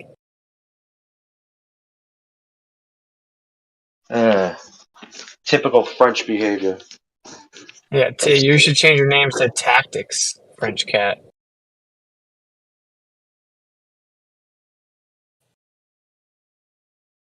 You're just Even gonna if not he say never anything? Yeah, even if he never was, I'm confused. I'm hearing this from like all kinds of Glovers lately. Like I feel like it's a new tactic they're trying. Yeah, Jose, Sean G, like a lot of the ones that created content too, right? Were past flat earthers or claimed to be. Huh? It's strange. I don't know if y'all know the story. Go ahead. Good. Well, I was Okay, just- real fast. I was gonna say, I've never actually known someone to be a flat earther and make like the coherent, legitimate arguments about the planar nature of the Earth, and then be a ball. I've never met one ever. Yeah, I haven't either. Now, I heard Ranty for years talk about his kind of photographs, but that's not even. That's really not even flat Earth. It's how we see over distance. Yeah, I never heard Ranty just like dunk on Glovers.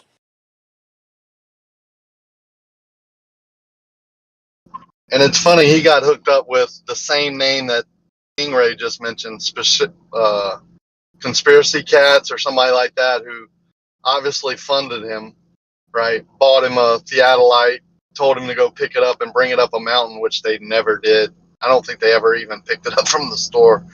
But, obviously was funding him. And what's the other guy that is always driving home, and then when he gets home, he does stuff, but it seems to be wealthy and pretty smart. Ruhif recruited him. Ruhif, yeah. Ruhif had some funding with him also.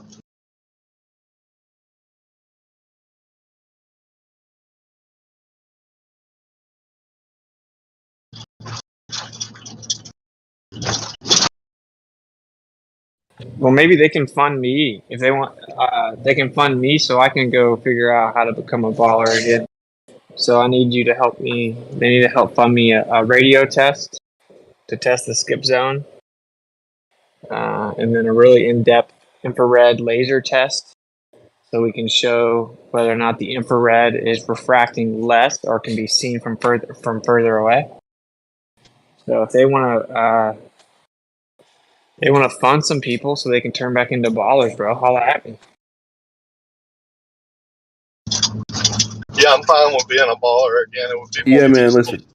Listen. If you can turn the Earth into a globe, I'll be a baller. I'll be a glober. Someone can do that. I just want to see that water being measured to curve in a practical way, like a proven method, not this so-called Glober one shot over 14 miles, proving that it's things are not in their, the current position. Yeah, I already know that. How much would it take for the infrared laser test? I would definitely donate a decent amount to a GoFundMe for that. I actually have to look into it, but I'll remember to say something to you. That's a good idea. I'll create a GoFundMe and put all the products. I have to look into the specifics, and we got to find a good location. Yeah, with it, think of this. So somebody on here told me the other day that one of the premier universities for optics is the University of Central Florida, UCF in Orlando. I wonder if we could get funding within the optics department to go alongside them and conduct something, I don't know, one side or the other, one coast or the other, or something across like Tampa Bay or something like that to try to do some optical measurements and things. Do you think they'd be able to do that? That would be fire. So. You know what I'm saying? Like getting the university to pay for a bunch of the equipment that's required, or convincing the university's optics thing like, hey, this might not have ever been done as a pure test of refraction over distance, even though I think the Navy recently did it, but wouldn't hurt for a university to get involved. Yeah, I go like the curved visual space angle. Yes.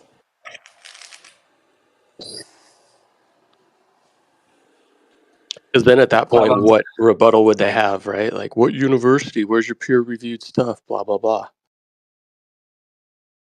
It would be academia helping to perform some of the stuff that we just want done.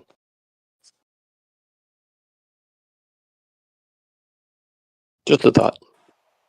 Oh, it's a great idea. Yeah, I gotta put Aaliyah down. So.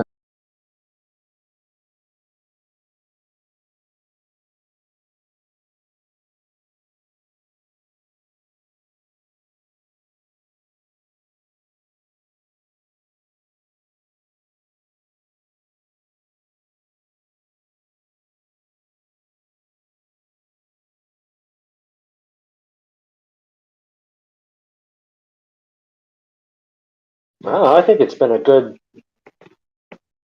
conversation this morning. A lot of interesting things were said.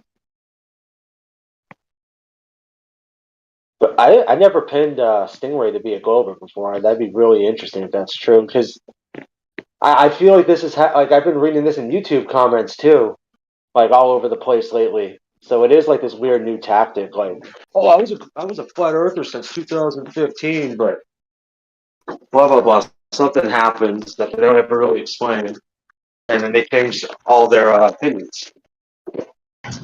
I've been dealing with Stingray for 4, 5, 6 years, and I've never heard him say he was a past flat earther, but it wouldn't surprise me. Right, unless it's just a new tactic that you. Oh yeah, I was a flat earther 8 years ago. You know, they just everyone starts saying it now. I don't know. I think Stingray said you can't be in two places at once, but there's with this new technology, hollow portation, it allows you to do that. I remember that one supposedly flat earther a long time ago. He had like a few videos, like 3 or 4 videos saying that he was a flat earther, and then all of a sudden he was a Glover. But the videos were just stupid. Like you see those videos and you're like, yeah, you were never. Some bald head dude. Damn. Bald. And just think back when Stingray came in, he pretty much shut down the other Glover that was arguing with us and being belligerent, kind of, and told him he was wrong about whatever he was talking about at the point, and then took over the conversation, and that guy never spoke again. Seems to be a hierarchy. For those that don't know, Stingray was never what he said, what the other guy just said. But he retired at one point, and then he made a comeback. So he was gone for a good while. He said he was going to retire. I told him, forget it, don't even try. And yeah, now he's back. So his specialty is making diagrams, making, demonstrations. His specialty is to get rid of the curve or show the curve. Shout out Stingray. I wanted to ask him with his Titanic example. where he said you cannot see the Earth curve until you get 100 square kilometers of an area. I'm thinking, you see way more than 100 square kilometers of an area from an airplane. So that's the part I didn't. And then I guess he left. Well, I had to hop off for a second. But I was like, well, damn, that doesn't make any sense. Or maybe, I mean, but then again, I mean, he could have said 500 square kilometers. I'm pretty sure he said 100 square. Well, And I the thought point that he was was, interesting. I think the point he was making Get is that another chance to talk to him. sorry, the point he was making, You I know, think, especially when you got, you know, I mean, there's pilots that say, you know, they were able to see what, LA from Arizona or some shit, like some crazy amount of distance.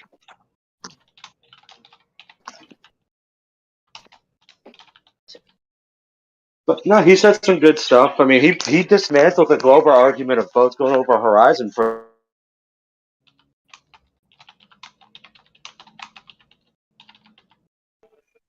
Stingray likes to make models, so if he can make a model and it makes sense to him that's good. What's so Hey, funny about Ja that? Rule, were you trying to say something? no, I was just trying to like say like about the distance. Basically, it was just if I had to represent him accurately, he was saying that you can see a lot a bigger distance, but some of it is going to be in the non-detailed range of your vision. Just Well, first he said that we shouldn't make any observations over the water and consider them evidence of what the Earth is because it's so unreliable and it varies so much. So then I said, okay, so you agree that everyone that claimed that boats over the horizon of the water is evidence that the Earth's a globe were wrong, and that's a stupid thing to say. And then quickly it was, no, I wouldn't say they were wrong. So whatever. I wasn't there for that. I know. Yeah, but this is what I do have I have a list of the great forgotten flat Earth arguments that have gotten lost in the sun. I've never gotten answers to them. I'm wondering what you guys think of them. I'll just name one of them. Like, if you guys have heard of bathymetry, it's how we map out the ocean floor. Use sonography or different methods, and you have like a boat on the water, and so you have your horizontal baseline, and then you have an axis, and it sends waves down, right? Like sonar waves or whatever. Say you send sound waves down, hits the surface, and then comes back to the boat. And then based on the duration it takes for the signal to get there, they're able to map out very intricately what the topography and depth of the ocean floor is.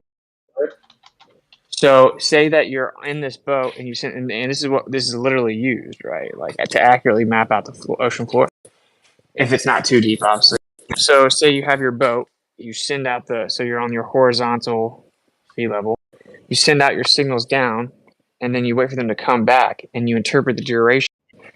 Wouldn't it be distinctly different on a plane and on a globe? Because on a plane, the ocean floor would be parallel to the ocean, to the surface. But on a globe, it's going to drop down and away in all directions from that boat. So wouldn't you have to account for that drop relative to the radius out from the boat the signal goes to accurately interpret the duration of the signal to get the topography? So literally the fact that we use bathymetry to map out to accurately map out the depth and ocean topography of the ocean floor, assuming parallel horizontals, proves that it cannot be curvy. Because it's like incredible precision, right? We're talking like milliseconds of the duration. You have to have very precise duration measurements, right?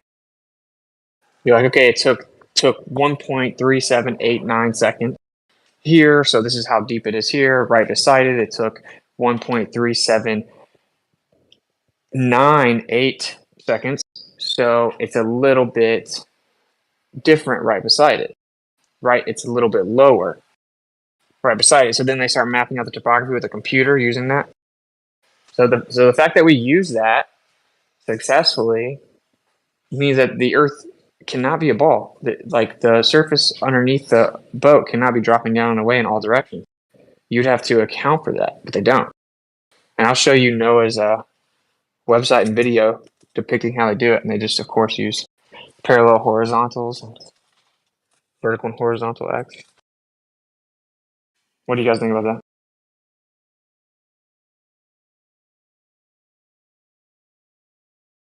I know that was like long-winded, so I need to find a way to concisely say it.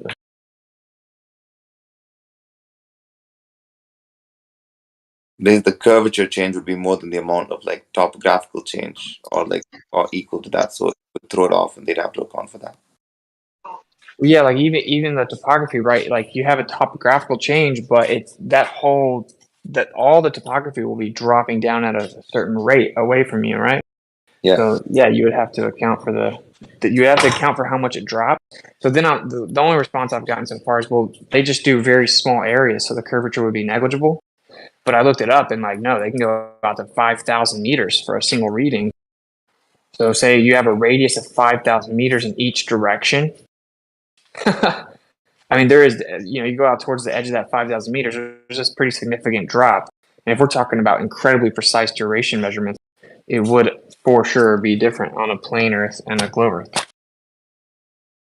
Yeah. I've never heard a rebuttal. Like the Glovers just avoid this like the plague. That's why I call it one of the forgotten arguments. But yeah. I mean, I was just reading, submarines can, how far was it? Yeah, they can detect other submarines from 50 kilometers away with sonar and shit. I don't know, maybe they'll say something, it's traveling underwater or something. I don't know. There's so many things that don't make sense with the radius value that we're giving. Well, nothing makes sense, and I don't understand how they even got a radius in the first place, but whatever.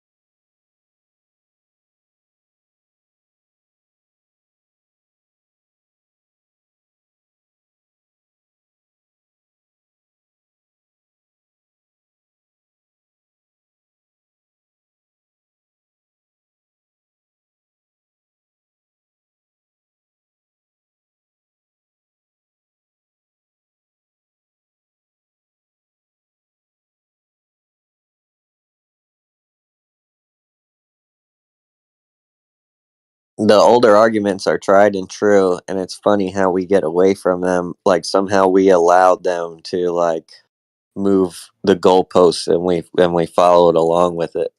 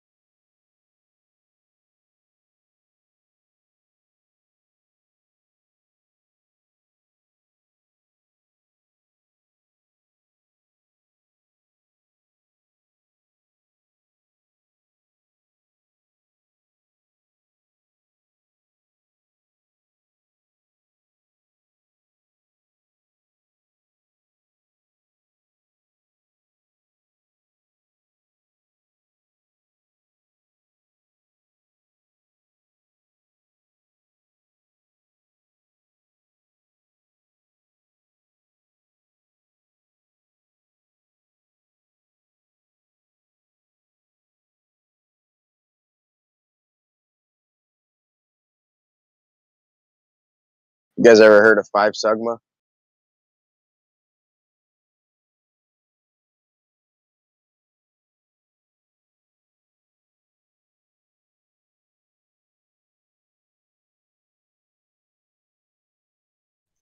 Absolutely. The destruction of their cosmological model. That's what that Oh is. no, I was talking about sucking my balls. Can you reach? I can't. That's why I'm asking you. Yeah. Can someone explain the 1 degree per 69 mile deal?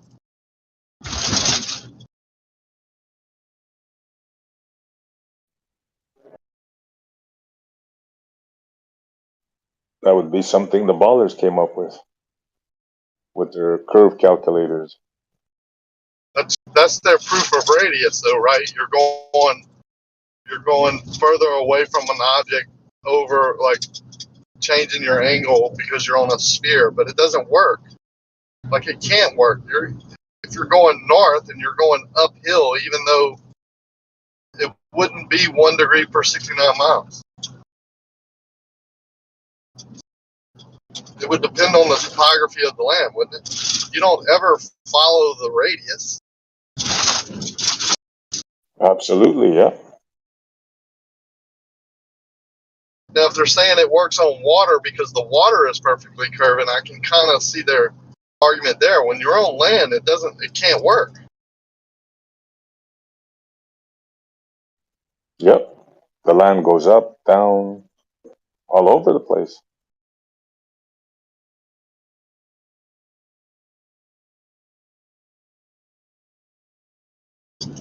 I would think that was just perspective and refraction, or whatever you want to call how we see over distance, because obviously when something goes away from you, it appears lower in your vision. That would be the change in angle.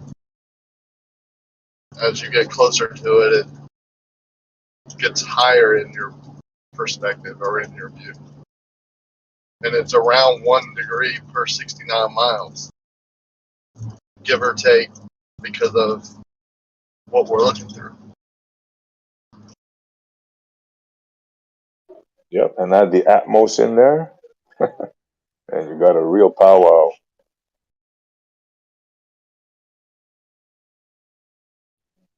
In this standard refraction business, that's just a pipe dream. That's just a word somebody came up with. Does not exist in reality. Yeah, so that long distance infrared laser test would destroy that once and for all.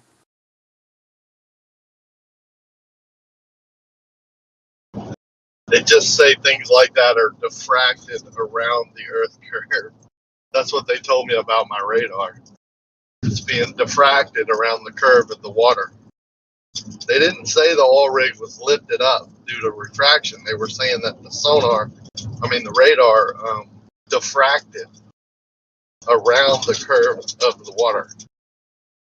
That's is that one of their actual arguments though? I mean, is that like something someone just said in the moment? No, that's definitely one of the arguments for diffraction.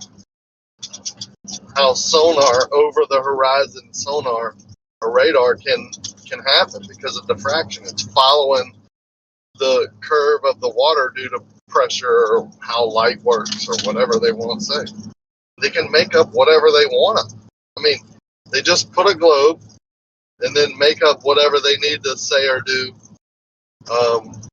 to prove that it's that radius, even though the radius has changed over the years. And then day by day, that radius can appear to change due to this reason and this reason, but it's still a radius, right? But if you give me a view that shows a sphere in one and concave in another, my immediate baseline is that it's going to be somewhere in the middle. Call me crazy. Makes sense to me.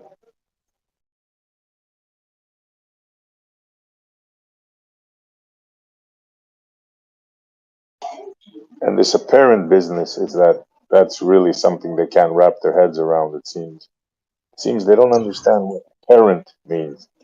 That's why I don't appreciate what Stingray does. He tries to dilute the situation, the context of what we're talking about by saying everything is apparent. He's smart enough to know what he's doing, and that really pisses me off because it's deception. Because people can't understand what we're talking about if Stingray is going to bring in an apparent position of something which is not in the same context of what we're talking about. Yeah, what he tries to do, he tries to model it and somehow make sense of it using models. But and I try to tell him, in reality, it doesn't work that way. How can you model the unknown? Like, what did you put the light source in? Did you put it in some type of fluid, or was it behind a crystal-like dome, or was it just in the medium that you know of right now? Or was it in space? If you modeled it wrong, then of course you're not going to come up with how it would work on a flat plane. Right? You know what I'm saying?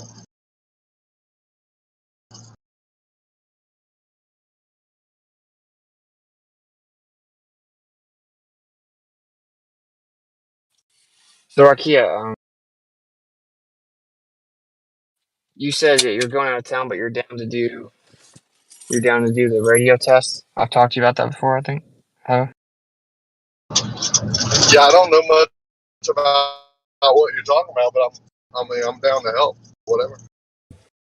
Okay, yes. So maybe I haven't talked to you about it, but so we want to send different frequency radio signals from like the Tampa area over the Gulf to like Louisiana area.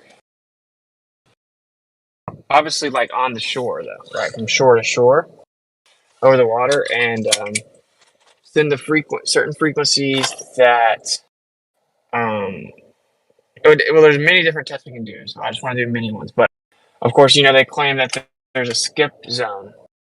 So we want to set it up to where the person receiving in Louisiana or vice versa is in the middle of the skip zone, which means they shouldn't be able to receive the signal.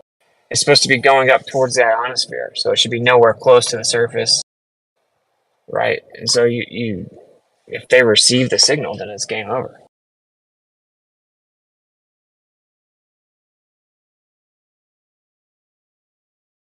Does that make sense? Yeah.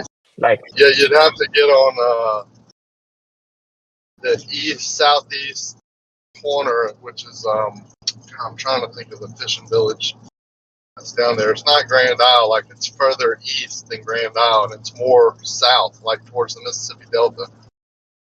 But I'll think of the name of it.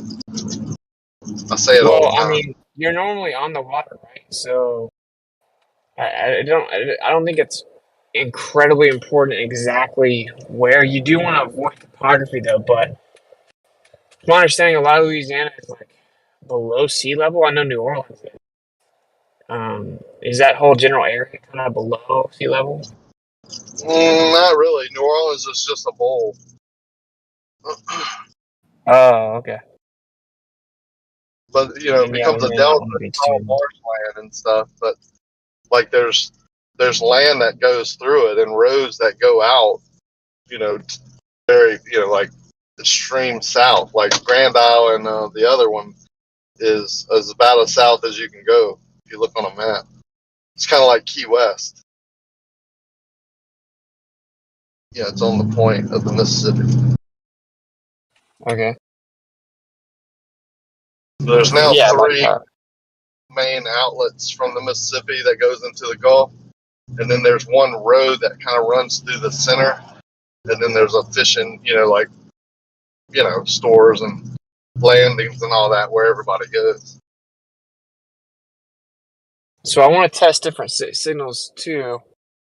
So I'm trying to think of the best way. I don't know if you know anything about it. I guess you could just you can get your ham radio license online now for a couple $100 and take a test.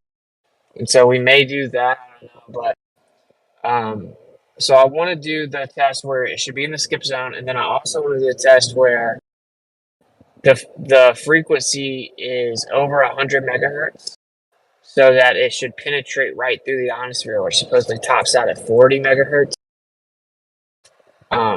So we also shouldn't receive that signal, but yeah, I haven't. So I guess you're going to be gone for a little bit, which is kind of good because I need to work out all the specific details of it, kind of figure out what we need to get, licenses and equipment, and then pick the exact locations that we're not going to really mess with. We'll be able to do the signals. But yeah, I think it's one of the best tests. It's one of the best tests I've come up with because, of course, on the globe you send out the signal, and there's actually you can actually modify receivers to only receive horizontal signals, which is even more. Yeah, like you send the signal out over a globe, it should get blocked at say like a couple hundred miles, and then the rest of the signal is supposed to go up towards space, and then it's supposed to reflect back down off the ionosphere, and that creates this big skip zone. And if we just have someone right in the middle, we send it out horizontally over water, so we avoid topographical obstruction. Because that's the way they got away with this lie, in my opinion. Is when you send it over to over the U.S., you'll have signals blocked because there's all kinds of topography. But you send it over the ocean, there's no topography. But you know how many people, by the time you send it over like a large body of water, they can say it's already bounced back down. So you'd have to be like on an island in the middle of nowhere to kind of test it or whatever. But the Gulf is perfect because you go just over water, and obviously the signal should still be going up towards the ionosphere. It shouldn't be at the surface. So anyway, you get it.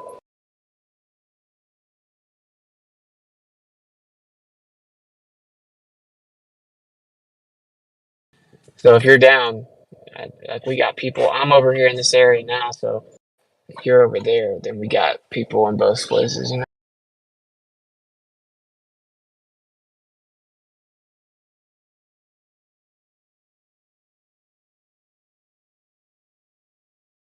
Then the other test I want to do is I want to have multiple lasers, and I want to have lasers ranging the entire spectrum of frequency. So the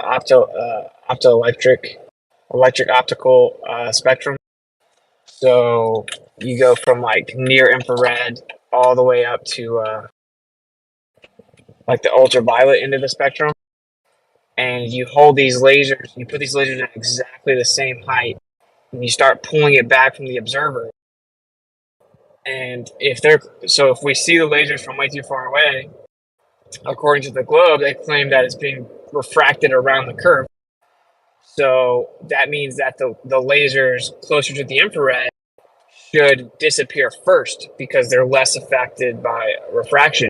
But as we know in reality, you see infrared further because it cuts through like turbulence and stuff. So, and then I want to document that with like a regular camera and an infrared camera. And if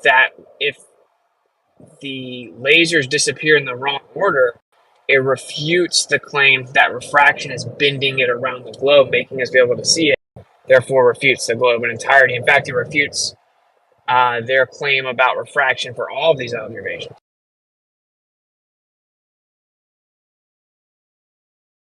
So hopefully that made sense.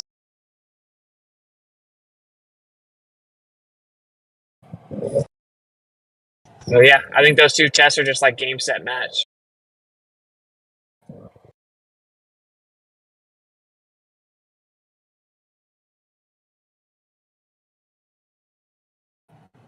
Like any critique, disagreement.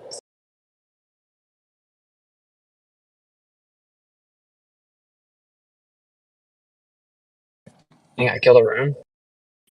I just got back to the mic. I didn't hear any of what you said, but I know that it's wrong. Fair enough. Anybody else? Yeah, I second that. That definitely was wrong. Absolutely, 100%. So I think like a frozen lake is a good place to do the lasers, you know? But like that's kind of hard to come by. I know up in Canada, SE actually has like the biggest frozen, the biggest lake that freezes over completely in the whole world. I think in inhabitable regions at least.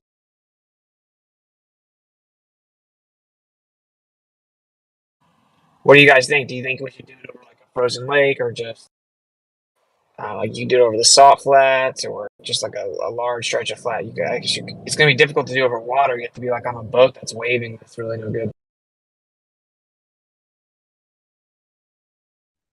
I've heard this frozen lake business before.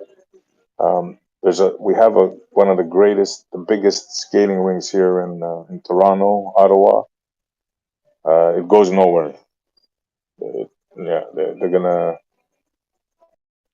I like the radio thing there, and the Oh no, radar. I'm not talking about just seeing things over the frozen like that. I'm talking about using different spectrums of light to prove that it isn't refraction bending it around the globe, because that means that the infrared laser should disappear first. You see what I'm saying? Like I'm doing the test to show that it's not refraction bending the lasers around it. They can do whatever they want. There's no recovery from that. Infrared refracts less, right? Infrared is less affected by refraction, which means that the infrared should disappear first, right? Like if the curve of the Earth's blocking it and they're claiming the lasers are being refracted around it, well, whichever laser is less affected by refraction should disappear first. So that's what I want to do.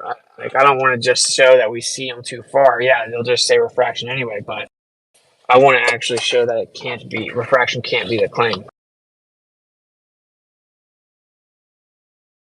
Does that make sense? Yeah, Like I infrared hear has what longer you're saying, but I wavelengths, so it never shouldn't heard like a laser thing that they'll accept. I never seen a visual thing. I'm just saying, like they're gonna find something, bro, on that. I don't know what though, because what they always say is refraction. So if we take refraction away from them, if they come up with something new, I don't care. Like refraction is like their baby. It's like their crutch for everything, Like,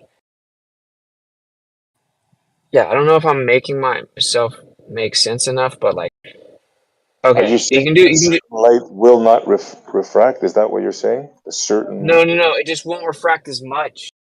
Because like Oh, infrared's a longer wavelength, so it's less affected by refraction.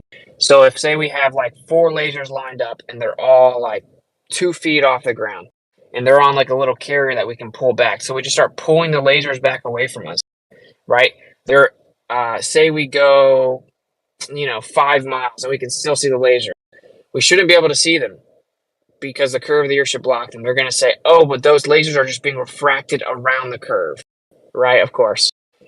But that means that the infrared laser should disappear first because it's less affected by refraction. So if we see the infrared, if they all disappear at the same time, or better yet, we see the infrared longer, then that debunks the claim that we only see the lasers because of refraction. We shouldn't see the infrared longer because it's less affected by refraction.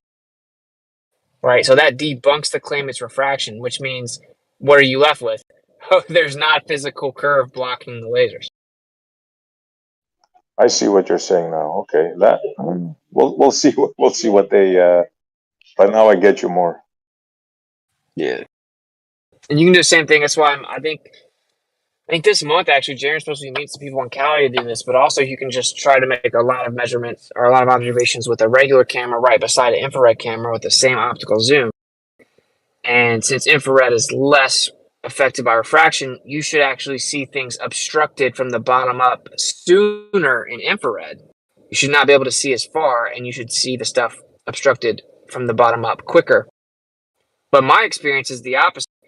I've actually looked at a boat over water, and I had both the cameras on tripods beside each other, 2 P900s, one infrared, one not, and I could see more of the boat with the infrared camera. So I haven't been able to find that footage though. Like I don't even remember if I kept it or whatever, but it may be on an SD card somewhere. But you see what I'm saying? Like according to them, the infrared video should show things blocked from the bottom up faster. which means if I look at a regular camera and then I pull an infrared out, all of a sudden the stuff should be blocked more because they're claiming it's refracted over the curve. Yeah, I don't get that because the infrared actually cuts through more of the particles and density and all that. Like you see further with infrared, as far as I know. Well, they acknowledge that infrared, like, it cuts through like debris and particulates and turbulence better, right? So we definitely see further in infrared, but they kind of acknowledge that they have to, because it's such a smaller spectrum of light that's less turbulence and stuff. But that's what they don't agree with, is that the turbulence is causing the obstruction, not physical Earth curves. correct, Like, that's the which whole is why it's yeah. that's why our position is always makes the most sense every time, because I see further in infrared because there's less turbulence. You know, so like, duh. Just like when it's clearer outside, I see further. And they claim, oh, well, actually, there's more refraction when it's clearer outside. It's like, what? Yeah, that was my point earlier. You can take a clear day and the horizon looks crisp and clean, and then zoom into it, and it's just turbulent as all get out. Like, you just can't fathom, what's going on out there until you magnify it. It just looks like a pretty picture where the horizon is right there, and then you zoom out and it's just a mess, right? It's just so turbulent. No wonder you can't see past it. Yep. What do But you like, think that waviness is? Like, when I view over water, it seems like the current is going in a particular way all the time. It's just that apparent flow of the medium, not the current of the water. I'm talking about that waviness flow of medium going across the screen. You know what I'm talking about?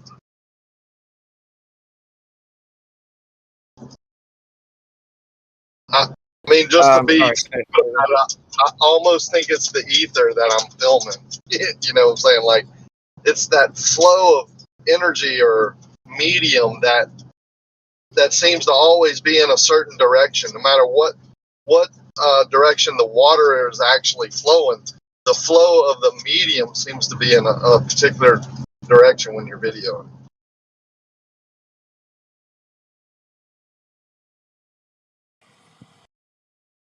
I'm not sure I know exactly what you're saying, to be honest. Zoom to your horizon on the water and pay attention to that waviness, that where it's just turbulent, right? And then pay attention to which way that medium seems to be flowing. It's odd.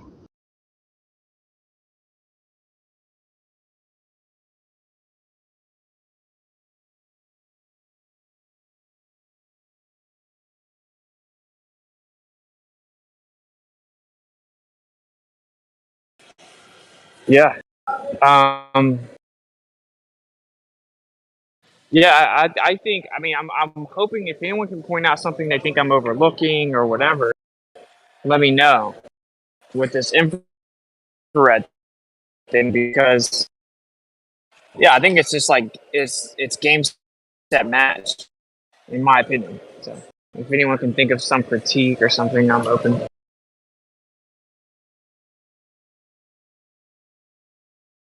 Like, okay, look, if I'm looking at a mountain, oh wait, let me get on watch.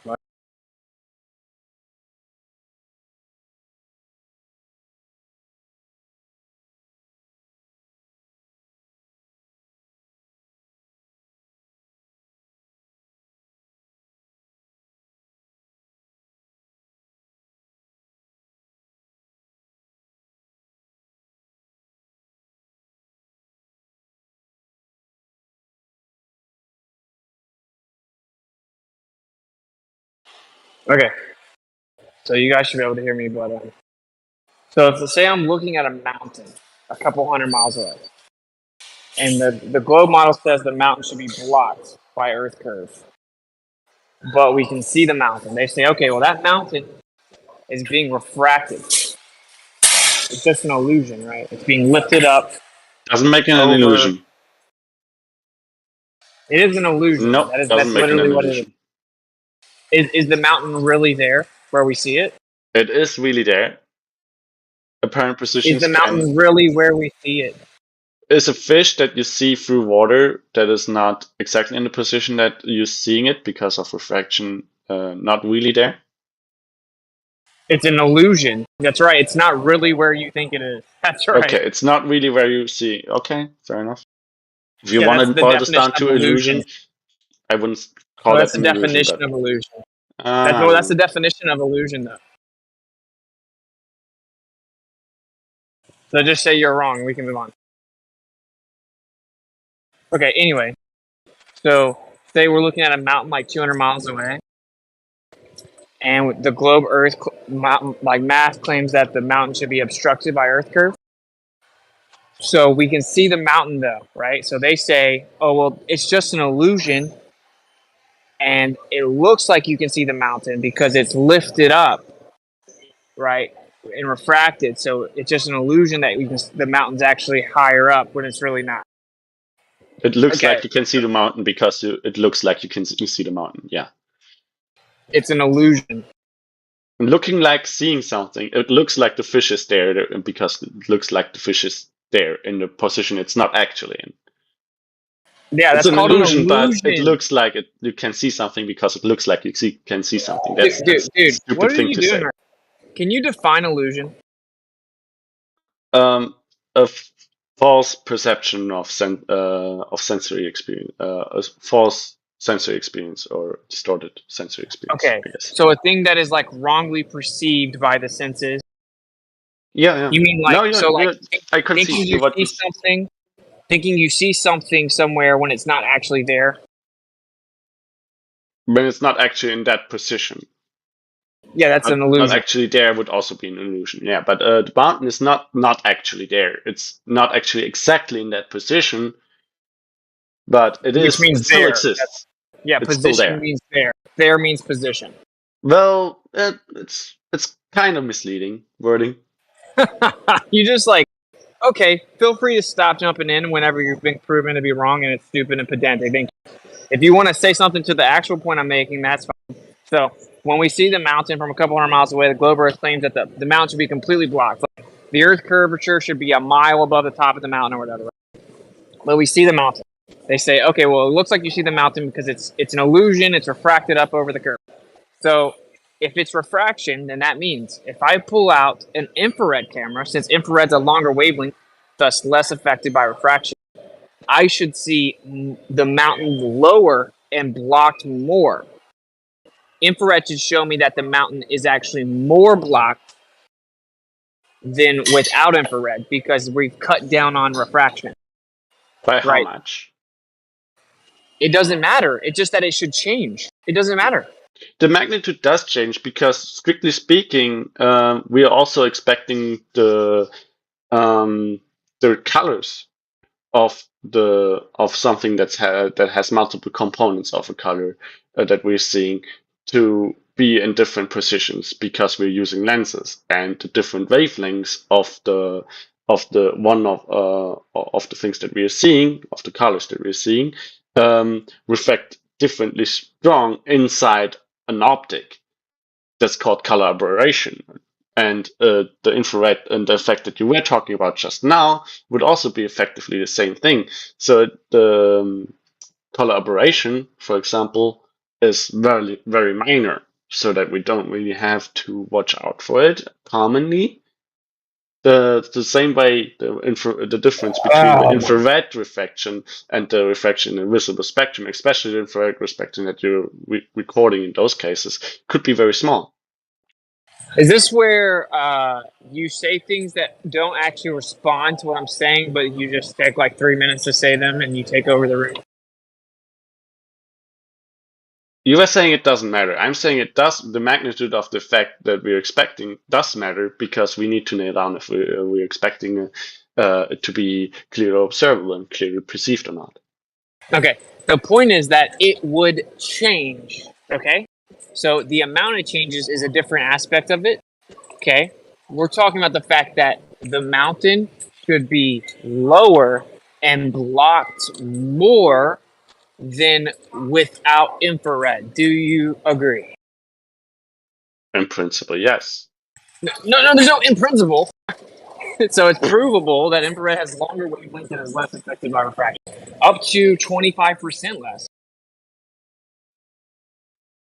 So anyway, It's also affected more by water vapor, reflected more by water vapor because the visible spectrum is absorbed, but the infrared spectrum can be refracted by it.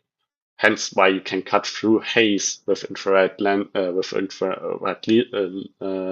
haze that you can't see through in the visible spectrum. You can cut through in the infrared spectrum. you're making my point stronger. So yeah, you cut through the haze with infrared, and Yeah. the light is less affected by refraction. So we should see closer to what's actually there than without infrared. The infrared light is more affected by water vapor, though. Like What does more that mean? affected in refraction. Like infrared light refracts when in vapor. Visible light spectrum gets absorbed and scattered in vapor. So when you have haze, you can cut through that haze in the visible spectrum. Cannot cut through that haze in the visible spectrum. Hence, it gets absorbed and scattered.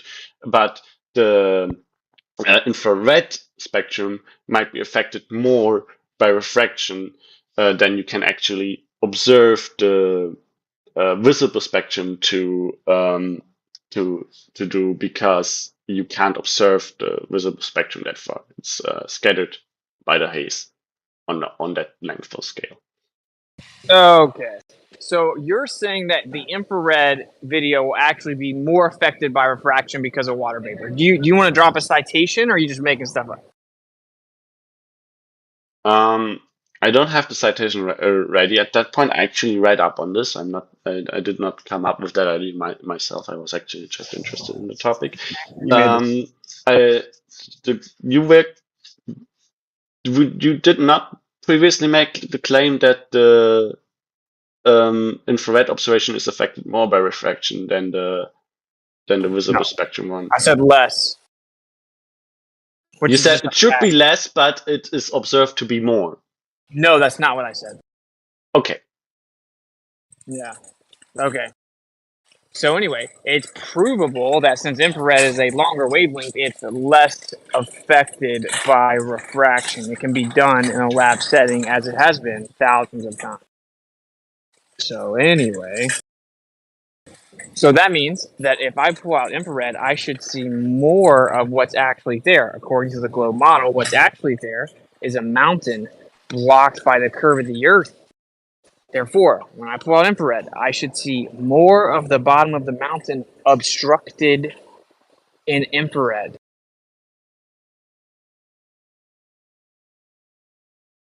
You've repeated that a few times now.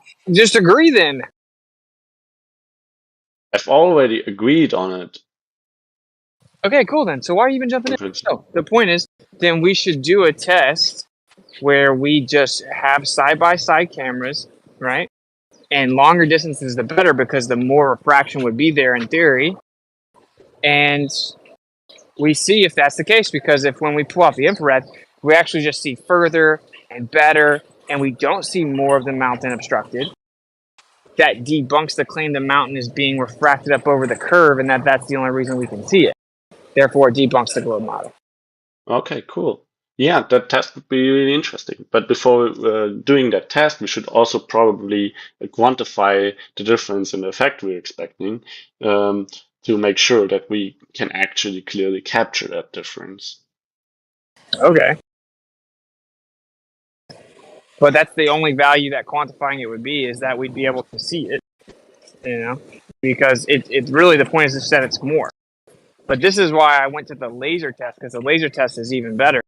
You have different spectrums of the lasers, and the infrared should disappear first. If you pull like equal height lasers back away from you, the infrared laser should disappear first because it's less affected by refraction. So if we see the infrared longer than like the ultraviolet light, that debunks the globe. Period. We don't have to quantify anything. If the infrared is seen longer, it debunks the claim that it's refracting around the curve. So that test is way better because the lasers, like, they get pulled back and then they disappear very quickly. Once you can see them, then you can't see them. So all you have to do is if you pull it back and now the ultraviolet spectrum is gone, but we can still see infrared, you stop at that very moment, boom, globe debunked if you can still see the infrared. Because you can't claim it's refracting around a curve. So do you agree that that would debunk the globe?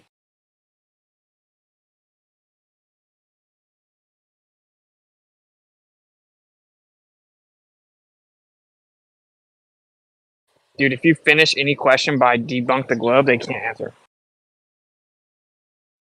Oh, not necessarily, because we also have to include the investigation into the humidity. But if we take a case where we can clearly see the horizon and the infrared does not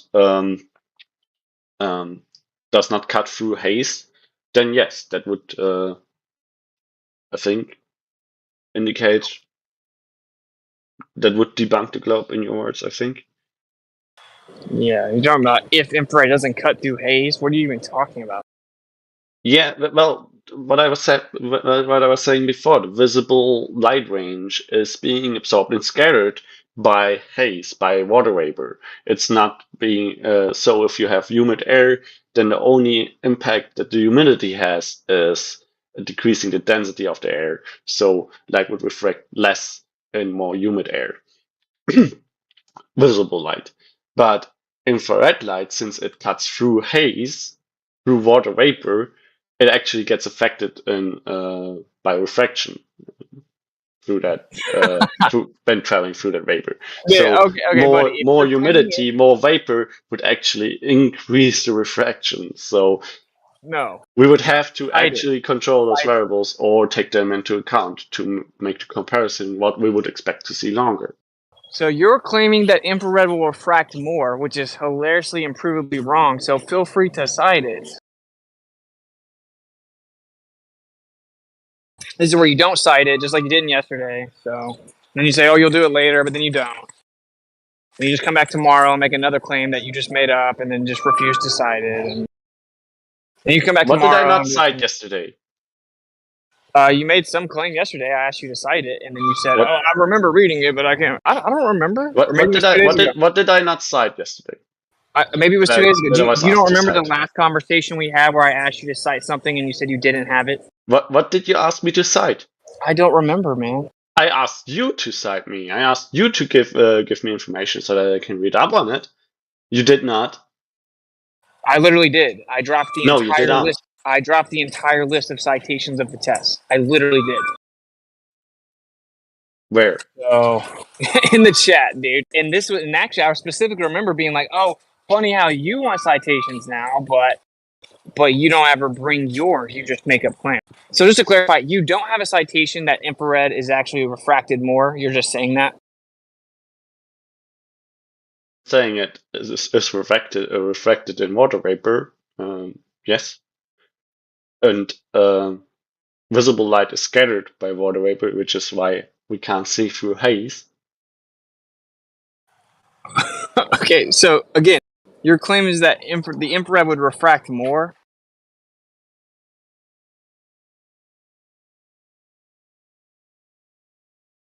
You're just making it up. You're just desperately making it up to try to find a way to dismiss the test. I'm sorry, I'm push to talk, and I'm also need to do other things and have other tabs open, so I can't always immediately be on call for you. There you go, man. There's the list of citations again. There are boxes around 3 of them, but all the tests are relevant. So there's many citations.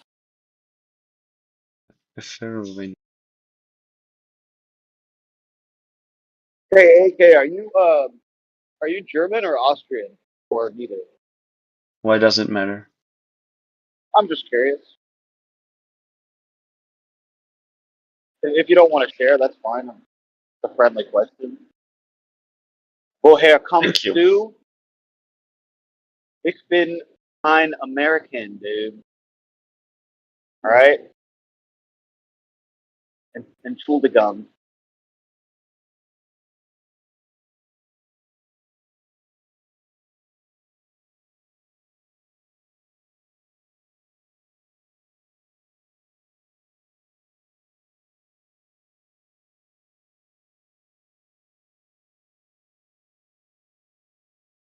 Not really. I wasn't gonna like make fun of you or anything. I just recognize the German accent. I know a little German.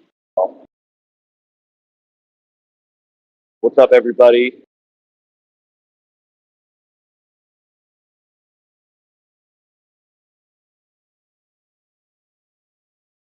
Hope everyone's having a great day.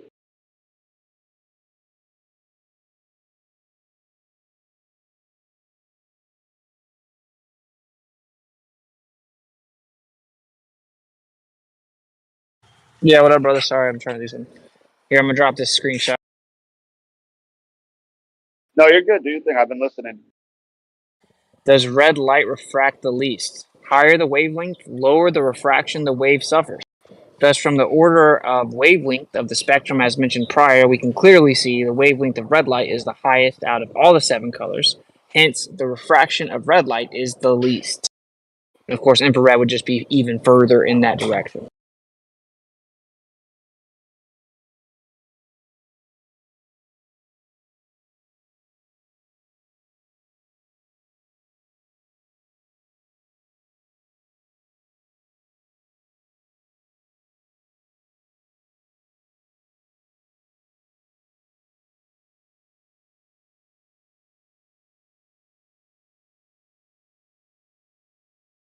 And here's another one. Each beam of light with its own particular wavelength or color is slowed differently by the glass. Since violet light has a shorter wavelength, it is slowed more than the longer wavelengths of red light. Consequently, violet light is bent the most while red light is bent the least.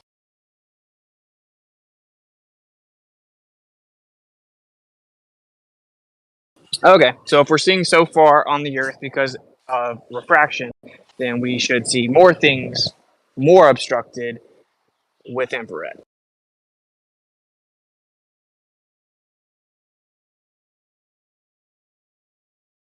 I gotta make a call.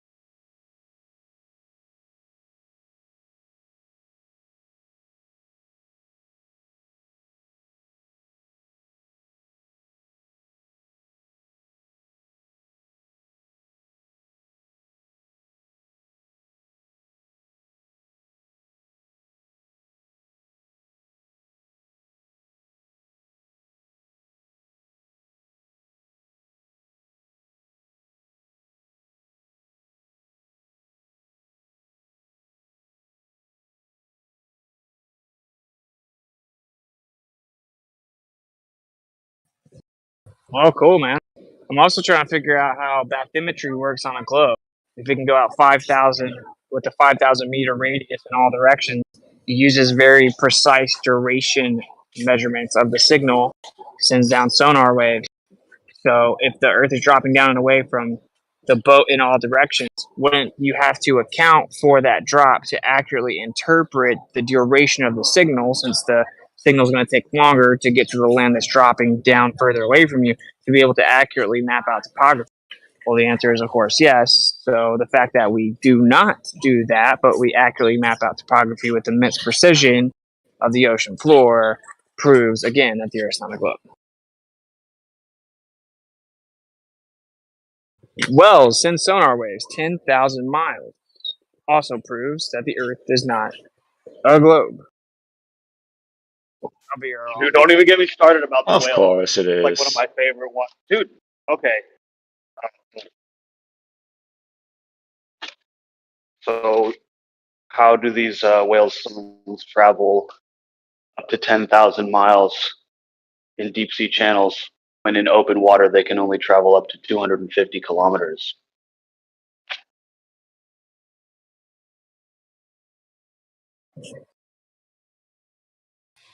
Wait, what? You're claiming that whales can only send their signals 250 miles in open water? No. I was talking to no. They can go up to 10,000 miles, and that's only possible on a flat plane. Why? Well, because if the surface was curving, the deep sea channels would need to have a roof to bounce these sound waves back down towards the Earth to follow its curvature, but they don't have one. You're saying this can't reflect in water? No, not like that. Why no, not? It's not refraction. It's diffraction, first of all. The official explanation is 100% not refraction. Or diffraction, whatever. No, it's neither. Direction. No, it's not diffraction either. Mm-hmm. Come on, give us another ad hoc. I know you got it in you. No, I mean, I'm just blown away by this because I've seen I've come across information where there's like blind spots of sonars of submarines, and how there's a whole lot of training required to interpret the signals, the echoes that you get from sonar back to locate them correctly.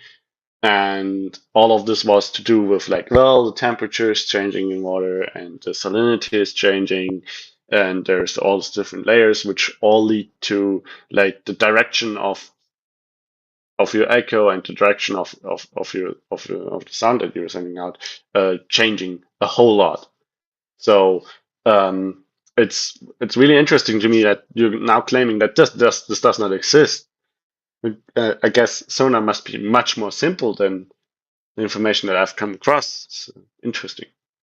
Well, nice straw man. So the official explanation for the globe model as to why whales can send their sonar waves 10,000 miles is objectively not diffraction or refraction. But what is it?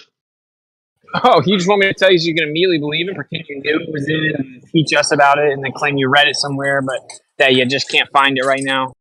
What is it? You can research on your own, dude. I got a call. You deny to... I got a call. Okay, good for you.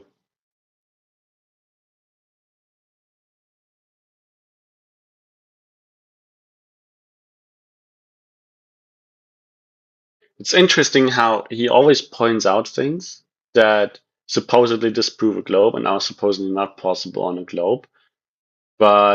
And he also, in the same time, admits that there is an explanation they are giving, an official one, but he never actually addresses how that explanation is not correct or disproven. He's just like, yeah, there's an explanation, but they're just making that up. Like, but he's using the same institutions, the same people, the same day to substantiate his evidence and his claims that what he's saying is scientifically true and sound. He's not using his own measurements and his own setups. So maybe like at some point, it's interesting where he draws the line between where they are correct and where they cannot be trusted. I guess it's where they start to disagree with him.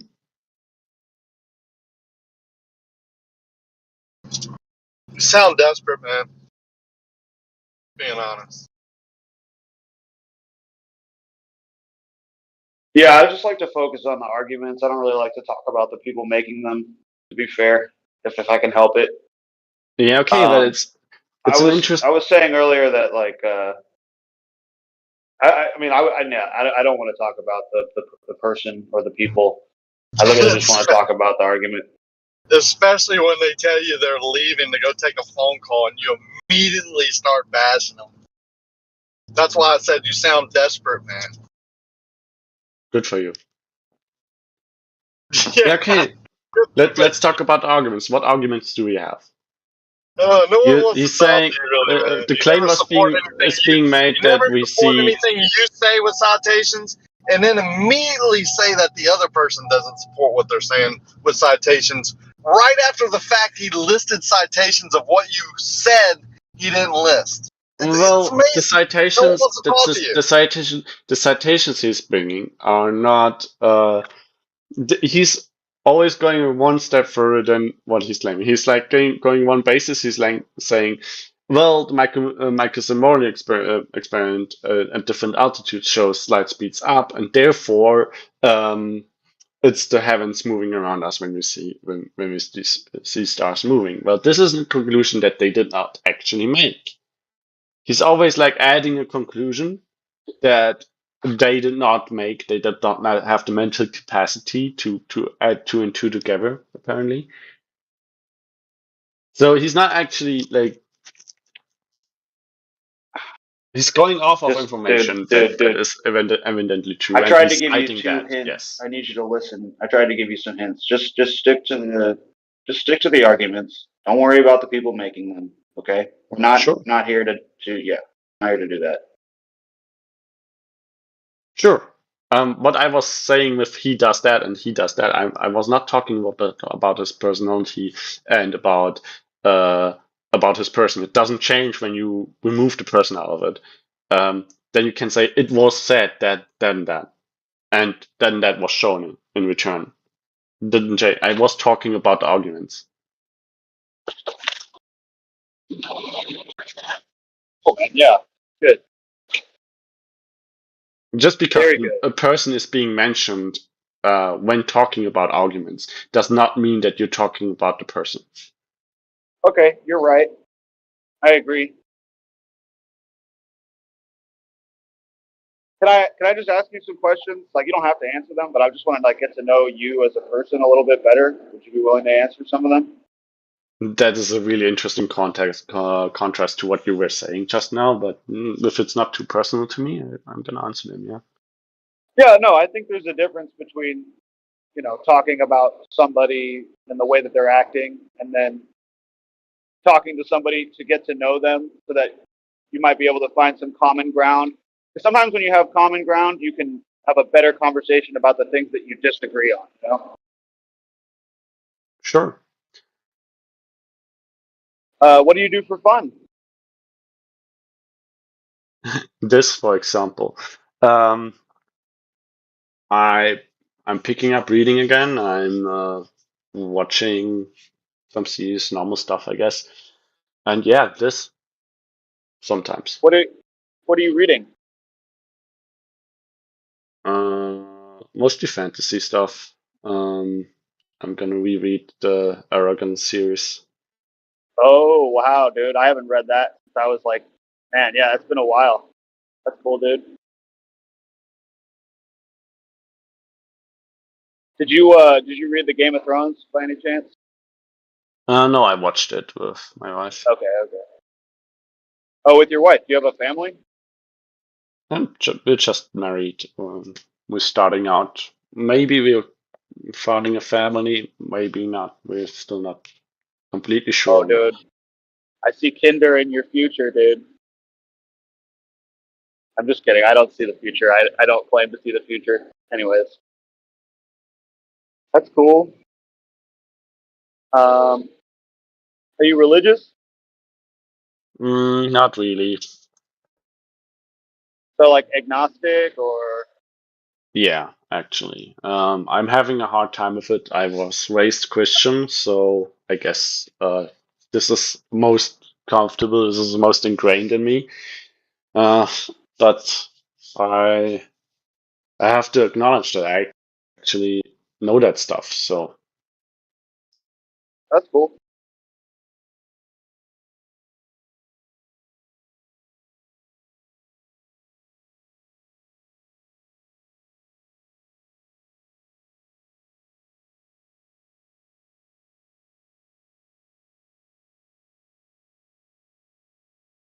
Have you done much traveling around the world?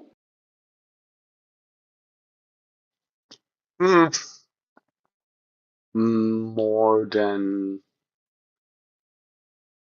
some people around me, I guess, but not too much. I still need to see a whole bunch of Europe. Well, I feel like Europeans are pretty well traveled compared to Americans. Just because you guys can go so many places. I just know a lot of Americans who never even leave their own state. Well, it's also you have like an half a continent to travel within one country, and you do. It's more common to do a longer, more to cover more distances with shorter duration trips. That often it's not really that necessary to travel around because you have like so much diversity already. Right, right. Are you into politics? No, not at all.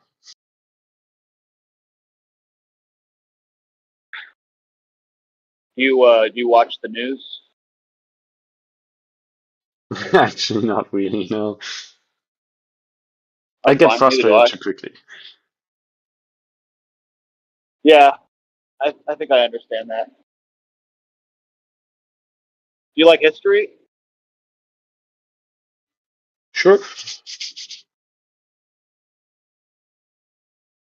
Oh, here's a fun question.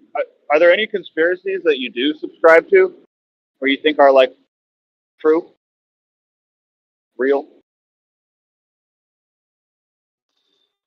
Um, I don't know too much about conspiracies or too many. I think that a lot of the things that are just open secrets or are just like generally known or um, are conspiracies that have some truth to them or turn out to be true, sooner or later do come out and get publicly acknowledged and officially acknowledged as true, or even classified documents come out that disclose that that happened. Um, and I don't think I would have a good feel for which ones won't come out to be true and which ones will, after like 10 or 20 years hindsight, come out to be true.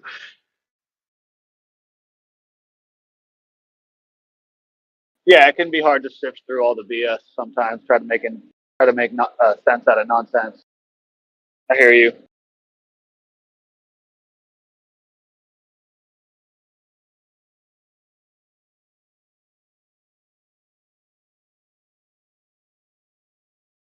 So, do you think UFOs and aliens and stuff exist? Because you think that we live in a galaxy and whatnot? Hmm. Without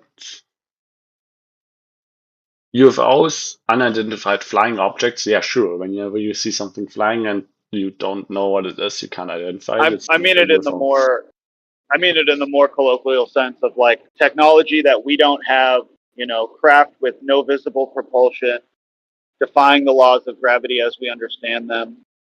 Yeah, Claims of like alien abduction and little green men and stuff like that. Like, you think that no, the government might know anything about that, or no, I don't think those things are real.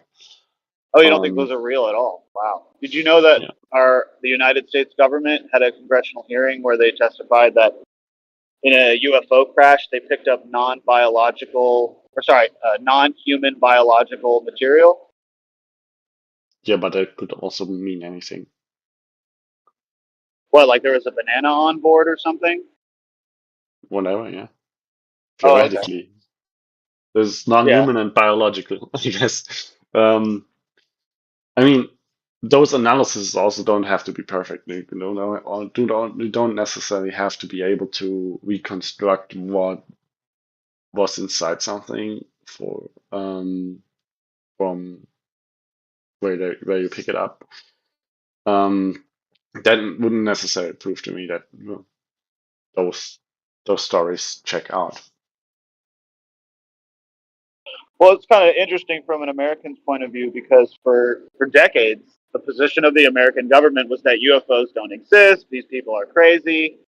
There was no, there is no, alien technology that we're hiding or anything like that. And lo and behold, it's 2023, and now our government's completely flip flopped. Funny, like nobody seems to care, but I don't know. It's just interesting.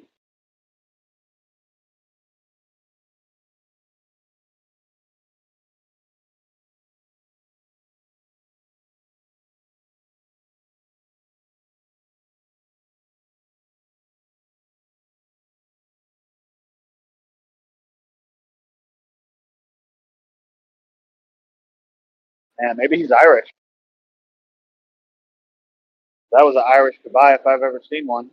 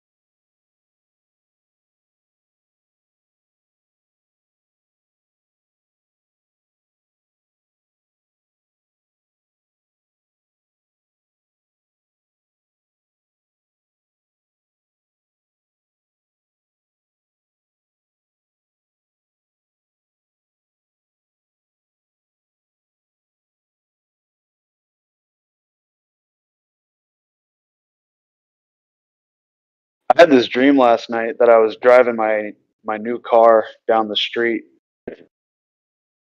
and somebody like pulled out in front of me, and I just barely like dodged the front of their car and kind of like nick it with my car, and it like causes my bumper to fall off. Or no, it's actually like hanging off, and it doesn't phase me at all, and I just like keep driving down the road, and it's nighttime. I don't know what it means. Like I just didn't even care. I just kept driving like nothing happened.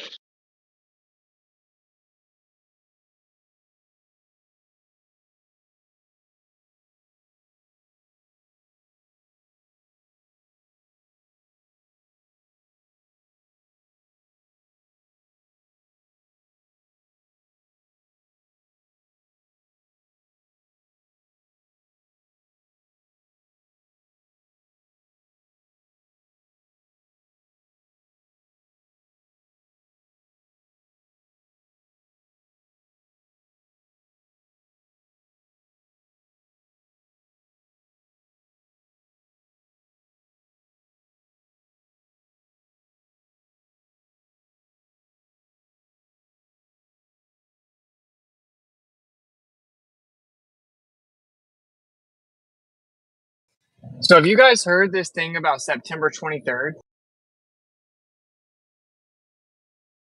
Yeah, it's like been a meme on 4chan for like years, right?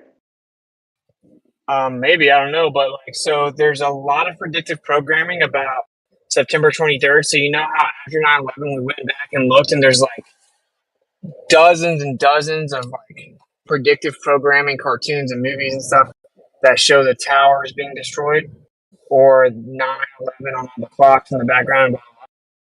Well, there's like a dozen or more like apocalyptic or disaster movies where the event, like the catalyst event, happens on September 23rd in all the movies.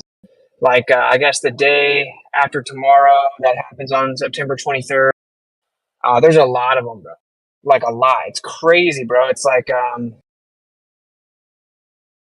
I can't remember all of them off the top of my head right now, but it is very weird because like it's all these major events that happen, and like the comet hits December 23rd, asteroids come in December 23rd or September 23rd. It's like over and over and over. You guys heard anything about that?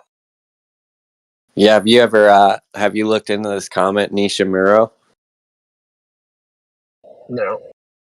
So there's a comet that's like, I think it's arriving in the constellation of Virgo. Some people call it the Revelation 12 sign, where the moon is at her feet and she's clothed in the sun. So sun's in that constellation right now. But yeah, there's a lot to that. But you know what happens in September? Isn't that Yom Teruah, right? Feast of Trumpets, which on my calendar comes up tomorrow. And it's a lot of people have always said that the end would be like in September or something like that. No, I don't know what year, but because I think Yeshua fulfilled all the spring, like all the feast of spring with Passover and everything, and his return will be during the fall feast. Yeah, like it doesn't ever say a year. It just always says September 23rd. It's pretty wild. I'm gonna try to find the video I saw. Wake me up when September ends, right? Dude, I was It's I was everywhere. trying to get it in there. I remember a couple years back on 4chan, there was like a thread that was going for a while about something happening to the Golden Gate Bridge on September 23rd. There's another one too. But yeah, there's a lot of 923 predictive programming. Well, like this is what blew my mind though. Like, yeah, you can find the numbers everywhere. That's true. Their numbers are everywhere. But it's like, oh, the bomb's ticking down and looks over, it's 923. And like that stuff's crazy too, because we found out with 9/11 afterwards. But there are like a dozen movies where it's about like some type of apocalyptic event. So like asteroids, aliens, the crazy weather, and day after tomorrow, blah, blah, blah. And it all happens on September 23rd in all the movies. Like that's pretty wild. You know, like why? What? How would that happen? I mean, unless some inside joke where they're just like, yeah, let's just all pick the same day. You know. Yeah, and it's interesting because like that whole 9/11 or September 11th all the way to September 23rd. I think I've read that that's where some people believe that Jesus was like born around the time, like his true birth. I was just Yes. adding that up. How crazy would it be too if he was born on September 11th? That means he would have been circumcised on Feast of Trumpets. I think that's weird. Yeah, it's interesting. Yeah. Yeah, it's definitely like right at 9/11 if you look at like the stars. You look at the stars based on description. But yeah, I don't know, man. I'm trying to find the video because I thought I saved it, but I guess I didn't. But it's very crazy, man. It's very crazy because I'm not big on dates at all, but just like the fact that it's everywhere and it's all the movies where something crazy happens. It's just, I don't know, at least interesting to keep an eye on it. It's so crazy, dude. You're the first to bring it up, really. I know Killian and I were talking about it a little bit, but there's been a lot of talk about this, about Revelation 12 sign and this comet Nishimuro. And I think it's a topic that is just interesting. You know, obviously, I take everything, you know, just with a little, but it's Revelation 12 literally says I saw a sign in heaven, you know, and what makes more sense than a constellation alignment? You know, and most people say that happened in September of 2017, but then we have this weird green comet that can be seen with the naked eye coming. And it's going through Virgo, which Revelation 12 says the beast was upset with the woman and was going to basically attack or war with the woman. And she was with child, and right now there's a star inside the belly of Virgo called the child. It's weird. Yeah.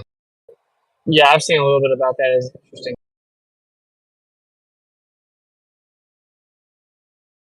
But yeah, All I know September is maybe 23rd is the everywhere. zombies come. Yeah, maybe the zombies come on the 23rd. Like, obviously, I don't think that they are in any, like, they for sure don't actually know, like, the day, the final day or anything. That doesn't mean that they don't try to do something on a certain date because we know that they love dates. They love to do things on specific dates. It's not near as crazy. It's because I can't list off all the movies. I wish I could. No, there's tons. There's tons. I've seen that too. The September 23rd comes up in The Simpsons. It comes up in everything.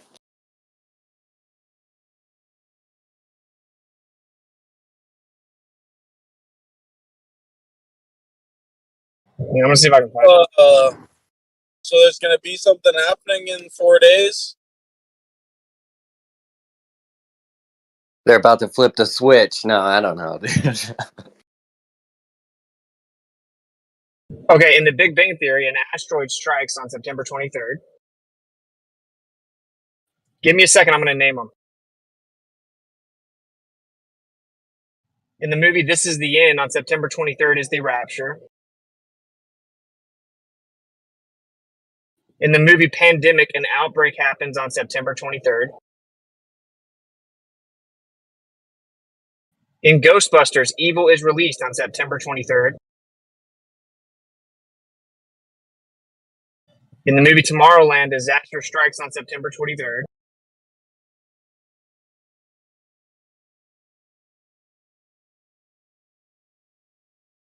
Sorry, I'm like really multitasking right now. I heard that. Wait, give me just a sec. Be patient with me. I'm gonna keep reading them off because I want you guys to hear this. How you gentlemen doing?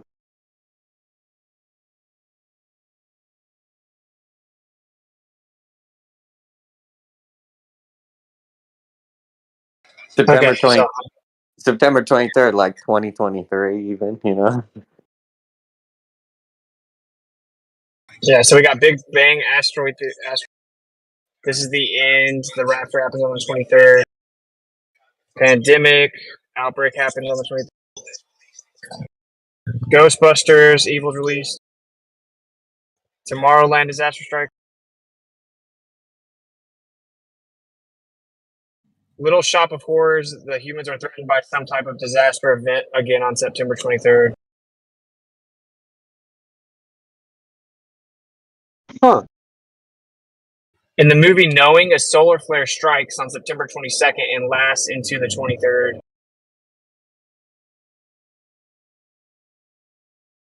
In the movie Seeking a Friend for the End of the World, an asteroid strikes on September 23rd. Julie and Julia, a meteor strikes on September 23rd. In the movie Sleepy Hollow, dimensions open up on September 23rd. Isn't that crazy? Oh, it's just an Easter egg that snowballed from back in the day. Nothing to worry about. Well, I mean, I hope so.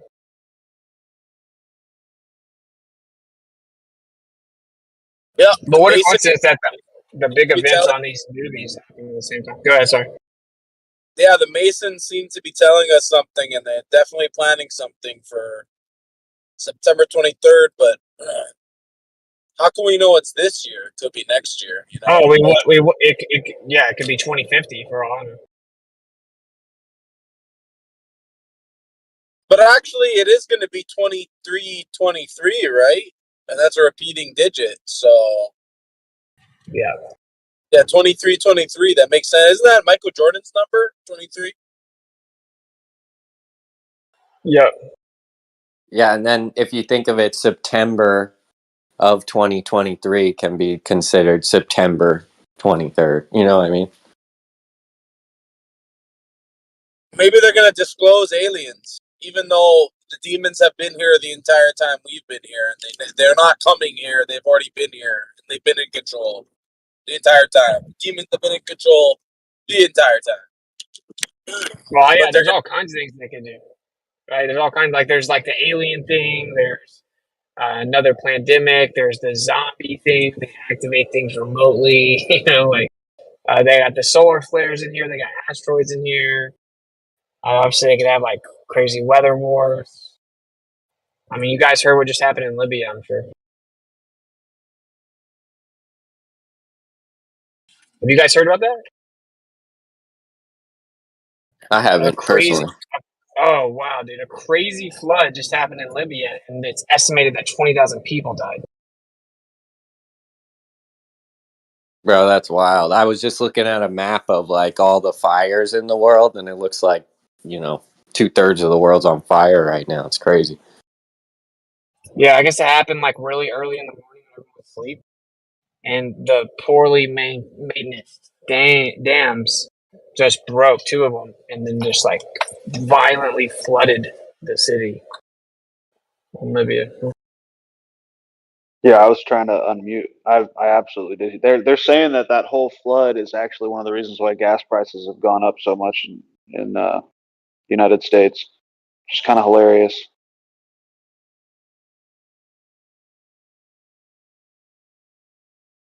Yeah, United States and Canada, two countries that are supposed to be allies, that are supposed to have more gas combined than fucking a lot of other places, and yet our prices go up when Russia goes to war.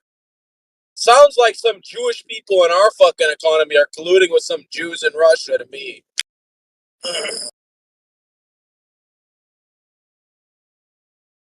What's up? What's up, Noah? I love the energy, bro. How you doing? How's it?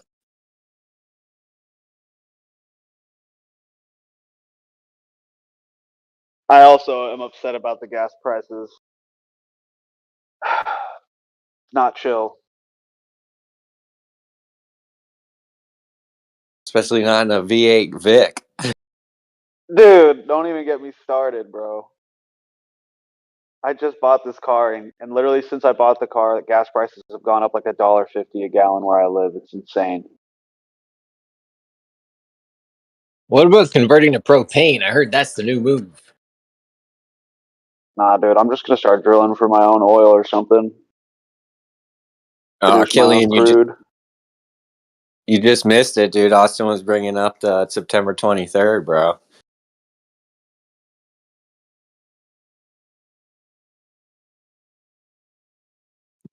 Oh snap! What's popping? I think if anything, of all the September 23rds that I've been through, like knowing about this, I think this year would make the most sense because it's 9/23/23.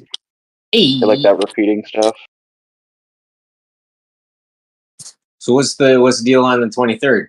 It's in 4 days. That's what a Saturday? Yeah, Saturday. Nope. Let's see, Saturn Day. Oh, yes. 23rd. It's a Shabbat.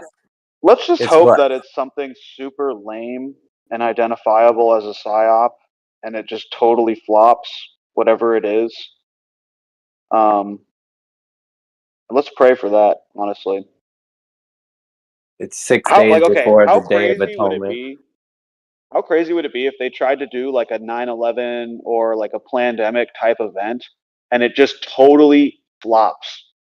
Everybody's just like, "Nuh-uh, that is ridiculous. We're not believing that. Nah, I'm good." That would be such an amazing thing to see. Oh man, that would be amazing. We finally cool story broed the mainstream narrative. Dude, if everybody collectively cool story bros the government, holy smokes. That would definitely upset them. Like, what could they do? That would be so funny. Yeah, that's not gonna happen though. As you've seen with COVID, that's definitely not the case. And with the alien scenario, they actually do have demons that they're going to try to pass off as friendly visitors. So people are going to be seeing demons in real life, and they are going to be trying to say that these are friendly visitors, even though they're actually parasites that've been here the whole time.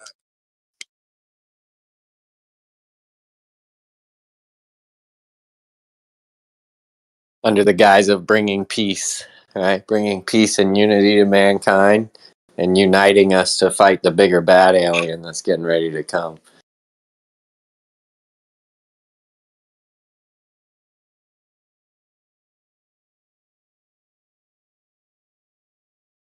Man, I really hope it's just robots and not aliens or demons. Or at least can we just have one robot war before the alien war, you know? Or demon war, whatever you want to call them. Can't we have I don't want war at demon? all, but Can't we have a demon versus robot war? That'd be kind of cool. Just sit no, it it's out just or on the couch. no. The reason why I'd rather it be demons or robots over humans is because I just don't want to kill anybody. But I can totally help out if it's just robots, you know. Otherwise, I have to sit that one out. I think that should be the grand announcement. It's like there's a war in the street. We got demons versus robots. Humans, you will have popcorn delivered to your doorstep. Please stay inside and enjoy the festivities. Thank you. Signed, your government. Well, that would be gnarly. I mean, in the pre-flood days, the Nephilim would like go to war with each other and side with humans, and humans would go to war with each other, and they were doing all kinds of crazy stuff. That's kind of happened. I don't know if they had robots back then, though.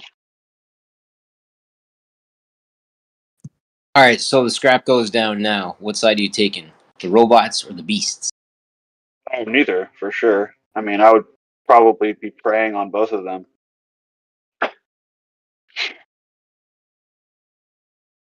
Look, I just want to live in a field. I would literally live in a tent as long as people were chill with that, and just milk cows and make ice cream and produce nutrient dense food.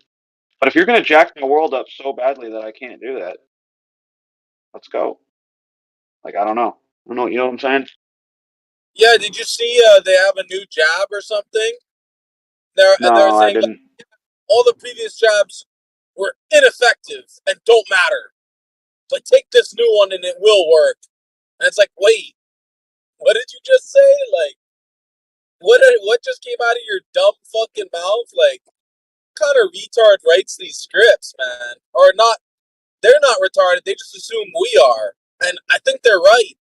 The majority of people are retards. Have you seen that Indian They said the guru whole talking jab about doesn't that? work, and it doesn't matter. They said it doesn't matter if you've already taken 1, 2, 3, or 4 jabs, and that this new one will work. And it's like, dude, you have to be an actual retard to buy this shit at this point. Like, you have to actually be mentally handicapped.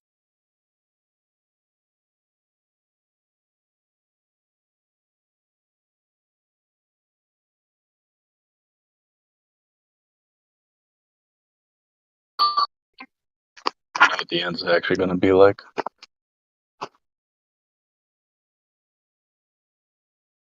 You kind of cut out there, Grizz.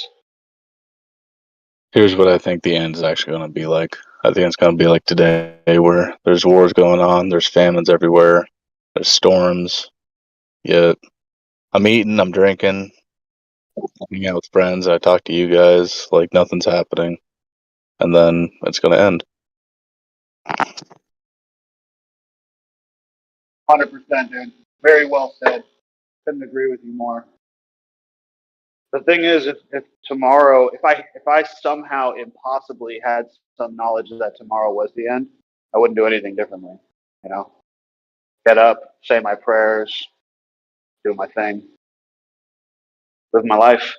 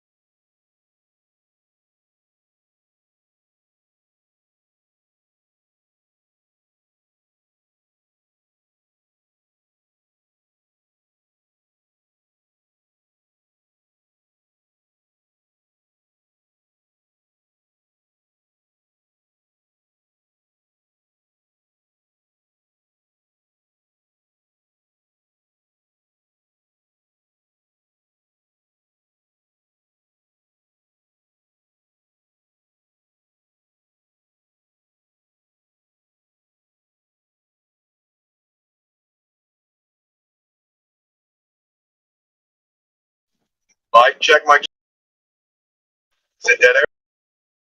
Nah, yeah, you're good. With it, you know, I I be in the middle passing the messages, and I hope I don't taint your position, is what I'm saying, for my messiness and allowing people to fight with me. I know that they'll latch on to anything they can that is completely tangent or any distraction they can do to make a mess of things. I know people will do this sometimes, so I'm sorry if I'm adding to the messiness and whatever. But yo, man, I passed it on. They exposed themselves to me. I appreciate every time I come to you with a concern. You're gentle and kind, and you share insight with me. I wish I could get the same from all directions. Thank you so much. Yeah, no problem, man. I gotta talk to the pool guy. So.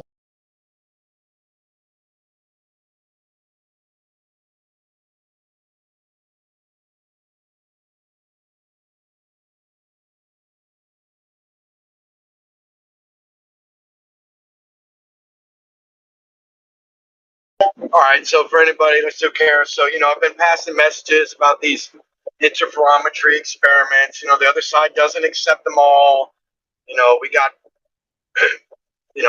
modern papers with conflicting interpretations from both sides, apparently. But what happened today was, gentlemen and ladies, is, I pointed out that there could be deception afoot, and how this Robert Shanklin guy didn't debunk Miller supposedly till after the guy was dead, long after. And the mainstream side hit me with, well, yeah, because, they got more modern concepts to work with. And so what I was told was, Shanklin, look back at Miller's work with not redoing the work, okay, just looking back at the old data Miller collected, but with a new modern concept or two, a new way to look at it, that he was able to debunk and show Miller's stuff flawed. Now, when asked specifically, Mr. Paul over at Gems was sharing this with me, I said, well, what do you mean, what modern method? And he said, read the paper. He said, he kept implying that he knows, but he wouldn't share it. And I called him out for basically bullshitting, and they lost their fucking shit. They're like, no, you need to read the paper, Don. You need to read the paper and tell us why we can't just generally say this thing that they're pulling out of their ass. So I was just curious what modern method they, anticipated me attacking them, want to call me a flat earther who's going to say whatever they say is wrong. Just looking for words from them to attack, which is obviously not the case. But when just asked politely for the guy to specify the modern method that the Shanklin guy used, he was at a loss for words. And that pretty much speaks volumes.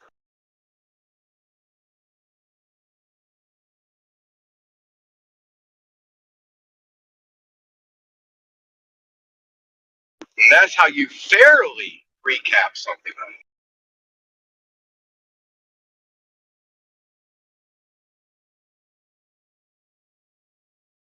Yeah, I've had multiple Globers, I guess, demonstrate their lack of understanding on the things they speak on. So yeah, it's a common thing. Very common. People don't even know what the Cavendish is, even though it's a very simple experiment. They don't even know what the Cavendish is. Like, you start to go to describe it, and they're like, "Wait, what?" And you're like, "This is the Cavendish experiment." Like, "Oh, it was just It's like they fucking essentially memorized a bunch of answers. Like, there's some sort of fucking database where these creeps hang out and fucking memorize answers, and they give answers out to these newbies who then don't even understand what they're saying. This new kid the other day didn't know what the Cavendish was, but he knew that it was a response to gravity. As if he got trained by some fucking group of creeps. As if a bunch of experienced creep-ass fucking dummies fucking started giving him answers without him actually knowing what he was fucking saying. It's almost like somebody told you what a tattoo meant and you went and wrote it all over your body. In actual fact, it means something completely different and you didn't take enough time to suss it out. That's a great analogy. Are you referring to the gentleman named Tig? Because he's been the newest one, and it's just that same shit from 8 years ago, man. And that type of behavior, that's the type of behavior that that releases the skeptic in me even more. It's like that's what grew the skepticism, was overconfident idiot mainstreamers that would constantly have to correct themselves, or act like they didn't understand the other side when it was very clear, or contradicted themselves. You know what I mean? Or the you know what I'm saying? Like the acting like they're against you, but then having to agree in the end. But where are these newbies? Like, say you're a newbie, right? You just heard of this conversation, and you don't know what the Cavendish is. Who's the fucking creep that when they're talking said, yeah, and if they ever mention gravity, just say Cavendish back? Like, who's the fucking creep that suggested that without actually explaining what it was? Who the creep that did that? Because there was someone that told this kid without even explaining to him what the experiment was. Just told him, respond with this. What kind of a fucking creep told him that? It's my question. Yeah, and to be confident with it too, right? I gotta know. It's fun to play the role of like Oh, really? Well, let me challenge you, like the wily student. Like occasionally, one out of those million students is right, and they make a breakthrough. They fight with their teachers all the way through college. You know what I'm saying? And then eventually, they prove the student proves himself right, and the teacher's wrong. Eventually, this stuff happens. It's called science.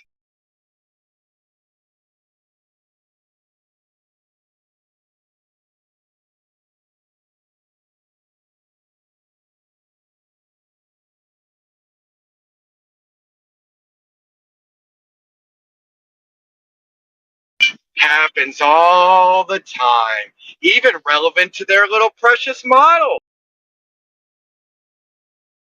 You got the Tycho Brahe story. Even got this new story about this Shanklin and Miller. Look at Miller's student and assistant Shanklin. Look. He said, "Oh, my master is wrong. I was following along, but now supposedly it's claimed that I see the light and I must rewrite everything." But not rewrite it, but pretend that I'm holding on to the foundation so that we don't have to destroy the narrative of the giant shoulders, which is completely fucking ridiculous. That shit has been, that talking point is completely worthless. If they ever say flat earth, just say giant shoulders. And you win.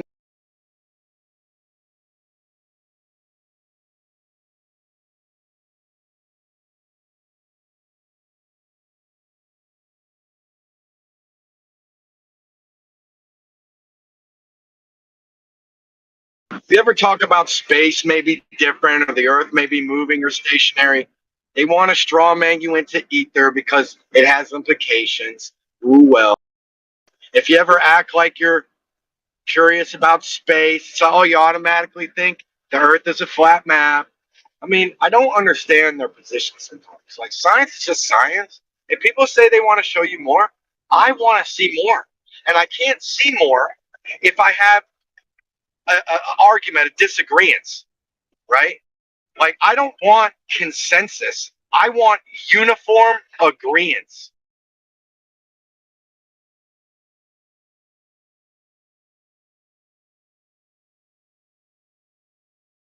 What's the difference between uniform agreements and consensus?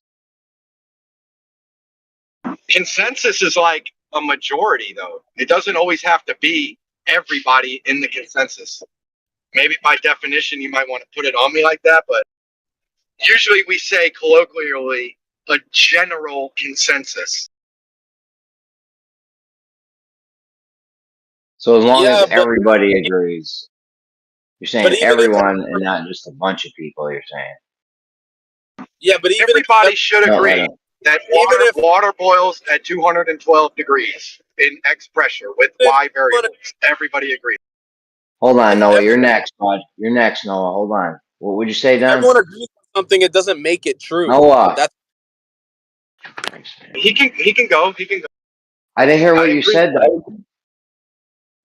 Oh, okay. Well, Jeremy, I'm saying when science produces phenomenon and everybody agrees on the phenomenon, I don't need the interpretational agreements and all that, but everybody needs to agree like X plus Y equals Z. You know what I mean? Like interferometer experiment A plus variables Y equals Z outcome. Period.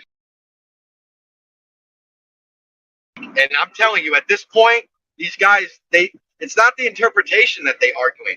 They're literally trying to dismiss papers. Okay, now what were you saying, Noah? I already made my point. All right. He agrees. I agree with you, Noah. I agree. Consensus is important. But that's why I'm saying, like, uniform agreements to me is important because there's no disagreements left. You know?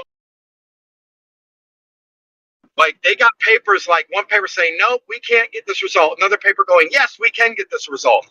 That is, like, not either side should be confident until that shit is sussed out.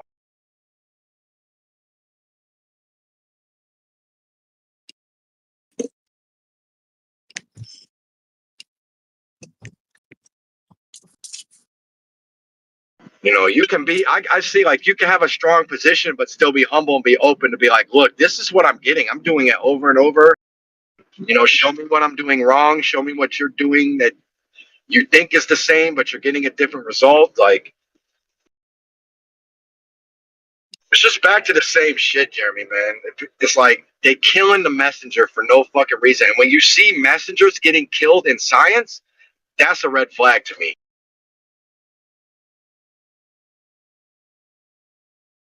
They throw their own people. It doesn't matter. It ain't your name ain't gotta be Don. Okay, you could be in the club in the powwow tent. Okay, if you go again, you say maybe something's different. You out of there, buddy. You out of there. You are exiled until you come back with rock solid proof you can beat them over the head with. They don't even want to cooperate with you.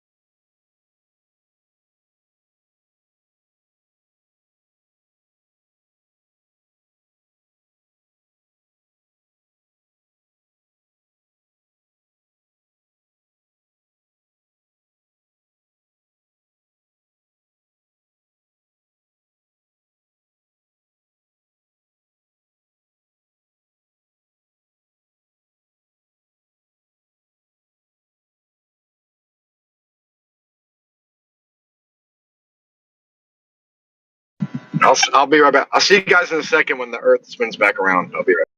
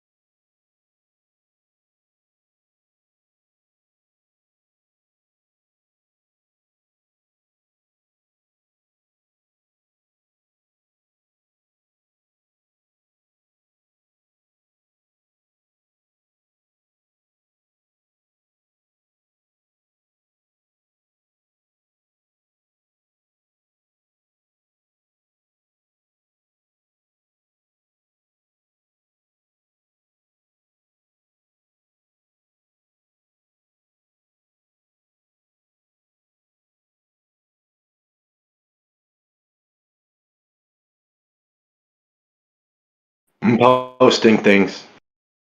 What's it? I'm. Let me know when you come back.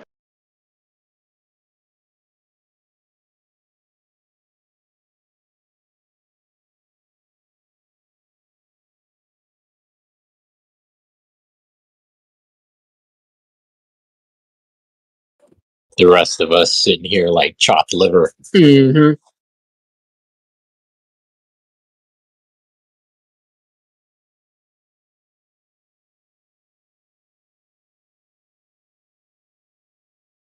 I'm America, and so can you.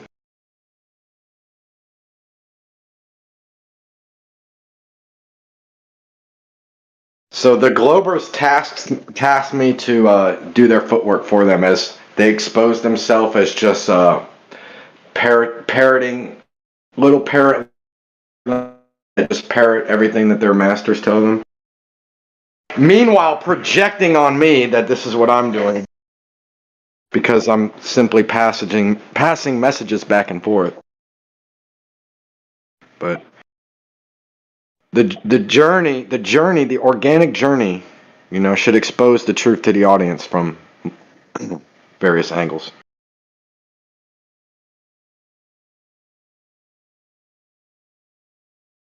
So if we read along with the little thing that I posted, we can see that everything that Whitsitt says is absolutely true.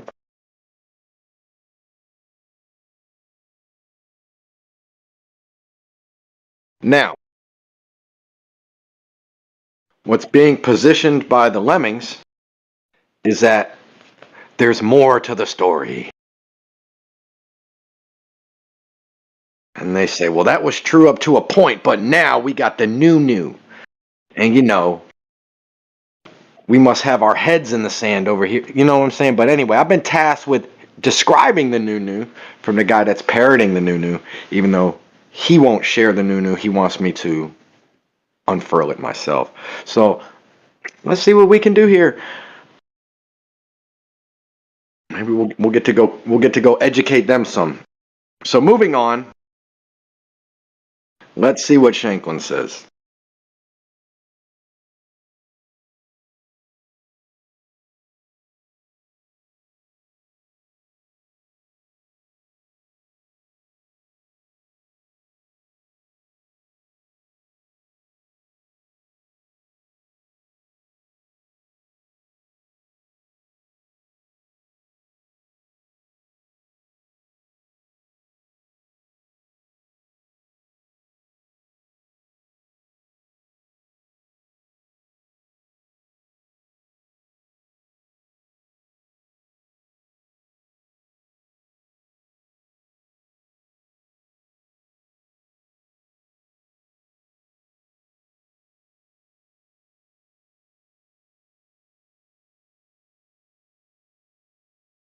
Well, bad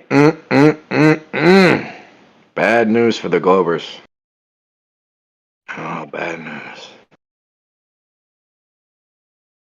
It looks like Shanklin's modern method used to re-examine Dane Miller's data was just to say that there must have been a temperature variable in the room due to the housing equipment of the experiment. That's re-looking at data with a modern concept? What? They know it was modern to think that you had a temperature variable. Does that sound modern to anybody? I don't. Huh? You mean it took them 20 years, these guys, to go, maybe we have this other variable? Like, I don't. Come on. There's got to be someone that wants to stand up for the Globers here. Like, I'm an idiot, so I got to be wrong, right? Nope.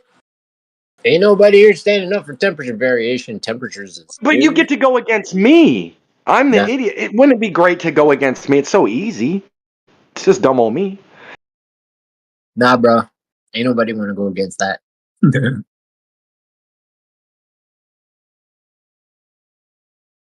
That's right. And they know, because they know. As dumb as I may be, honesty is and logic is something I can stand behind regardless. Dumb may be ignorant, but I think smart is logic. That's just it. When you start asking the correct questions and realize the space that it creates, i.e., the time it takes them to answer the question that you're asking, you can generally find your answer in in their availability of their answer, i.e., none provided. Yeah, dude was like, go tell Whitsitt debunked Miller. And I did. I say, hey, Whitsitt, Shanklin debunked Miller. And Whitsitt was like, yeah, well, it's messier than you think. Shanklin kind of was all this, there was like bribery involved and suspicious stuff where they waited. You don't need to wait 20 years to tell the guy, oh, wait, you had temperature in your equipment. It doesn't really. But anyway, so I went to Whitsitt. Whitsitt said, yeah, well, the Shanklin stuff is shaky. Look into it. We got other people that are still validating, Dayton's findings. So I went back to the Gulf and said, hey, guys, look, he took your information. He said it's not that valuable. He still got more information. And instead of going, oh, really? Why isn't it valuable? What other information do you have? They just wanted to attack the messenger, tell Don he's stupid, say, of course, everybody on this other side must be stupid. I'm stupid for listening to them. We just want to push. We have an ether, like, you know what I mean? They just like, you're biased. You want there to be ether and all this. Never addressing and saying, all you got to do, Don, is understand that Shanklin looked back with modern concepts. He didn't redo the experiment, although other people did. They want to keep mix up the communication and act like, whatever. And I said, oh, well, can you be more specific and elaborate? What modern technique did Shanklin apply while interpreting Miller's data that changed everything? And you go, you read it for yourself. I'm not going to tell you. You read it. When he could have just been like, oh, the guy said that there was temperature. We all know that he doesn't know. We all know that cocky, pompous people that act friendly and act like they want to share information to educate people, as soon as they stop doing it and they don't have the answer, we know it's not because they're being nice and they just want to change the pattern. We know they just don't have the answer. So, upon reading here, it's like, I wonder how they're going to hand wave this article here. But all right, I'll post more. Here it Oh, comes. wait, hold up. Don, question. Are you like going back and forth from like another server and coming back here with stuff?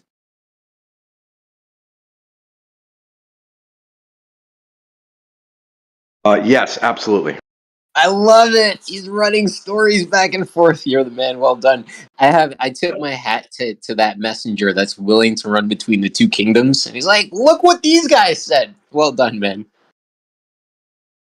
Yeah, obviously that, I could have more strengths or whatever, efficiencies, but yeah, we're passing the messages and wanting people, like, two people think they're oppositely opposed, like, but both sides say they're open to learning, so I'm trying to be the diplomat, and also educate myself along the way.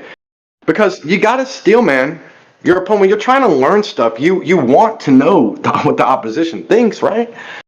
And then eventually we all agree, yep, this variable affects water, this variable affects boiling, blah, blah, blah. We boil at X pressure with whatever degrees, you know what I mean? Like, people start to agree on things. There doesn't need to be disagreements in science. There just doesn't need to be. That's the whole point of science, is for consistency.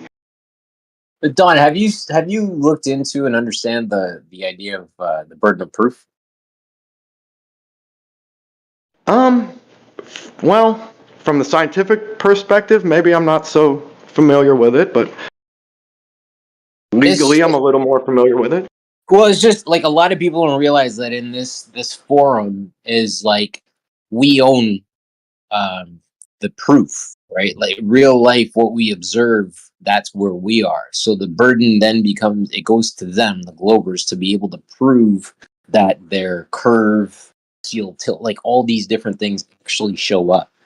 And the problem that we're having is like it's not showing up. So we can kind of just be calm and collected in what we are and what we observe with the model that we have. All right. I don't want to fight with you. No, dude, but you're right. Like, you got the burden of proof goes back and forth, but I semi-agree. I agree, like, the burden of proof could start with them because we see and feel the flat earth. But then they come back with, latitudes and which sun angles help the form, and they actually do provide like what's supposedly a full map, right? And so now maybe they have to prove it. I get it, but it's like piece A of land touches piece B of land touches piece C of water. I mean, I get that, but really they could just keep the fucking camera on while something's orbiting. Just one time, show something, go straight and come back around the other side. Even with a little bit of differential because you got the rotation or whatever. You know what I'm saying? Like, just show it just one time. But I agree with you, but to me, in this discussion, the burner proof seems to be keep kind of getting ping-ponged back and forth. You know, the Globers do provide some evidence, right? And it meets their burden a little bit, right? Let's give it to them a little bit. You know, I don't like the no evidence from the goal. I mean, complete evidence, sure, but I'm not going to the sky to prove the Earth. That's the problem. I'm sticking totally. at the I ground, agree with you. observing the ground and how it works. And the thing about it is, like, you can call anybody up anywhere, and they will all report back to you that they observe levels. And with that, okay. And on my mental, I know full well that we go to the sky and we all have this issue with this dome that we have in the sky, the celestial dome, sky dome, however you want to bloody well call it. I agree. And then on the Turanian level, we're observing level everywhere. No matter what country you're in, you can observe level. So then we have to go deeper to a subterranean level and figure out how that curve shows up.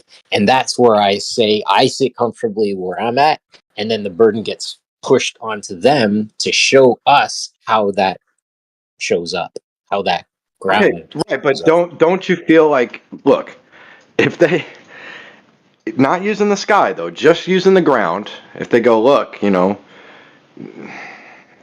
in Charlotte. Look, if you go this direction, 500 miles, you're going to be in Washington. If you go the opposite direction in 500 miles, you're going to be in Florida, and east and west, and they mapping, and they're like, this piece touches that piece, touches that piece, touches that. They at least act like they've touched so many pieces of ground, not sky, of ground, that they've mapped it out. They're like, look, this part, and I get it, it's messy in the ocean. How are you mapping a blank fucking ocean? But they have C4s. There are some C4 maps.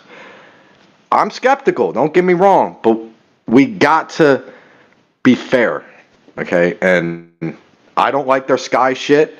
To me, it's like measure the ground, prove what the ground is, and then you can fit all the rest in afterwards, right? Like, take your most solid evidence. And I think there's shady shit that's happening with what's going on in the Southern Hemisphere. Why do they cut off the ISS camera half the time? Why the one more orbit flight that went north to, why was that a fucking joke? Like, I understand, man, but we got to steel man them a little bit, I hear what you're saying, but and again, so imagine well, I'm where I'm at. I'm getting into a conversation with a Glober, and they're trying to demonstrate their model. Half the time, we're taking it, as you said earlier, we're taking their model and we're steel manning it for them because they don't even understand some of the concepts, like we were discussing earlier about mass attracting mass, Cavendish, and all this fun stuff.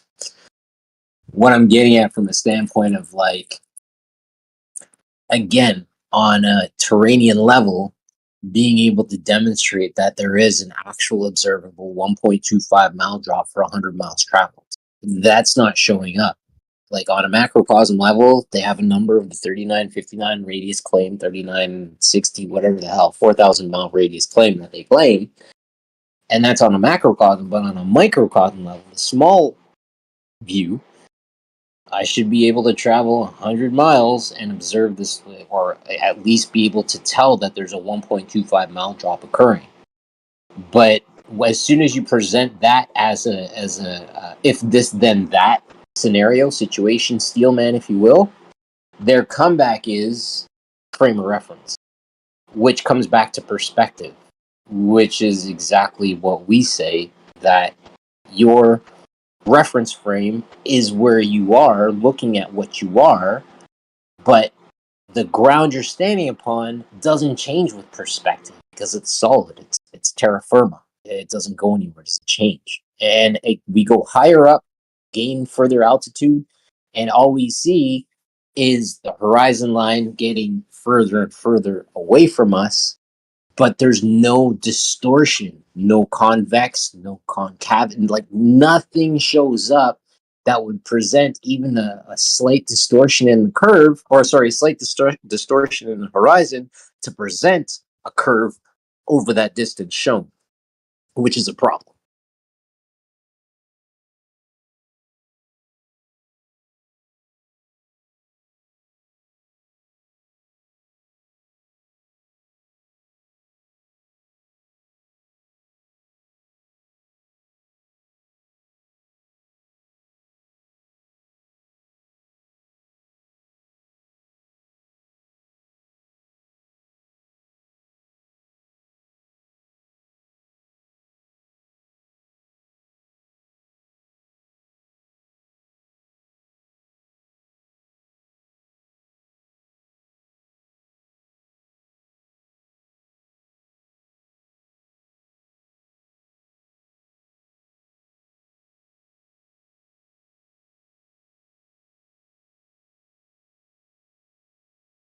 Hey, Don, question for you, dude. What are your thoughts on time-lapse photography of stars?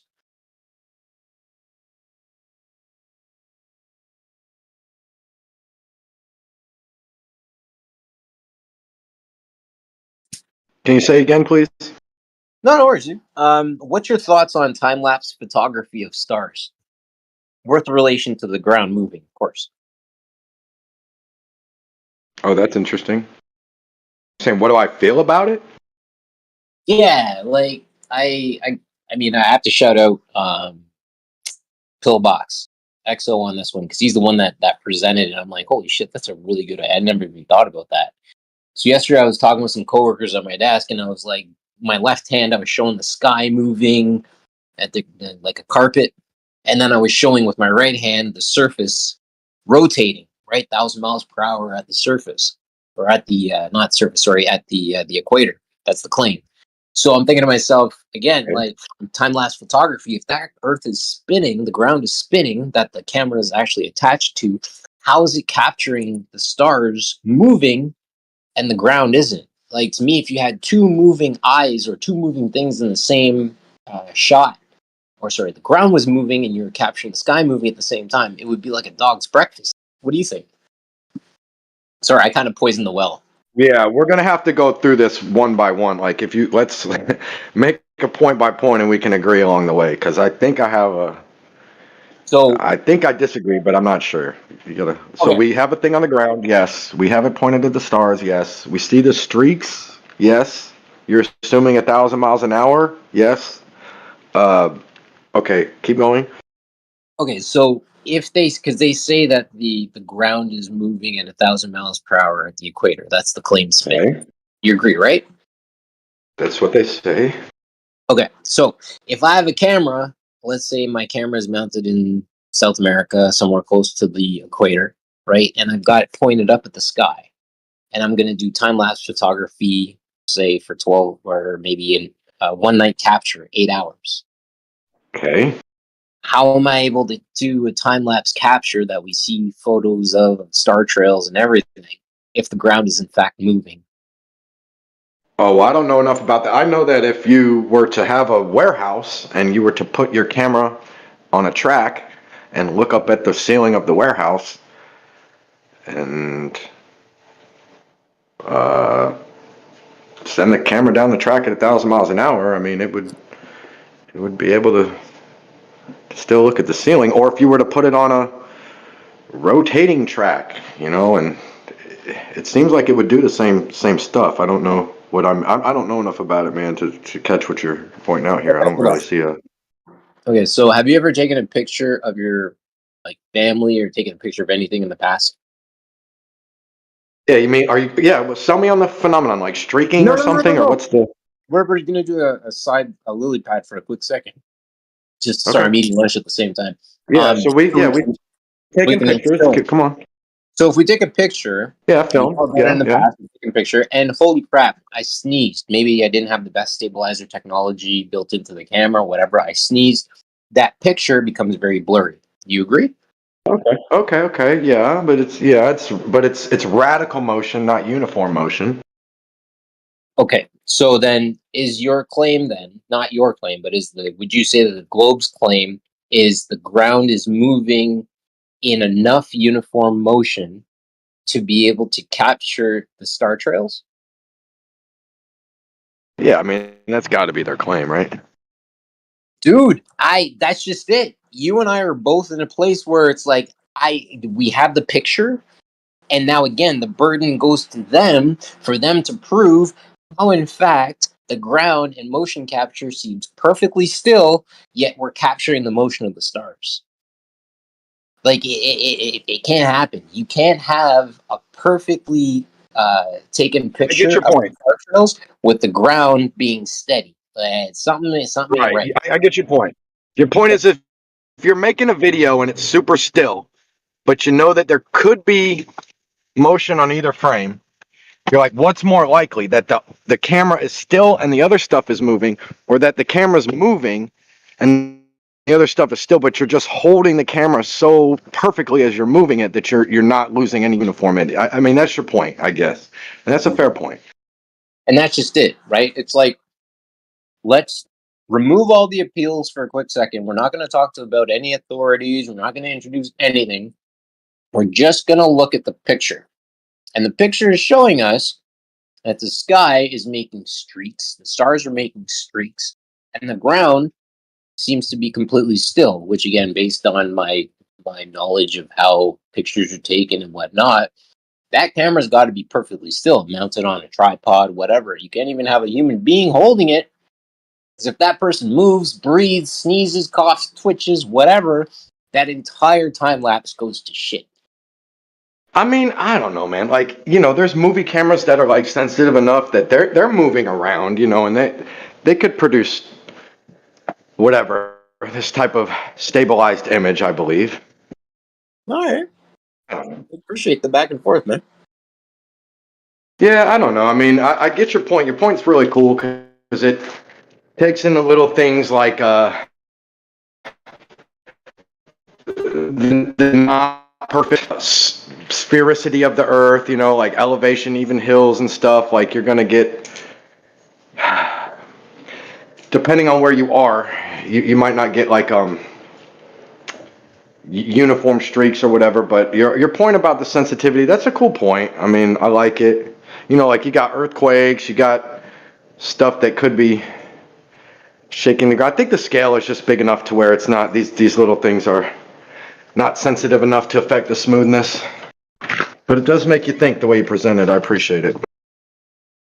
No stress, dude. And again, right? That, like, the way that I approach this stuff, I'm never, ever trying to convince anybody of anything, because if I'm projecting my truth onto you, then I have to project my truth onto all your other friends if they're trying to believe too. No, I ain't trying to do all that.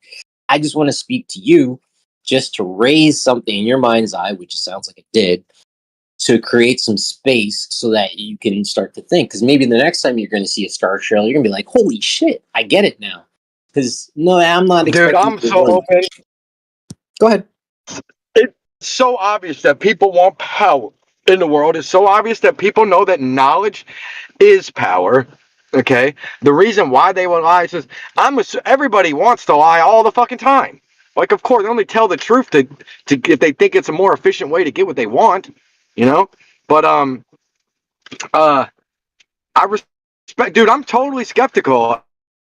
I mean, I'm sorry that I have to, you know, when I reference the map and like Steelman their position, if they didn't have a freaking map, they'd be fucking toast. Like that's the hard part. It's like, dude, even looking at the face of, you know, David or Goliath, David's got to stand strong and be like, you know, I think I can. Or, I mean, you got to respect them. You know what I mean? Like, But, like, hold on, Dodge. Let me challenge you on that. What do you mean they have a map? Can you explain that to me a little bit better, please? come on, just Steelman the position a little bit. You know what I'm saying? No, I know you know what I'm. because I'm going to ask you. I want to know how their map, and I would love to see a map with celestial bodies mapped on it. Because if I can do it for my model and my little self with my observation and my iPhone and my little idea of a map, and I can present it and I'll drop it in the chat and you've seen it, but I want to know why you're going to give them tip your hat to the idea of it because they have a map. If you have a map too, I'll tip my hat to your map. Hey, Bro, you let me down a little bit because you just invoked celestial bodies though, and you were talking about we don't need to use the sky. yeah, I know this, but again, I'm going to go to that because I was able to figure out my little observation based on the celestial bodies that I was seeing with my own eyes and took a picture of, which is what I just posted. So the blue ball in the middle of all that is the floor plan of our realm. And you've got the sun shown on the left, the moon shown on the right. I've got the Tropic of Cancer, the equator, and the Tropic of Capricorn indicated, which would be the tracks of each of those celestial bodies, depending on what solstice they're in. Right now, that come on, man. It's okay. You got to talk about the land, though. I respect. Look, hold on. Are you going to quit steel manning now? You don't want to think about the opposition? Like, what are you doing here? Come on, man. No, but I'm not even done. I'm not even done with my entire thing yet. Because I concede to you. I concede. But it's like I'm ready to challenge you. Okay, your map is valid, but now I'll be like, oh well, what about the land positionings? Like they're going to try to debunk this, right? Like they're going to say you don't know the land positions, and we do. But then I go to something like this. And again, this is where we get into proving the map's validity. Because initially I was just showing you the celestial bodies based on the map location. But if I were to hit you with, if I could find it, bear with me. Look, I know you know what I'm saying here, right? I know you know what I'm saying. That's why I took you up on the idea of you're tipping your hat to them having a map. And I stepped up and I just said, yeah, but what about this map that has celestial bodies on it? Because I haven't seen their map with celestial bodies like indicated, shown how they would work properly. Because even when you look at how the sun works on their model, that Terminator line is kind of interesting. So then I would hit them up with the maritime map and the flight path map, which I just threw up in chat, showing the actual paths to all the different places, with an overlay grid on top of that, 1,000 kilometer grid. Okay, I'm looking. So, but like that's just again celestial observation. As it Okay. Are there any distortions in that map? Distortions? No, it would be that map itself is considered to be the floor plan. So floor plan is like a bird's eye view of a cross sectional of a building that you cut through. Like we've all seen floor plans of houses that we've been. Yeah, but that's not maybe I'm wrong, but you have the square grids on there, so that's not an AE map, correct? An AE map. Well, this would be the moon map. Oh, that's the moon. Yeah. Wait, So what? The light is the blue. The light in the moon becomes the blue. Oh, you're doing that thing again, man? I saw that yesterday, but you had it gray yesterday. The dark spots become the green. Okay, so but listen, yeah, that shit does not match up to the bodies, to the landmass. It does not appear to match up. That map looks weird as hell. Also, what is that dark spot like on the bottom right corner? It's like the bottom right corner is like a dark triangle. What's all that about? Bottom right corner. Which one are you referring to? I'm sorry. Sorry. How do you say your name? Is it Charlie? Just Charlie? Shalarity. Shalarity? Oh boy, I'm gonna call you Chirality. But both of them, this is like the bottom right is like, what is that? So on the flight path map, right? The green lines? Yes, green lines, yeah. So what are you referring to? The landmass at the 4 o'clock position? Where it says Indian Ocean? Yeah. Yeah, that would be Australia. Bottom right, all of a sudden it seems to like cut off and there's just darkness there. Oh, that'd be the edge. That's the edge of the moon, bro. Okay. So like if you take the thanks for that, Tora. Appreciate you, man. So if you take yeah, sure, I'll just go with this one. Shout out to Linda. Linda shared this one yesterday. So that's the moon, we all agree. So if you look at the roughly the 1 o'clock position, that would be Australia. And then going clockwise, you would skip over that big landmass around the 2 o'clock position and look towards the 3 o'clock position. That would be the North and South American Strait.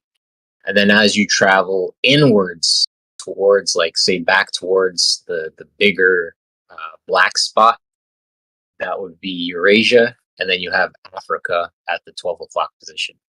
And then all that other stuff is extraterrestrial. Sorry, go Buddy, ahead. it's so. I mean, I get that you wanted to segue into talking about this possible overlap here, but like, I mean, you did open with me tipping my hat to them having a map, and their map versus your map. I mean, let's be honest about it, man. What? Come on. Yeah, like if I use this map to try and travel anyway, I would die, bro. You know. It's surreality if you think so, dude. If you think so. Killian, come on, Killian, give us. Like, Be do you honest. Look, use you this map, can't. Killian? Is this the map you use to get around? Think about it like this, right? We've got those two celestial bodies. We have the sun and the moon. And I sit in Florida. I could see the sun rise and the moon set on a full moon. Those are opposite of each other. How does that work on a globe? You have to invoke refraction and all kinds of stuff. So that's Yeah, why but this map makes a lot more sense. the globe isn't on trial right now. This map is, bro. Like I don't think anyone could use this The map to globe get is anywhere. always on trial, bro. Dude, All right. the lies are Right on now, trial. What the hell? let's talk about this map. Like right now, just for 5 minutes. I think we can all agree we should make a better map together. And I mean, come on, guys. Come on. Let's be honest. Dude, it ain't no we. Look, if anybody's gonna go down with this, it's me. I'm okay going down with this because again, it's the way I understand it to be. I'm not willing to let this one go based on people saying, "Nah, that's not the way the land looks." Okay. Hold on, Well, hold you on. might be going I down ain't in done on the my earlier round. I ain't done on my high You're horse going yet. down swinging. I know you Because swinging. at the end of the day, ain't nobody able to present a map with two celestial bodies on it that they've been able to observe themselves except me. Damn it. Bless you. Bless you, man. Bless Someone you. said they would die on the map. People are dying right now on the globe map. They're dying. They're getting lost at sea and not coming back. So there you Good go. point. What's Good up, point. Godric? That's true. Yeah, I mean, planes go There is no missing, weird globe shit map. happens. Yeah. Planes go missing all the time. Boats go missing down south in the water. So there you go. What do you guys mean by a globe map? Oh my God. Let's just steel man our opponents. We know what I found they it. mean. Okay, I want to throw one more in because I was looking for it. This is the better copy of the labels. So I found a better copy of the moon map and labeled everything up just to be clear. But that's in essence what we're saying. I've tried to get behind this. I would love to be all over this. It looks interesting. There is a general kind of blotch pattern landmass equivalence, but like, I mean, it's kind of loose, man. If we're going to be honest, it's kind of loose. It's a stretch. Yeah, like this is a reach, man. Stretch Armstrong right now. Is it even orientated like where the land would be orientated? Like, does that even make sense? Like, you're like, all right, you're facing north. Look at the moon. Okay, that's to the north pole, middle part. Like, is that orientation even work out? But like, you know where north is on what I posted? Do you understand? The middle? The middle? No, I'm honestly asking you. It's like, so if Yeah, you go the to middle. The that middle. Book of Killian picture that I posted, the crosshairs would Yeah, be north that would is be in the the North middle. Pole, and where those Yep. two lines intersect, that would be the land of the four rivers. The true North Pole, and Polaris is right above that. That would be the center point. It's not actually the All right, center look. point. Can we just have, like, when are we going to do the drone tag team? Like, seriously. Like, let's just get a chain of drones to do an orbit around the Earth one time. Let's do it. Do you have drone Or, money, Don? I got 50 on it. I'll kickstart 5,000. I will put in 5,000 if we get 100 guys to put in 5,000, and we will go all the way around the Earth with cameras on. Let's do it. You think we could do it for $500,000? Is there a drone powerful enough to go like around the How world? about Oh, we you? gotta How about leapfrog you them. just We get gotta into a leapfrog plane? them, dude. Okay, How about okay. you get into a plane and you fly straight, not following northwest, south. You just fly completely straight and see if you end up back in the same place. How about you do that I first? agree. I agree. Or anywhere close to the same place. Or if you go off into Narnia. I mean, just live stream the plane going one time, guys. One time. It's funny that they don't do it for flat earthers, but then they do it for flat earthers. You know, it's weird how they think they can have their cake and eat it. They don't Yeah, do but it, I think period, flat because Earth no can one's do ever done it. One thing about flying straight, you have to make your own markers because the markers that are there now are corrupted to a globe. true. I don't care But if you don't yeah, adjust the wind. The flat wind ain't earthers. gonna blow you in a circle. Yeah, but flat earthers should really do this themselves, Don. You know, like I don't think you should expect Globus and NASA and whatnot to do this for you, right? Yeah, right. Should And expect even NASA to. and even if NASA did it for you, would you trust what they did? GPS, for example, is corrupted to a globe. It's not legit. Dude, I trust that the ISS footage is giving us footage from the sky. I don't trust um, the parts that aren't shown. How can I trust the parts that aren't shown, Nate? You know what I mean? Like, if you look at the ISS too, it's like you can see the clouds or ground curving underneath. You can see the Coriolis effect. You can literally see it live. Or you could see the ISS doing a circular motion, pretending it's doing a straight motion and witnessing the Coriolis effect. All they got to do is leave the camera on. And you're like, would you believe it? I would believe it more.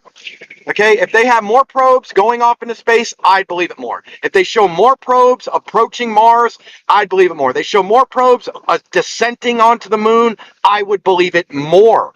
It's not about would you believe it totally. That's not how the brain works.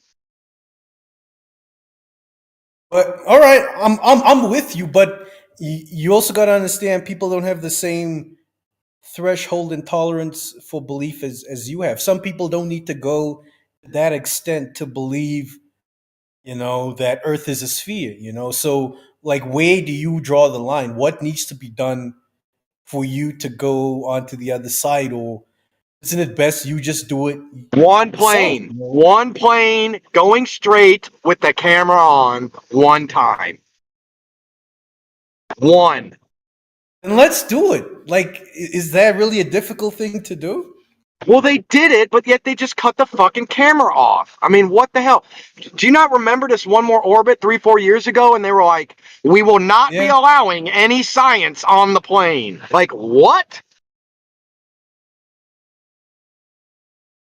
How about they just let us ride along one time? But you're right. We should do it ourselves. So how many million do we need? And let's do it. Yeah, I mean, you guys are so many, you know, like you guys could crowdfund. You It's know, not about money. half of you know a pilot that knows a pilot. You guys always talk about how you've had conversations with pilots. Right. You know, like Well, let's get get one of Al them to. Qaeda to go fucking rogue and say, ah, la, la, la, la, la, I'm going straight. Fuck you, government. Fuck you, send the F-16s. I'm going to keep going straight. Let's do it. One time. You think if they flew to Wild. Antarctica, they'd blow them up over Antarctica? No, let them keep going straight. That's wild racist, bro. But I hear you. I definitely hear what it is you're trying to say. La, la, la, la, la, la. That's There is racist. That's one issue I can racist. think of. What if we start going I'm just straight kidding. and then we headed towards like China or North Korea, like on the straight path? Then what would we do? We'll be an international deep shit. We don't have the fuel. I get it. Like, let's just figure out the drone that can be solar efficient, okay? And let's set it loose.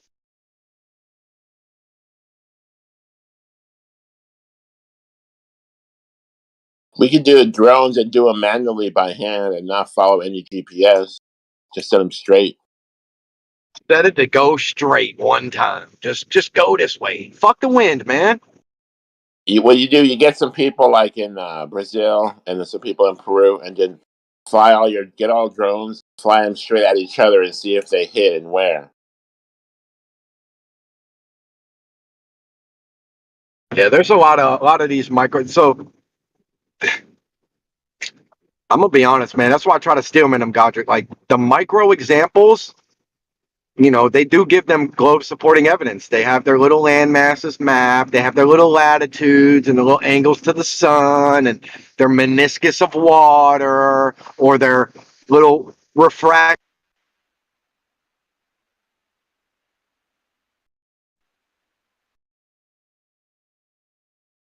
Yo, what happened? Man, I think they got him. Somebody has to have his phone number, call his house. Yeah, he was exposing too much truth.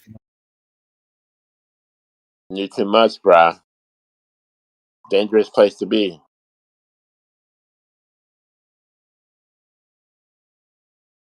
Hey, I have a question. If you take a 4-foot straight edge, like a level, you make a mark on the ground, and then you run that 4-foot halfway into your 4-foot mark, so it's 2 foot into the mark, and then extending out 2 more feet. Is that a extension of that straight line segment?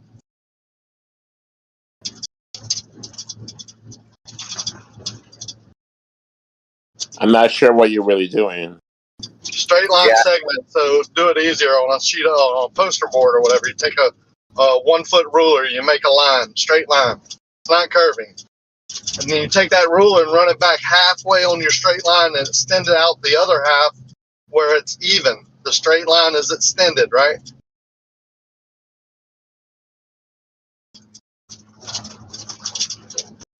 Yeah, and if you put plumb bobs on them, they would be parallel. Yeah, but let's stick with the straight line. It's possible, right? Create a straight line. You want to run that? You want to run that out as far as you can go? You can run it out as far as you can go. Yeah, you can use a ruler. You can use a straight edge. You can use anything that's horizontal. You can use a string.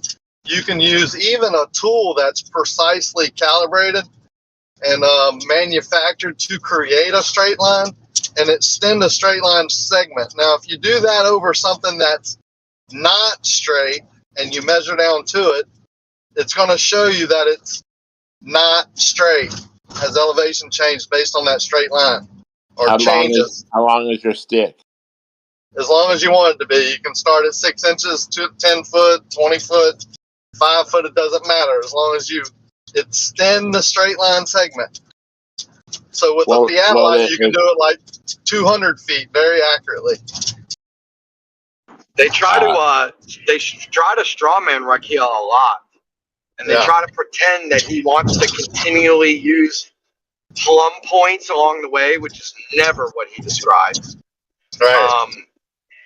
Yeah, I mean, I can hear. I'm obviously nobody. I know you're starting with one plumb, and then you're rigidly extending. Now, Rocky, I'd like to steal, man, the opponent's position. What about when they go, oh no, but invisible sag? You know, well, there is no. It's gently sagging. There is no sag, and the sag would be in the middle. It wouldn't be at point A and B on the end. If you're using a string and you're not pulling it tight enough or you're doing it too far, then you would have sag in the middle, not on each end.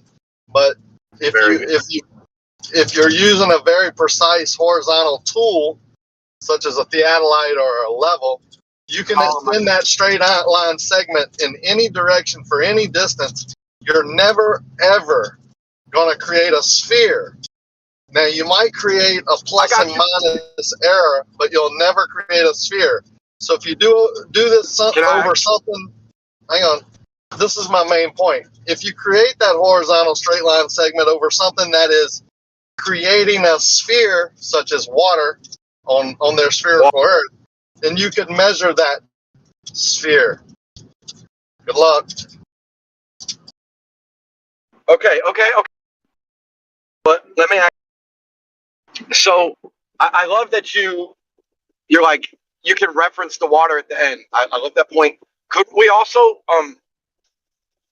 hypothesize that even as you're extending the straight line, say you have your laser or whatever you're using, you have your auto level and you start the plumb and then you start just rigidly extending your line, whether it's wood or rulers or whatever you're saying.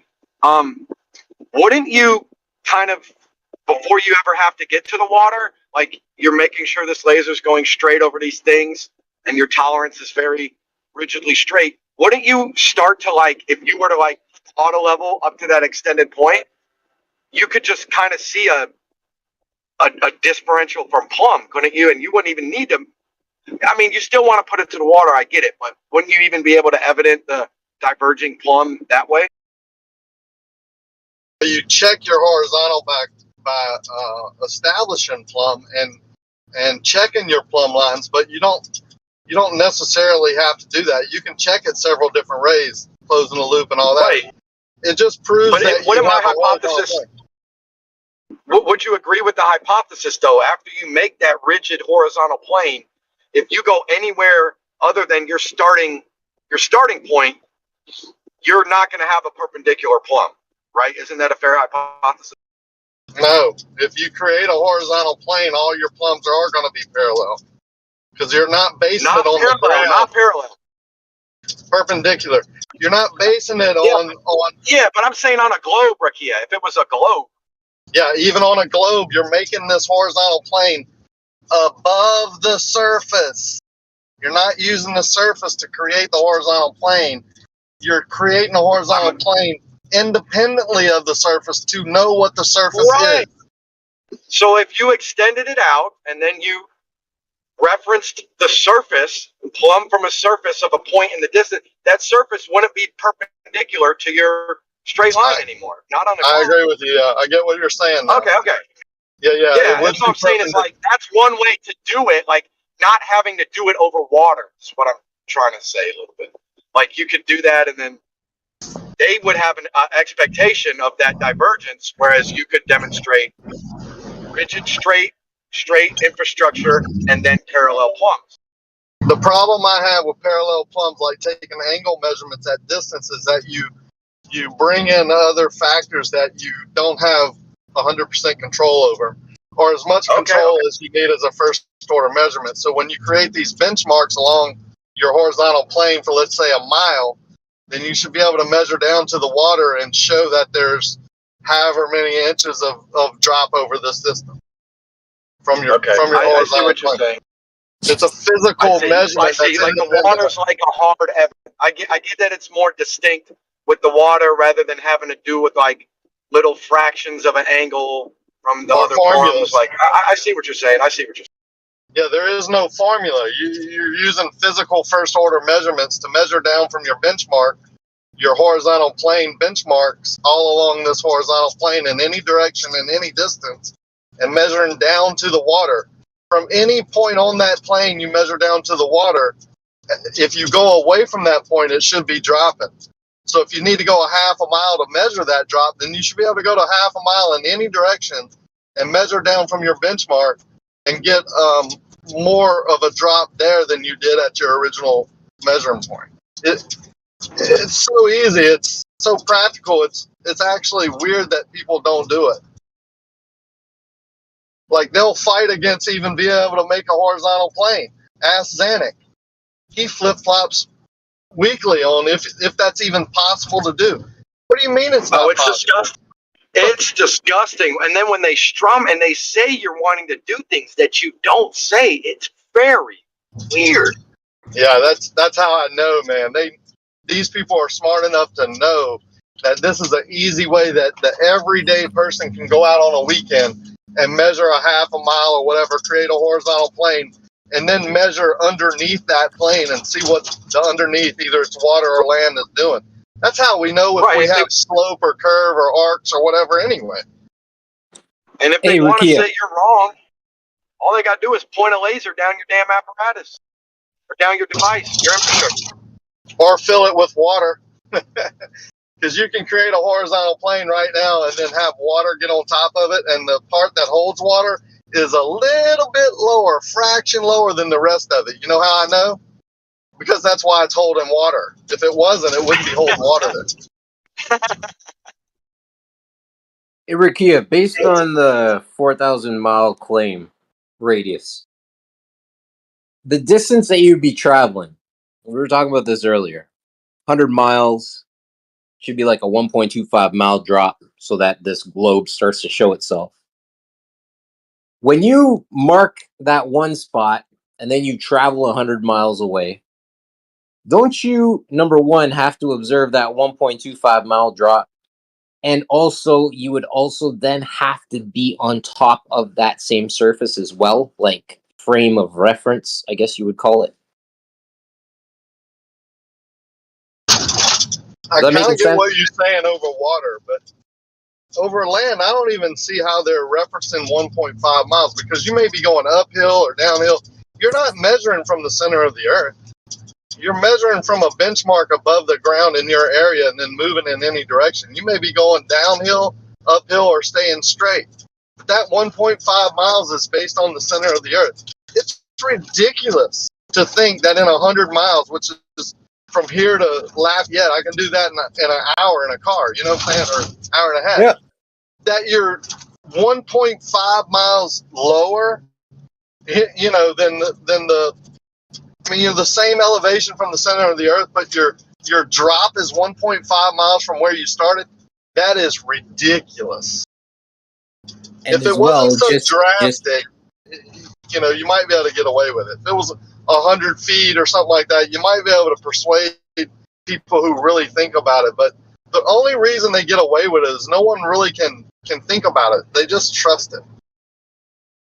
And you would have to remain upright as well. Like if there would, you would expect there would be some kind of axial, I guess, tilt that shows up or something, because you can't be like upright the whole time on a ball.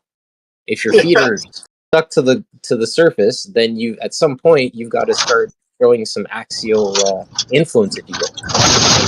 Yeah, to say you fly 10 or 12 hours and you're a quarter of a mile on the other side of where you started, like, I mean, a quarter of the way around, and you're sideways to where you started, like, it's a mind, you know, it's a mind boggle, right?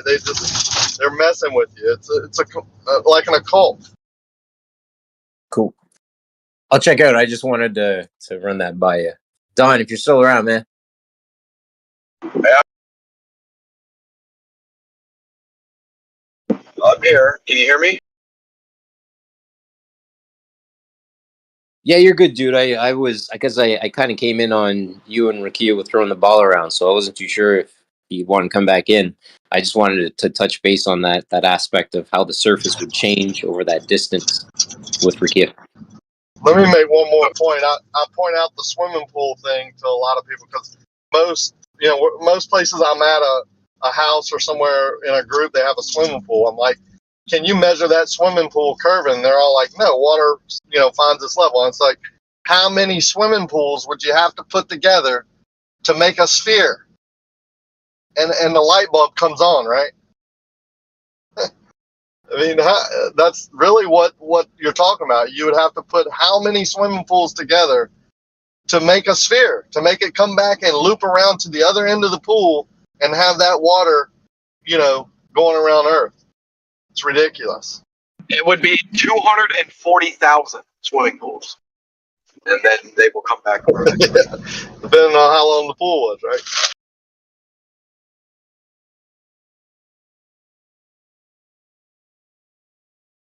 Did I get close? Is that a 10-foot pool or is that a?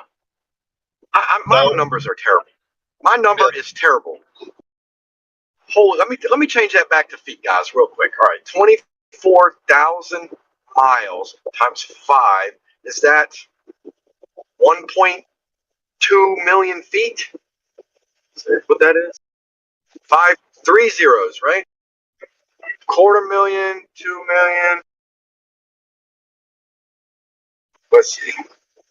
3 zeros. 100,000, million, 20 million times 5. It's 100 million. Divided by 100-foot pool. Would you need 1 million pools to go around the Earth? Is that what it is? Yo, Don, honestly, dude, you're becoming one of my favorite non-side choosers. You're a good dude, man. I like the fact that you're running the numbers and stuff. There's no reason to choose, like, if, you know what I mean? Quantum wave mentality. Okay, that's the way to be, guys. There's a reason why these new quantum computers. They're showing how much power and or efficiency, whatever it can have. Like, you don't have to have every like X and O or whatever pathway involved every time. You know what I mean? Like, there are answers that are you don't get to know the answer until you look closer. You know what I'm saying? Like, there's no reason to be all in on things if it's still being argued. But I appreciate that note. I'm sorry that sometimes I'm like, you know, No, you're right. being a character or whatever. It's just fun, you know. But I have 5,000 times 24,950. What is that? How many million is that?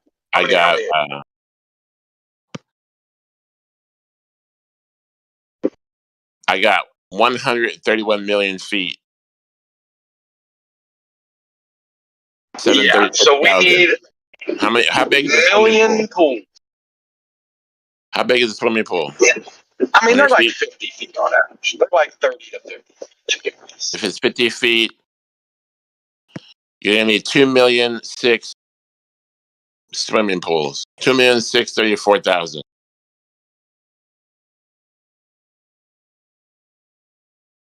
Oh, but they'll come back, guys. They'll come and tell you really just need one droplet of water, and there you go. You proved the sphere. One droplet. Or you can just trust NASA. Trust the science.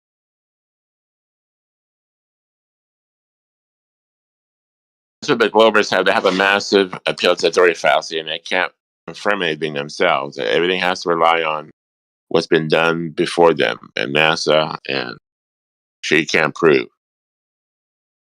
But it works perfectly. Works perfectly. Not really, but sort of. I've not been working perfectly, so I have an unorthodox lunch I have to go to right now. I will be back.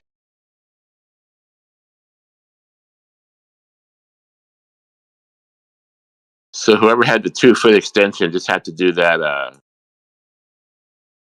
1,300,000 times, and we'd be good. We'll see where it takes us. Probably hit the ice wall at some point. Get turned around. Probably get arrested because we don't have a day pass.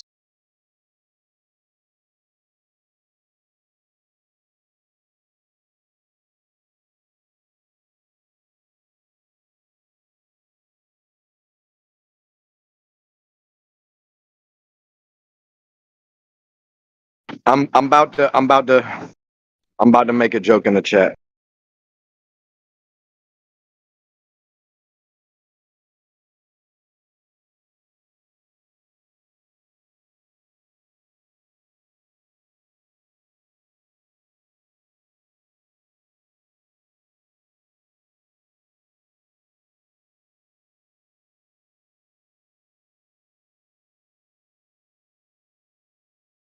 I was on board with the buoyant fishing line test that you could string out a mile or two, because if you put it on at the top of the water and pulled it tight, it should go underwater in the middle, right? And a buoyant line that's floating on the water, if the water is higher in the middle, it would go underneath if you put pressure on it. Even if it didn't go underneath at the same amount as it should, it would definitely go underneath. Yeah, one of the Globers was going to do that test. He got a Chinese fishing line. I forgot what his name was. I think that is doable.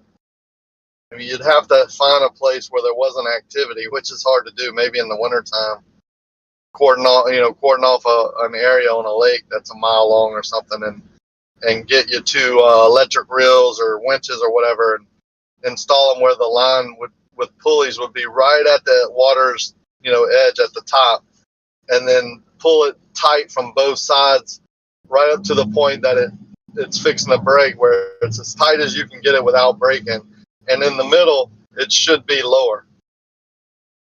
Good luck with that one too. Has to have a high tension strength.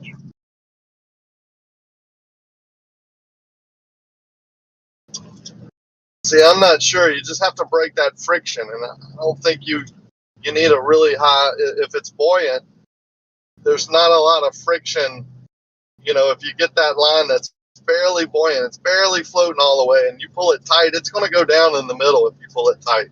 Even if you just pull it tight, like if it gets straight, it's going to be tight enough to break that tension and pull it down. No, but you have to taut the string. And the more string you got, the stronger it has to be to get it taut. No, I understand, but it's going to be strong enough to pull it straight and tight. Like everything has a breaking strength, but it's going to be tight enough, strong enough where you can pull it straight. And once you pull it straight, it should be going down because it's tight enough to make it straight. It's tight enough to make it go down. No, it won't really be straight though, is what I'm saying. When you have a length of yarn or rope or string, you have to get it taut, not just pull it straight. Because if you pull it straight, you're going to be dealing with all kinds of stuff that's in between. Dude, we put 5-gallon buckets on our fishing line and make people fight the bucket. It's straight as you can freaking get, and it don't break. That's a lot of force when you're going 10 knots. How many pounds is that? How many pounds is that? Well, that's what I'm saying. You can get buoyant line that's strong enough. If you can pull a 5-gallon bucket, it can pull itself straight. It's possible, is what I'm saying. Okay, so you're talking about 2 mile string, 6 mile. How many miles are you talking about? I do miles. I mean, I think you could do it in a half a mile or even shorter. I don't think you can do it in a half a mile because you need to have a definite. That's 2 inches. No, 2 inches. You're not going to tell. 2 inches. I think you need about underwater on a buoyant line. You're not going to tell if it's 2 inches underwater. I think you can. No, I think it's laying on top and you pull it tight and it's 2 inches underwater. Of course, it's not going to be 2 inches underwater. It's just going to be really tight and straight on top of the water.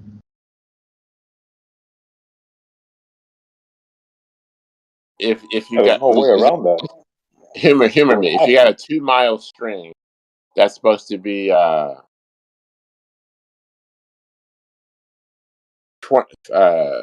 24 inches. That's what you want. 60, whatever it is. I think it's 8, 24, 72. Never 24. Yeah, you want to get about 2 miles. 2 inches. You're not going to sell 2 inches. I'll tell you that right now. That's like the wind blowing right there. That's like a current.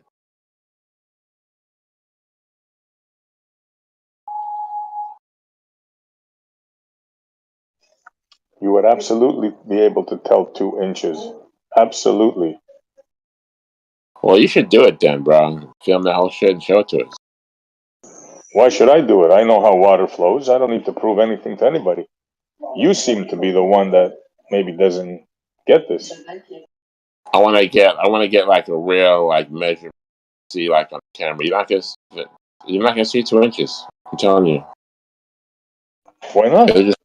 It'll just float on the water. You won't even get it taut. If it has a if you have a buoyant string, it's going to float up to the water surface anyway. You have to resist all that buoyant string to get it straight. So when you say get it straight, you're talking about fishing line. That's within in front of you in 10, 20 feet. We're talking about over distances. Totally different. But if you pull the line taut and you have a hump of water, for a lack of a better word, it would have to go under the water. There's no way around it.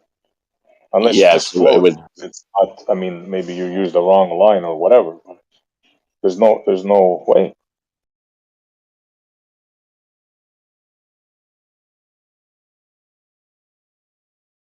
What you're saying is physically impossible.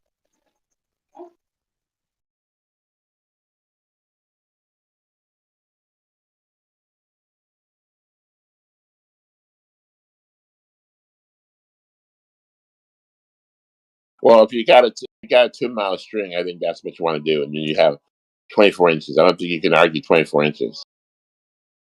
Whatever the globe model says. Think about it like this, bro. Replace in your mind, right? Replace the water with sand, right? And think of that shape. There would have to be a 2-inch hump there, right? Now, if you look at it from the side, what do you think you'd see? You think you would see a level all the way around? You think the sand would be level? Or you'd be able to eyeball a little depression, a little hump in the middle? What do you think? Well, you mean if it was a globe? Yeah, well, we're talking about how they say the water is, right? They say it drops. They say it humps, right? It curves. So that curve is not imaginary. We should see a hump Either. if it was. We should see a hump if it was really humped. You should see a hump if what? If it was really curved. Well, isn't that what they say? Isn't they say it's really, really curved, like in a sphere? So much so Yeah. curved? Yeah, but we don't see that. Exactly. That's what Rakia is trying to tell you. That's what I'm trying to tell you. Where is this curve of which they speak?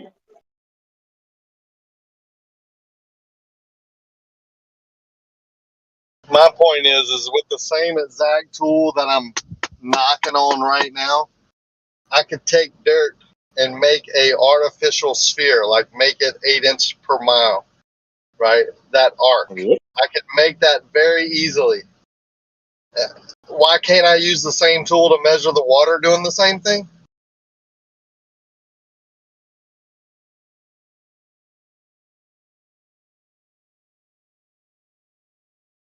You can, but you're not gonna. I'm saying you're not gonna tell 2 inches over half a mile. Is what I'm telling you.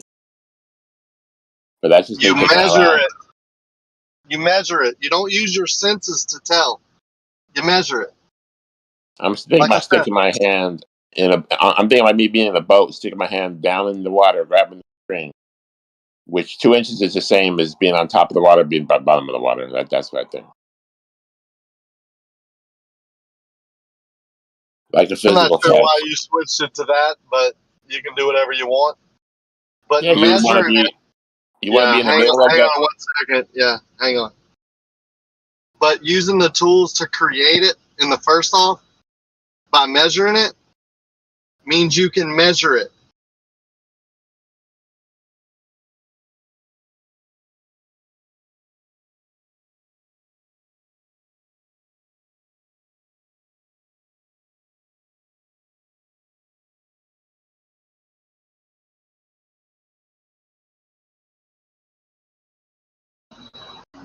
And oh, by the way, if anybody's listening, these aren't tools that just NASA owns.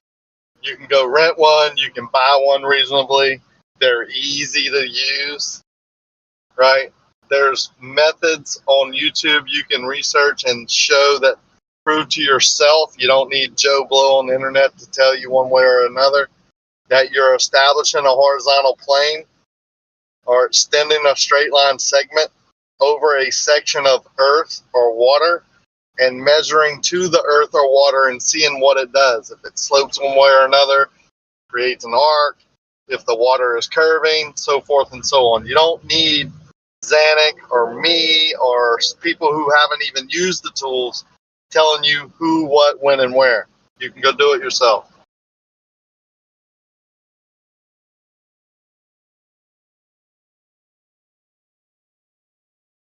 What they're trying to do here is they're trying to tell us there's curve, but we can't see it, we can't measure it, we can't prove it, but it's there. This is what they're saying.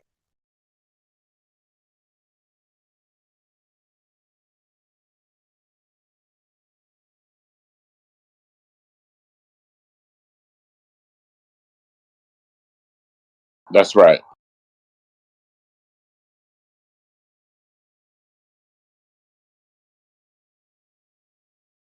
So just another thing we have to believe and take their word for it. But funny, every time I've been to the water, and I've been a few times, I've never witnessed this curve, this crazy curve of theirs, this drop. I witnessed boats 5, 6, 7, 8, 9, 10 miles, and I can see them just fine. So I don't know where this curve's at. Now I live in a different area, so I have a lot of humidity and moisture in the air a lot of the time. So I can see the effects that make things be obstructed bottom up on some days, and then other days make it appear concave, and then other days you can see clearly. That's how I know it's not a physical earth curve. It's just an effect of how we see through the conditions of the day. I personally, one morning, got a shrimp boat that was less than 3 miles away. I actually went and ate dinner with the captain of that boat and his family that night. I mean, it's a small town. We know each other. Called him on the phone. How far are you? I'm 3.2 miles out. I'm less than 4 miles out. I'm this, I don't know exactly where you are on the island. I told him, I'm right in front of the Sureway, right? I'm right in front of the store. You can see the roof of the store from 4 miles out. It's red. He goes, okay, I'm about 3.2, 3.3 miles from you on that beach. Well, I can only see about half your boat. I took video and pictures of it. I could only see about half his boat, and I was about 6 or 8 feet above the water. That's At 3 not. miles out? Yeah, At 3 that's miles? not. That's an Yeah. optical effect, right? That's a visual optical effect. That's due to the conditions of that morning. It has nothing to do with curved water. The only thing they can do to rebuke, to say anything about that is that I'm lying. But I have pictures of the Pontchartrain Bridge that you can tell where I'm standing. And it appears to be underwater. And then 6 days later, it appears to be normal. I'm in the same position with the same camera. It's just, it had rained really hard and it created a cold water entering a warm water. And it just created this unusual, effect where the bridge appeared really curved towards me and underwater. And that was about 8 miles. I mean, they just don't get it. I know they can't be going out and viewing the same thing I'm doing because they would know then, right? Don't trust me. Go out and do it. B-Ball says he's coming to New Orleans and going on Lake Pontchartrain. Okay, cool. Make sure you go on different days and you'll get different effects. I now know how they do it and why Soundly took his pictures from a certain angle and this, that, and the other. I know how he got the effects that he got. I can go get them myself. I don't need Soundly. But I can also pan over to another power line that's at a different angle or take the same bridge and go at a slightly different angle and all that earth curve goes away. I call it the Soundly angle. It's just an optical illusion. It's an effect created by the angle, the light source, the time of day, the conditions of the water in the air, what type of lens and things you're using. I mean, that's all it is. I know that now. It's absolutely visual. Absolutely. Yep. Depending on the day, time, where the sun is, how much wind, how much atmos, how much thickness, how much humidity, all that plays a role. These zoom cameras trick you a lot too. You know, I can show you my video again of when I'm behind a rock, but when I zoom in, it makes it takes in the light from the top portion of the lens or whatever it's doing. You know, that's barely above the rock, so I can see past the rock. But when I zoom back out, or I don't know how you say it, in or out, but I zoom in one way and it looks like a rock is in front of me, and then I zoom the other way and a bridge appears beyond the rock. You know, cameras can fool you too. That's freaky, that one you have there, bro. That one with the rock is like, yeah, something else.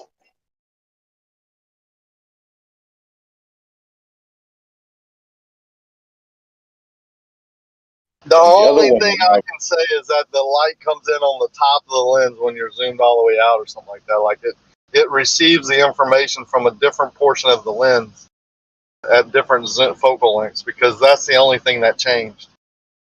But when I'm zooming out and the rock starts fading out and getting blurry, and then you see what's beyond the rock, and then you can still barely see the rock, and then I zoom out more, you can only see the bridge. You can't see the rock anymore. That's it still freaks me out a little bit. Like something still doesn't add up about that. Rakia, I got a question for you real quick while I got you in here, because I was talking with Zanuck about the same topic yesterday. I mean, it's always been my contention or my idea that in order to really quote unquote measure the curve, the only way that you can do that is like you were talking about, establishing a horizontal or a tangent, whatever you want to call it, a straight line from point A. And that straight line continues out from point A, does not get remeasured with plumb or anything like that after point A. So measuring down from that at a distance would be measuring drop over distance if you had the ability to do that. If there was drop, yeah. Yeah, my question to you would be,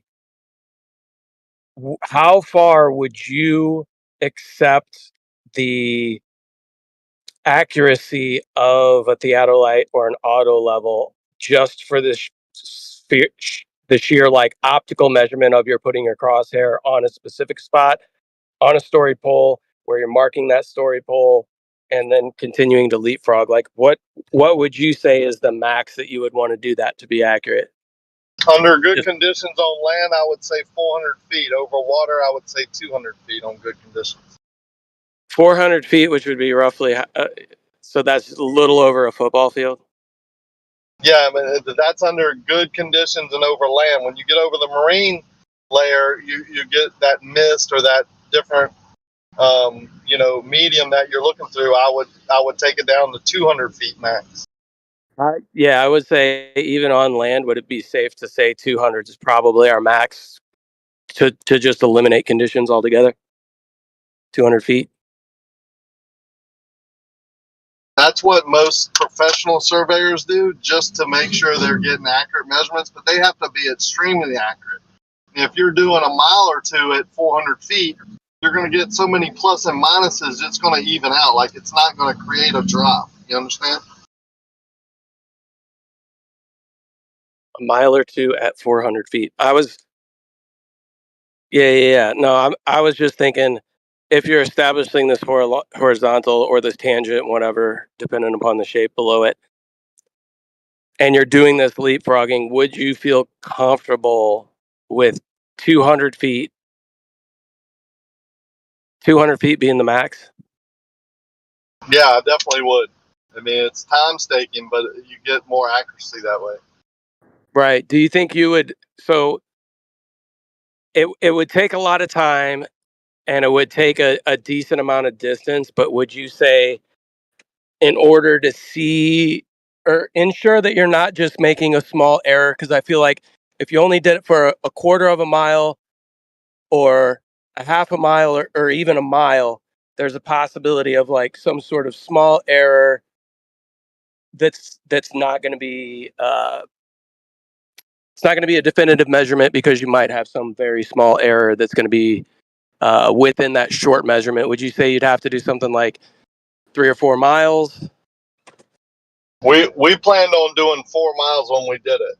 Now, we had 3 different tools, 3 different crews, double check, triple checking our original work. Like, one crew would go ahead, do, do 200, 300, 400 feet at a time, double back and make sure everything was right. The second crew would come in with a different tool and double check that work. And then the third crew would set up in a different position with a different tool, not knowing what the first or second person did, only checking the benchmarks and triple check the work. Now, over the first mile, we did it very accurately and within 200-300 feet. But to be honest, after that, we started going longer distances because when we talked to the second group and the third group and we went back and double checked our work, we were getting no drop. You see what I'm saying? So we felt like we were wasting our time, and we went 2.7 miles, not 4. And by the time we did the second mile, went into the third mile, we were like, we didn't get dropped by now. It don't matter how many miles we go, we're not going to get dropped. You understand what we're saying? So we had a plus or minus 3/4 of an inch variation in our benchmarks over 2.7 miles. We started out 1.6. We started out 1.5 feet above the water with our original benchmark, and then had 3 different types of tools and 3 different separate crews doing the work, showing that, setting these benchmarks over 2.7 miles.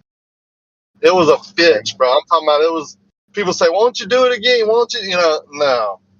It was the worst weekend. I thought it was going to be fun. We had jet skis and boats and, we're fooling around with the water and having fun with family and friends, but it sucked.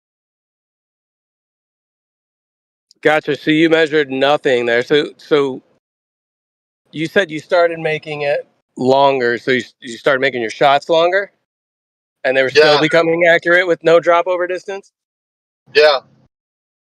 I mean, we had a good day. There was no wind to speak of. It was nice and clear, just a cool, crisp day. And, these are educated people, that are using the tools to make a living. They knew what they were doing.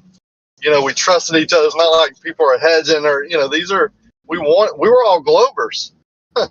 We were trying to measure the curve of the water. You got to understand.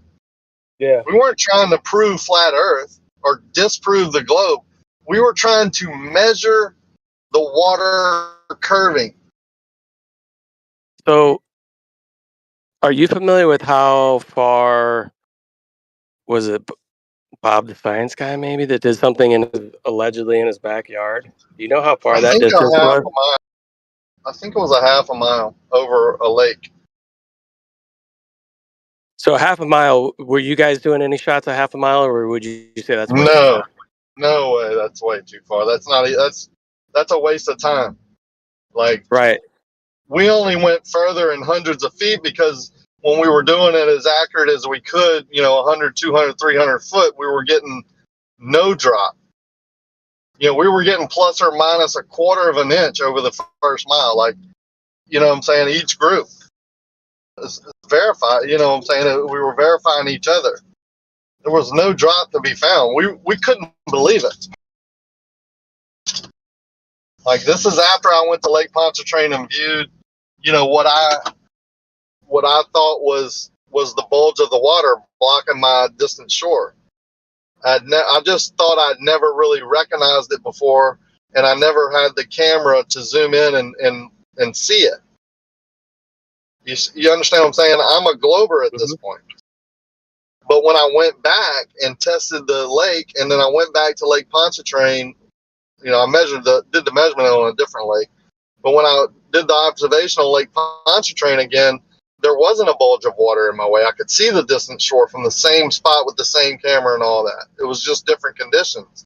And that's when I figured out, I need to start researching how conditions affect it, how mirages are created. The mirage definition is a light switch for me. Optical illusion created by the conditions of the day. It doesn't get much clearer than that, right? Ironically, it doesn't get much clearer than that. Right. That's why they avoid it like the plague. Yeah. So would you say that if Bob was to go back into his quote unquote backyard or wherever the hell he was doing this, I doubt his backyard is 1/2 mile long. Maybe it is. Would you say that if he actually started leapfrogging and establishing a horizontal with or a tangent, depending on how you look at it, over small segments and leapfrogging back and forth and doing your method, that he would find that his measuring device would be optically inaccurate at the distance he's trying to use because he's already measured small increments more accurately? Of course. Even the way he did it was inaccurate. He didn't come up with the globe projection of radius. You know what he said? You have to measure further to get the radius more accurate. He has to do a longer measurement, one time measurement, A to B, over 2 miles or 3 miles to get a more accurate measurement of the radius. That's his statement. He had to add in a huge human error to even get close to the radius of the Earth. It's ridiculous, like 2 point something inches or something, like a huge amount. Like if you made that much of an error over a half a mile, then you need to start over. Right, you got issues. So what would you say you think might be causing, or the cause of, the optical drop over distance that we see visually? I would just blame it on the conditions, because sometimes it's not a drop, sometimes it's a rise. Right, I agree. You know, so the conditions make it rise and fall. Now, I would say the bias is towards the. So conditions that ground versus that bias towards the ground. Everybody who's honest, like Jesse and George, I finally drew it out of George after years. After I'd seen it myself, I couldn't believe it. You know, I'm like, the horizon is above my crosshair. I didn't even think that was possible. But they all admit it, right? They all show it.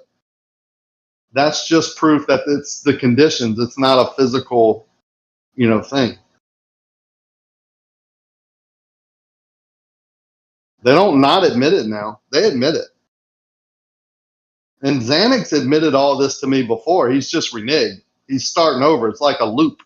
Right. They're like Groundhog Day, most of them. Would you say that?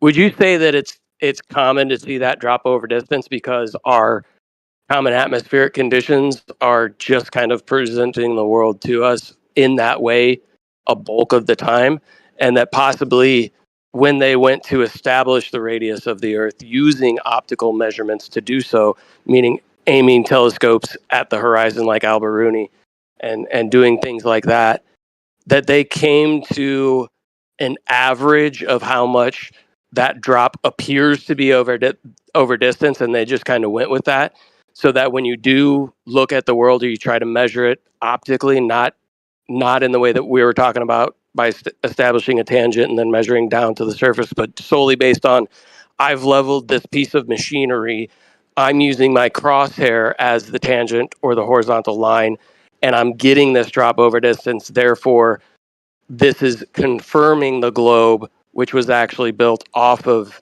the assumption that what you're seeing there is an established tangent or horizontal with your crosshair. Yeah, I think that's exactly how it might have happened. Because you get that 1.22, whatever it is, how our eyeballs see things over distance and the angles and blah, blah, blah. So that convergent point, even in your eyeball, it's a cross, right? The reflected light comes in and your vision is upside down. Your brain just interprets it a different way. But I think all that plays a part in it. And if they establish, that drop using that type of, average, then you get a sphere, right? You get that. You throw out all the rises, right? You throw out all the extraordinary stuff, and then you get this mean average of the middle part, and you got yourself a neat little sphere. Anybody who goes and checks and measures optically 1 or 2 or 3 miles is going to get some type of drop, and they can factor in refraction and human error and tool error, and voila, you got a radius. I mean, no need to think any further.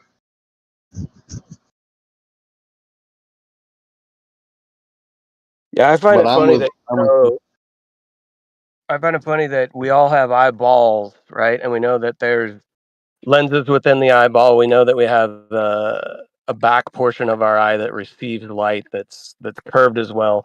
We've got many curved things that we see. We experience in the world in something we call perspective, where these um, parallel lines appear to curve. I'm sorry, appear to meet in the distance. Right? We have all these apparent things that take place, but somehow we don't want to talk about any of that. We just want to measure to it and claim some sort of shape to the ground that we're residing on. I don't know. To me, that just sounds very far It's fetched. religious. Like people get caught up in it. It's just a theory or a belief system. But just think about it. You're standing above the water.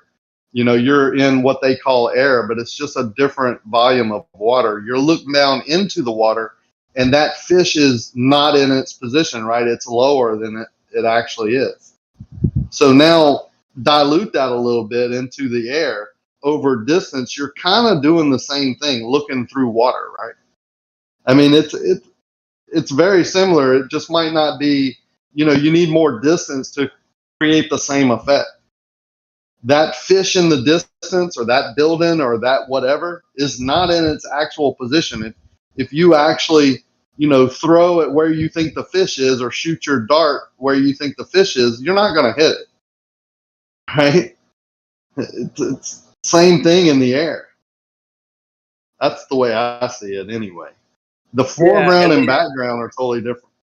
yeah, I agree. And there's many things that take place optically concerning the foreground, the background, and everything in between. And we have this area of convergence off in the distance that we call the horizon, where a whole bunch of information gets squeezed into ever decreasing angles, right? So you get such a large amount of information into such a small area that it appears as though it kind of just becomes a line and a blended fuzzy whatever, right? Because there's so much information that's just kind of stored all within that small angle. And we had a gentleman on here earlier who couldn't conceptualize, and maybe it just wasn't articulated very great for him. Even if I would have tried to say what I'm about to say, I don't think he would comprehend. But if we're filling up roughly the bottom, roughly 50% of our field of view with ground, and we call the horizon the apparent location where the sky appears to meet the ground appears to meet the sky, or at least meets the color of the sky, it's not actually meeting the sky at that location. So if we have something residing upon the ground, as it's moving further away, it's getting crunched into a whole bunch of extra information because the ground is representing all that information as you go further off into the distance. Now the Yeah, sky, you can't tell the distance. right now the sky isn't compressing a whole bunch of information because it is void of information, right? So if you want to say roughly 50% of your field of view is filled up with what we would call the horizon, if you're standing at the beach, and below you would be the ocean, that top portion is filled up with what? 0% of something at certain points? Good point, bro. That's what I was trying to tell the Stingray before. Exactly Yeah, that.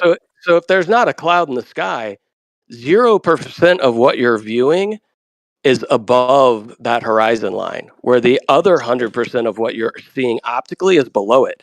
Now, if you get something that appears to be above that horizon line, of course, as it gets further in the distance, it's not going to have any convergence or get mucked up with any information above the horizon line because there's no information for it to get mucked up with. Whereas the bottom of it Exactly. is, yeah, the bottom of it's going to be residing upon all of the information where it all gets compressed at a point in which we call the horizon line. That's it in a nutshell. Exactly.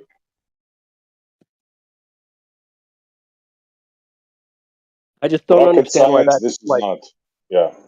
yeah, why that's a hard concept for them to comprehend, right? So there's going to be optical weirdness that takes place. There's going to be optical illusions, all kinds of crap taking place because it's such a large distance, so much atmosphere between you and all of that information. Weird things are going to take place, and it's going to change from day to day. That's exactly what we see. Now, if we actually want to establish a measurement of drop over distance, we're going to have to do that in very small increments making sure that we never adjust off of our first point, our point A. Otherwise, we'd be creating some sort of whatever, trying to match some plumb bobs, which they say may or may not be parallel. So we can just completely eliminate that and do it at such a small distance that we're not going to have much of an optical effect that's going to give us a variant, a plus or minus by too much.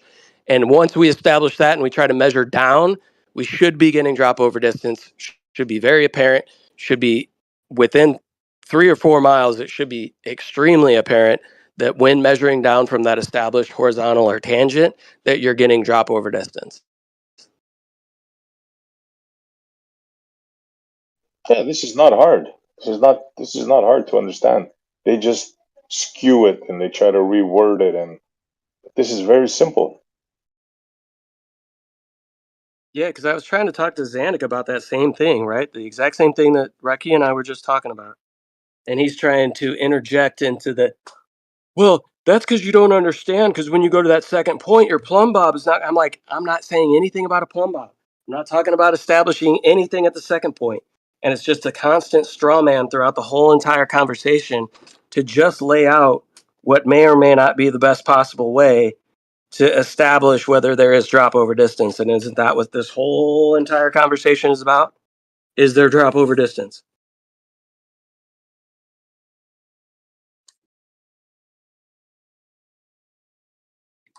Because we know optically is not going to be the best way. Just solely relying on optics over long distances is not going to be our best bet.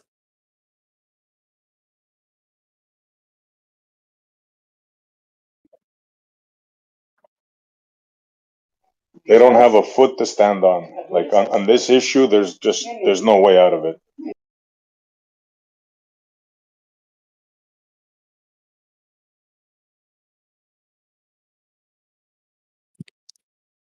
It's dead, and if Rakia's already done the measurement, I mean, R.I.P. Globe, right?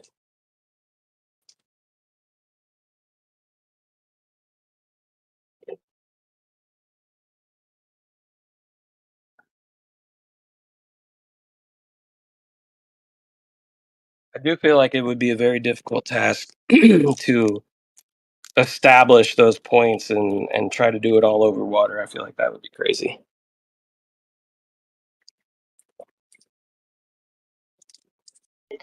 Bottom line, water doesn't curve, hum, or drop unless it's going over, Niagara Falls.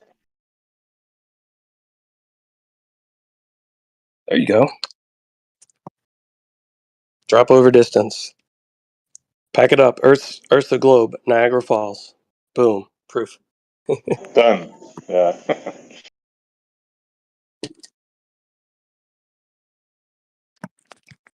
And this is another thing I was trying to tell Zanuck yesterday when he's trying to propose. Oh, let's do this in this river canal basin. I'm like, no, I don't want to do it in some place that has moving water for sure. A river's obviously got a flow to it, so it would stand to reason that you would get some sort of drop over distance with that water if it's flowing in a specific direction.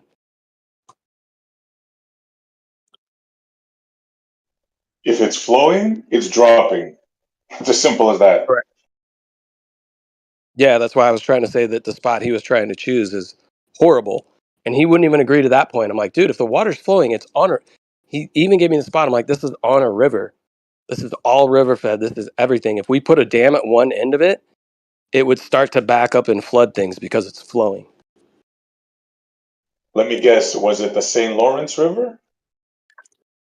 No, he was wanting to do it someplace in California, like I forget some sort of bay or something like that.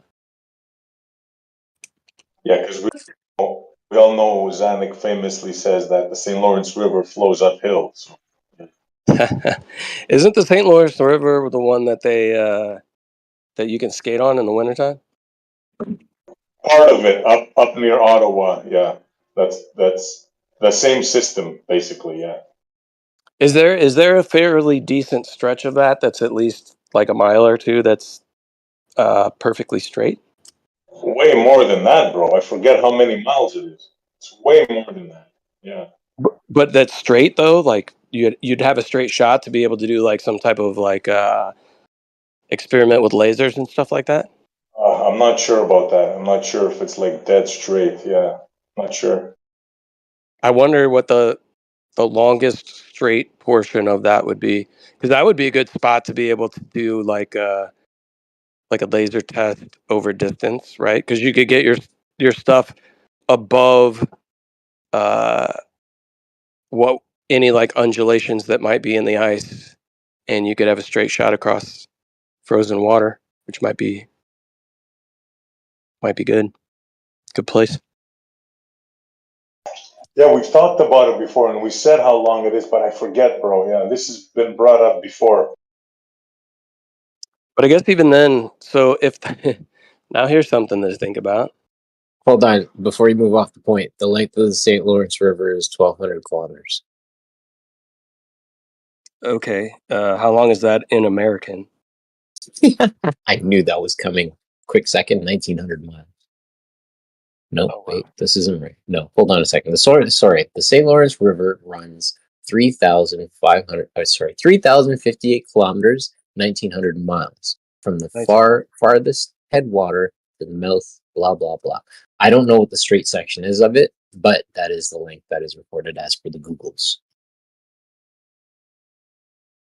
Okay, nice. But now that I think of it, though, if a river freezes and it's a flowing body of water, it should measure drop over distance, actually, right? Because it was a flowing river. Well, I mean, when it freezes in state, and if it's flowing, it would freeze mid-flow. So there would That's a good actually point. probably be drop over distance then in that river, as opposed to doing You it in have like to a be little. able to go to the mouth and the other end, and there should be a measurable difference. Yep. Otherwise, the water would not flow.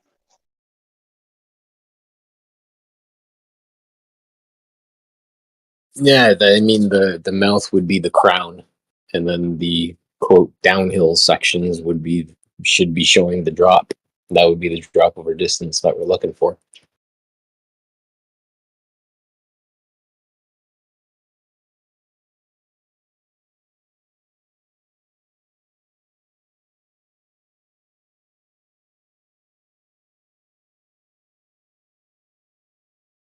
Yeah, water is definitely one of their biggest problems.